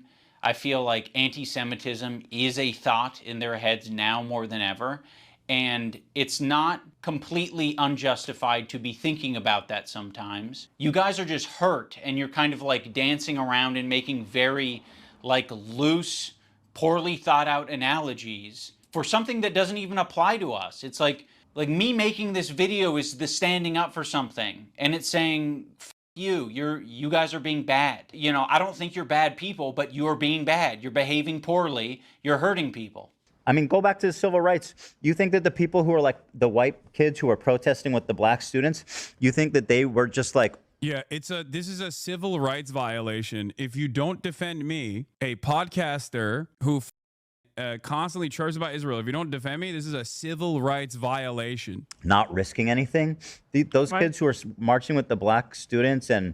So in Ethan's analogy, he's the black student and I'm the white student, but I'm the white student that's not, you know, marching by his side. I'm not doing the difficult thing. You're gonna have to march on your own, black student. marching with the black students, and I mean, why is it inspiring? Why is it inspiring? Well, and it's the same laughable thing to compare yourself to. Jesus Christ. thing to bring it back to Hassan, just because, but it kind of is the same thing. Like, I was thinking about going to Gaza until I found out it's dangerous. He's a total performative activist that doesn't give a single about the cause. It's been performed exquisitely, harassing one person and seamlessly transitioning into harassing another one. If anyone's been watching for the past year, I'm pretty sure they have a good idea of your feelings about Hassan. Like, people like Anissa are the perfect example because she's friends with these people. She's friends with Denims. Denims is streaming this story about our kid I'll show that, yeah. getting Giarda from the dog, whatever. I'm sorry, I'll accept this take, this position from anyone except you guys. You have laid the groundwork for this type of streaming, which is watching people shit and giving your unfiltered reaction to it. Why would you expect Anissa, of all people, to say something to Denims? Okay, so by that logic, we should be saying shit to you guys all the time. But I have a feeling you guys wouldn't like if we said shit like that to you all the time. Yeah, we've been respecting you as independent content creators. You can do what you want. We'll treat you as adults. Maybe we shouldn't have been treating you as adults. She could say so much, and it would make her a little bit uncomfortable, right? It's not comfortable. She'll get a little bit of shit. Yeah, just for but saying that would be commendable. And by the way, it kind of speaks for itself that saying, hey, their house is clean, they're, they're actually good people, like that's going to get you shit. That kind of says it all, doesn't it? There isn't a single person that I respect who would give a f if I publicly said that Ethan and Hila are great with their kids, Ethan and Hila didn't kill their dog, and Ethan and Hila wipe their asses or don't have giardia or whatever the prompt is. No one would care. The only person who would care is me, because I'm like, why did I tweet this out? I'm not tweeting out because I'm not your lapdog. That's why I'm not tweeting it out. I'm not saying it to my audience because I don't give a f. It's not my business.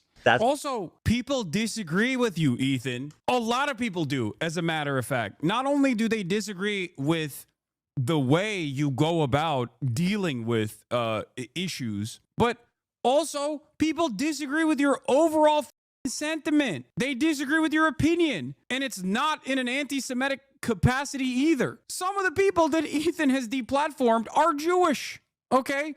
Like the Arabs podcast. He called him a token. A person that he tried to get fired from their Good Mythical Morning production job. Matt Leap, also Jewish. Like, what do you mean? It's like you don't care. It's not anti-Semitism at all. It's just me. People don't like what I have to say. They must be anti-Semitic. Like, what a fucking silly way to approach reality. That's, in my opinion, doing something that's difficult and standing by your principles. Ethan that's the whole point. Sam That's what makes Hyde, standing by your principles. Ethan brought up how Sam Hyde broke iDubbbz. Some of his chat likes Sam Hyde now. Dude, that is crazy. He made Sam Hyde look good. Lemafayal. We love Sam. Just because we hate Hassan and iDubbbz doesn't mean we like Destiny and Sam Hyde. Who's Sam Hyde? Sam got him, Lamau. Sam's going to eat this up, lol. Sam is too smart. Lol, Sam Hyde W. Is wild. Is wild because, like, if there is a real rabid anti-Semite in this equation, it's not me. It's not iDubbbz. It's Sam Hyde. He's literally a pedophile Nazi, okay? Not only is he a straightforward Nazi, he's also a fucking abusive pedophile. And this motherfucker is like, he doesn't have issues with that because, like, Sam Hyde hasn't said anything about him personally. It's just so simple. It's what you see is what you get. If you criticize Ethan, okay, recently, if you have something to say about Ethan recently, no matter how gentle you might be initially, you're the fucking worst guy, all right? You're the worst guy on the planet. You're the biggest anti-Semite on the planet. If you have something to say about Israel or Ethan's takes on Israel, oh God, that is the highest stage of anti-Semitism you're going to arrive at. You could be a literal fucking neo-Nazi. He also said Sam is an extraordinarily funny guy that inspired me when I was coming up. He's just a little crazy and potentially a Nazi. Yeah, I'm a rabid anti-Semite terrorist. Sam Hyde, who is an out and about Nazi, is potentially a Nazi. What is happening?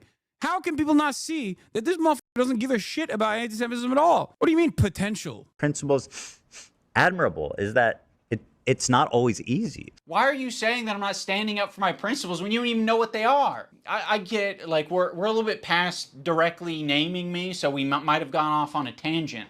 If you maybe accepted the phone call and we talked about it, you could have asked me, hey, Yeah, real life friends with Andrew Anglin, like who gave to his defense fund. Like, get the fuck out of here. what are your principles? And I can tell you the way I've been behaving is exactly in line with my principles. Now we're going to talk about the BDS list. We're going to start off with Frogan because obviously this is like as bad as it gets. If you're following Frogan, that can only mean that you're anti-Ethan. Oh, this is not a good start. Love of the H3 podcast. You are following Frogan, so that means that you are anti-Ethan. Sam, Morg Pie, friend of the show. Olivia, Ian, Daily Dose of Internet is anti-Ethan. Jesus, this is Pokimane, comment etiquette. Oh shit, Asmongold's in here? Asmongold follows Frogan? No, Asmon. That means you're anti-Ethan. That's up. We're going to want to avoid these creators at the top of the list, but one tier below them are the creators who associate with them. They're essentially endorsing all of their statements. You got me, you got Anissa, I think Hassan's in there. You'd think that Hassan would be on the top of the BDS list, but that's not the case. Hassan provides additional value for people. Ethan can turn a blind eye to people collaborating with Hassan because that's what he did. You got to be the lowest of the low to be associating with the Frogans and the Denims of the... No. He's mad about that too. He literally, ironically enough, maybe IDubbbz is not aware of this. I remember this. Ironically enough, after brigading the Trash Taste, the Brigading the Trash Taste podcast, so did Asmongold. Asmongold did that as well. He turned his crosshairs on Theo Von. The irony, of course, was that Theo Von had literally one day before me, and I did not know this at the time, had Candace Owens on. And he thought that he could get Theo Von to look at me as an anti-Semite dangerous terrorist when he had Candace Owens on. And Ethan didn't give a fuck about Candace Owens being platformed by Theo Von. He was like, Hassan is being platformed by Theo Von. Does Theo Von know how much of a dangerous anti-Semite he is? Yeah, make sure Theo knows how you feel about hosting terrorist-adjacent creator. Do you not care at all about how you look, man? Like, think about that. Think about that, bro. Like, this right here there are a million examples of Ethan demonstrating that he doesn't give a fuck about anti-Semitism at all and only has this like personal agenda towards people that have said, I don't like what he has to say about Israel. He's just lost in the sauce. He's defending Israel, right? He can't stand that shit significantly more than he actually cares about real anti-Semitism. That he turned around and got mad about this and not about Candace Owens being on the Theo Von broadcast. Like it's so transparent. You don't have to be the smartest Ethan Klein foot soldier to recognize the inherent irony right here. Also, 1 minute ago, Jesus Christ, dude, screenshot from 1 minute ago. Holy I know his ass didn't actually clap that himself. He definitely got it from his subreddit that is actively now a hunting ground for other subreddits, as a matter of fact. So, a lot of crossover with other subreddits there. The world. To associate with Hassan, that just makes sense because he's famous and he's got a massive fan base. Also, Ethan still follows Hassan on Instagram, so Hassan is in his feed. And that's showing up right up on... Yeah, that's... I didn't even realize that, but yeah. Us Nisa's and IDubbbz's feed. It's important to remember that this is a living document and people can be removed or put onto it depending on how Ethan's feeling that day. You have this other tier of creators that exist below Hassan but are still anti-Ethan, but Ethan really doesn't want to bring your attention to these ones because it's kind of unpopular, A lot of them are famous. It's no coincidence that Ethan stays silent when these powerful, popular men are supporting Hassan. It's because Ethan is a coward. He's a bitch-made coward. I think Ethan has an unreasonable amount of respect for these comedians because they have power, they're quick, and I think he knows that they don't with his ideology. But he's going to keep that to himself because the last thing that he wants to discover is that people that he respects and looks up to, they don't with him. You're a coward. It's just his job. It's just what he does for his job. He doesn't mean it. We're actually good friends. He makes fun of everyone. It's not just me, right? Oh, also, I can't forget about Matt Lieb. Matt Lieb is in this middle tier. His valuable association is Rhett and Link. So Rhett and Link, conveniently, are also in this category of popular and powerful men who Ethan does not want to burn bridges with. Oh, Chad Felix. Oh, Felix is going to love this one. Oh, no, dude. Felix Mogg. Oh, dude. Maybe Ethan will finally talk about Felix. I know he's been begging for it. He wants this so bad. Oh, yeah. Although he's sniffing around. This guy, Matt Lieb, he works for Good Mythical Morning. Of all people, this guy, Matt Lieb, who apparently is a producer for Good Mythical Morning. Well, this guy works for Good Mythical Morning, acting like he's wholesome, and he's bringing on somebody. Yeah, dude. Classic canary mission ass behavior. Ooh, someone has said something mean about Israel. That's what Canary Mission does, right? They're like, well, gotta get him fired. For Ethan, it's not just about Israel, though, obviously. It's more so about his comments about Israel. God forbid anybody makes fun of Ethan. God forbid anybody has a disagreement with Ethan. Holy shit, dude. Time to find out where they work. Get him fired. It's crazy. Yeah, he brought on Boner Box because people were like, hey, Ethan, we're in your fan base. We are pro-Palestine. Who can we watch? Like, this was a demand. People were like, who can we watch that's like a pro-Palestine content creator? And he was like, here, this guy, Mr. Snipe Job himself. That wants to kill my wife or in a video game. And I think he should be fired, frankly.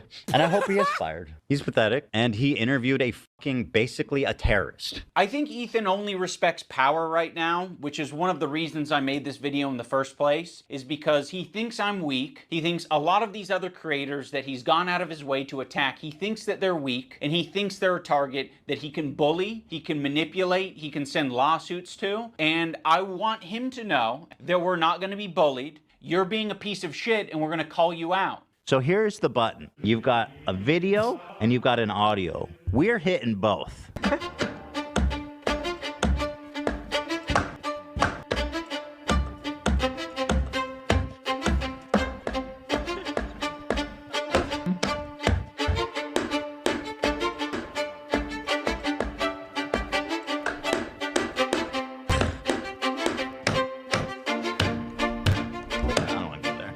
Yes.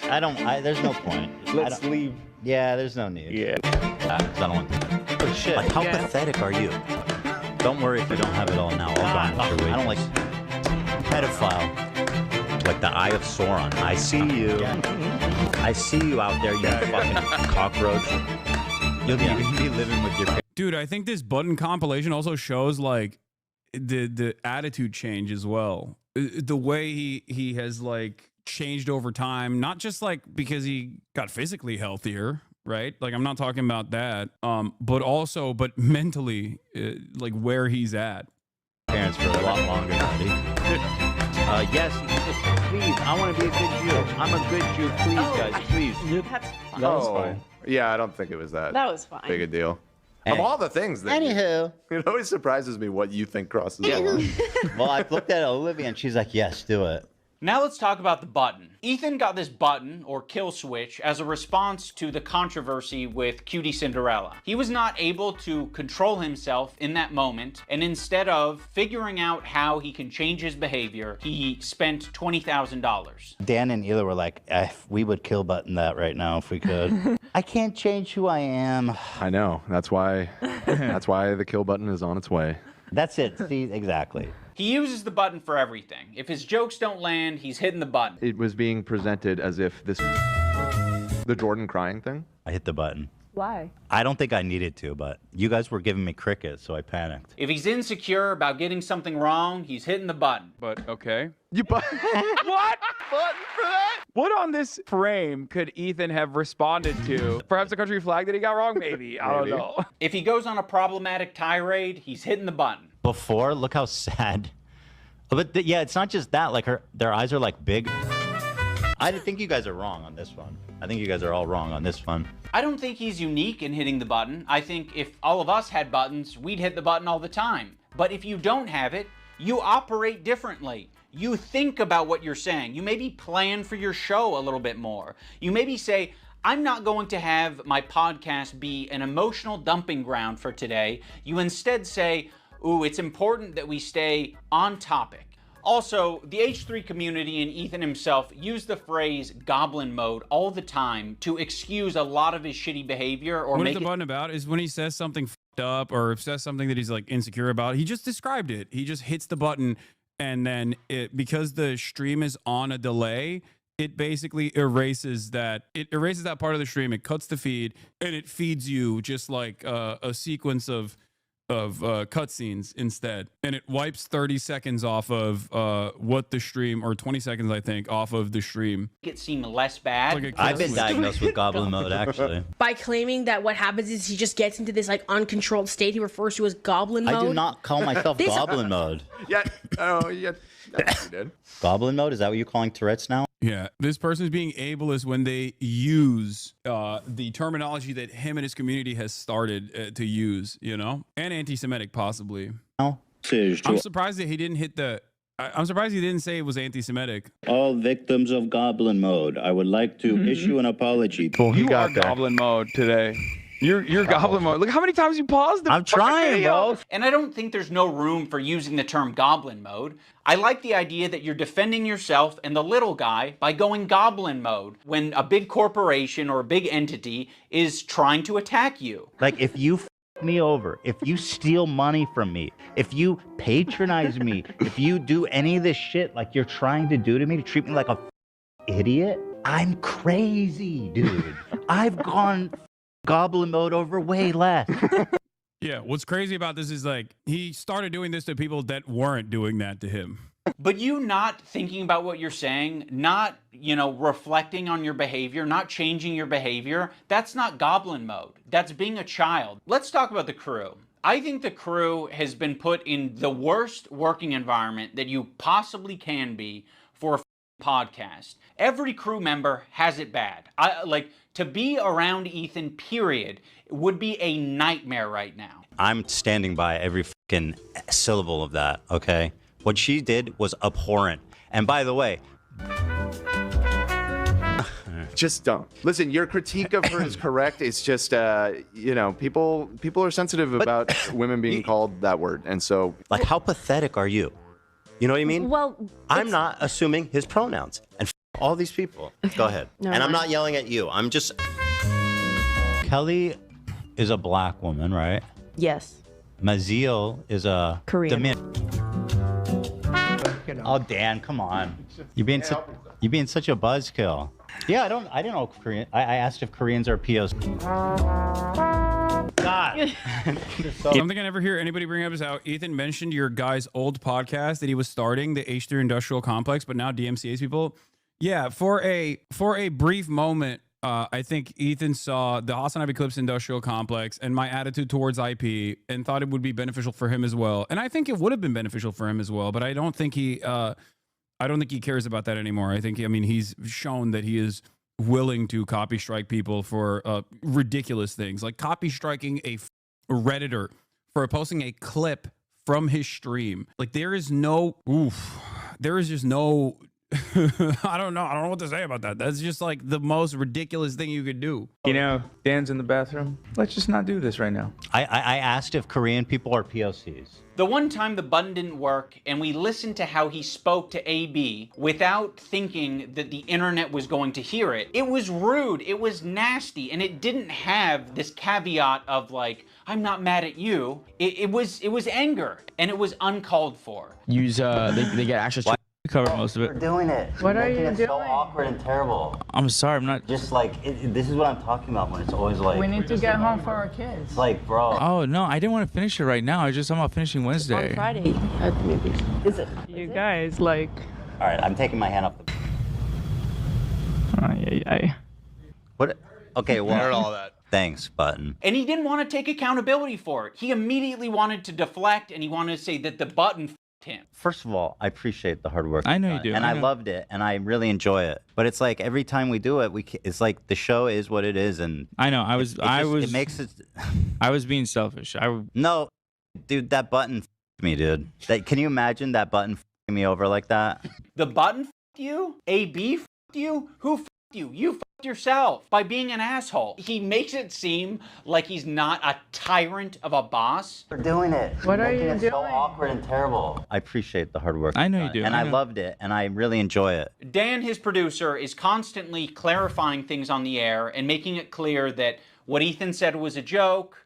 Ethan is being overly defensive, or he's saying things that are like not true and he's exaggerating. People saw that. They thought that that was what you searched to I did pull not up type that photo. So I'm just clarifying. Thank you for clarifying. I appreciate you doing that. God forbid. It's okay because I buttoned it. Why? Because it's not that big of a deal, man. Just Like, your how inability to. No. Hold on, Dan. How does it change anything? People knowing that we did it. It's fun when it's a surprise. Okay, well, Well, you just asked how it changed Surprise things. them on your show. Okay, all right. You know, I understand that that's his role, and he's, you know, Ethan's made that his job, or Dan's made it his job. Ethan leans on it so heavily, in the same way that he leans on the button. Ethan is leaning on all of these people to be adults and look after his behavior and give all of this emotional and empathetic energy for Ethan, but Ethan refuses to give it back to them. Also, let's talk about AB and Lena, 2 Lebanese employees, and you just continue to talk about the conflict like they don't exist. It would be nicer, a lot nicer, for you to shut the fuck up about it. You're allowed to do that. Hezbollah in Syria alone killed double that much. All right, I'm going to move on. I just want to play Hassan talking about bad empanada. Ethan doesn't want to change, and he wants to bring the entire crew down with him because he's putting them in this position every day, right? But it's more important that he gets this shit off his chest. It's more important. Yeah, that was,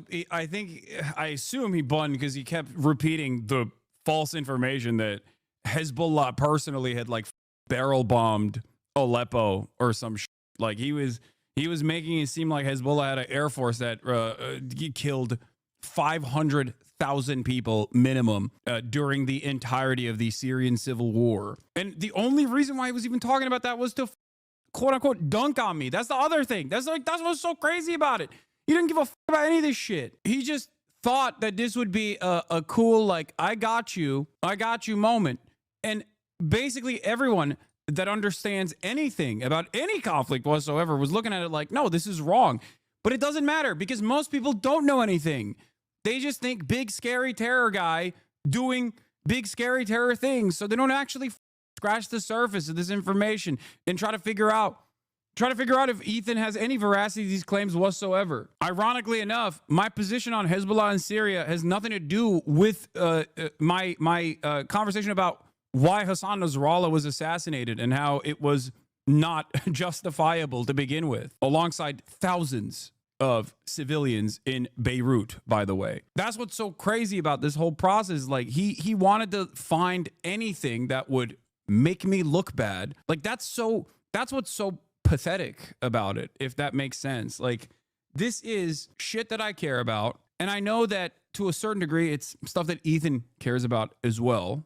At least like to a certain degree, managing the conversation around Israel or talking about anti-Semitism, like these are things that he cares about for sure. But the issue is everything comes back to petty grievances and drama with him. Important that he dumps. We're all familiar with Goblin mode. Well, Ethan debuted a new mode recently. And by the way, my ratio is pretty good. Like I'm looking at like 20 goblin modes to 1 too far. Demon mode, let's call it. What makes demon mode different than goblin mode is goblins aren't really like an intimidating, powerful force. If the goblin is persistent, it can get what it wants. When I'm done with the other one, the big one that's dropping probably next week, my full attention is going to you, George. Like the Eye of Sauron. I see you out there, you cockroach. Ethan, the reason the internet got behind you when you were being sued by Matt Haas or when you were being sued by Ryan Kavanaugh is because people saw you as the underdog. They saw you as the guy who's defending the common man. I'm suing, and I cannot wait for you guys to read it. At the moment, we are writing 3 complaints for 3 people. You are doing the classic rich asshole thing. You have a deficit of friends, you have a surplus of enemies. You feel really bad, you feel hurt, but you also have a surplus of money. So what can you do? You can use that money to bully and intimidate people. These public legal threats that you're making to fellow creators, these legal threats that you're making to people on Reddit, on Twitter, you're like, I'm hurt. These people are hurting me. What do I do to stop it? There's nothing I can do to stop it. I'm powerless. No, you have a ton of power. You have a ton of options. You have a ton of choice. That's exactly what you get for being filthy rich, is you can do all of these things. I've never want to sue someone for defamation, but like at what point do you kind of fucking have to? I mean, this is like basically someone calling you a pedophile. Be like, yeah, you know, Ethan's a pedophile. Dan Clancy or whatever, like the CEO of Twitch, and be Pedophile. Dan KKK Clancy has a similar view of Hitler. Because Dan Clancy, the Nazi, anti-Semite, there are certain things you can accuse people of that rise above to make it like actionable, which is like wrongfully accusing someone of being a pedophile, a sex criminal, a murderer, shit like that. Dan Clancy now, in other words, he is a pedophile. Just the most oblivious person on the planet, dude. No self-awareness. No self-awareness. Bro, one of his fans showed up, rolled up to Dan Clancy in public. And I think like, I don't know what the they were asking him. I forget what the clip was about, but he literally posted it on his Instagram story, encouraging his fans to do this kind of thing. The only other time I've ever seen this happen was Destiny, when Destiny encouraged his fans to come at me personally, and Sam Hyde, ironically enough. They went up and they were like, why did Ethan Klein get banned? And the CEO of Twitch was like, I don't know what you're talking about. And he posted on his Instagram story.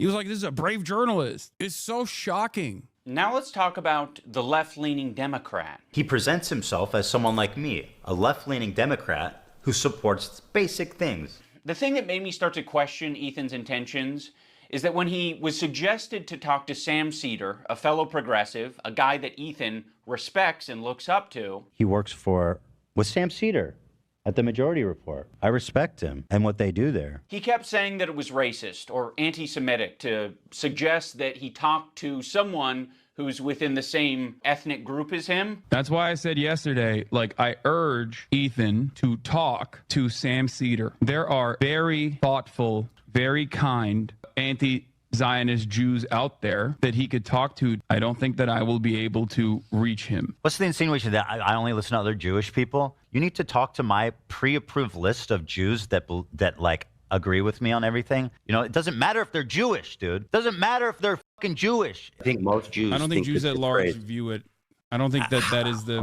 In what position are you to even say that? It's not motivated by myself. It's motivated by Jews against anti-Zionist Jews. Seriously, how can you speak for my entire ethnic group? I find that really interesting. Ethan, I don't know what to. Yeah, if you want to know, because he said it was anti-Semitic. I told you guys. My text message to him that he never responded to on Thursday, October 24th. Thursday, October 24th, the last text message I ever sent to Ethan Klein. I read it on stream before. I'll read it again. I don't know what happened over the last couple of months, but I'm trying this as a last resort. I don't think you see me as an honest person at all, but I really think you should talk to Sam Seder privately. You clearly respect him a lot more than you respect me, and he has lived experience. This, of course, in reference to Sam literally going to Israel, becoming an anti-Zionist over the years, changing his attitude towards Israel. That's lived experience. This isn't about debates or drama or clips out of context. I have always admired and defended your open-mindedness and willingness to change your worldview. So I hope you will do this. In spite of everything that has happened, I hope you're doing fine. I hope your family is well and the crew is good. Also, not that it matters, but it was wild to see you using a clip titled Hasanabi from a Destiny community account in an unlisted link. He never responded to that. And instead, that was on October of last year. Think about all the things that he has said since then. No, not 2023, 2024. That is when he was already calling me a terrorist. Over his extended crash out, he has unironically done shit that ended up hurting him in the long run too. Like, they pushed actively to get a politics tag alongside Sex Pestany and that other freak, his lieutenant commander, Dan Salty Man, working with literal congresspersons, trying to get me banned before the election with no real reason other than pure malicious intent. Like, these guys don't give a fuck about anti-Semitism. What are you kidding me? They say anti-Semitic shit all the goddamn time. They actively try to get all advertisers to pull out of Twitch. How insane is that? You're hurting thousands of content creators at that point. Like, this was also in broad daylight too, until a Bloomberg article written by a fantastic reporter basically revealed all of this targeted Gamergate style brigading, this relatively sophisticated brigading campaign. And then they had to delete all this shit. And there wasn't a moment where I was like, I'm being gang stalked. You know what I mean? I didn't fucking run around and lose my goddamn mind. I just kept my head down and just kept doing what I do, which is ironic because that's what I wanted Ethan to do from the beginning. Just stick to the fucking goofs and gaffs, man. You're hurting yourself. You're hurting yourself in this process. You're the shadow of what you once used to be. You know what I mean? You're killing your own audience in this process. Tell you, this is like step one of having a leftist ideology, is recognizing our race, religion, nationality, all this shit, all shape our experiences. Yeah, random streamers with their country tags got their ad revenue removed and banned creators for a month before an election, forcing them to lose tons of money too. Yeah. As people. That's the reason why it'd be better served to have this conversation not with myself, but with an anti-Zionist Jewish person. Why does it matter if they're Jewish? Because I'm not Jewish, and you've said in this conversation that, like, how can you tell me how to feel about the situation? Yeah, but how is one person a representative of Jews at large? I'm just telling you how Jewish people around the world interpret that phrase.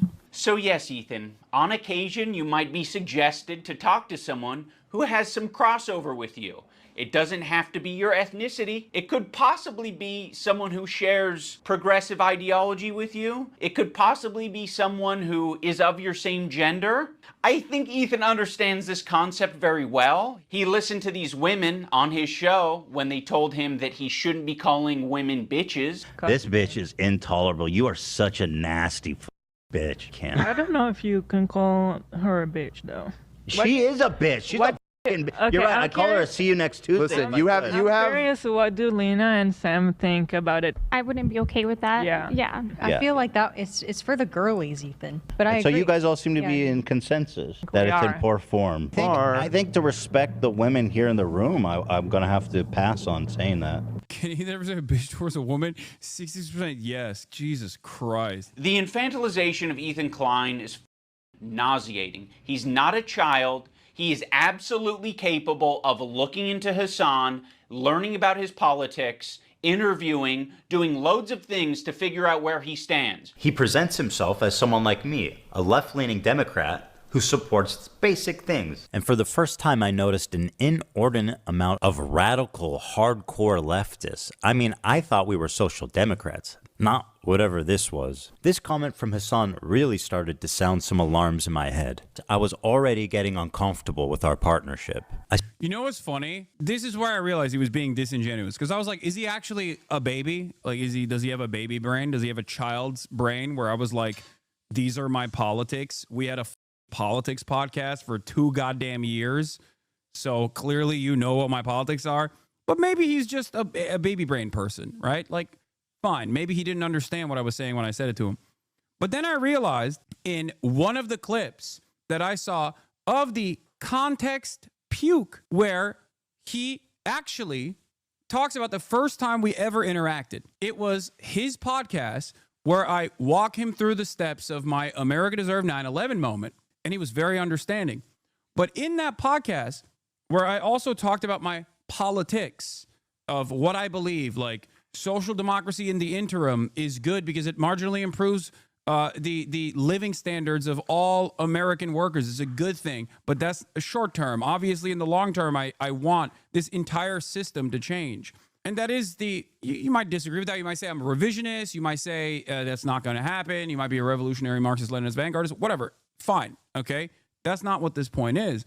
The point is that I was having this conversation with him, describing to him the steps of democratic socialism and how you arrive at democratic socialism and what my worldview is. And there was a bunch of socialist ass shit behind me when we were having that conversation. In the context puke, Ethan clipped that to make an argument about how I was actually a liberal, left-leaning liberal. He clipped his own podcast interview with me where I had a bust of Vladimir Ilyich Lenin and a USSR Ushanka, like prominently featured behind me as we were having this conversation. He cropped it because even he had the wherewithal, in my estimation, to recognize that if he were to show that, people would go, dude, you're having a conversation with a guy that you thought was a liberal and he has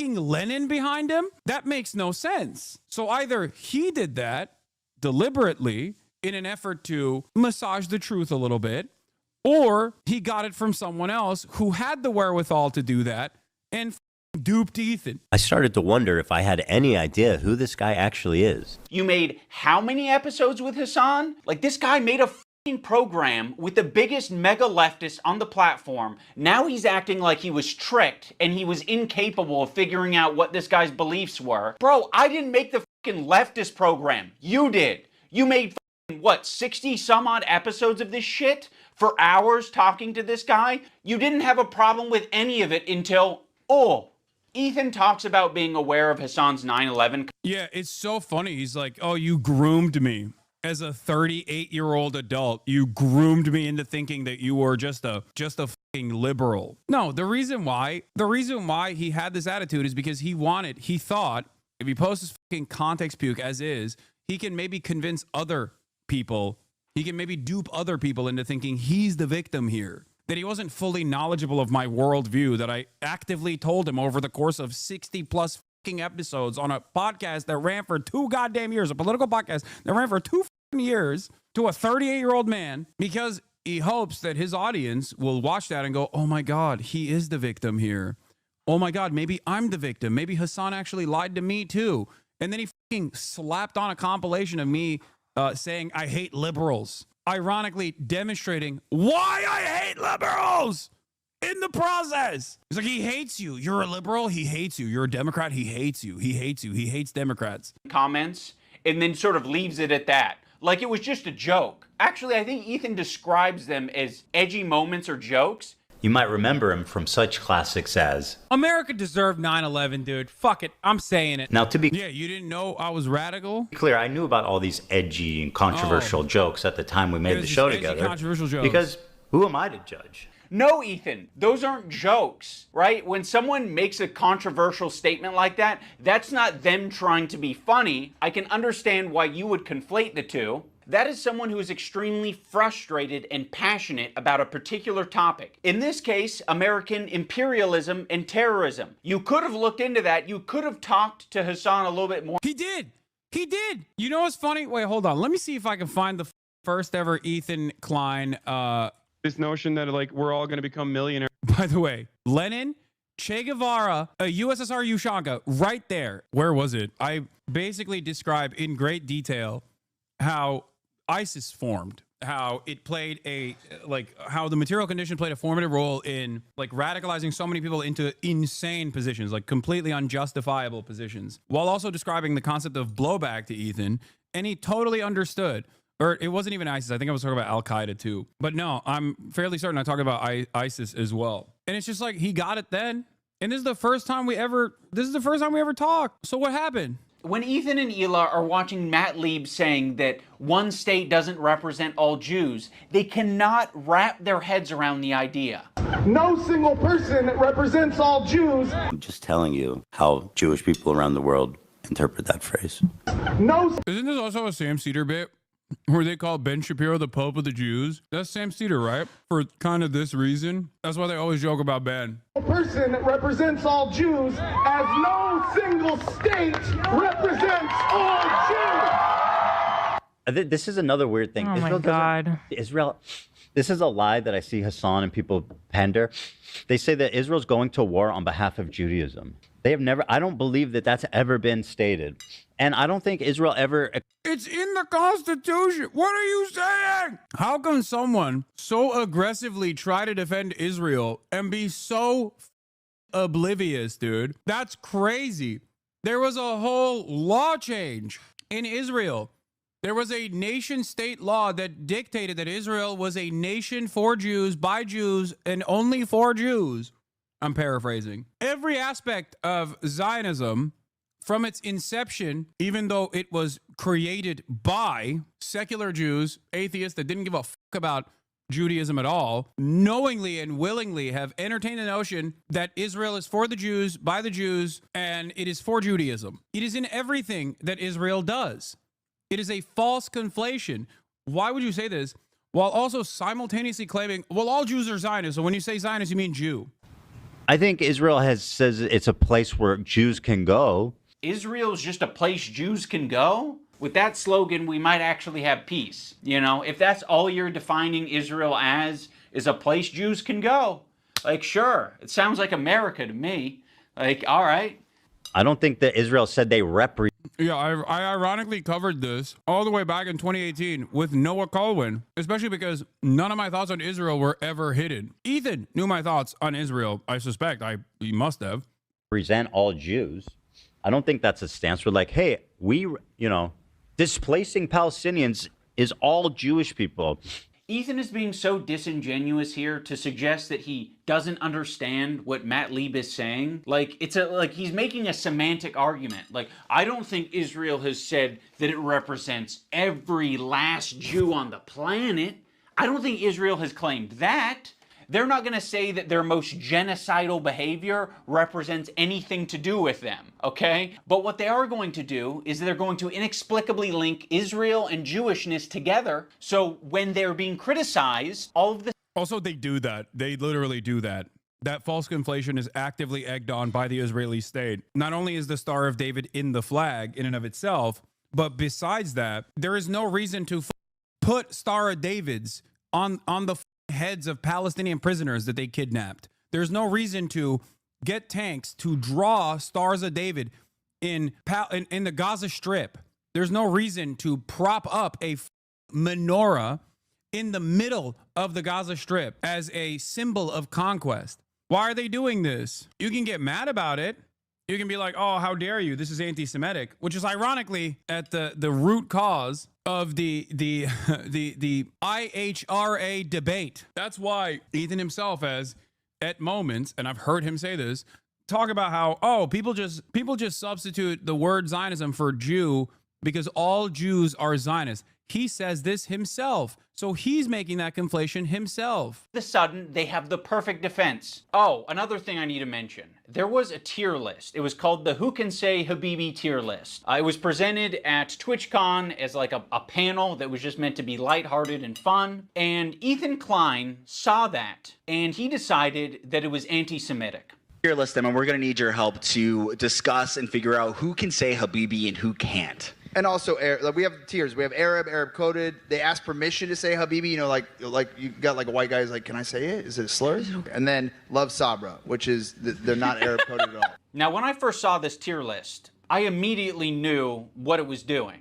I was like, oh, it's a play on the who has the N-word pass and who doesn't tier list. Granted, Habibi is very different than the N-word, but it is a cultural word amongst Arabic-speaking people and Muslim people. Like, that is a word that's used. Habibi, it means my love. Oh no, don't do that, Habibi. Oh yes, Habibi. You're my Habibi, I'm your Habibi. So yes, it's meant to be a fun way that these Arab content creators can express their Arab culture and be proud of it and happy about it, because it's not like they have massive representation on the platform. Making a tier list based on race, and nobody has a fucking problem with that. Okay, you have a tier list based on race. Where's the Jewish panel? Where's the Jewish panel? Where at the top it says Jewish. It's a tier list based on Arab to Jew. He's Arab, which is good. That's the best thing you can be on this. That's the best. This is racist. I will say that conveying information through a tier list is not the most effective thing,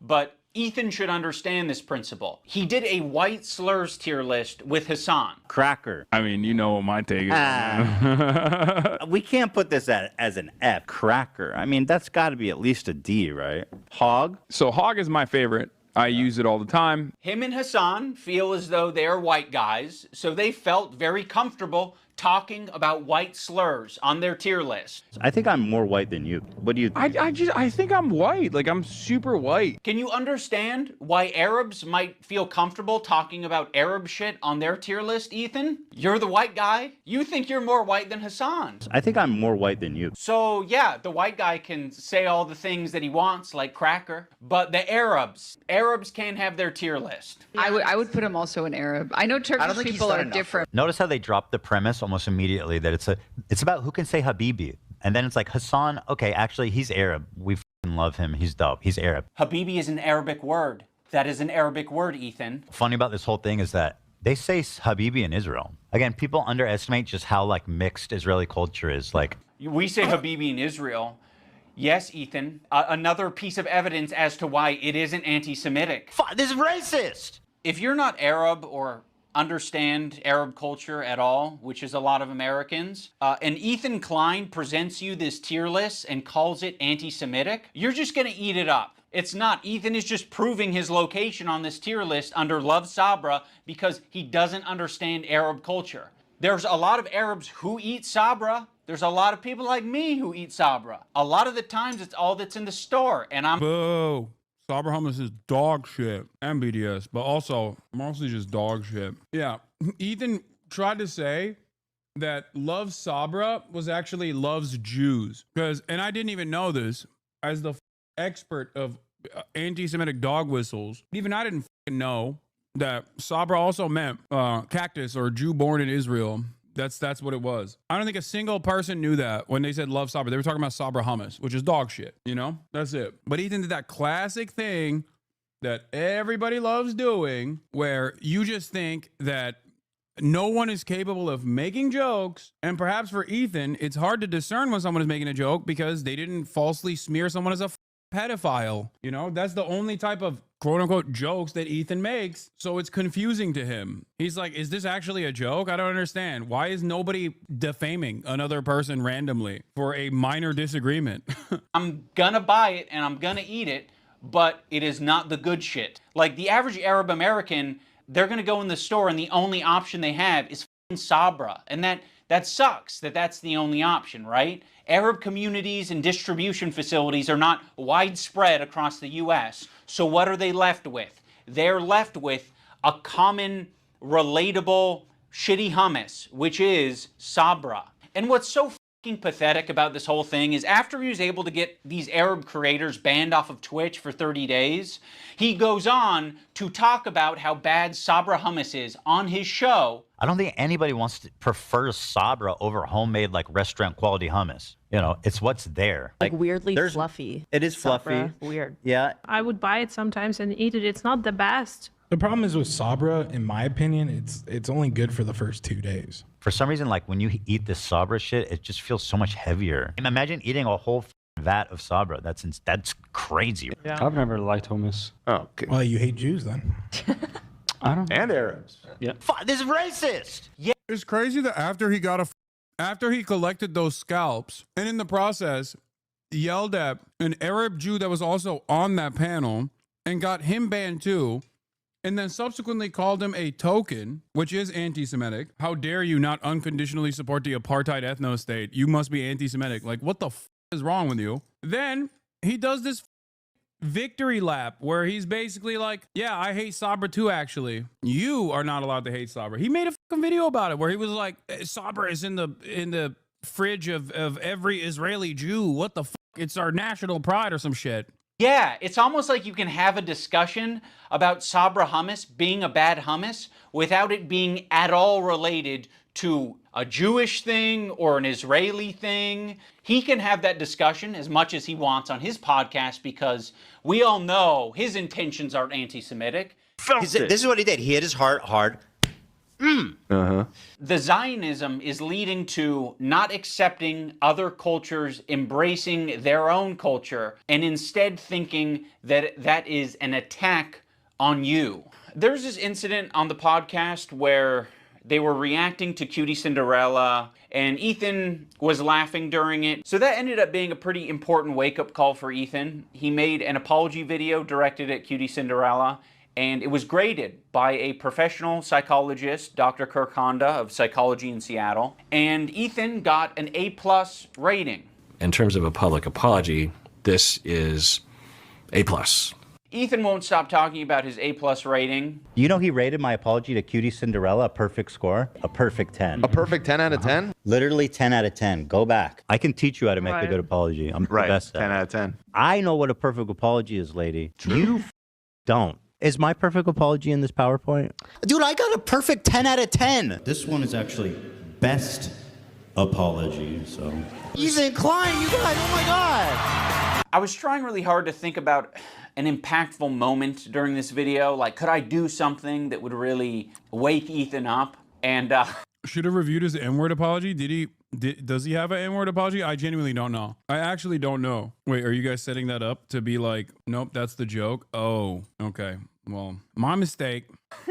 I don't know if this came from a good place or not, but I came up with the idea of getting Ethan's grade changed from an A to a B at least. So I went to visit Psychology in Seattle. I'm not confident that Kirk will change his grade, but it's worth trying, and you know, we might learn a thing or two. Xander! Probably get pretty low marks. Unlike me, perfect score, 10. I said, hey, Lud, no wig drama. Why are you such a spineless coward of a person now that you've inserted yourself and your girlfriend into this conversation? Okay, iDubbbz, I hear you. You're in the room with me right now. I hear you. I hear your request. I understand it. I can understand where it's coming from. And I guess have a policy that when there is a grade for an apology, I am just grading that discrete apology as I see it without taking any consideration of prior or future behavior. When Psychology in Seattle was watching these video clips of Ethan, he said that it looks like Ethan could just use a hug. Now, of course, it kind of pisses me off to hear that shit, because I'm like, what are we doing? What are we saying? He needs a hug? No, he doesn't need a hug. He needs a good fucking ass whooping is what he needs. I think something that's very important to me in bringing back Content Cop is to be fair. I think that was something that was not illustrated in previous Content Cops that I think should have been, and probably wouldn't have left me with so much regret. Ethan deserves all of the criticism that he's getting. I think it's very valid. But I also think, at the end of the day, we should acknowledge that he's human, because he is human. And he is in a situation that's making him extremely scared, paranoid, defensive, sensitive, and I'm sure other features and feelings. In the spirit of Kirk saying that it looks like Ethan could just use a hug, I have challenged some of his most powerful haters to put down the haterade and just say something nice and charitable about him, because I think he deserves it. I just wanted to say that I respect that you are genuinely yourself on the internet. I think a lot of other people respect you for it as well. I think that's a big reason why people were drawn to your content in the first place. I think that's a lot of the reason why your employees chose to work with you over anyone else. Ethan, I think it's respectable that you even began this journey to leave behind the anti-SJW crowd and step into a more empathetic worldview. I know it's not easy. Ethan Klein, I think that when you are being goofy, when you're being silly, when you are being lighthearted, and just having fun with your friends, I think that is when you're at your best. So I'd love to see more of that. That'd be sick. I will be reading my letter off because I don't want to sound robotic. H3 used to be the sports for good that I used to watch. I hope that one day gets back to what I remember. You were one of the inspirations for me to start creating content, so all this has stunk. I hope you really hear this, and I wish you the best. I think Ethan Klein rocks a buzz cut pretty good, and I think he's got a good choice of facial hair. I think it's really cool what he did 8 years ago, fighting that frivolous lawsuit. That was pretty fucked up, and fighting it, you know, he changed YouTube for the better. And I thought that was cool, because I thought it was like, he was fighting for free speech. You know, I also see the dynamic of Ethan and Neela. Like, it's really hard to be a couple online and see people attacking your partner, and it's like, okay, like if you come to their defense, that doesn't always help them, right? Sometimes that makes it worse for them.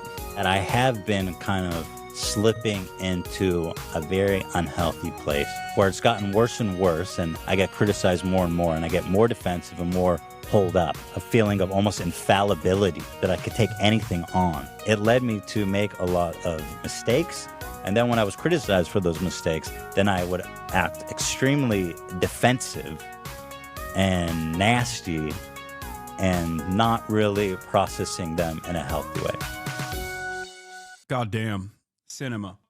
Where's yours? I didn't do one. I'm glad that other people did. Frogan did, but you didn't? Yeah, I didn't. Partially because I don't think it would have been helpful. The reason why I don't think it would be helpful is because, and this is what I told iDubbbz at the time, I was like, listen, I've made my position known in terms of wanting Ethan to get better. And I've said it so many times that at this point, it literally is just repeating the same thing that I've said over and over again. And that I don't think he will ever view it charitably. Like, I just don't think that he will look at that and see it as productive. Because in spite of all the things that Ethan has done, I still want him to get better. I still want him to, you know, take some time off, really reconsider what he's done this entire time and get better. I have maintained that level of charity to this day, and that hasn't changed. And some people even say, oh, you just want him to get better because you want him to stop talking about you. And it's like, yeah, there's a level of self-interest there for sure.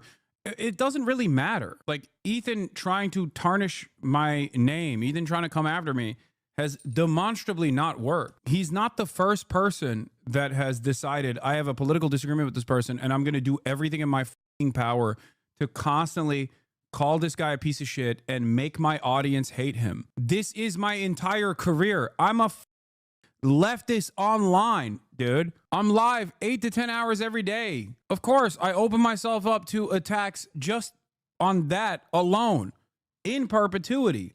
It's not new. Ethan will not be the last person that comes after me and kind of loses their mind in the process. So, yes. And Steiny asked me this question as well, ironically enough, on the podcast that we did. And I said the same thing there. I wish him well. I don't think that all of this stuff that he's engaged in is good for his mental health. And it feels like it's so bad for his own personal mental health that, like, it unironically is visible. Is visibly deteriorating him.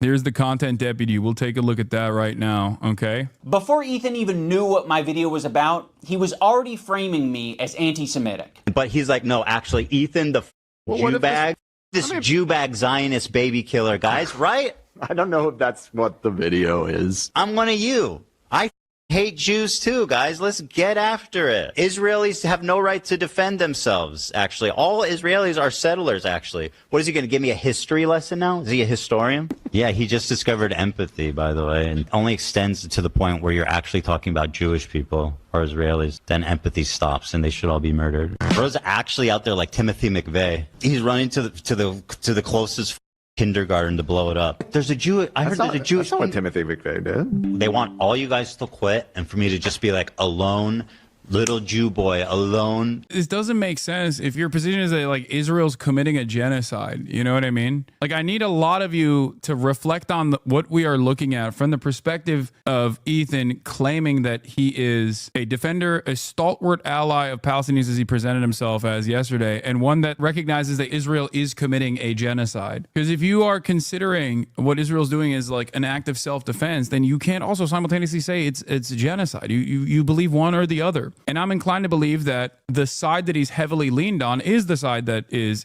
Israel has a right to defend itself. And that's precisely the reason why I think that he believes that there's a genocide was bullshit. Specifically because he doesn't have any real positions in this beyond focus on, I'm going to try to make sure you look hypocritical, which, I mean, it didn't really work. And it ended up making him look inconsistent. Yeah, he says it's a genocide to diffuse your points. Exactly, which is so crazy. Just grow up, bruh, sad. Are you telling me this, or the 40-year-old man who's like using the backdrop of endless amounts of violence that he claims to acknowledge as a mechanism to drive home his petty agenda and claim that, like, his former podcast co-host and all of his former friends are being incredibly anti-Semitic because they're critical of his behavior in this time, and not the Nazis that have found a comfortable home inside of the newfound H3H3 community. What's very insane about this content cop is I was thinking about Ethan's feelings so much in that video.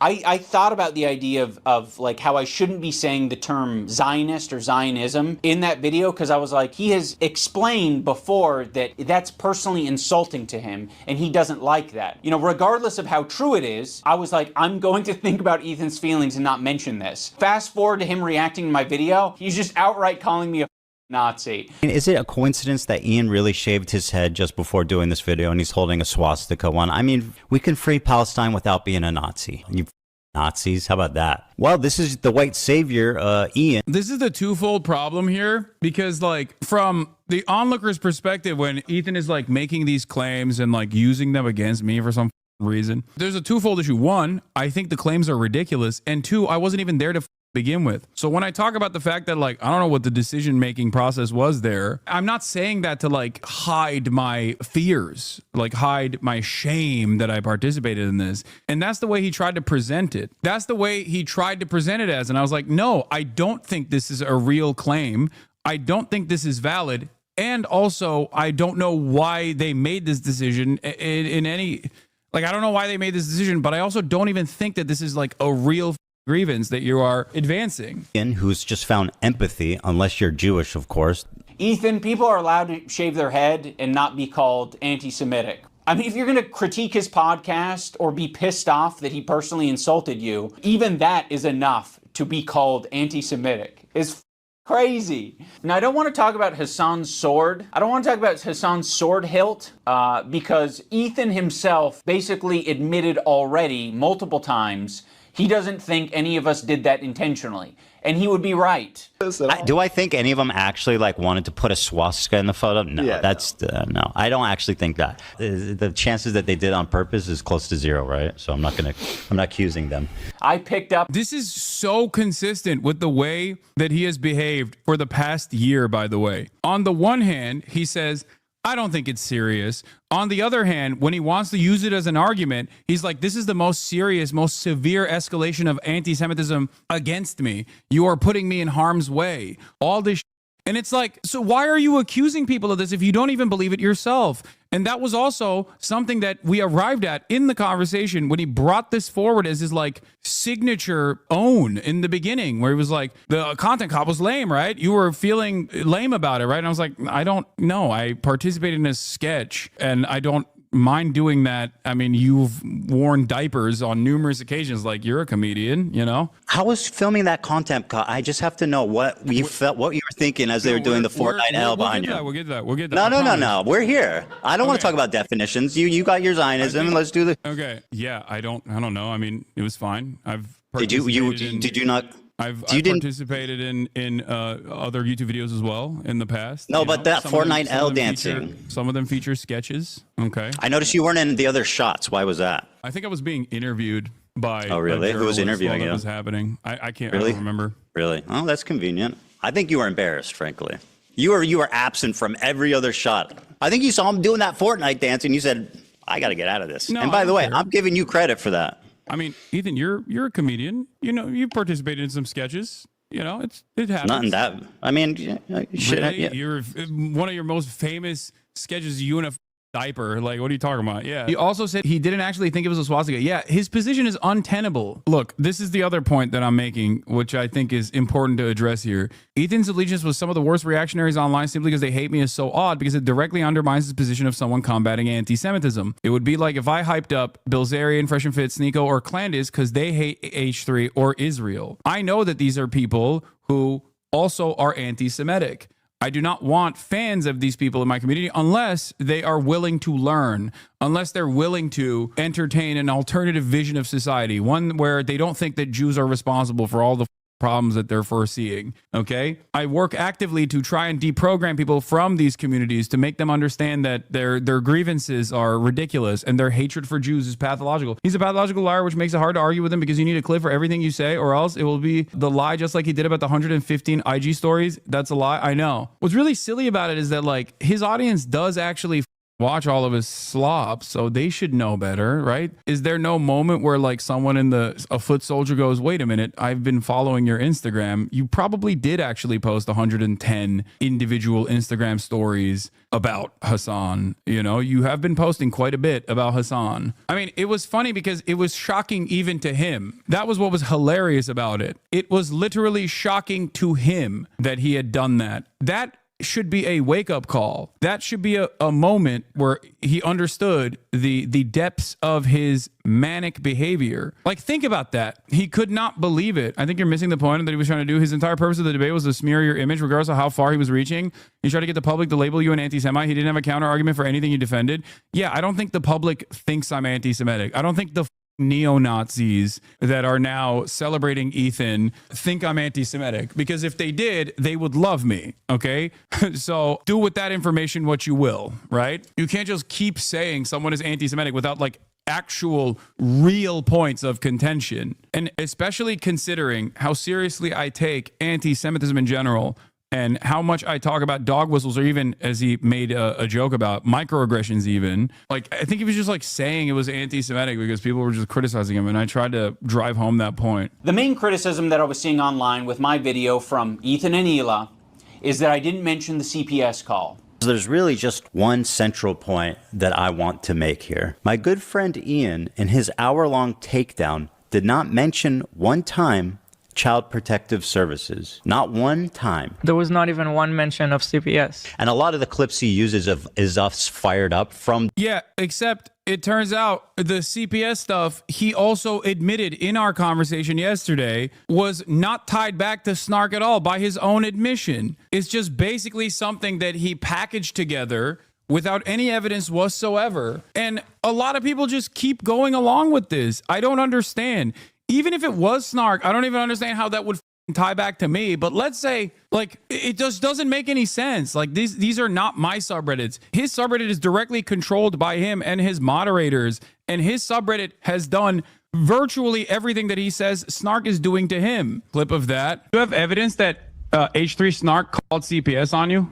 Did I say that? Like random anonymous Did I say that? Who called CPS? What the f? So, I don't know. Did I claim they did? Like, this is the title of their show. Snark called Child Protective Services on us. Like, that doesn't make any sense. Like, how can people look at this and go, he really presented himself as an honest broker here, and he kept his composure throughout this process? It's like, okay, well, he just lied about everything. You know what I mean? And I actually did retort against his lies over and over again. I was like, yes, you did. You implied it. He literally said on the podcast the day that first talked about it, the CPS agent said it was someone who knows him in real life. I don't even know the details because I don't keep up with whatever the going on in Ethan's life. That would be ridiculous if I did that. That would be insane if I did that. There's so much news happening. The day that CPS came to us. So, like, without even explaining that at least that's the context, it's pretty cowardly. I wonder why I wouldn't mention the CPS call. Could it be that the CPS call happened the same day that you were talking me? And I didn't have any chance to defend myself. You just immediately, in the same podcast, right next to each other, said, CPS call was very traumatic. And then you said, Ian and Anissa. And you linked those together, you kind of layered those flavors, and then Anissa and I got a bunch of harassment. We had nothing to do with the CPS call. What are all these comments on your Reddit saying, like, it happened because of the CPS call? Yeah, that's the other thing. Like, there's a lot of, you know how, like, there's the double Nakba situation that Ethan engaged in defense of the inception of the state of Israel, saying that Arab anti-Semitism caused Jews to become Zionist, a horrifying thing to say, especially when you're talking about the planned expulsion of Palestinians in comparison to other countries that are not related, right? Other Arab nations that you can only attribute to the same kind of sentiment if you are an anti-Arab racist. There's a lot of this going on here as well. There's a lot like, oh, you did the CPS call actually. Like, it turns into, we don't know who called CPS, to actually Hassan and iDubbbz called CPS.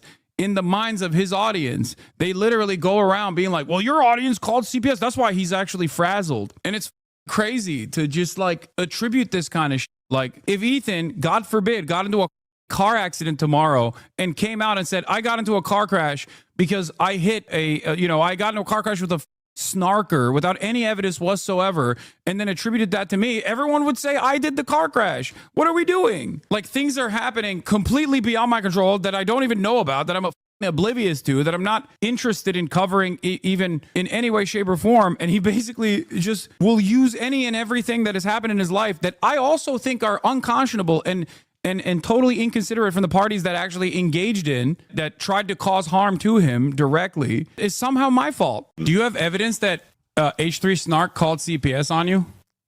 Did I say Like that? Random anonymous Redditors? Did I say that? Wait, what's the... I said So they're who called primary CPS? responsible for harassing me. Who called CPS? What the so I don't know. To be honest, I'm very proud that I didn't immediately jump to Ethan and Neela's defense, because when you... Is airing CPS call normal at all? No, that's the other side of this. I'm not going to criticize content creators for talking about the deep and personal harm that they withstand as a byproduct of being online content creators. I'm not going to criticize them, to each their own.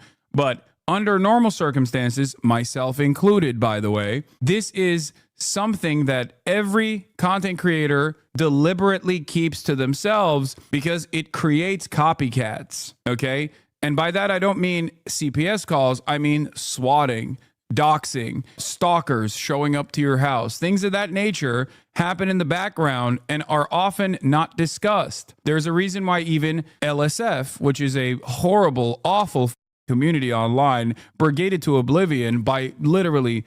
and completely controlled by a guy who is in Destiny's own community, even that instrument of mass harassment still doesn't post about swattings. And the reason for why they don't do that is because when you post about swattings or you talk about swattings, that creates an even more dangerous environment for all content creators, because it creates copycats, and there's basically nothing you can do about it in that circumstance. I mean, there are some things you can do about it, but if they want to talk about the people that are attacking them, that it's on them. If they choose that this is appropriate to talk about, then that's on them. But I'm telling you why most people, myself included, don't talk about this. He was talking about his own health. He was talking about his caca breath, his dog having diarrhea, his dog having giardia. Olive has giardia. It's a bacterial infection in the intestines that makes you have diarrhea. His child running around putting things in their mouth. Sonny's crawling around. He's putting everything in his mouth. He's at that age. He has giardia. The whole family possibly having giardia. Oh, and now Ela has giardia. Shut. For real? And now I think this morning I had diarrhea. Oh my God. What can I do to not get it? From I'm trying to, because I'm not trying to get it. No, it's extremely ridiculous to get. You have to ingest my poop. Talking about the viscosity of his child's. And meanwhile, he is covered in viscous, low viscosity diarrhea. He mentioned diarrhea a lot. Crazy diarrheas, like in the middle of the night. All the time he's having these crazy diarrheas. You wash your hands as best you can, but these are really nasty diarrheas. And then extremely foul-smelling diarrheas. What is this show, man? What is what's the purpose of content for this? I'm having a hard time trying to comprehend what is happening on this show. Every time I see a new clip, I'm like, what? I guess I talk about silly as well. I don't know. I don't know what Ian's point is going to be here, but I will say regardless, I don't think that there is any validity to CPS calls to Ethan by virtue of how many professional people he has hired and how much wealth he has in terms of taking care of his children. There is no world in which, if there was a CPS call and they even found enough evidence to actually take his children away, that his children would actually have a better life under the guidance of the state rather than amongst his family. It's ridiculous, okay? It is completely ridiculous. I don't want you guys to even entertain this notion. It's crazy. Foster care is a hellish nightmare, and the standard for a child being taken from their parents needs to be incredibly high, like predation, incest, something like that. Okay, it's crazy. I don't trust you, and I'm glad I didn't trust you, because in your video defending yourself, you used a video that takes context from like 3 different places and combines them to make it seem like someone is coordinating an attack on you. Love made a good point. You said, is this every comment? I believe this is a live feed of the chat. This isn't edited. What about the top This isn't the first time he's done this, by the way. When we literally were friends and had a podcast together, he was so invested in finding real anti-Semitism in my community at the time that he actually believed a doctored image that he straight ripped from Destiny's community. He himself had to ban long-term subs the other day because he was caught photoshopping this chat to be anti-Semitic. These people are deeply unserious and unwell, and the less attention you give, the better. Yeah, I think that there's a lot of people who are just like insane. That sounds psychotic. That there's someone in his community that unironically, this screenshot was tweeted out by their leader, then quickly deleted. The only problem, it's fake messages. Yes, Ethan Zionist, that's the level we're at, okay? Ethan literally thought this was real, by the way. Destiny photoshopped chats from my community talking about, it's saying a bunch of like actually anti-Semitic, not even slicing, completely photoshopped images, and he brought that forward to me directly the last time we had a conversation, not yesterday. Think about how insane that is. And then instead of going, hey, maybe I should second guess how quick I am on the draw, he basically said, oh, I'm sorry that I got duped by this, but also it doesn't matter because your chat is saying stuff about me being a Zionist or my wife participating in IDF raids or whatever. The irony, of course, is that that very same community that has been actively, unironically, grooming a 40-year-old man used to call him the R word all the time. I don't even think they still like him, really. They just like that he's a weapon that they can wield. They do. They don't. There's a ton of logs. There's a ton of YouTube videos of back when we had a podcast together before October 7, where they're just like, Ethan is the dumbest person on the planet, like on him actively. That's another thing that I will never understand about how excited he is to be a useful idiot for these guys. Like even Nicholas Eat Oreo, that dude called Gila a horse for years, okay? He called Gila a horse face for years. Keemstar. These are like super right-wing communities, okay? I don't understand how you just go, all right, well, now you're attacking the person that I want to undermine and you're giving me support, so it's okay. Yeah, Keemstar can defend Ethan all he wants. I'll always remember when this man was harassing Hila Klein, calling her a horse, and now Ethan wants to accept his support. Yeah. Ridiculous. That's the other side of it. Like I'm infinitely more understanding of even people's past service, right? I live in America. It would be antithetical to everything I believe in terms of people's capacity to change. Something that I believe is people's capacity to change no matter what they've done. Here is the Diddy G chat. Ethan Klein is such an R word. Destiny, is there anyone with a platform the size of Ethan that is consistently as big as an R word as he? Ethan is a R word and his entire team too, lol. Ethan is such a R word. Ethan is a R word, omega lol. No Ethan Klein next to him. Azan instantly looks like an R word again, omega lol. Ethan R word decline, lol W. Don't you do the same for Bad Empanada? I don't get the double standard. Okay, here's a great example of this. Bad Empanada and I align on a lot of issues in terms of the way we see the world, okay? We do not agree on tactics. We do not agree on methods. But overall, Bad Empanada is not my ideological enemy. I do not care. These guys are Ethan's ideological enemy if he ostensibly cares about anti-Semitism. That's my point. If he cares only about people engaging in bad faith smears against him, then these people have done a ton more than I ever have. My issue with Ethan was a disagreement with how he carries himself in a conversation revolving around a genocide that he also seemingly admits is happening. Do you not understand that? And if he also cares about anti-Semitism, as he clearly does not, but he claims that he cares about anti-Semitism, then he would be shocked that all of these people that his community is hyping up as defenders of him that have been anti-Semitic over and over and over again. Bad Empanada is a maniac. Bad Empanada is not an anti-Semite. Bad Empanada is a maniac that actually does incredible work when it comes to well-sourced YouTube essays. This has been my consistent position on Bad Empanada over and over and over and over again. What I don't get is how you'll say Empanada is nuts and then weaponize mania towards Ethan. No, as a matter of fact, I don't do that. You want to know why I don't do that? When Ethan goes, well, Bad Empanada called AB a house slave. What do you say to that? I'm like, I don't agree with that. I don't endorse that at all. Do you not understand? If I actually agreed with it, or if I actually agree with his methods, I'd be like, well, yeah, his constant hammering on of the CPS call is actually perfectly valid or whatever. You know what I mean? mean? I wish that he wouldn't do any of that.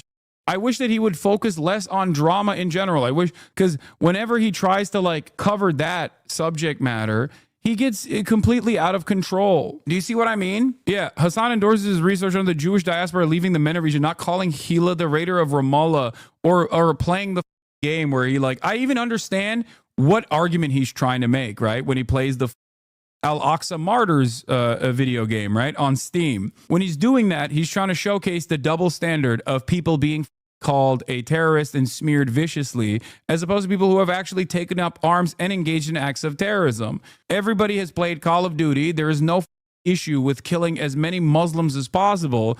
But when the roles are reversed, everybody loses their Would I do that? Absolutely not. Okay?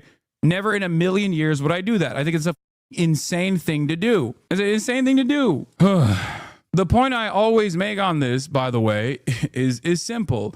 If I were to come out with an insane statement and say, like, we must nuke Tel Aviv, then I would get banned off every platform and probably actually get sent to prison. But if I say, let's nuke Tehran or let's nuke the Gaza Strip, I would get elevated into the State Department to a higher position of power. Okay? This is the heart of that double standard. This is why I always say, while anti-Semitism and Islamophobia are both unacceptable forms of bigotry, anti-Semitism has institutional power. You can't engage in anti-Semitism, actual anti-Semitism, not like, or even you can't even engage in what people perceive as anti-Semitism, unless it's something as ridiculous as what Ethan is claiming, obviously, like the bleach sword, okay? But like even criticisms of Israel are packaged under anti-Semitism deliberately by the State Department to get people black-bagged, okay? But when you say Islamophobic, when you engage in Islamophobia, when you engage in anti-Arab bigotry, it's perfectly fine. Nobody ever bats an eye at that. Destiny, Ethan is an R-word who thinks being friends with people is being their attack dog. Even Hassan thinks Ethan is an R-word. Think about that for 10 seconds. Omega lol. You literally look like a free tattoo pack that you get for 25 cents from a windy thing, bro. Like literally my kids have cooler tattoos from Chuck E. Cheese. Bro looks like he just went to the menu and was like, I'll take that one, that one, that one, that one, that one, and that one. I have quite a few options here. I can show your tattoos in all of their glory, or I can show that your tattoo made it to the top of awful taste but great execution subreddit, which is not a good thing. I mean, it might be a good thing for the artists that you work with because that means that they did a good job from a technical standpoint, but it's sort of a failure in every other aspect, particularly the decision-making aspect. If you want to go tattoo for tattoo, Ethan, we can do that. You want to keep it to other things? We can. I didn't miss him showing the Hilo tattoo. I just don't care. Like, I think this is iDubbbz returning to form in some fashion where he's like, if you want to go band for band, like, I'll be vicious. This isn't even a criticism of iDubbbz. I personally don't give a shit about whatever tattoo Ethan gets or engage in any sort of psychoanalysis over what that spells for his marriage, which is of course something that I saw his own fan base make jokes about. Like, not iDubbbz's, I'm saying Ethan's own fan base was making jokes about that. You have not mentioned Ethan's kids once, the crew, or his family in any shape or form. To this day, you're still charitable and focused on the politics. Ethan, on the other hand, has brought up your mom, dad, friends, your dog, even your quote-unquote housekeeper, sex life. I know, everything, literally everything. Like, Ethan has also personally brought forward his family members, including his dad and his mom. Like, he's made them a primary fixture of his content. They've done a lot of weird. I never touched on that.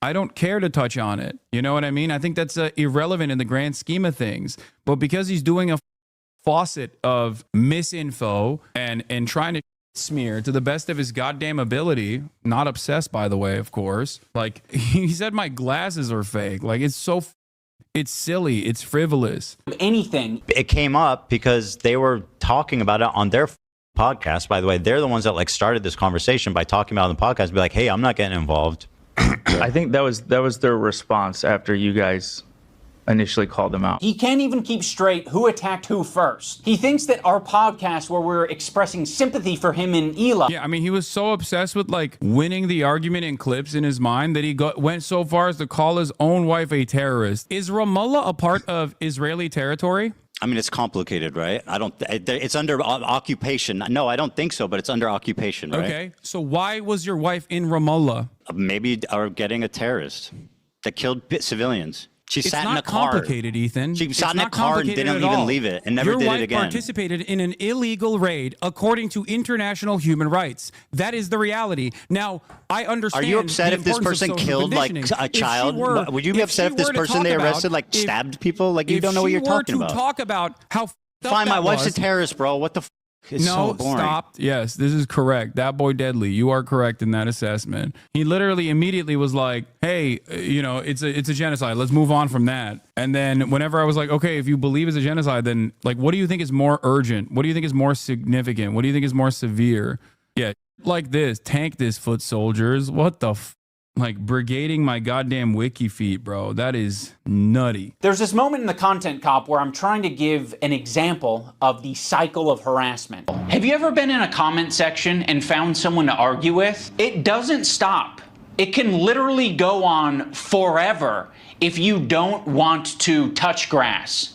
New dog whistle just dropped. Your use of the number 110 to describe the amount of IG stories they're saying is another dog whistle. I feel like Ethan's community might actually have content-induced mass hysteria. You know what I mean? Like, that doesn't make any sense at all, bro. That does not make any sense. Like, what would it even imply? What would 110 of his own Instagram stories, what would that imply? What is anti-Semitic? It's definitely related to the 101. Oh my God. 109 is the anti-Semitic dog whistle. The Nazis will say Jews have been cast out of 109 countries. It must not be a coincidence, implying that like Jews are responsible for their own pogroms because it was justifiable to do pogroms to them. Holy no, not 110 Arab countries. No. Oh my lordy. This is also extreme level dog whistles that most of you are probably oblivious to. Wouldn't that mean that he was the one being crypto Nazi since he made the 110 posts? Yeah, what the Hey, yo. Regarding Hassan, fans spamming 110 on this subreddit is a vague reference to the amount towards the times. Ethan has posted an Instagram story mentioning Hassan. Help me fight a hallucination. You post this number even on threads where it's completely irrelevant. This number just also happens to be a known neo-Nazi dog whistle. So please prove to me that Ethan mentioned Hassan exactly this many times. Prove to me that you didn't stretch out the amount of times Ethan mentioned Hassan to land exactly on this number. Tell me why you're reasoning. What the It wasn't even the entirety of the times that he's mentioned me. That was the initial tabulation without even factoring in clips, dude. It's like every single time they come up with some new it's like I have to entertain their goddamn hallucinations. Like, that is psychotic. Ethan and Hila act like they have no idea what I'm talking about here. So, I mean, maybe they don't. It's a very obvious and easy to digest point. That's why I made it that way. I'm going to explain it here so everyone on the internet understands. When you have a podcast where you are constantly emotionally dumping and saying things just off the top of your head, and you're attacking other people randomly, maybe from your perspective, it's not attacking. Maybe you're just commenting on someone else's situation. He's got to be one of the most visually repulsive people. FaZe Banks, like, in my opinion, he's somewhat repulsive to look at. And be pedophile. That's crazy. Whoa, what the saying that about Brother Banks is unacceptable. Bridge too far. Pirate Software was like weird about it. It's like, look at my old voice, it's so lame. What an obnoxious loser. She goes, I can't believe these people are so obnoxious. And he looks like an idiot who's obsessed with me, dude. But what happens when other people comment on your situation? It doesn't feel too good, does it? But he's like, no, actually, Ethan, the Jew bag, this Jew bag Zionist baby killer, guys, right? I don't know if that's what. Yeah, did anyone say that? Who said that? Did iDub say that? Why is that your Insta lock? Like, what the The only person saying that is Ethan himself. That is the back and forth I'm describing. You might have thought we were just saying that Ian and Anissa are bad friends. Well, guess what? We didn't take it that way. Our POV is like, fuck everybody, and I don't want to hear any excuses.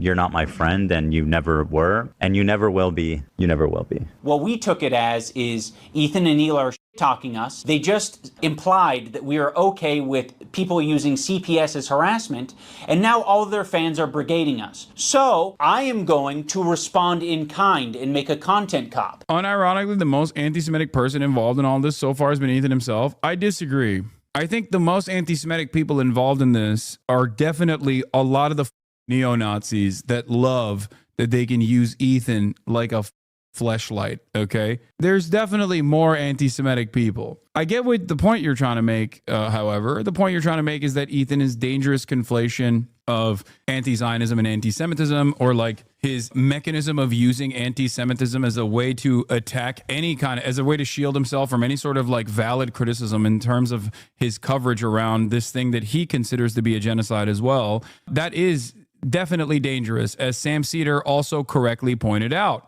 Sam Cedar absolutely pointed to this. He was honed in on it, as a matter of fact, when he was trying to get a gotcha out of him. You're not the biggest victim on the internet, Ethan. Other people can experience a horrible time. And guess what? They're not getting this other benefit, which is 26,000 viewers. You're getting a lot of money and a lot of content, a lot of things that you care about from these beefs and from this harassment. There are a lot of people that you've just bullied and they have nothing to gain out of it. Frogan isn't making a bag from this. She's not getting content out of this. Yeah. You're attacking her in relentless ways and endorsing so much worse harassment than what even you send her way. Yeah. Which his own crew actually recognized, which he complained about when they recognized that. He said and posted about Frogan over the past nasty, years is very like mean. insanely nasty. Yeah. Worse than anyone I've seen. If this is true, absolutely mind-blowing, insane. Hold on. It's not worse than anything you've seen. How could it be worse than anything you've seen? Literally, no. I guess he was not. very nasty. Well, I'm just saying, people like get lay down and like. I'm talking about and specifically castrate- against Frogan. But like he called her fat, right, and ugly, which. Like, there are wake-up calls after wake-up calls after wake-up calls for members of his community that see him engage in everything from the most self-centered, most narcissistic, childish way possible. What about me? I am actually the biggest victim of all time. Me. Like, I've made it a point to always mention that regardless of the financial hit or regardless of the endless amounts of harassment and maybe even legal, like criminal repercussions that might come my way, that my commentary on this issue is important to me, and I don't care about the penalties because it's inconsequential in comparison to all of the real victims that are experiencing a genocide. Okay? It's nothing. It's absolutely nothing. So even when people, or even when I personally bring up like, oh, after October 7, like a third of my community left, that was a major exodus. That made me feel horrible because it made me feel as though people were just completely oblivious to what was actually unfolding. And in closing, I will reiterate so that, there's no ambiguity about it. Anissa and I are no longer involved in Creator Clash. We're stepping down completely. We hope that the event is a massive success this year. We hope that all of the fighters get what they wanted out of it. I'm sorry that I'm such a nasty person who just wants to roll around in the I'll put the link to Creator Clash down in the description if you want to support them in their mission to get creators to fight and raise money for charity. You can do that down there. I will be doing that on my own, and I hope you guys have a good time. Surely the good guy in this situation f***ed up a charity event, right? Yeah, of course. For purely personal reasons, too.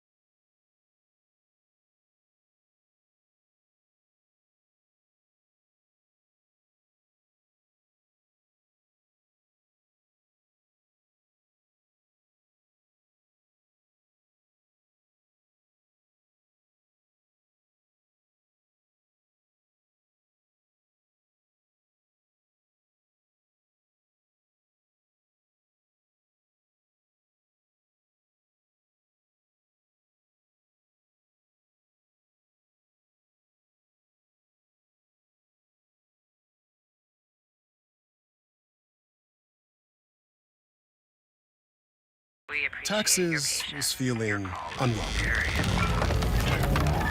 Now Taxes is an open door to new TurboTax stores. Meet our experts. They do your taxes, so you can walk out with confidence. Now this is Taxes.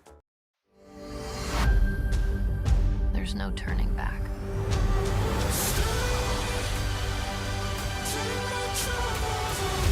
You must decide what you want. And so it begins.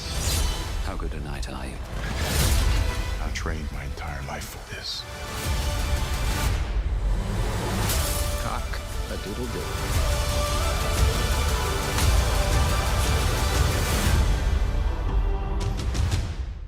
Here's the content deputy. We'll take a look at that right now, okay? Before Ethan even knew what my video was about, he was already framing me as anti-Semitic. But he's like, no, actually, Ethan, the Jew bag, this Jew bag Zionist baby killer, guys, right? I don't know if that's what the video is. I'm one of you. I hate Jews too, guys. Let's get after it. Israelis have no right to defend themselves, actually. All Israelis are settlers, actually. What is he going to give me a history lesson now? Is he a historian? Yeah, he just discovered empathy, by the way, and only extends to the point where you're actually talking about Jewish people or Israelis. Then empathy stops and they should all be murdered. Bro's actually out there like Timothy McVeigh. He's running to the closest kindergarten to blow it up. There's a Jew. I heard there's a Jewish. That's not what Timothy McVeigh did. They want all you guys to quit and for me to just be like alone, little Jew boy, alone. This doesn't make sense if your position is that like Israel's committing a genocide. You know what I mean? Like I need a lot of you to reflect on what we are looking at from the perspective of Ethan claiming that he is a defender, a stalwart ally of Palestinians as he presented himself as yesterday, and one that recognizes that Israel is committing a genocide. Because if you are considering what Israel's doing is like an act of self-defense, then you can't also simultaneously say it's genocide. You believe one or the other. And I'm inclined to believe that the side that he's heavily leaned on is the side that is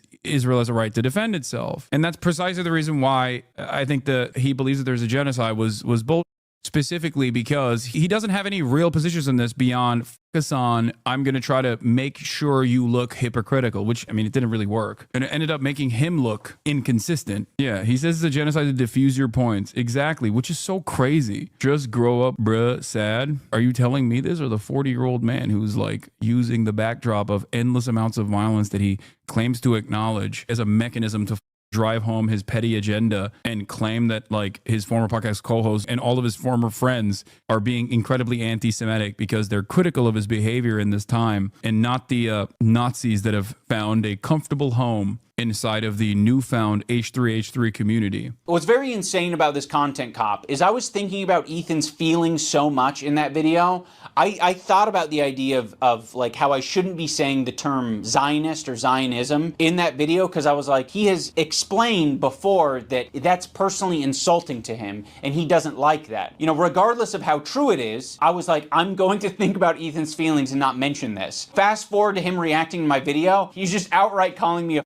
Nazi. Is it a coincidence that Ian really shaved his head just before doing this video and he's holding a swastika one? I mean, we can free Palestine without being a Nazi. You Nazis, how about that? Well, this is the white savior, Ian. This is the twofold problem here because like from the onlooker's perspective, when Ethan is like making these claims and like using them against me for some reason, there's a twofold issue. One, I think the claims are ridiculous. And two, I wasn't even there to begin with. So when I talk about the fact that like I don't know what the decision-making process was there, I'm not saying that to like hide my fears, like hide my shame that I participated in this. And that's the way he tried to present it. That's the way he tried to present it as. And I was like, no, I don't think this is a real claim. I don't think this is valid. And also, I don't know why they made this decision in any, like, I don't know why they made this decision, but I also don't even think that this is like a real grievance that you are advancing. Ian, who's just found empathy, unless you're Jewish, of course.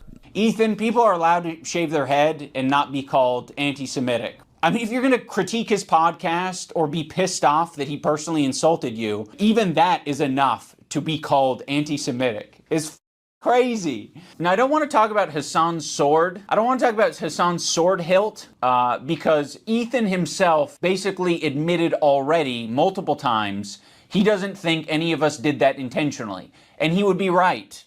Do I think any of them actually like wanted to put a swastika in the photo? No, no. I don't actually think that. The chances that they did on purpose is close to zero, right? So I'm not accusing them. I picked up. This is so consistent with the way that he has behaved for the past year, by the way. On the one hand, he says, I don't think it's serious. On the other hand, when he wants to use it as an argument, he's like, this is the most serious, most severe escalation of anti-Semitism against me. You are putting me in harm's way. All this.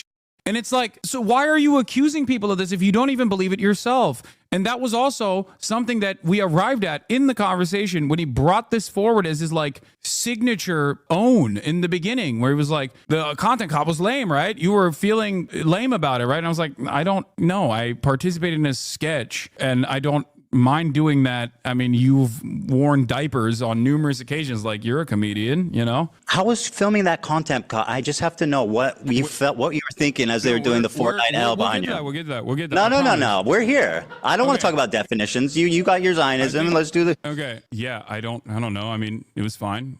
Did you not? I've participated in other YouTube videos as well in the past. No, but that Fortnite L dancing. Some of them feature sketches. Okay. I noticed you weren't in the other shots. Why was that? I think I was being interviewed by. Oh, really? Who was interviewing you? That was happening. I can't really remember. Really? Oh, that's convenient. I think you were embarrassed, frankly. You were absent from every other shot. I think you saw him doing that Fortnite dance and you said, I got to get out of this. No, and by the way, I'm giving you credit for that. I mean, Ethan, you're a comedian. You know, you participated in some sketches. You know, it happens. Not in that. I mean, shit. Really? Yeah. You're one of your most famous sketches. You in a diaper. Like, what are you talking about? Yeah. He also said he didn't actually think it was a swastika. Yeah, his position is untenable. Look, this is the other point that I'm making, which I think is important to address here. Ethan's allegiance with some of the worst reactionaries online simply because they hate me is so odd because it directly undermines his position of someone combating anti-Semitism. It would be like if I hyped up Bilzerian, Fresh and Fit, Sneeko, or Clandis because they hate H3 or Israel. I know that these are people who also are anti-Semitic. I do not want fans of these people in my community unless they are willing to learn, unless they're willing to entertain an alternative vision of society, one where they don't think that Jews are responsible for all the problems that they're foreseeing. Okay. I work actively to try and deprogram people from these communities to make them understand that their grievances are ridiculous and their hatred for Jews is pathological. He's a pathological liar, which makes it hard to argue with him because you need a clip for everything you say, or else it will be the lie, just like he did about the 115 IG stories. That's a lie. I know. What's really silly about it is that like his audience does actually watch all of his slop, so they should know better, right? Is there no moment where like someone a foot soldier goes, wait a minute, I've been following your Instagram. You probably did actually post 110 individual Instagram stories about Hassan. You know, you have been posting quite a bit about Hassan. I mean, it was funny because it was shocking even to him. That was what was hilarious about it. It was literally shocking to him that he had done that. That should be a wake-up call. That should be a moment where he understood the depths of his manic behavior. Like, think about that. He could not believe it. I think you're missing the point that he was trying to do. His entire purpose of the debate was to smear your image, regardless of how far he was reaching. He tried to get the public to label you an anti-Semite. He didn't have a counter-argument for anything you defended. Yeah, I don't think the public thinks I'm anti-Semitic. I don't think the neo-Nazis that are now celebrating Ethan think I'm anti-Semitic, because if they did, they would love me. Okay. So do with that information what you will, right? You can't just keep saying someone is anti-Semitic without like actual real points of contention. And especially considering how seriously I take anti-Semitism in general, and how much I talk about dog whistles, or even, as he made a joke about, microaggressions even. Like, I think he was just like saying it was anti-Semitic because people were just criticizing him, and I tried to drive home that point. The main criticism that I was seeing online with my video from Ethan and Hila is that I didn't mention the CPS call. There's really just one central point that I want to make here. My good friend Ian, in his hour-long takedown, did not mention one time Child Protective Services. Not one time. There was not even one mention of CPS. And a lot of the clips he uses is us fired up from. Yeah, except it turns out the CPS stuff, he also admitted in our conversation yesterday, was not tied back to Snark at all by his own admission. It's just basically something that he packaged together without any evidence whatsoever. And a lot of people just keep going along with this. I don't understand. even if it was Snark, I don't even understand how that would tie back to me. But let's say, like, it just doesn't make any sense. Like, these are not my subreddits. His subreddit is directly controlled by him and his moderators, and his subreddit has done virtually everything that he says Snark is doing to him. Clip of that. You have evidence that H3 Snark called CPS on you? Did I say that? Like random anonymous Did I Redditors? say that? Who called CPS? What the f? So I don't know. Did I claim they did? Like, this is the title of their show. Snark called Child Protective Services on us. Like, that doesn't make any sense. Like, how can people look at this and go, he really presented himself as an honest broker here and he kept his composure throughout this process? Like, okay, well, he just lied about everything. You know what I mean? And I actually did retort against his lies over and over again. I was like, yes, you did. You implied it. He literally said on the podcast the day they first talked about it, the CPS agent said it was someone who knows him in real life. I don't even know the details because I don't keep up with whatever the f going on in Ethan's life. That would be ridiculous if I did that. That would be insane if I did that. There's so much news happening. The day that CPS came to us. So, like, without, for a lot of without even explaining that at least that's the context, it's pretty cowardly. I wonder why I wouldn't mention the CPS call. Could it be that the CPS call happened the same day that you were talking me? And I didn't have any chance to defend myself. You just immediately, in the same podcast, right next to each other, said, CPS call was very traumatic. And then you said, Ian and Anissa. And you linked those together, you kind of layered those flavors, and then Anissa and I got a bunch of harassment. We had nothing to do with the CPS call. What are all these comments on your Reddit saying, like, it happened because of the CPS call? Yeah, that's the other thing. Like, there's a lot of, you know how, like, there's the double Nakba situation that Ethan engaged in defense of the inception of the state of Israel, saying that Arab anti-Semitism caused Jews to become Zionist, a horrifying thing to say, especially when you're talking about the planned expulsion of Palestinians in comparison to other countries that are not related, right? Other Arab nations that you can only attribute to the same kind of sentiment if you are an anti-Arab racist. There's a lot of this going on here as well. There's like, oh, you did the CPS call, actually. Like, it turns into, we don't know who called CPS, to actually Hassan and iDubbbz called CPS. In the minds of his audience, they literally go around being like, well, your audience called CPS. That's why he's actually frazzled. And it's crazy to just, like, attribute this kind of shit. Like, if Ethan, God forbid, got into a car accident tomorrow and came out and said, I got into a car crash because I hit I got into a car crash with a snarker without any evidence whatsoever, and then attributed that to me, everyone would say I did the car crash. What are we doing? Like, things are happening completely beyond my control that I don't even know about, that I'm oblivious to, that I'm not interested in covering even in any way, shape, or form. And he basically just will use any and everything that has happened in his life that I also think are unconscionable and totally inconsiderate from the parties that actually engaged in, that tried to cause harm to him directly, is somehow my fault. Do you have evidence that H3 Snark called CPS on you? Did I say like that? Random anonymous Redditors? Did I say that? Wait, what's the... I said they're primarily responsible for harassing me. Who called CPS? What the so I don't know. To be honest, I'm very proud that I didn't immediately jump to Ethan and Neela's defense, because when you... Is airing CPS call normal at all? No, that's the other side of this. I'm not going to criticize content creators for talking about the deep and personal harm that they withstand as a byproduct of being online content creators. I'm not going to criticize them, to each their own. But under normal circumstances, myself included, by the way, this is something that every content creator deliberately keeps to themselves because it creates copycats, okay? And by that, I don't mean CPS calls. I mean swatting, doxing, stalkers showing up to your house. Things of that nature happen in the background and are often not discussed. There's a reason why even LSF, which is a horrible, awful community online, brigaded to oblivion by literally...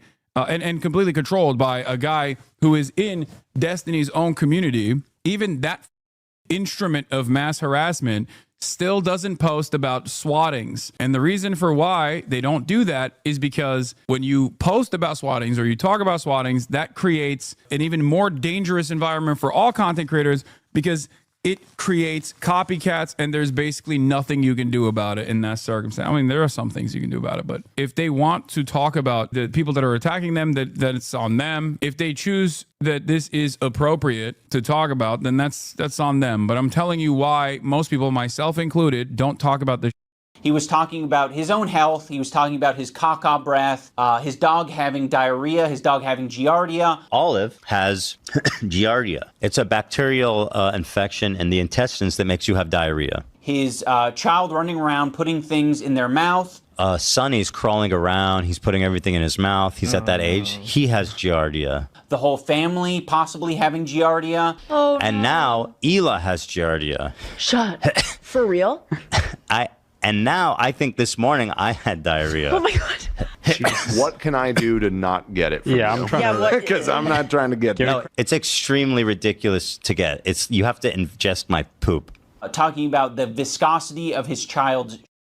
And meanwhile, he is covered in viscous, low viscosity diarrhea. He mentioned diarrhea a lot. Crazy diarrheas like in the middle of the night. All the time he's having these crazy diarrheas. You wash your hands as best you can, but these are really nasty diarrheas.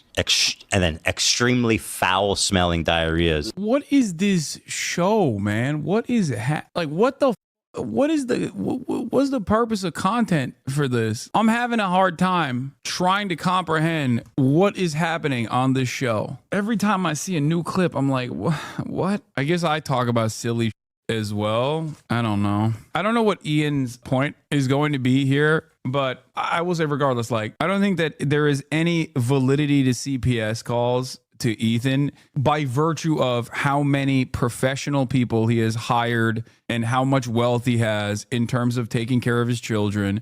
There is no world in which, if there was a CPS call and they even found enough evidence to actually take his children away, that his children would actually have a better life under the guidance of the state rather than amongst his family. It's ridiculous, okay? It is completely ridiculous. I don't want you guys to even entertain this notion. It's crazy. Foster care is a hellish nightmare, and the standard for a child being taken from their parents needs to be incredibly high, like predation, incest, something like that. Okay, it's crazy. I don't trust you, and I'm glad I didn't trust you, because in your video defending yourself, you used a video that takes context from 3 different places and combines them to make it seem like someone is coordinating an attack on you. Love made a good point. You said, is this every comment? I believe this is a live feed of the chat. This isn't edited. What about the top This isn't the first time he's done this, by the way. When we literally were friends and had a podcast together, he was so invested in finding real anti-Semitism in my community at the time that he actually believed a doctored image that he straight ripped from Destiny's community. He himself had to ban long-term subs the other day because he was caught photoshopping this chat to be anti-Semitic. These people are deeply unserious and unwell, and the less attention you give, the better. Yeah, I think that there's a lot of people who are just insane. That sounds psychotic, that there's someone in his community that unironically, this screenshot was tweeted out by their leader, then quickly deleted. The only problem, it's fake messages. Yes, Ethan Zionist, that's the level we're at, okay? Ethan literally thought this was real, by the way. Destiny photoshopped chats from my community talking about, saying a bunch of actually anti-Semitic, not even slicing, completely photoshopped images, and he brought that forward to me directly the last time we had a conversation, not yesterday. Think about how insane that is. And then instead of going, hey, maybe I should second guess how quick I am on the draw, he basically said, oh, I'm sorry that I got duped by this, but also it doesn't matter because your chat is saying stuff about me being a Zionist or my wife participating in IDF raids or whatever. The irony, of course, is that very same community that has been actively, unironically, grooming a 40-year-old man used to call him the R word all the time. I don't even think they still like him, really. They just like that he's a weapon that they can wield. They do. They don't. There's a ton of logs. There's a ton of YouTube videos of back when we had a podcast together before October 7th, where they're just Ethan is the dumbest person on the planet, on him actively. That's another thing that I will never understand about how excited he is to be a useful idiot for these guys. Like even Nicholas Eat Oreo, that dude called Gila a horse for years. Okay, he called Gila a horse face for years. Keemstar, these are like super right-wing communities. Okay, I don't understand how you just go, all right, well, now you're attacking the person that I want to undermine and you're giving me support, so it's okay. Yeah, Keemstar can defend Ethan all he wants. I'll always remember when this man was harassing Gila Klein, calling her a horse, and now Ethan wants to accept his support. Yeah, ridiculous. That's the other side of it. Like I'm infinitely more understanding of even people's past service, right? I live in America. It would be antithetical to everything I believe in terms of people's capacity to change. Something that I believe is people's capacity to change no matter what they've done. Here is the Diddy G chat. Ethan Klein is such an R word. Destiny, is there anyone with a platform the size of Ethan that is consistently as big as an R word as he? Ethan is a R word and his entire team too, lol. Ethan is such a R word. Ethan is a R word. Omega lol. No Ethan Klein next to him. Azan instantly looks like an R word again. Omega lol. Ethan R word decline. Lol W. Don't you do the same for Bad Empanada? I don't get the double standard. Okay, here's a great example of this. Bad Empanada and I align on a lot of issues in terms of the way we see the world. Okay, we do not agree on tactics. We do not agree on methods. But overall, Bad Empanada is not my ideological enemy. I do not care. These guys are Ethan's ideological enemy if he ostensibly cares about anti-Semitism. That's my point. If he cares only about people engaging in bad faith smears against him, then these people have done a ton more than I ever have. My issue with Ethan was a disagreement with how he carries himself in a conversation revolving around a genocide that he also seemingly admits is happening. Do you not understand that? And if he also cares about anti-Semitism, as he clearly does not, but he claims that he cares about anti-Semitism, then he would be shocked that all of these people that his community is hyping up as defenders of him that have been anti-Semitic over and over and over again. Bad Empanada is a maniac. Bad Empanada is not an anti-Semite. Bad Empanada is a maniac that actually does incredible work when it comes to well-sourced YouTube essays. This has been my consistent position on Bad Empanada over and over and over and over again. What I don't get is how you'll say Empanada is nuts and then weaponize mania towards Ethan. No, as a matter of fact, I don't do that. You want to know why I don't do that? When Ethan goes, well, Bad Empanada called AB a house slave. What do you say to that? I'm like, I don't agree with that. I don't endorse that at all. Do you not understand? If I actually agreed with it, or if I actually agreed with his methods, I'd be like, well, yeah, his constant hammering on of the CPS call is actually perfectly valid or whatever. You know what I mean? I wish that he wouldn't do any of that. I wish that he would focus less on drama in general. I wish, because whenever he tries to like cover that subject matter, he gets completely out of control. Do you see what I mean? Yeah, Hassan endorses his research on the Jewish diaspora leaving the MENA region, not calling Gila the raider of Ramallah or playing the game where he like, I even understand what argument he's trying to make, right? When he plays the Al-Aqsa Martyrs video game, right? On Steam. When he's doing that, he's trying to showcase the double standard of people being called a terrorist and smeared viciously, as opposed to people who have actually taken up arms and engaged in acts of terrorism. Everybody has played Call of Duty. There is no issue with killing as many Muslims as possible. But when the roles are reversed, everybody loses their shit. Would I do that? Absolutely not. Okay? Never in a million years would I do that. I think it's a insane thing to do. It's an insane thing to do. The point I always make on this, by the way, is simple. If I were to come out with an insane statement and say, like, we must nuke Tel Aviv, then I would get banned off every platform and probably actually get sent to prison. But if I say, let's nuke Tehran or let's nuke the Gaza Strip, I would get elevated into the State Department to a higher position of power. Okay? This is the heart of that double standard. This is why I always say, while anti-Semitism and Islamophobia are both unacceptable forms of bigotry, anti-Semitism has institutional power. You can't engage in anti-Semitism, actual anti-Semitism, not like, or even you can't even engage in what people perceive as anti-Semitism, unless it's something as ridiculous as what Ethan is claiming, obviously, like the bleach sword, okay? But like even criticisms of Israel are packaged under anti-Semitism deliberately by the State Department to get people black-bagged, okay? But when you say Islamophobic, when you engage in Islamophobia, when you engage in anti-Arab bigotry, It's perfectly fine. Nobody ever bats an eye at that. Destiny, Ethan is an R-word who thinks being friends with people is being their attack dog. Even Hassan thinks Ethan is an R-word.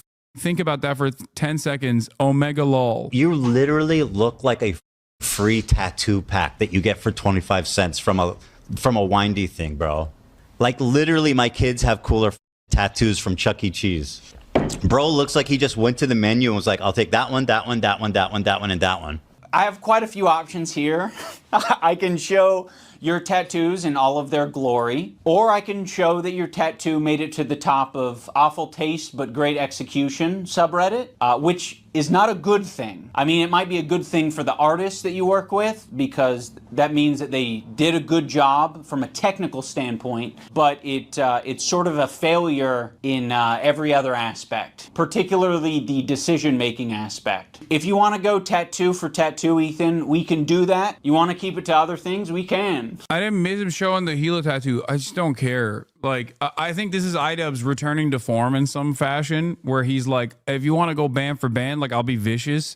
This isn't even a criticism of iDubbbz. I personally don't give a shit about whatever tattoo Ethan gets or engage in any sort of psychoanalysis over what that spells for his marriage, which is of course something that I saw his own fan base make jokes about. Like, not iDubbbz's, I'm saying Ethan's own fan base was making jokes about that. You have not mentioned Ethan's kids once, the crew, or his family in any shape or form. To this day, you're still charitable and focused on the politics. Ethan, on the other hand, has brought up your mom, dad, friends, your dog, even your quote-unquote housekeeper, sex life. I know, everything, literally everything. Like, Ethan has also personally brought forward his family members, including his dad and his mom. Like, he's made them a primary fixture of his content. They've done a lot of weird. I never touched on that. I don't care to touch on it. You know what I mean? I think that's irrelevant in the grand scheme of things. But because he's doing a faucet of misinfo and trying to smear to the best of his goddamn ability, not obsessed, by the way, of course. Like, he said my glasses are fake. Like, it's so it's silly. It's frivolous. Anything. It came up because they were talking about it on their podcast. By the way, they're the ones that like started this conversation by talking about it on the podcast. Be like, hey, I'm not getting involved. I think that was their response after you guys initially called them out. He can't even keep straight who attacked who first. He thinks that our podcast where we're expressing sympathy for him and Eli. Yeah, I mean, he was so obsessed with like winning the argument in clips in his mind that he went so far as to call his own wife a terrorist. Is Ramallah a part of Israeli territory?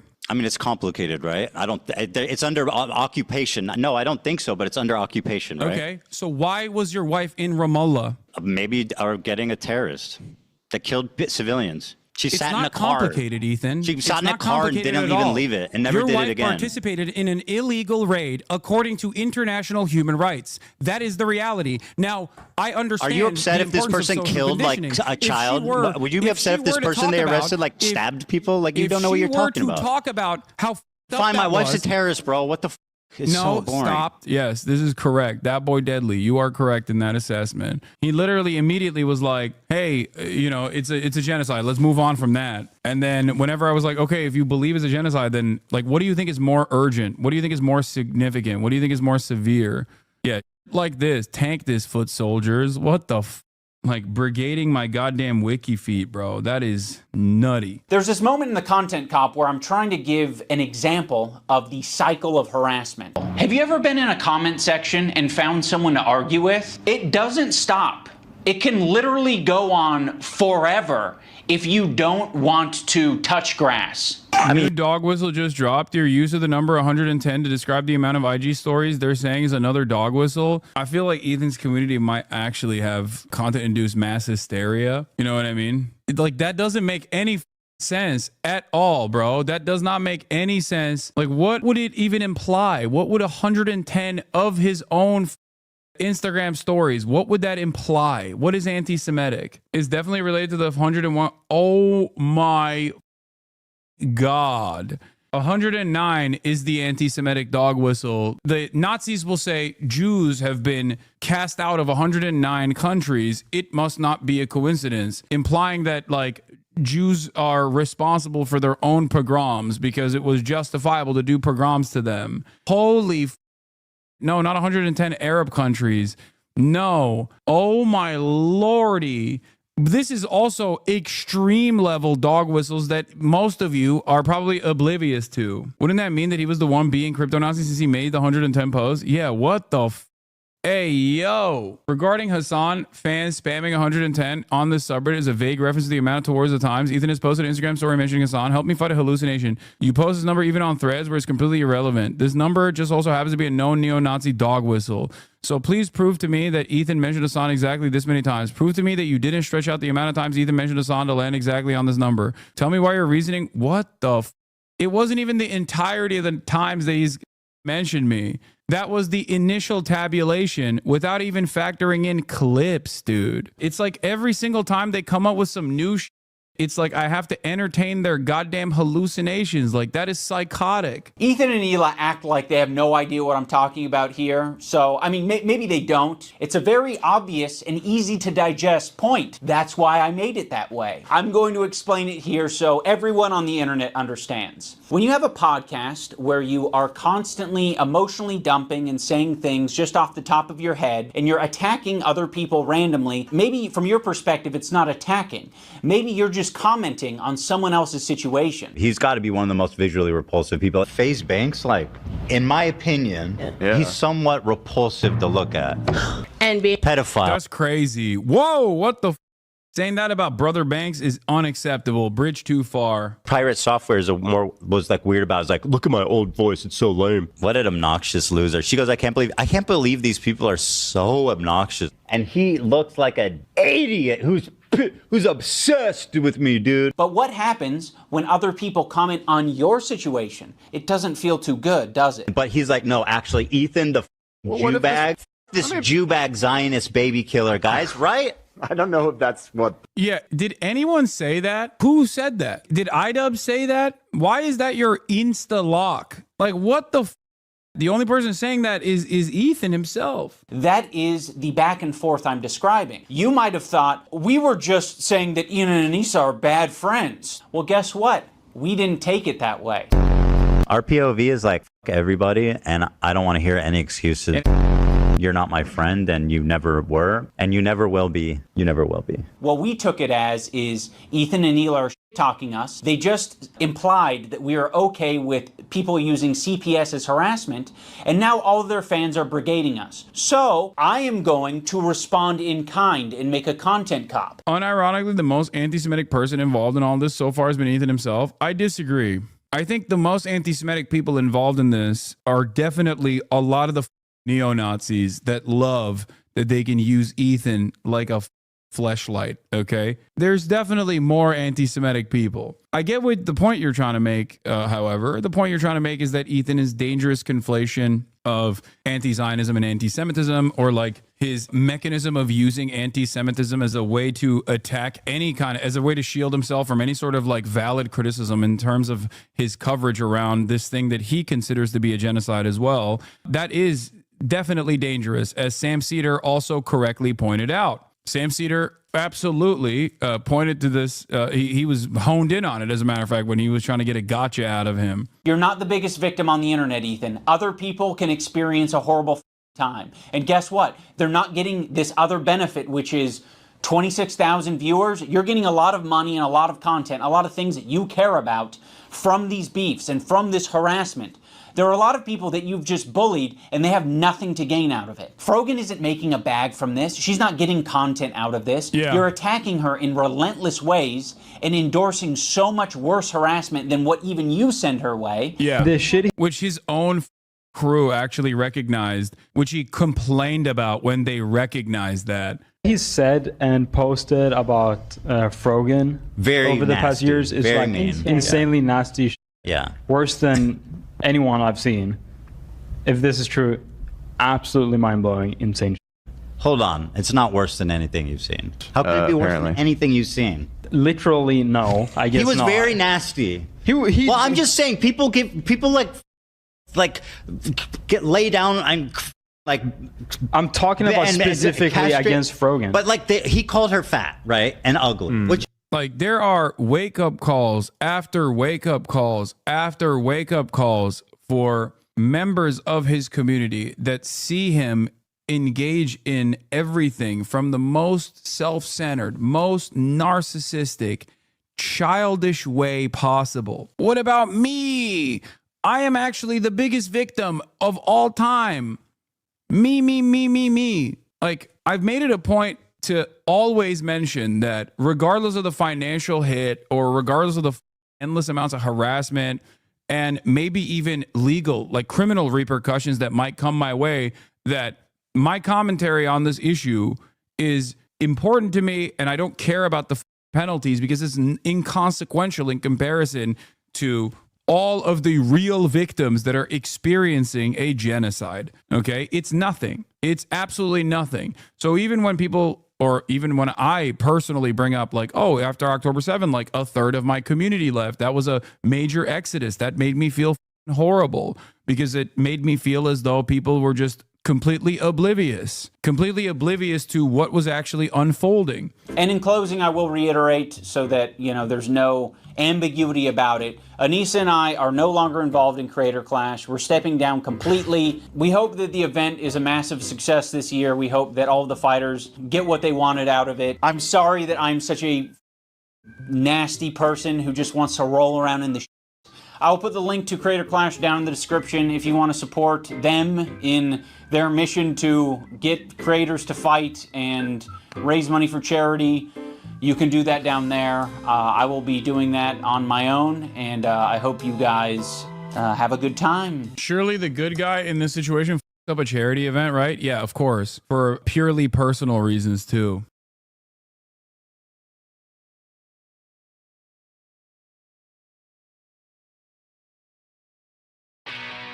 Thank you for making Bill Brown Ford the #1 Ford dealer in the nation for 3 years in a row. Becoming #1 takes a team effort. Doing it 3 years in a row means we consistently earned your loyalty and trust. By building lifelong relationships. And we've done that by taking care of our employees, Our families, our community. And our customers. So thanks for putting Michigan and Bill Brown Ford back on top for another year. Bill Brown Ford in Livonia, the nation's #1 Ford dealer. Want to ring in the new year with style and serious savings? Let me show you. Ashley has hot buys starting at just $2.99 during their New Year's sale. I got this sofa, and honestly, what a find. Just $6.49. Shop Ashley today.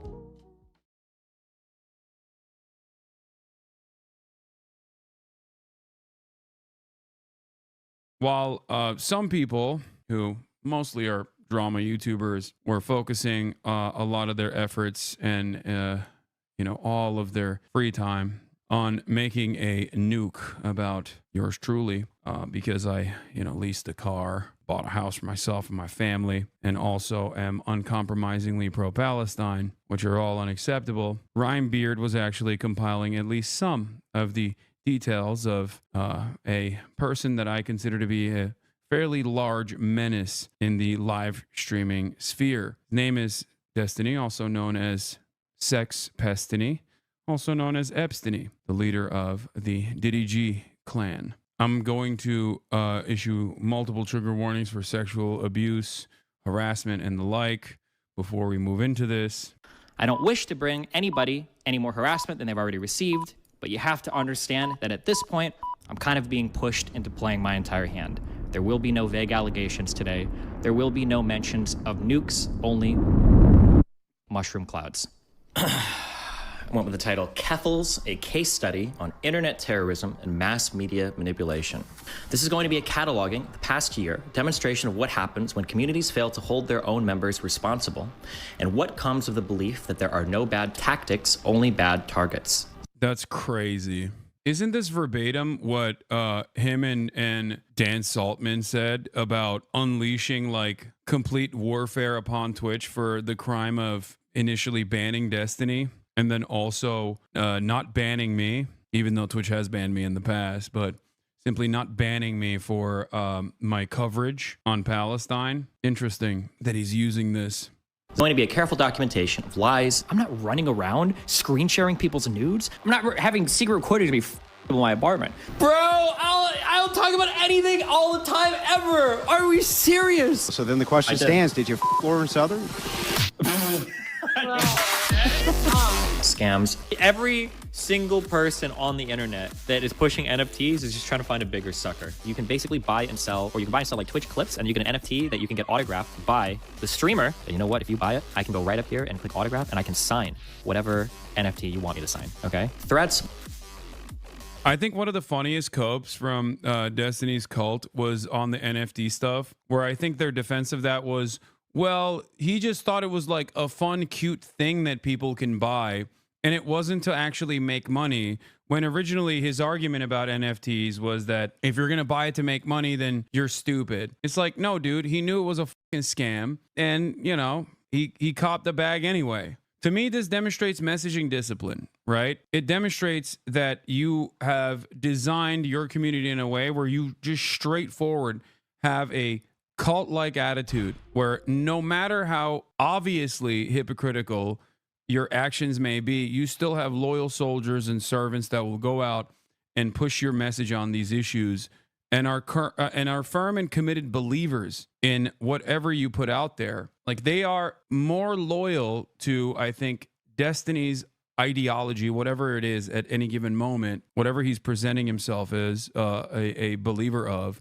than he himself is, than Destiny himself is. It was troublesome for sure. Doxing. I literally just doxed that girl. The one that tried to throw egg on me like a week or two ago. I don't give a fuck about like doxing. And an utter lack of accountability. Melina recently confirmed that the sex tapes leaked by Destiny's former Jesus Christ. girl were shared by Destiny without her consent. Good one. Nice. If she has no legal recourse. And I've got a whole bunch of super chats for you. Wick, ready? Okay. Over the years, I've worried about the types of tactics endorsed by progressive communities.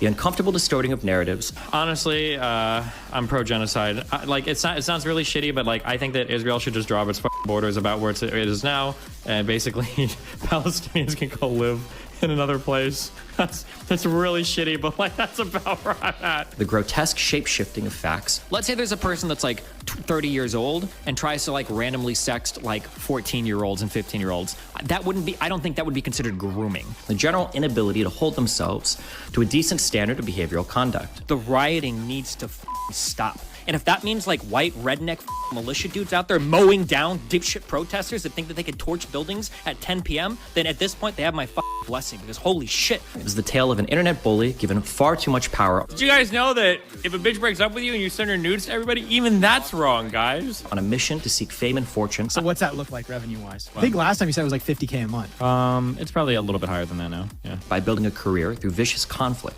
Actually kill yourself. Yes, kill yourself. We've allowed ourselves to gaze into the abyss for far too long. Destiny is the result.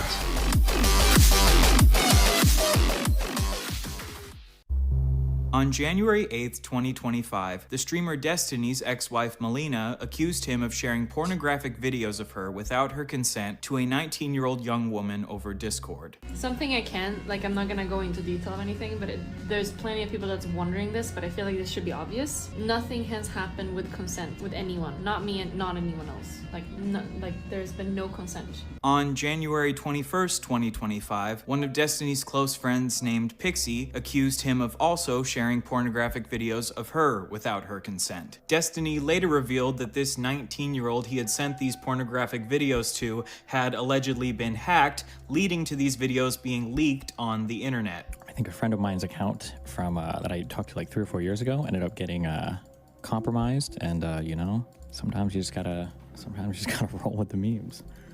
It is what it is. What do you want me to say? What do you want me to say? Okay. Later on that same day of January 21st, one of Destiny's previous close friends named Cherry not only accused Destiny of sharing a recording of them having sex without her consent, but also of recording her without her knowledge. Destiny has since admitted to sharing these sex tapes of Pixie and Melina without their consent. Cherry's allegation is still just an allegation, but she has recently filed a police report against Destiny. This is the story of Stephen Bennell II, a man given far too much power and the ways he has abused this power for his own personal gain. Hi, so this video has been a long...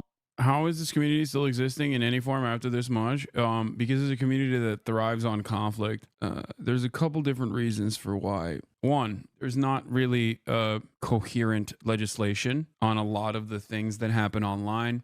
whether it be cyberbullying, cyber stalking, or even sex crimes that happen online. Legislation is just simply not caught up. I guess another is that if you're asking like why his community is not, falling apart over this, I think there are a lot of people who are understandably shaken from this, because it's not like every single person is like super invested in the cult, right? So for many of them, if they had just like encountered Destiny because they saw TikTok clips or something along those lines, they probably hear about this and they go, oh, what the fuck? I had no idea this dude was doing this weird shit, and they're out. There's other people who are like, oh, well, I was just barely scratching the surface of his commentary and I was actually a fan.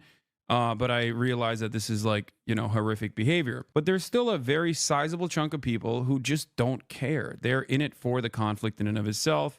And it's not necessarily about ideology, no matter how hard his community presents him as a fantastic orator of liberal values. Something that's like very common, commonly shared in terms of like the most invested within the cult is like, I don't watch him for his personal morals. I watch him because he makes great content, or I watch him because he's a great spokesperson for liberal values.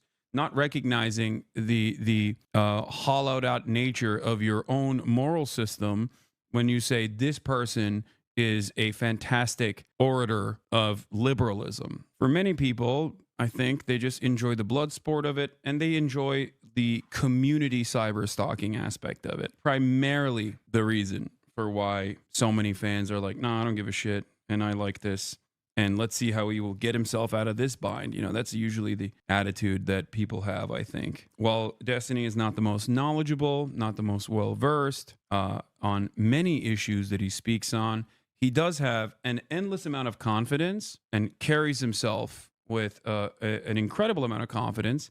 And he is a very skilled orator. He can basically get himself out of a bind by applying a lot of logical fallacies and rhetorical tricks in a way that I think a lot of swagged out white boys respond positively to, especially if they are relatively agoraphobic and don't have a lot going on. It's 4chan culture. Some people just like that edgy humor. That's what they want. That's what they demand. And that's what Destiny gives them. Collecting evidence about this man Destiny here for about 3 years now. And I don't know about you, but I think it's finally time to take this motherfucker down. Destiny is widely hated by a variety of communities across the internet for a variety of reasons. But no matter how hated Destiny became, he always had a strong army of sycophants that would defend him no matter what he did. However, recently, almost all of his orbiters have abandoned him. Orbiters are what he calls his friends who stream with him. Basically, the implication is that Destiny is this massive planet, and all of his friends are these little planets that orbit around him.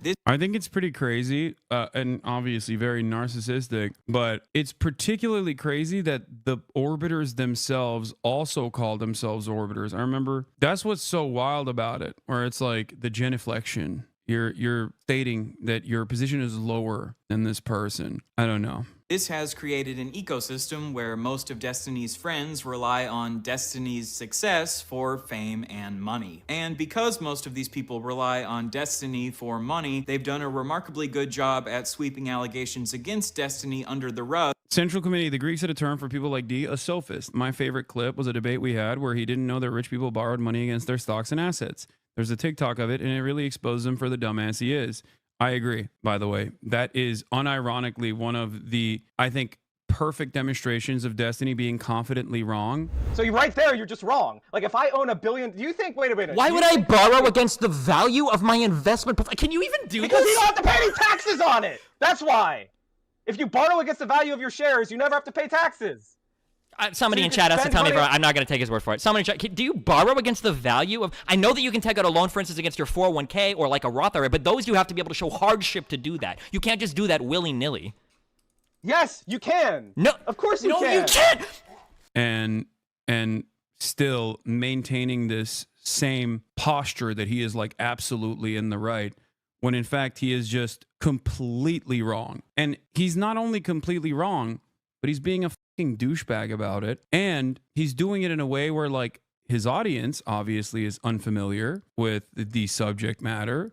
So they probably respond to Destiny's confidence. They respond positively to his confidence. There have been numerous instances where, you know, Destiny has actually gotten a shit pushed in by people who are more intelligent or at least more knowledgeable. And yet he's still, as long as he still maintains this veneer of authority, this veneer of confidence, then plenty of his core fan base still think he's brilliant. For years. However, these recent allegations against Destiny have been so egregious that the majority of even his most loyal orbiters have decided to leave his orbit. Now, barely anyone is still defending Destiny. I just saw myself in this fucking collage, dude. Why? Oh my God, why am I in this, bro? These guys also have this this attitude that like everyone that Destiny has encountered ever in his streaming experience is a part of the lore, a part of the Destiny expanded cinematic universe, whether they consent to it or not. I mean, there's been a lot of people in and out of his life, lol. That's what I'm saying. But it's like wild to still act like these people are a part of the lore, or still a part, or even to act like it's lore anyway. To leave his orbit. Now, barely anyone is still defending Destiny. One person who is still defending Destiny is Myron Gaines from Fresh and Fit, who recently decided to slut-shame Destiny's victims. Where I go, I feel extremely violated with how so many people saw me non-consensually in a vulnerable position. I feel like people are always going to use this as proof that I slept my way to whatever achievement I garner. I feel like it's evidence that everything would be better with me gone. Well, I hate to be the bearer of bad news, Prixie, but you did sleep your way to the top. You know, you gotta call a spade here. Even though Myron is an absolutely insane anti-Semitic woman hater who stands for everything that Destiny claims to be against, Destiny says that he has more respect for Myron than for anyone else on the internet. In all of my years, God, this feels so shitty. In all my years doing content, I have more respect for Myron than any other individual. Apparently, the amount of respect that Destiny has for you as a person is dependent on how willing you are to suck up to him. He is the only person that I have seen that will consistently go into areas where there's so much like laughing and jokes and fun times to be had right here if he was shit on me, but he doesn't. He won't do it. Before we jump into Destiny's actions from across the years, I think I should take a little bit of time to dispel some possible well poisoning that Destiny or his community DGG could try to attack me with. The first accusation they might throw at me is that I'm obsessed with Destiny. This is an accusation they like to throw at anyone who criticizes Destiny. Personally, I don't think it makes me obsessed with Destiny that I've been I think it's pretty funny to also claim obsession when they run an active cyber stalking operation on virtually every single person, myself included, that Destiny has ever encountered and has felt wronged by. So the idea that like it is actually the victims of the cyber stalking operations that are obsessed with him is so ridiculous, because especially considering this dynamic, for approximately 4 or 5 years over the course of the past 6 years, I rarely ever talked about sex pestiny. And the only time that I decided to change that was when he chose to defend Israel unconditionally and came out of the gate swinging by claiming that he was pro-genocide, as shown in the early stages of this video. But yeah, they do this to every single person that they feel has wronged Destiny, including, but not limited to, someone like Ludwig, where they made a 20-minute long documentary about all the times Destiny was cool, because Ludwig, in a single tweet, said that Destiny had bad vibes. And when they failed in convincing him, they shit on him for being friends with me, and they still attack him all the time. I'll give you an example, okay? They'll just start off with like an insane suspicion that normally would be relegated to someone who is hysterical, schizophrenic even. Hassan makes boss calls to Ludwig and actually dominates the entire streaming industry. This is a real conspiracy that they believe in, where Ludwig will make decisions entirely on his own, unbeknownst to me. And these guys will turn around and go, oh, he did this because of Hassan. And they will continue along with that narrative, and they will spread it far and wide. So randomly, underneath any fucking like thirst talk or any kind of like new person being like, oh, I just started watching this Hassan guy, I really like him, you'll see a number of different insane conspiracies dedicated to me, including but not limited to the thing that I was mentioning. Hassan actually got really upset and offended at Ludwig, and he made a call to make Ludwig delete a part of his video or delete his video in its entirety. I don't even fucking remember. They literally have spreadsheets. They have dedicated websites to compiling all of this false information, and they have spreadsheets with clips that are clipped out of context to run the gamut whenever there's an opportunity. Members of his community have also doctored images from this chat, created websites with doctored images from this chat. I mean, as recently as a month or so ago, his community literally compiled every single chat message in this chat and claimed that like the moderators were not doing a good job and myself were not doing a good job banning people for anti-Semitism. And they thought that they could take it all the way up to Tom Cotton to the Senate to do a congressional hearing on a public Twitch stream and its moderation practices. How unimaginably invested are you in Twitch streaming that you think normal politicians are going to get about? Like, they're going to talk about like the moderation of one particular community where anyone can talk at any given moment, and there's 30,000 different voices that are chiming in here from all different backgrounds. Not every single person is a fan of mine, for example. Like, that is delusion, pure and utter delusion. In the grand scheme of things, I am a nobody. Okay, I'm nothing. The idea that I have this awesome amount of power is something that a lot of these people have inflated in their own heads. This is their own personal estimation, and I think they're wrong. Him for the purpose of criticizing him. None of Destiny's fans accused me of being obsessed with Sneeko when I did a deep dive into Sneeko's harmful actions because they don't like Sneeko. But they probably will accuse me of being obsessed with Destiny because Destiny is their daddy. This is the first video I've ever made about Destiny, and it'll probably be about an hour and a half long. Compare that to the probably hundreds of hours that Destiny has spent on his stream criticizing Hasan. And I have nothing against Destiny criticizing Hasan. It would just be pretty hypocritical to accuse me of being obsessed with Destiny for making 1 hour and a half long video about him, while Destiny has talked about Hasan for hundreds of hours. Destiny has written multiple incredibly long manifestos. That's the other thing that, like, I just truly don't understand. It's the easiest thing to show. I have like, what, 4 or 5 total videos? You know, since I cut ties, I think a total of 6 videos in the last year, in the last 2 years, maximum. He has made 6 probably, you know, in a week. I don't understand how this is in any way, shape, or form not an, you know, it's not ringing any alarm bells for all these people that are in this cult. But yeah, as someone that I read the comments from that was like a former Destiny community member, he has so thoroughly poisoned the well for someone like myself that there is no world in which his community, even if they hate him now, will ever turn around and go, maybe I was a little deluded about the way I feel about this random dude. Criticizing creators like Vosh, Keffels, and Bob7, who Destiny believes have wronged him over the years. Although I find the label of manifesto a bit cringe, I see nothing inherently wrong with Destiny writing manifestos to chronicle the bad behaviors of these creators. So, in the same way, I guess this will be my manifesto against Destiny. And if you have an issue with me making this manifesto, I hope you will stay logically consistent and also criticize Destiny for making manifestos about Vosh, Keffels, and Bob7. If I had to predict how Destiny himself would respond to this video, he would probably respond with something similar to this tweet that he tweeted at me a couple years ago. You're hopping into a bandwagon of people accusing me of being a rape apologist because you're still upset that I bullied you off the internet a year ago. Don't play stupid. You know exactly what you're doing. To be honest, Destiny isn't 100% wrong here. I am jumping onto a bandwagon of people criticizing him, but I don't think that's an inherently bad thing to do. Destiny jumps onto bandwagons of people criticizing Hasan all the time. When Ethan Klein makes videos attacking Hasan, Destiny jumps onto the bandwagon. So when a bunch of people on the internet are criticizing Destiny right now for sharing women's sex tapes without their consent, hell yeah, I'm gonna jump. I do feel like this is very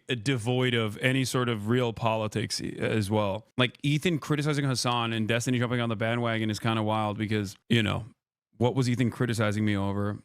wild. To the bandwagon and roast the shit out of him. With the way the internet works, criticisms against someone are more likely to stick when that person is actively engaged in a controversy. This is just how the internet is. So yes, I waited to make this video until you were in a possibly career-ending controversy because I knew that this would make more people listen to my criticism against you. Do you have a problem with that? You know how the internet works, Destiny. Anybody who hates you, even if he doesn't like them, he will ride off into the he will ride them into the sunset. I mean, yeah. I mean, he literally did that with Sam Hyde, Nick Fuentes, numerous far-right figures. It's not like a secret. He then also lied actively about not knowing that Sam Hyde was a neo-Nazi. And then we found out that he had actually, a couple months prior, talked about how, you know, Sam Hyde definitely was a neo-Nazi, including the reasons as to why he thought he was a neo-Nazi. But of course, when the opportunity presented itself for him to, you know, collaborate with Sam Hyde, platform him, elevate him, and talk about how funny he is as a comedian or whatever, you know, he forgot, I guess. Jump onto bandwagons of criticizing people who are in controversies all the time. But now that the shoe's on the other foot, you're mad about it.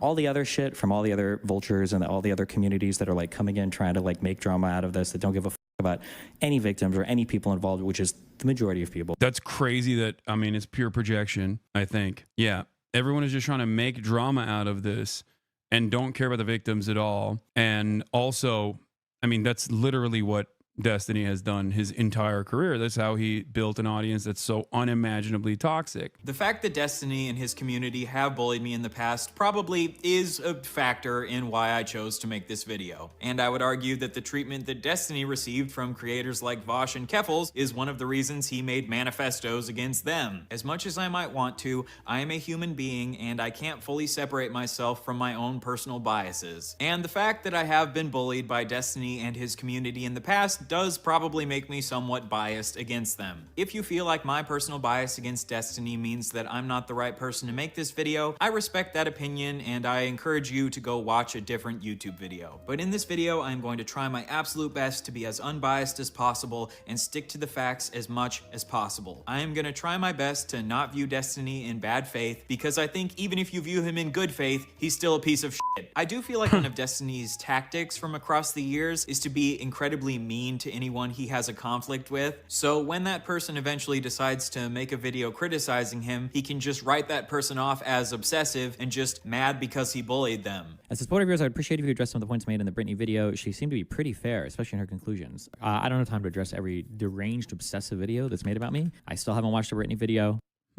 Yeah. It's weird because he's done like 1,000 of these about me. And back in the day, every single time a new one would come out, his community would storm mine to just be like, dude, why are you avoiding these like obvious criticisms that you must address immediately? Especially when this person was directly involved with Sex Pastiny. Like directly, they were friends. And he was directly wronged as far as I understand. In terms of Ethan, because you can make a similar argument on that front. I've already addressed every single criticism that has been launched in my direction, both from Ethan, who basically rehashed all of his manic moments from the past 6 or 7 months. But not only that, but I had already addressed them a million times over prior, because these are not unique or original claims. They were directly plagiarized from the Sex Pastiny community. The last criticism that Destiny and his community might make against this video is that I'm bringing up a bunch of old news that Destiny has already addressed. While that might be the case for some of the things I talk about in this video is not— Chuck Dies, thank you for the 25, get the subs. —being made for Destiny's community. I'm making this video for the broader internet, and the majority of the broader internet doesn't know about all of these past controversies that you might consider old news. Contrary to what you guys might believe, the entire world does not orbit around Destiny. If Destiny is going to be interviewing potential presidential candidates like Marianne Williamson, then I think the broader political community deserves to know about Destiny's past actions. Destiny has said before that he has nothing to hide, and people can't—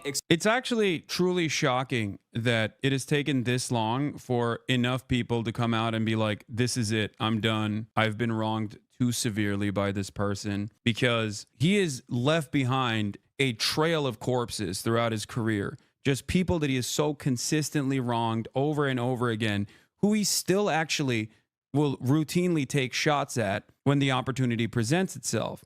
His community considers this burning bridges. They consider it to be content. And the only thing that I think has kind of kept a lot of people from coming out and being like, dude, what the fuck are you doing? Is his active community of defenders who will engage in, sometimes, dare I say, sophisticated smear campaigns against everyone that has any sort of critical opinion over this man. And he's been able to keep this together by actively gaslighting his audience and maintaining the presence that he's doing this for some higher liberal purpose. And some people, I think, believe it. Some people, I think, recognize that as a true thing. There have been instances of physical harassment that Frogan has withstood. There have been instances of even someone physically coming up to me in the real world as well at the DNC. If you recall, the I'm shaking moment from the dude who was in the Destiny Discord, the Diddy G person that we found out was quite racist, as a matter of fact. He came up to me while I was live streaming at the DNC and said, Destiny made you, and then ran away instantly before I could even comprehend what was going on. We later found out that he was actually fantasizing about what to say to me, and that he was openly talking about how he was shaking. Hassan is right there. I'm shaking is the thing that he said. And Destiny rewards that kind of behavior with admiration and recognition. That is the other side of this. He retweets when those things go viral. I think that's a very dangerous game to play because you never know what some of your most loyal fans are capable of doing. So if you play fast and loose with urging them into taking direct action in the real world, that is extremely dangerous for other content creators and perhaps maybe even dangerous for yourself. There will be legal repercussions if they actually do something insane. When someone else was trying to expose Destiny for his bad behavior, he sent these messages to his chat. So if he wants to expose me, that's fine. Let him expose. But he needs to post receipts instead of just vaguely alluding to shit. There's literally nothing anyone could have on me for anything because I don't do anything bad/weird. I am the cleanest motherfucker in this entire scene. The worst anyone could ever have on me is dick pics or something. He can talk about whatever he wants, but he should provide proof, not just baseless accusations/speculation. That's a wild statement. I'm the cleanest motherfucker in this industry is a wild statement.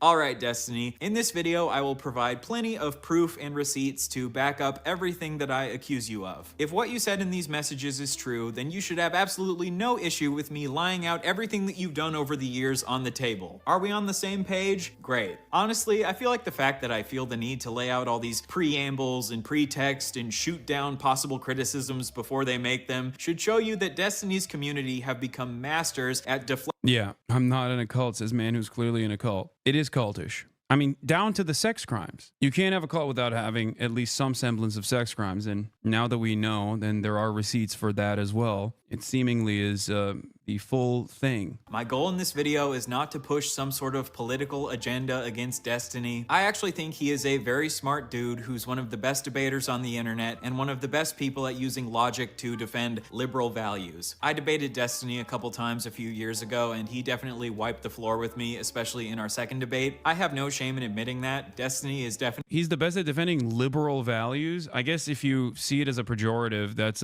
like what, liberal values like what? Defending Israel's genocide? Like, what are we talking about? Liberal values such as defending Kyle Rittenhouse? Liberal values such as, you know, the video, the things that you showed in the beginning of the video, which are what, like defending CP, defending sexual assault, victim blaming. None of these are liberal values. The reality of the matter is Destiny is a debate mercenary. He has no values. He oftentimes will say he's sociopathic. He'll say he's an egoist. He'll use anything and everything he can to make it seem as though he has convictions that can change when he encounters new information. But in many instances, he's just in it for the spirit of debate. A pure sophist. Central Committee is correct. Definitely a better debater than I am. Even if I disagree with a lot of his opinions because I'm a leftist, I can still recognize that he's done a great job dunking on a bunch of dumbass conservatives. But okay, that part okay, never mind. I don't disagree with that. Yes, he is very good at going after lowest common denominator conservatives in the only instance where he's actually gone after a conservative that is also a successful orator, Ben Shapiro. He just sat there like a little puppy and agreed on so much. So much so that even Lex Fridman said, wow, it sure seems strange that you guys agree on a lot more than you disagree on. So yeah, going on Sigma Grindset podcast and like shitting on dudes who think that women should be in the kitchen is Yeah, it's basically one step elevated from what Steven Crowder does. But whenever Destiny actually encounters someone who is more knowledgeable on a particular matter than he is, like an academic, for example, he will have to resort to as many rhetorical tools as possible in an effort to destabilize the conversation, keep his interlocutor on the back foot, and keep him consistently defending ridiculous positions to the best of his ability by claiming that he is simply testing their moral boundaries. He famously said that he has not real positions because that means he has to actually defend it. He likes to be on offense and assume the positions of Socratic questioner and try to find a gap in a person's knowledge so he can appear to be right. But if you examine his work, he doesn't actually have a consistent set of values. Yeah, he does not. That's why there's accounts like, Destiny versus Destiny, where you can find older clips of Destiny defending a position and then immediately dunking on said position a couple of years later. It's not that he actually got new information and did his research, even though he claims that that is the case. It's because he's decided that he wants to defend that position now because it's a more fortuitous position for him, or sometimes a more edgy position for him, and that will garner him more attention and more love. People are like, hey, your chat has been spamming a ton of like really hateful shit. And like every YouTuber's like, wait, what? My chat? I had no idea. I'm just now hearing about this. I had no idea. It's like, bro, come on. Really? Ethan Klein, if you want to have a conversation with me, I am available. I can talk to you about any number of different political disagreements that we have, except this time I'm not going to be nice to you. Okay? I'm not going to treat you with kitty gloves. They're saying they were hate watching. Yeah, that's the other thing. They currently are probably doing this right now as well. Destiny's website literally has a dedicated hate watching corner for every moment that he's not live. They'll just have my stream up or any number of different consistent rotating villains in his community. People that want nothing to do with him or his fans. They just sit there and hope that I kill myself, which is hilarious because, I think I'm doing pretty good. I'm not going to talk to you like you're a special boy who deserves my special attention and that you're so funny and so special. I'm going to talk to you in the same exact way that I would to an actual political content creator. If there is a absolute subhuman savage commentator out there who was expressing your viewpoint about Israel, I'm going to talk to you in the same exact way that I would. Please, God, I'm begging you, kill Hassan. Please, please, please. This level of vitriol I don't have for anyone, including Destiny. And that motherfucker has done so much over the course of the past 5 years. And I still don't want this. I want him to get better as well. I want him to just leave me alone, really. I want him to leave other people that are in my vicinity alone as well. It's kind of crazy that these guys who have never met me ever in their entire lives have this strong of an opinion on someone who they claim to align with politically as well. That's the other side of the story, because these guys also personally, they personally consider themselves to be progressives. They consider themselves to be liberals. Like, the only group of individuals that I've seen this level of vitriol from, that I've received this level of hatred from, are neo-Nazis online, and I get why they feel that way about me, but it's just no different than the unhealthy obsessions that you see in any other stan group. I just will never understand being this level of parasocial for a dude who just like is super toxic and tries to humiliate every single person that he talks to and is very confidently incorrect regularly.